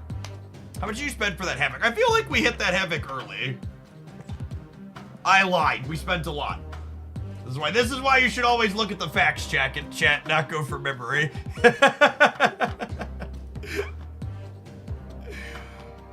1, 2, 3, 4, 5, 6, 7, 8, 9, 10, 11, 12, 13, 14 Havoc splits. Too many Havoc splits. How many Havoc split? How much did it cost you? Everything, gamers. Everything is the answer.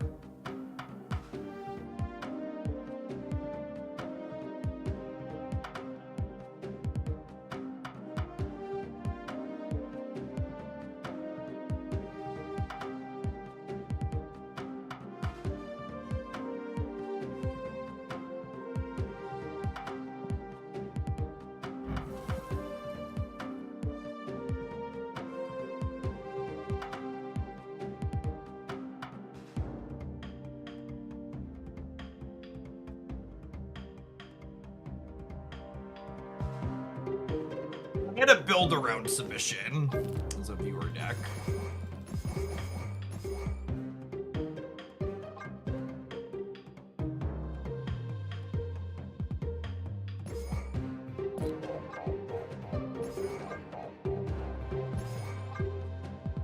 Actually, I probably want Agent, what I'm building here. I'm gonna build the most expensive deck known to man. Just all the Series 5 cards. They wanted Ravoda, Sage, and Dagger in the same deck. Which honestly could be a Hobgoblin deck too.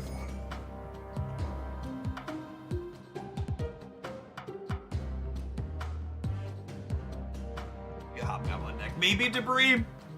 Maybe Debris.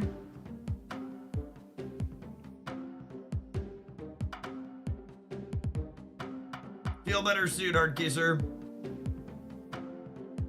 Do I want Cloak? Cloak to let my opponent unclog their lanes is probably not good.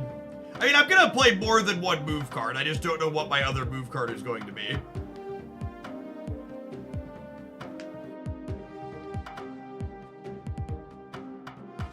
Strange is interesting because it gives us the potential to move Dagger later if we sequence here early.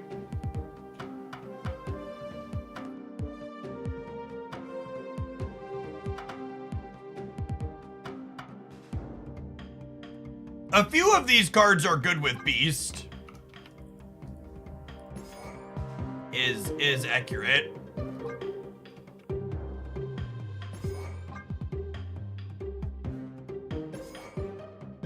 Could go that direction.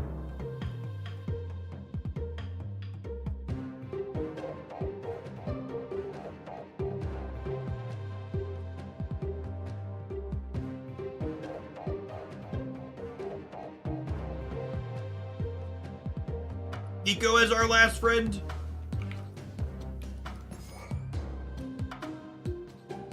This is actually something I've meant to do that I haven't gotten around to. This US agent plus Hobgoblin is sick. Yeah, it makes Goblin minus 12. Do we have too many 2-power things? Maybe? I feel like that's kind of a requirement of playing Dagger though, yeah? I feel like I need the spiders and the iron fists and stuff. I guess we could diversify these if we want to diversify powers. It makes the beast plan a little bit worse, but that could be a reason to play like Strange plus Vulture.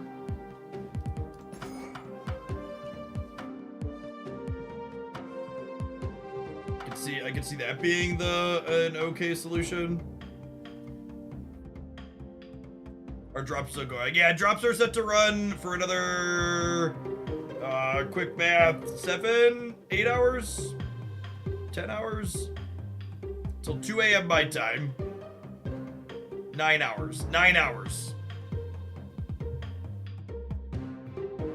Midnight PDT.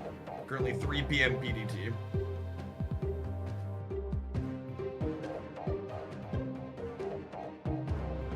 We'll start here. We'll start here.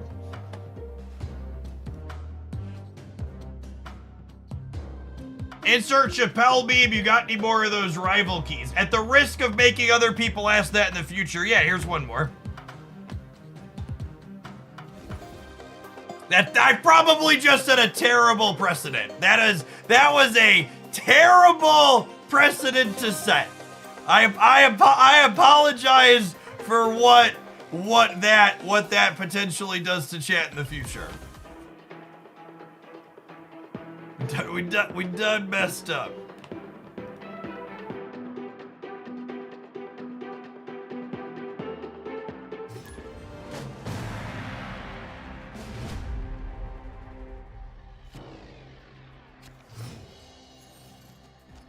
You know what I could do? They have 3 parts to them.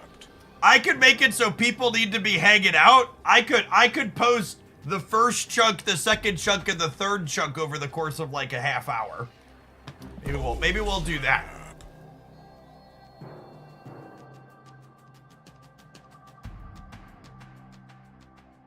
I've got 3 more of them.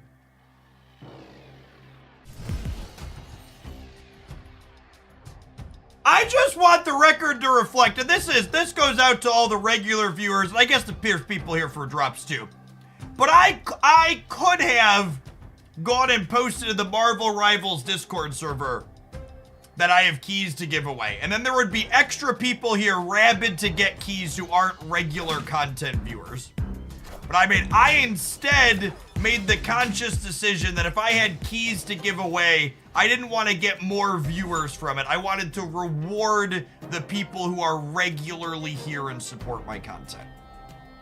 Because I'm a man of the people.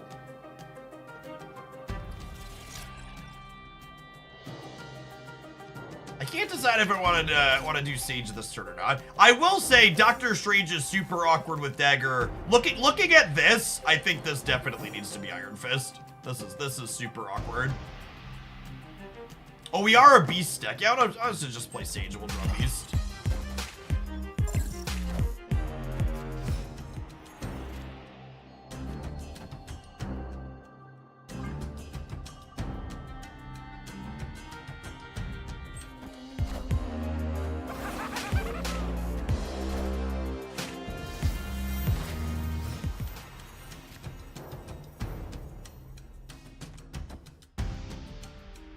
funny is, I wouldn't even know where to put the key even if I was fast enough. A lot of people don't know where to put it. We'll explain it to you when you're older. It's okay. Are ye worthy?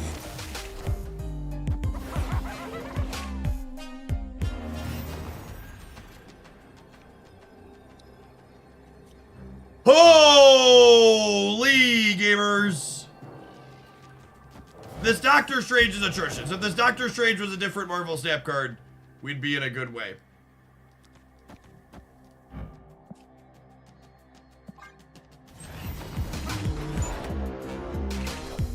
Hopefully this is Odin and they're about to learn a valuable lesson. On hail Hydra! Are ye worthy? Oh no! No, wait, are we still good? I can't tell. Are ye worthy? Hey, wait, if they hit Hobgoblin, we win still, right? What a funny game. If they would have hit Hobgoblin, we would have won. That's hilarious. Sick play. We also would have won if this had been Iron Fist, because I would have Iron Fisted Vulture into here and they wouldn't have been able to send this across. Yes.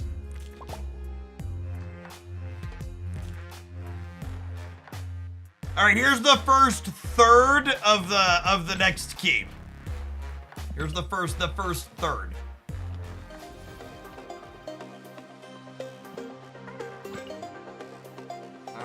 Swap Iron Fist in.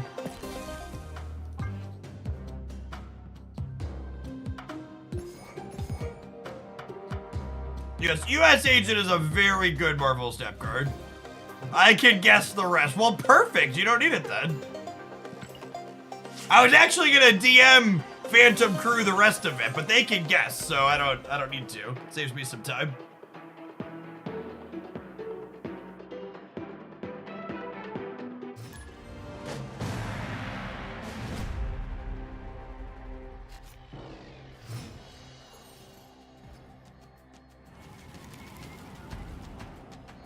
Breaking news.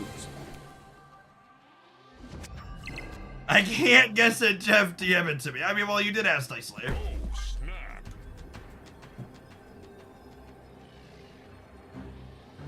US Agent greater than Red Hulk. What? Gamers, normalize acknowledging cards are good or playable without forcibly comparing them to things they're not remotely similar to. Please, for the love of God, I'm begging you, gamers, hands and knees, begging you. Please stop.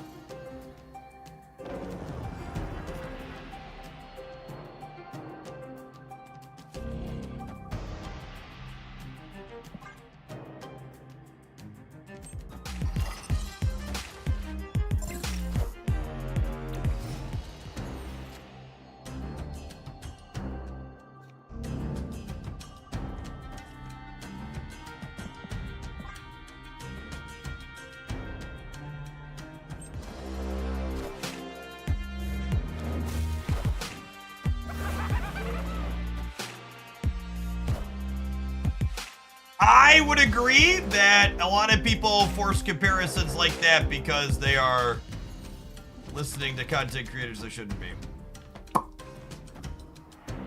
Put that there.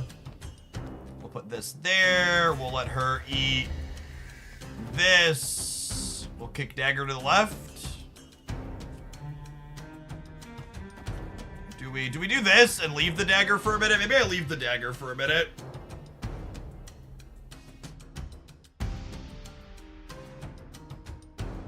Although I suppose if I leave the dagger for a minute, I lied. I'm gonna do this. Final answer. Final answer. Unlucky.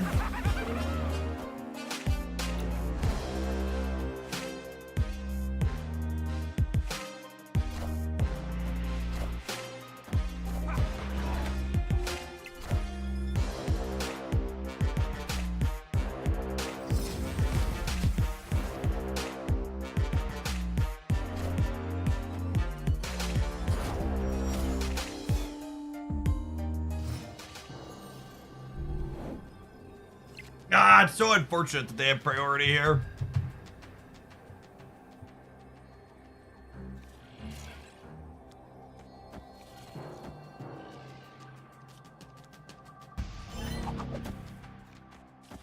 It's just this.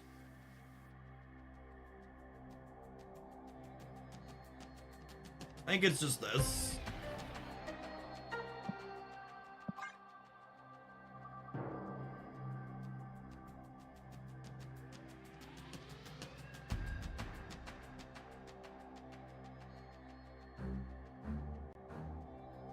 Sage, then Ghost Spider at middle. No, I think I want to win the Baxter building. I'd have a bunch of points in the Baxter building.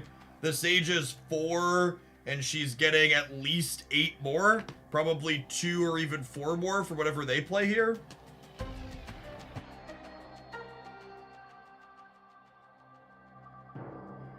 I think we got a real shot here, chat. And just like my country, I'm young, scrappy, and hungry. And I'm not throwing away that shot.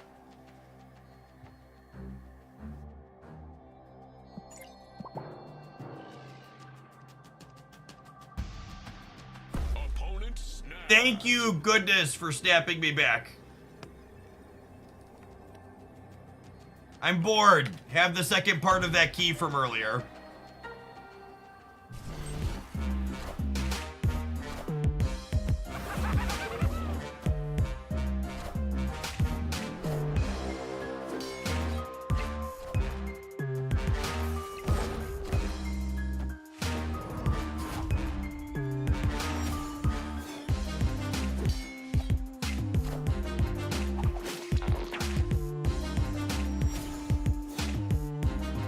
Got us, gamers.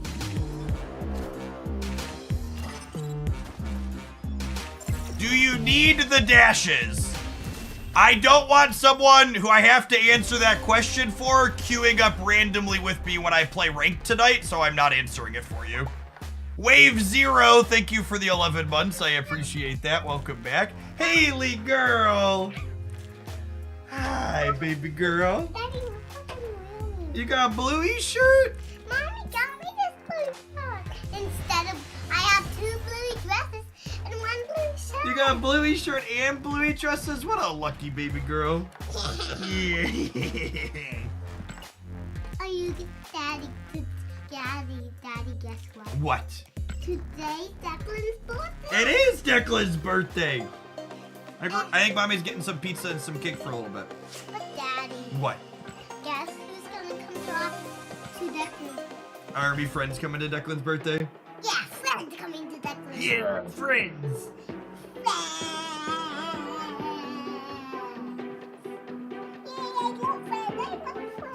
Yeah. Hey, Daddy, your shirt. My shirt's blue too. Not a bluey, but it's blue.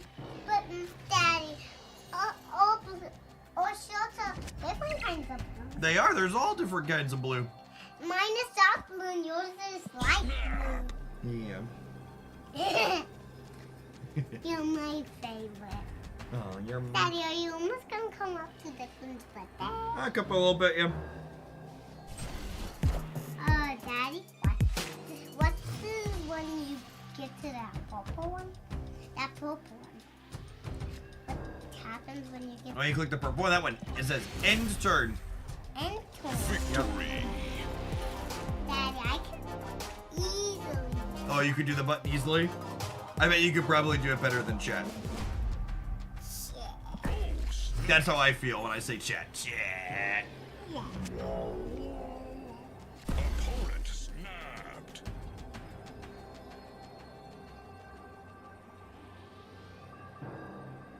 My toddler isn't quite 2.5. We just told her mommy is growing a baby in her belly, and now she keeps pulling my wife's shirt up and saying she is growing a baby. Yeah, that sounds about right.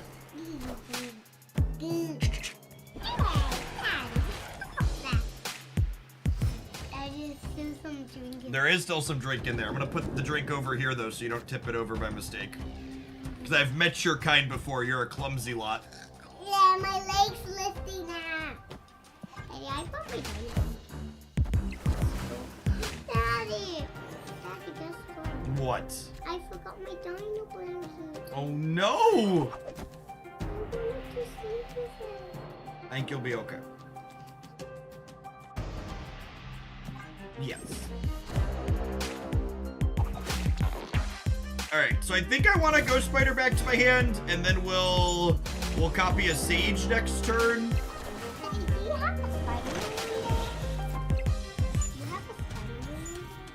There are some Spider-Man cards on this game, yep. Can you get to the spider? Oh, I should get to the Spider-Man cards? Why don't you go upstairs and help mommy get ready for friends, okay? Love you, baby girl. Yes, next time.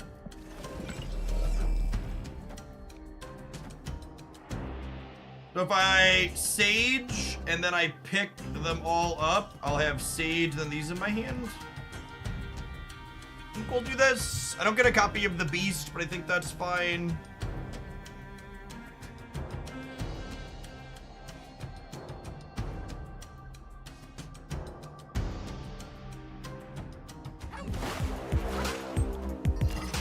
They moved Jeff. What does that mean?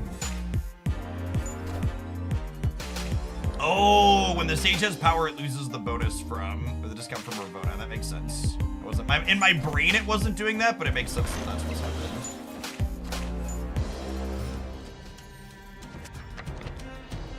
Okay, and then I have priority here, so I could do this,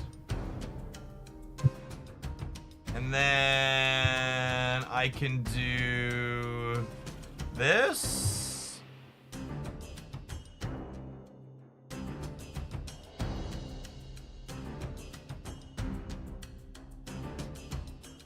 Dagger middle to keep the Nebula down. Yeah, that's fair. I don't need a 3-power dagger. That's a good shout. I was thinking I might want to copy, but it actually doesn't matter.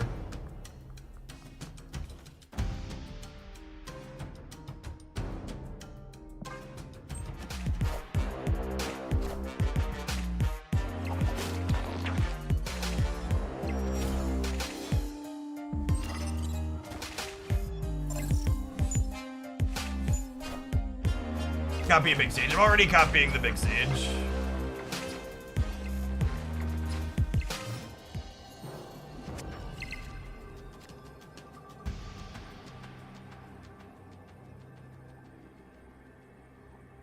Dagger will copy with more power. No, it's different than Human Torch. Or if you Iron Fist it, it would work that way, but not when you Ghost Spider.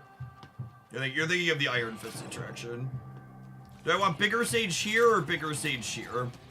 Sage is getting +6 here, and she's also getting +6 here. Their Jeff's already moved. I think we're fine either way. My opinions on Legion. I think Legion is great. I think in general, Marvel stat players underrate effects that let them mitigate resource variance, or sorry, location variance. I think cards like Snow Guard, Nocturne, Legion. All of those effects are much better than their play rates would imply.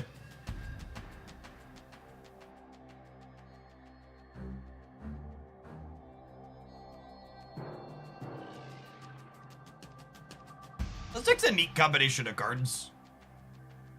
Kind of digging what it's doing. Resource variance is for magic boomers. Yeah, exactly. Rhino Yode will come. Well, we guessed wrong on the Sage here.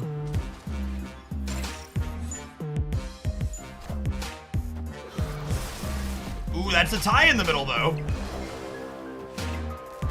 Breaker, give me some news. I got 20 points over you.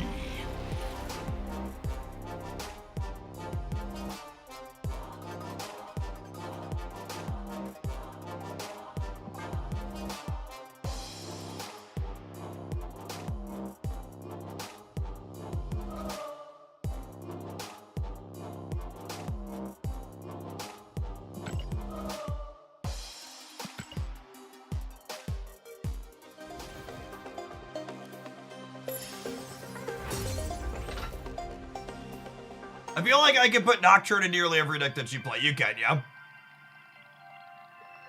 Fast drops! Oh, what's going on, Thomas? Welcome to Hoaglandia, and thanks for sending your first chat message. There's no fast drops here or anywhere else on Twitch.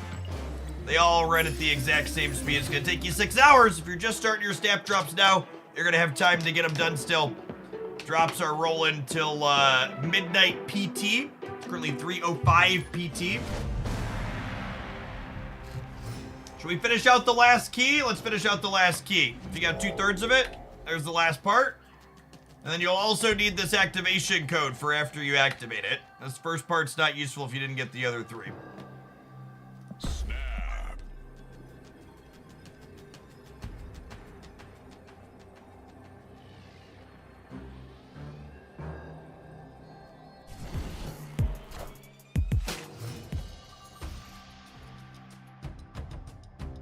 All right, I got one more, gamers. We're not gonna do it just yet, but we got one more for later.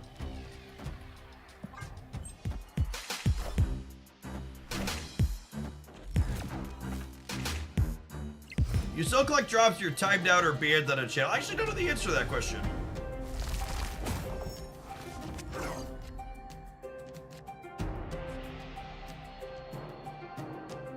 What a sicko Nico roll.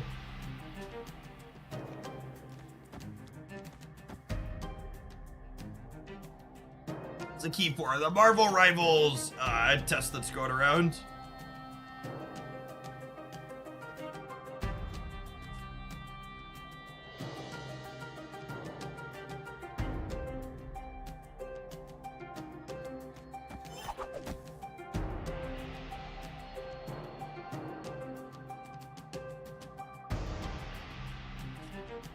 I don't know if I want to burn Nico here or not. I think I just do this. Wow, I can't believe they didn't play left or on the right. Should have been greedy and Green Goblin him. They're an Electro deck.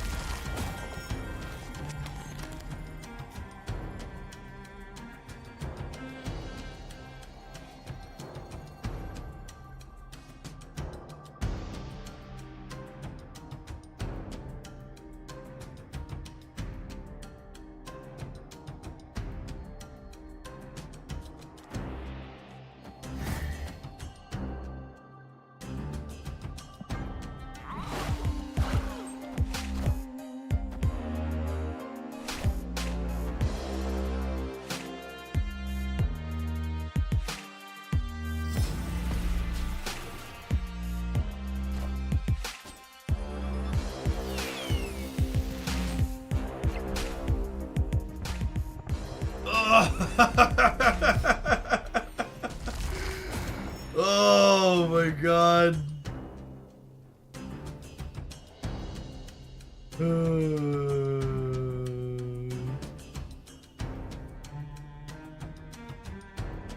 At least we don't get Sandman to next turn, eh?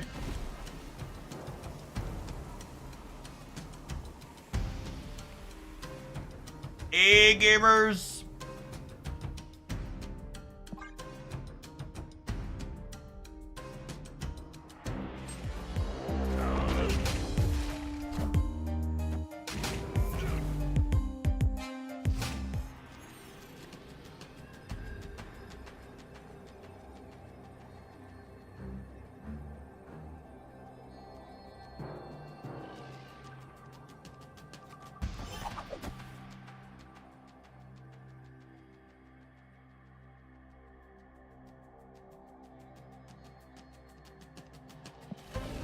They probably can't add power here, right? Do we think that's an accurate statement? Do we think it's an accurate statement that they can't add power here? Does this win the game a lot of the time? I think this one's the game a lot of the time. Actually, is kicking Dagger in better than just White Widowing? Because they can only play one card with Electro.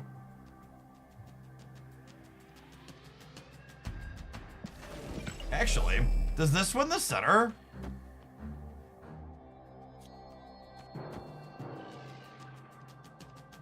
Two, three, four, no. Okay, I think it's this final answer. We are the future. Ah, shoot, they have Magneto. Okay.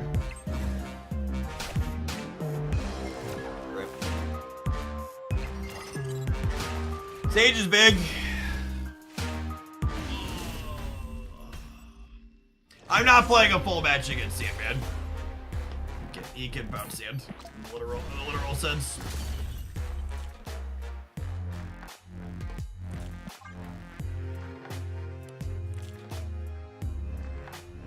I almost daggered into here too. We could have daggered into here to play around Magneto.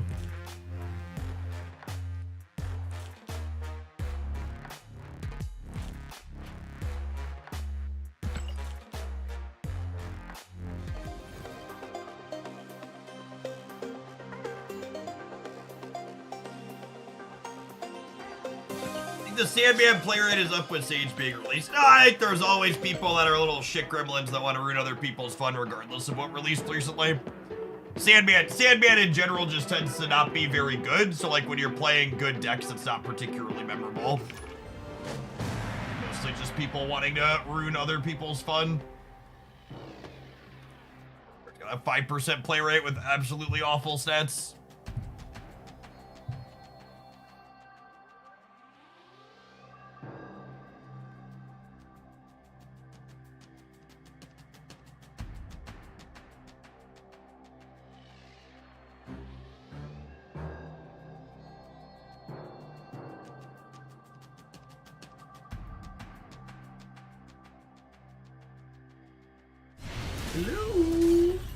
Victory.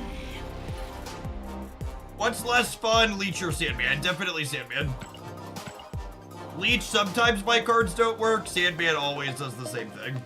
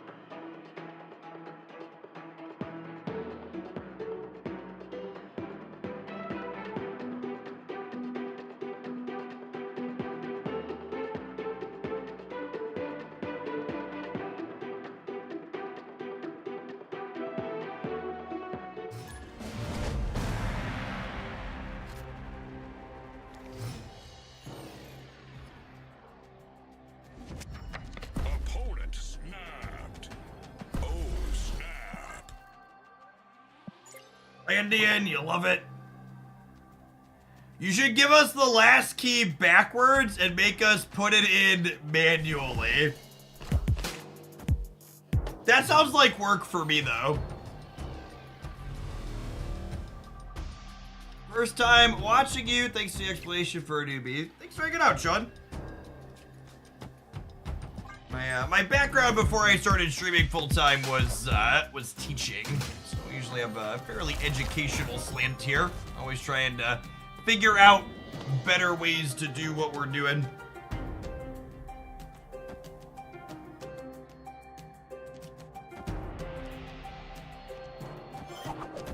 I just do this to lock the Castle Blackstone energy up. We did play the Moon Girl deck. It felt alright. Castle Zebo the Goblet. Yo.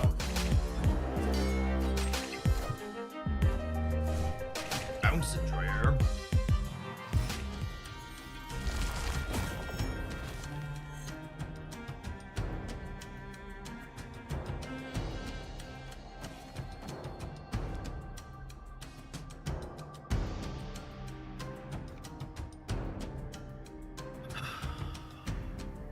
The Avengers compound is really sad.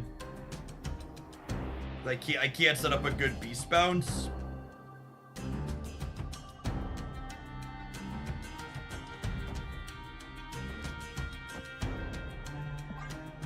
They could fill the Angela this turn, but if they, I think I'm beasting the compound next turn anyways, so even if they filled it, I'm okay with that. Clear for takeoff.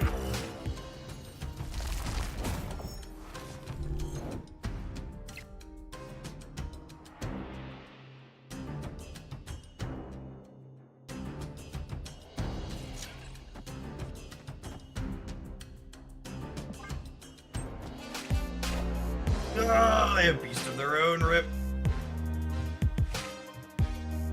Yeah, our Nico's a good hit, but my Sage is not quite as big as I wanted her to be. It's only 4.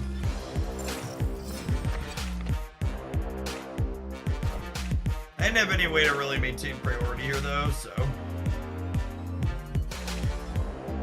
Hoping to roll Demon or +2 on Nico Minaru here.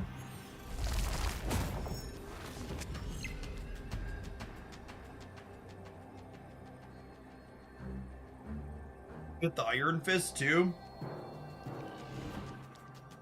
That's pretty good.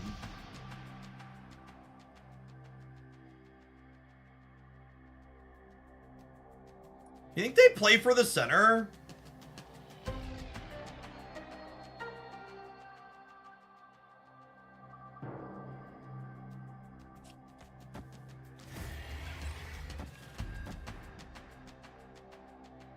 Gets this.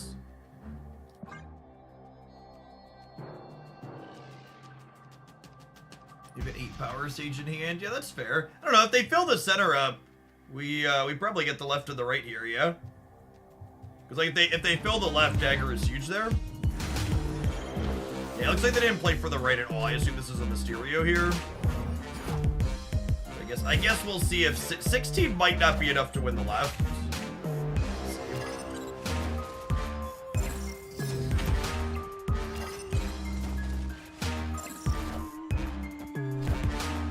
Yeah, we're torch gamers.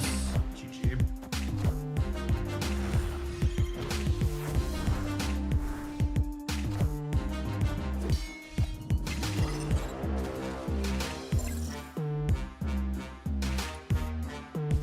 Wow, the real Slim Shady, please stand up. Victory.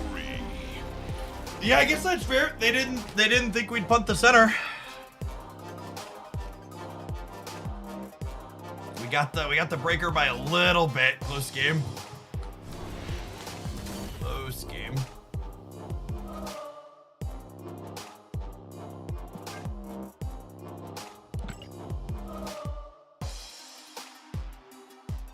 You know what else can be pretty close, chat?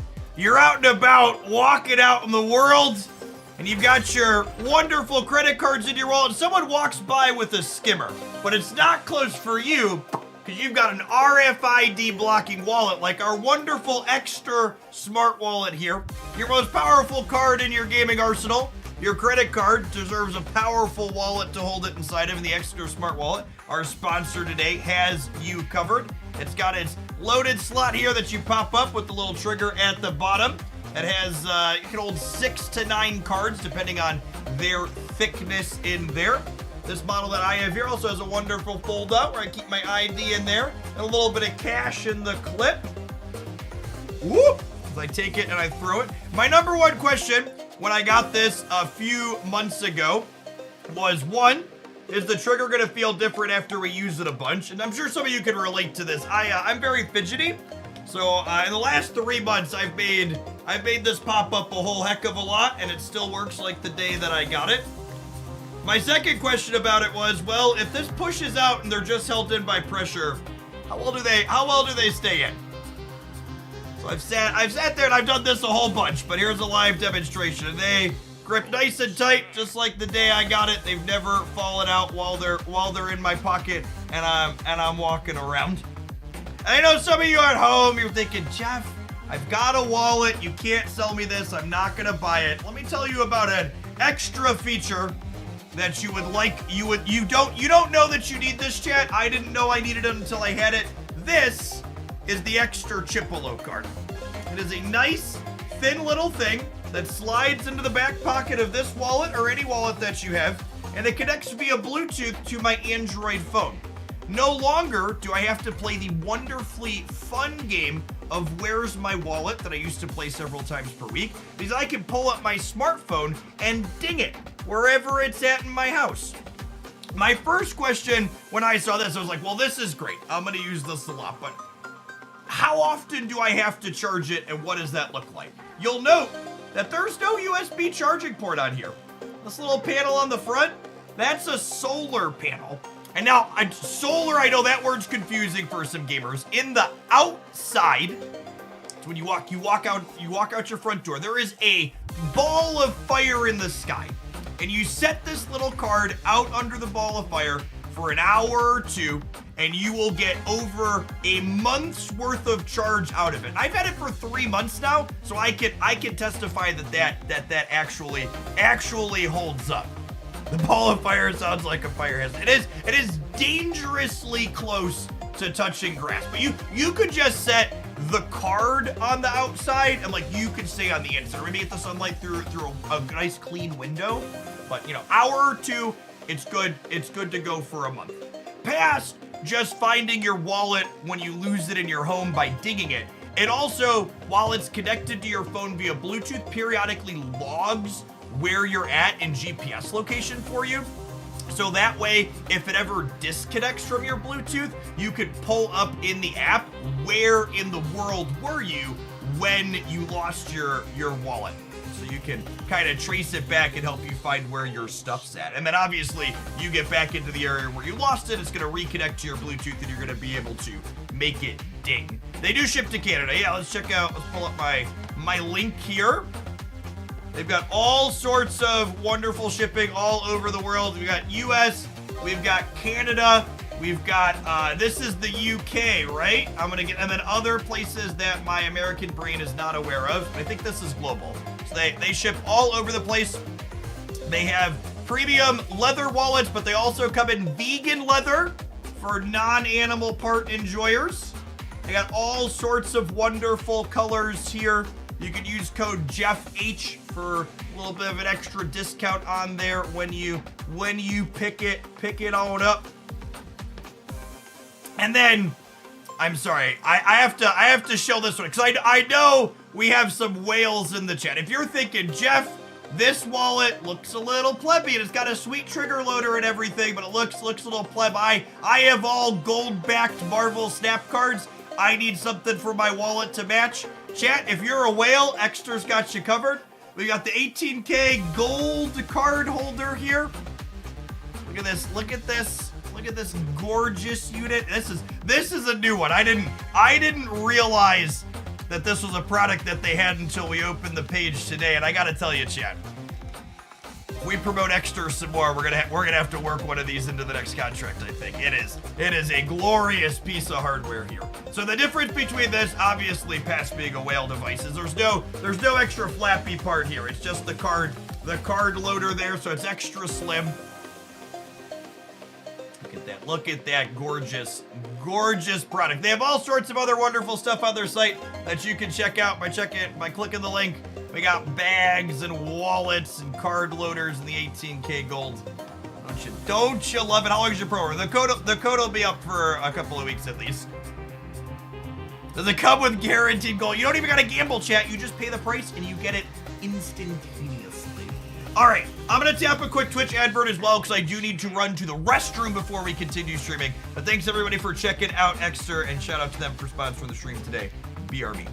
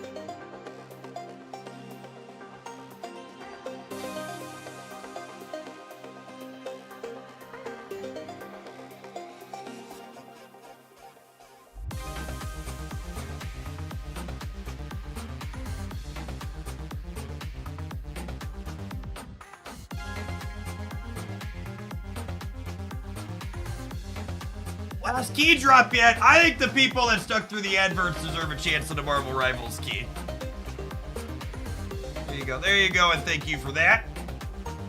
And actually, subscribers. So I'm not allowed to give the keys that they gave me away to subs only, but I do have one friend key.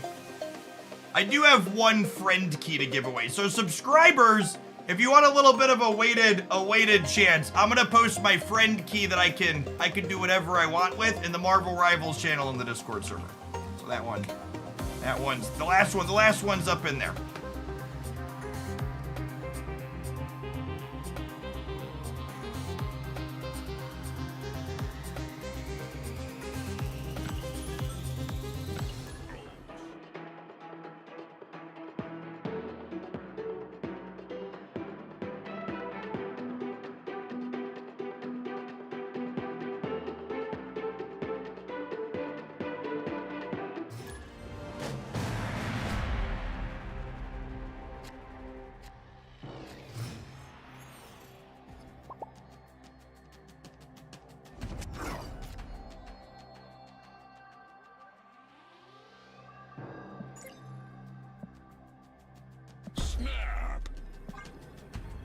Rumbo the Dev, thank you for the quarter of a year. Welcome back. Cheers for the key and the wonderful golden wallet ad. Thanks for vibing.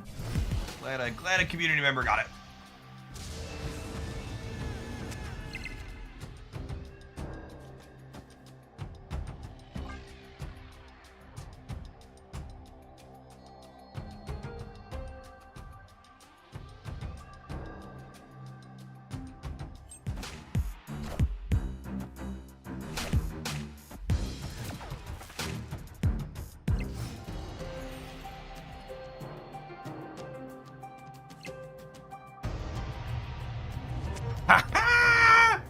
I believe that's what we call nailing it in the biz, chat. That being said, boy howdy, is the rest of our deck shit into nowhere. What's the absolute highest we can get here? It's 3 3s and a 2. Oh yeah.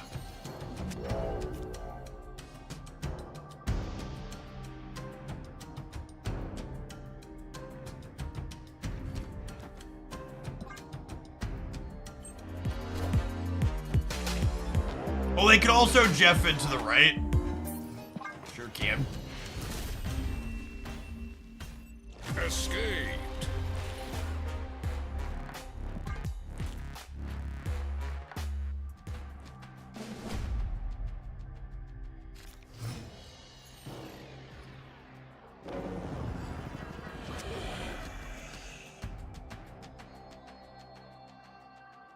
Oh, snap.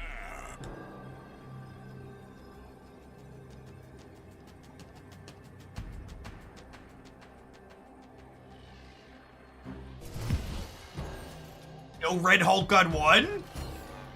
Sometimes lucky rubber ducky.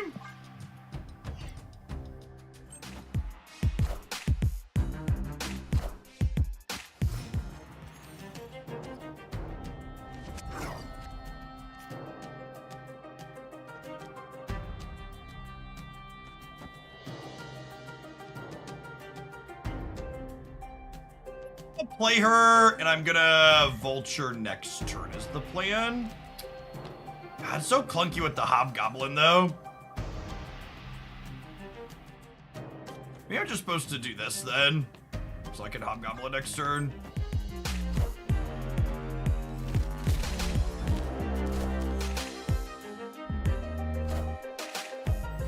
So I think there's 2 different Finder cards on their site, Silence. One of them is for an Apple product that I think is a little bit different, because the one I have is for an Android device.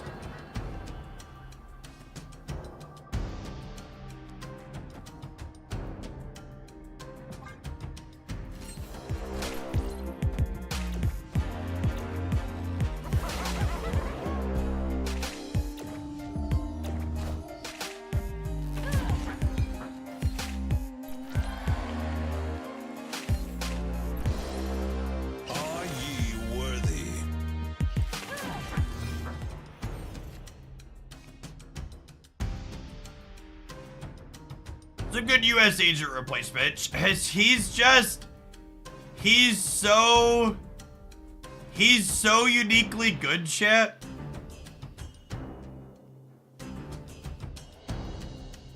Why do I not play Magic the Gathering anymore? Because I successfully transitioned to streaming a different game, so I no longer have to play a game that I absolutely despise in order to feed my children.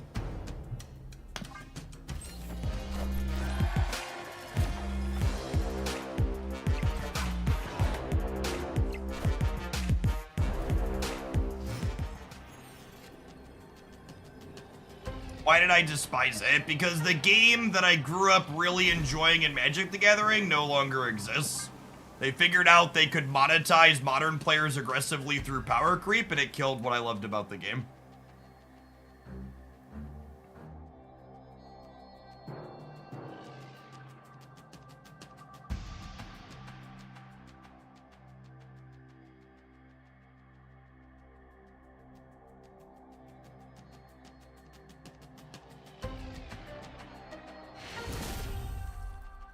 Victory.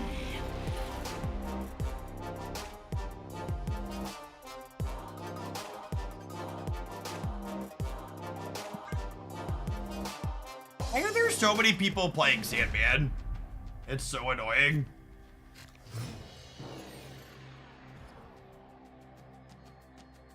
I really just don't want to play a full set against Sandman. I'm just gonna go to the next, a different match. Escaped. I looked up your Green Goblin variant and saw that's a promo. Can you give an example of what a promo variant actually is? So this particular Green Goblin is currently available from the Marvel Snap Whale track. You go to marvelsnap.com/shop. If you spend 200 USD on Marvel Snap this month through this shop page, you could claim this as an extra prize.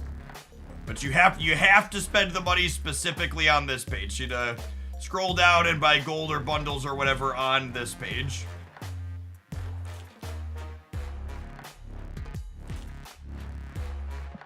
What a deal. Yeah, you know. Yeah, it has to be. So this is the whale shop existed for a while and now it's back again, but you explicitly have to buy through the shop now for it to count, and that's a new requirement.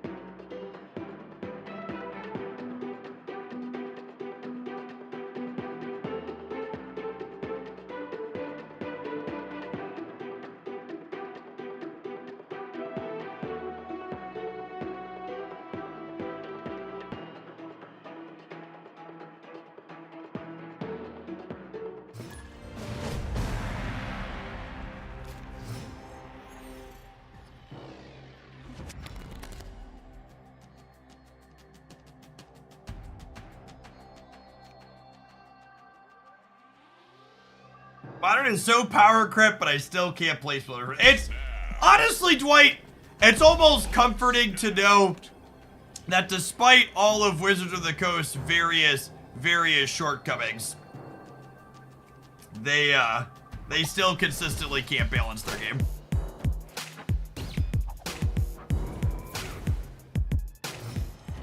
The link is mostly for tracking. At checkout, put in code JeffH on the wallet.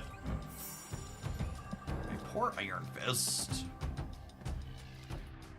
Let's put her in the center, and then we'll hop a Green Goblin over and clog him up nice and good.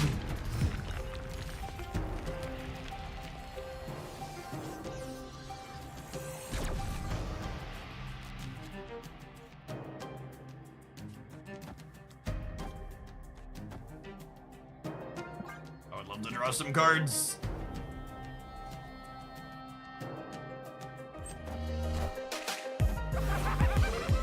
Is Sage any good in Surfer lists that aren't negative? I don't think so.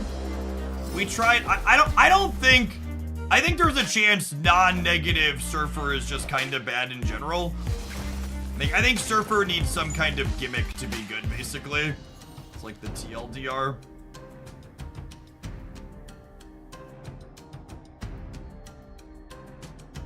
Oh, I think it's just this.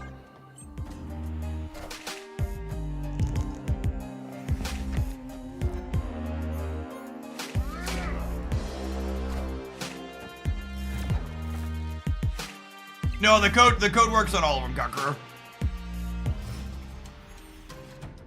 I think we actually have a good shot here, yeah? Our deck's actually popping off. We get to White Widow them again, and then I have Dagger into Ghost Spider on the last turn for the right. This list is honestly kinda neat. I really like what it's doing.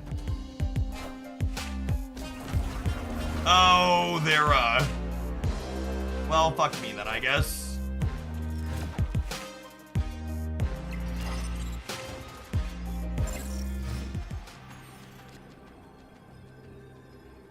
Always a hard counter, gamers. Always a hard counter.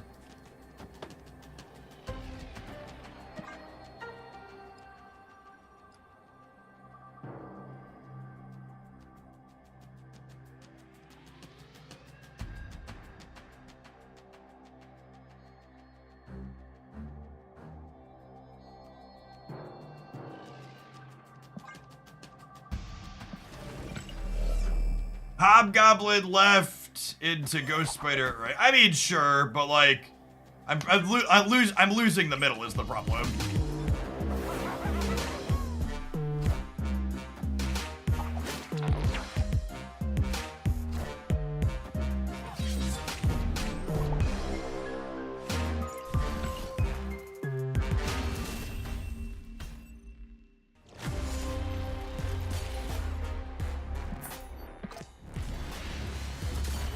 Yeah, I don't know if these goblin decks will ever really be playable again in a post-Annihilus world. I feel like he'll always like be popular enough that you just like can't.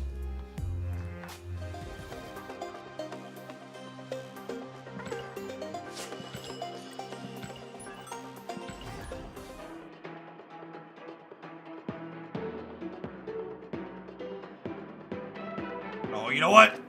Oh, I'm about to say, we might have an Admiral here. I got a minute. Well, probably enough for a best of one.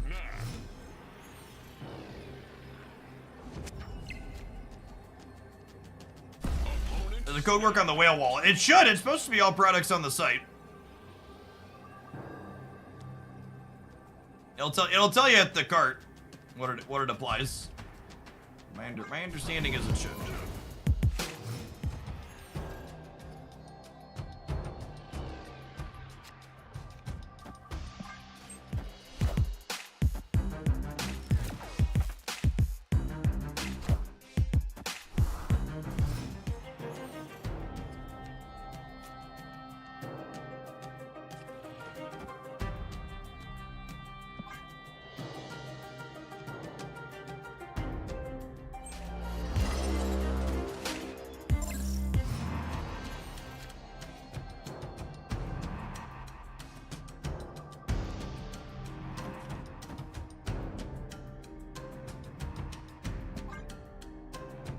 We do this, and then we'll set up Hobgoblin into here, into US Agent.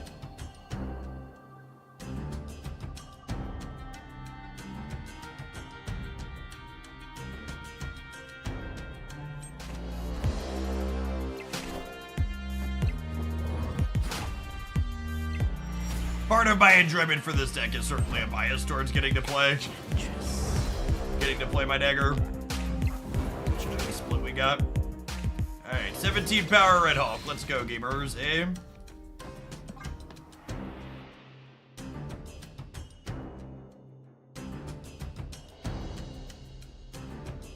And if they had somehow set up to beat us in the middle despite the dagger going in there, we could have beasted the Iron Fist back to be able to put more stats into there on the last turn. Yeah, I always had intended to play Hobgoblin and US Agent together in something. I just never got around to it.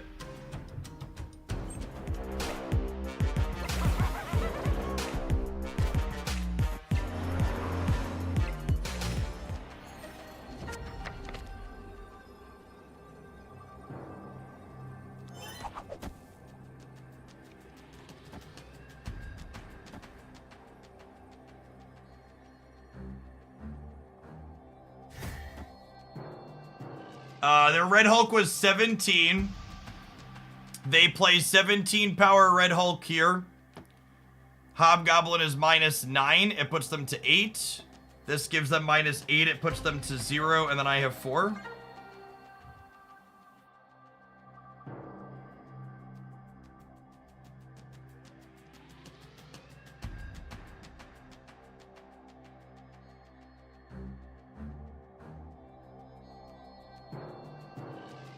Ghost Spider moving goblins is fun too. So synergy, we played in other decks before.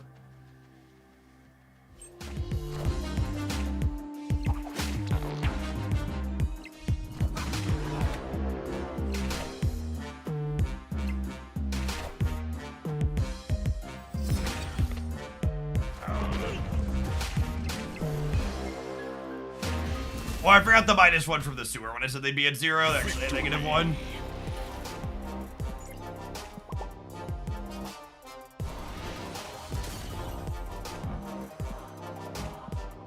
I enjoy this way more than I should. That's delicious. Alright, gamers, have some adverts. We're gonna play some more of this one when we get back, because it's kind of sweet. Thanks for hanging out. Don't go anywhere.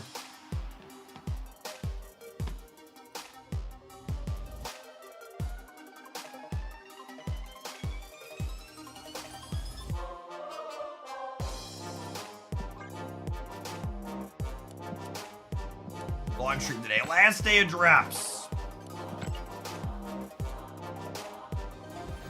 Wreckers, thank you for the 17 months. Welcome back.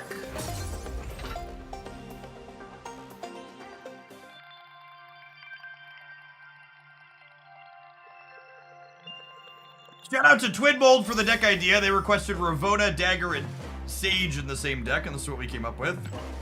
US Agent or Red Guardian. I think Agent is better there. I play Agent significantly more, and I think he's harder to replace.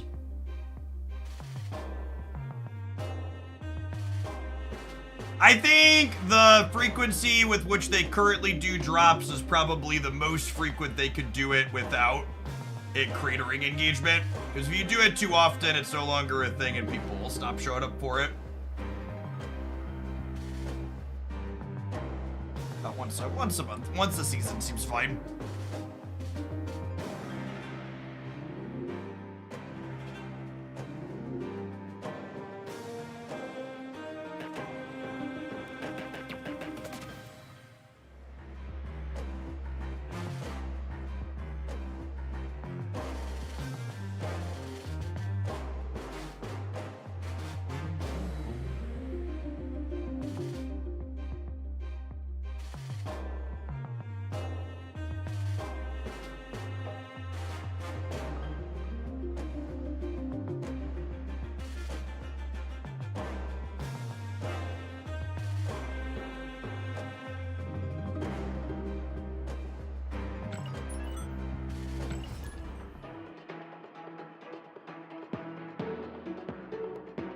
Picked up Agent yesterday, had Infinite from 80 with it the same day. Yeah. I don't know that it's a get Infinite easy button, but US Agent makes a lot of the decks that this deck that I'm currently playing. I've been talking about how Sage feels like I would rate her very high on my Jeff scale after playing with her a bunch. And this deck feels like another example of why that is. Like, this is just the small pile of cards with a lot of sequencing choices. And US Agent is very good into these types of decks as well.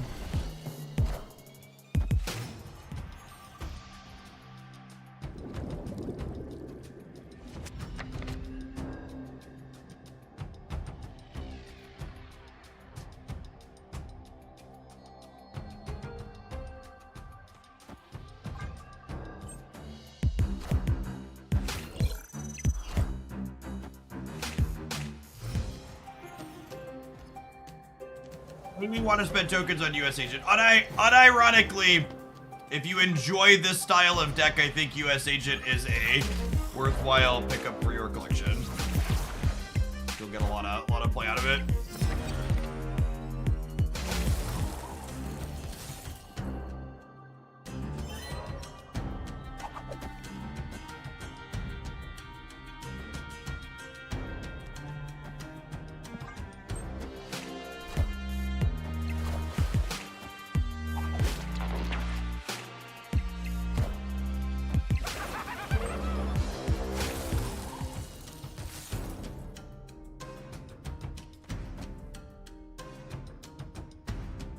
Hobgoblin the right here, and then I have Vulture Iron Fist Agent on the last turn. Or Dagger Iron Fist Agent, potentially.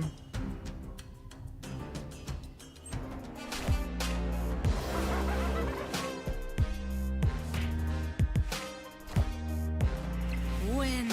Legion is definitely a very good Marvel Staff card.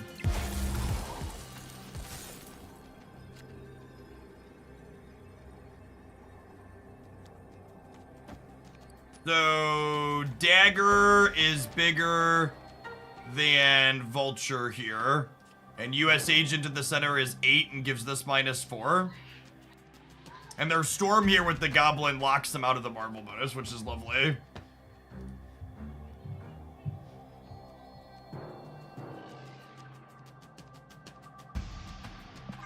It's just this.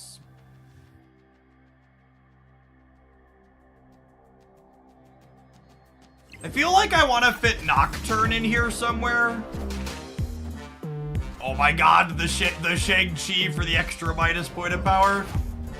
Freaking got him, gamers. I feel like I want Nocturne in here somewhere for reducing location variance, but I don't know that I have a slot, right? All of our slots are kind of used and important.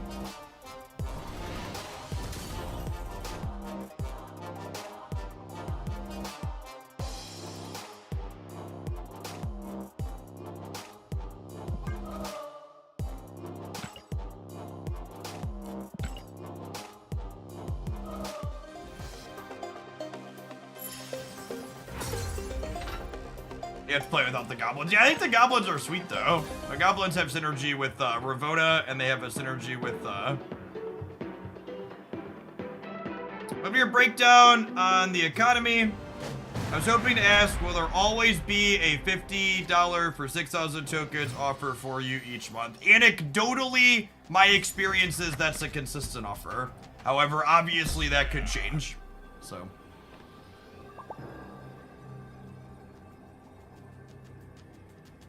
I'm just snapping because it's Silver Conquest, bud.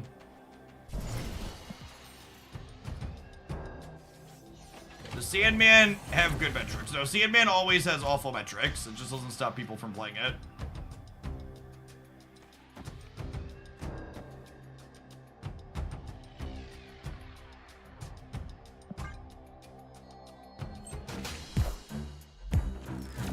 There's a lot of locations that White Widow, like, randomly wins outright, so I like playing her face down to the right. And the face down right location a lot of the time.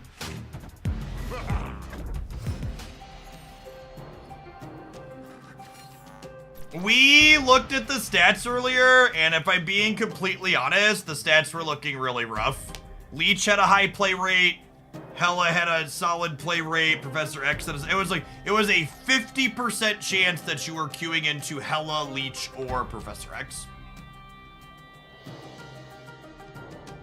I really think Second Dinner is greatly underestimating the negative impacts of that, and they should consider doing something about it.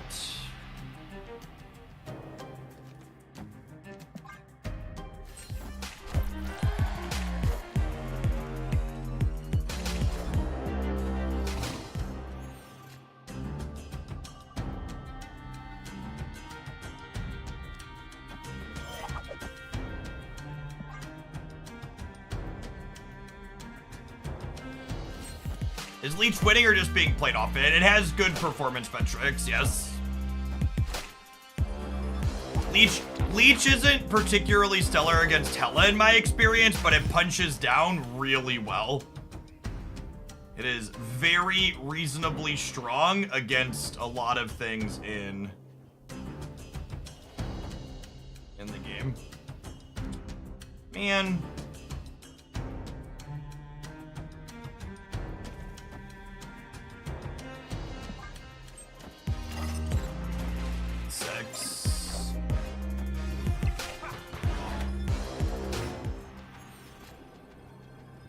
Iron Fist I wanted for Christmas. Oh, they don't have Spectrum though. Sweet. Looks like they're the Spectrum deck that's choosing to play Super Scroll like for mirror matches and Patriot and stuff. Blinking Leech takes away a lot of its downside, yeah.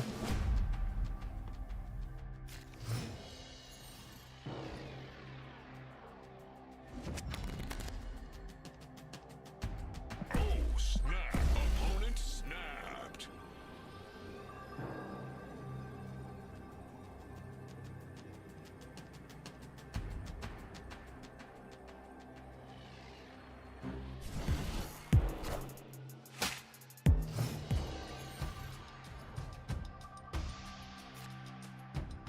Yes, that is a completely accurate summation in my experience.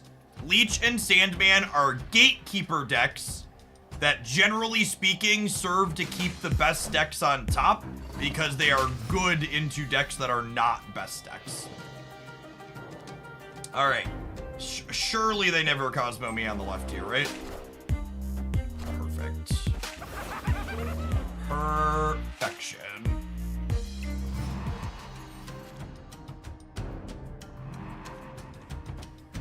Nico is chat. If Nico is wrong, I have no desire to be right.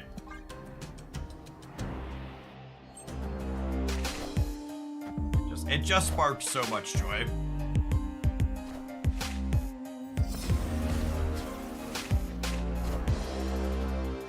I guess in theory here,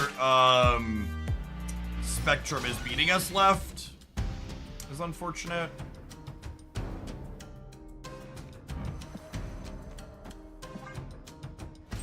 A little short.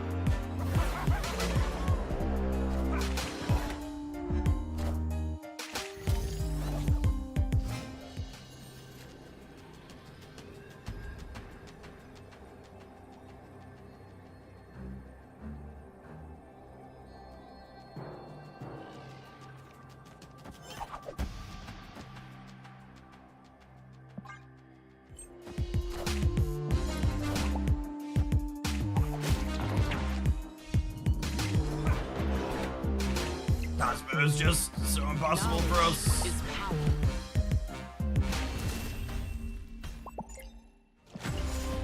Christ, what an asshole.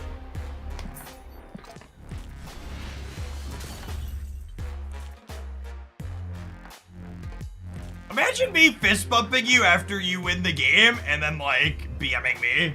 What's wrong with human beings? Alright, gamers. I can hear the ruckus of children filling my home for my my 9-year-old, my brand new 9-year-old's birthday this evening. They're having some friends over, so I am gonna go ahead and call it an evening. Thanks everybody that was here for all of our drop-in over the last week and change. Sage is a really fun card. If you're looking for some more Sage stuff, we've got a highlight up on the Hooglandia stamp channel from last night. I'm going to publish another one on the Jeff Hoogland channel here when I sign off. I'll be back tomorrow for a nice full day yet again. For folks that are looking to finish up their drops, you've still got time. Drops are going to be going for another 8 hours here still. I'm going to go ahead and raid Thumb Hollow. I always try to raid smaller creators when we're signing off, so finish your Marble Staff drops with them. You gotta finish them today. Even if you're starting right now, you can watch enough to get all 6 hours in. Peace, folks. Now, all my keys are out.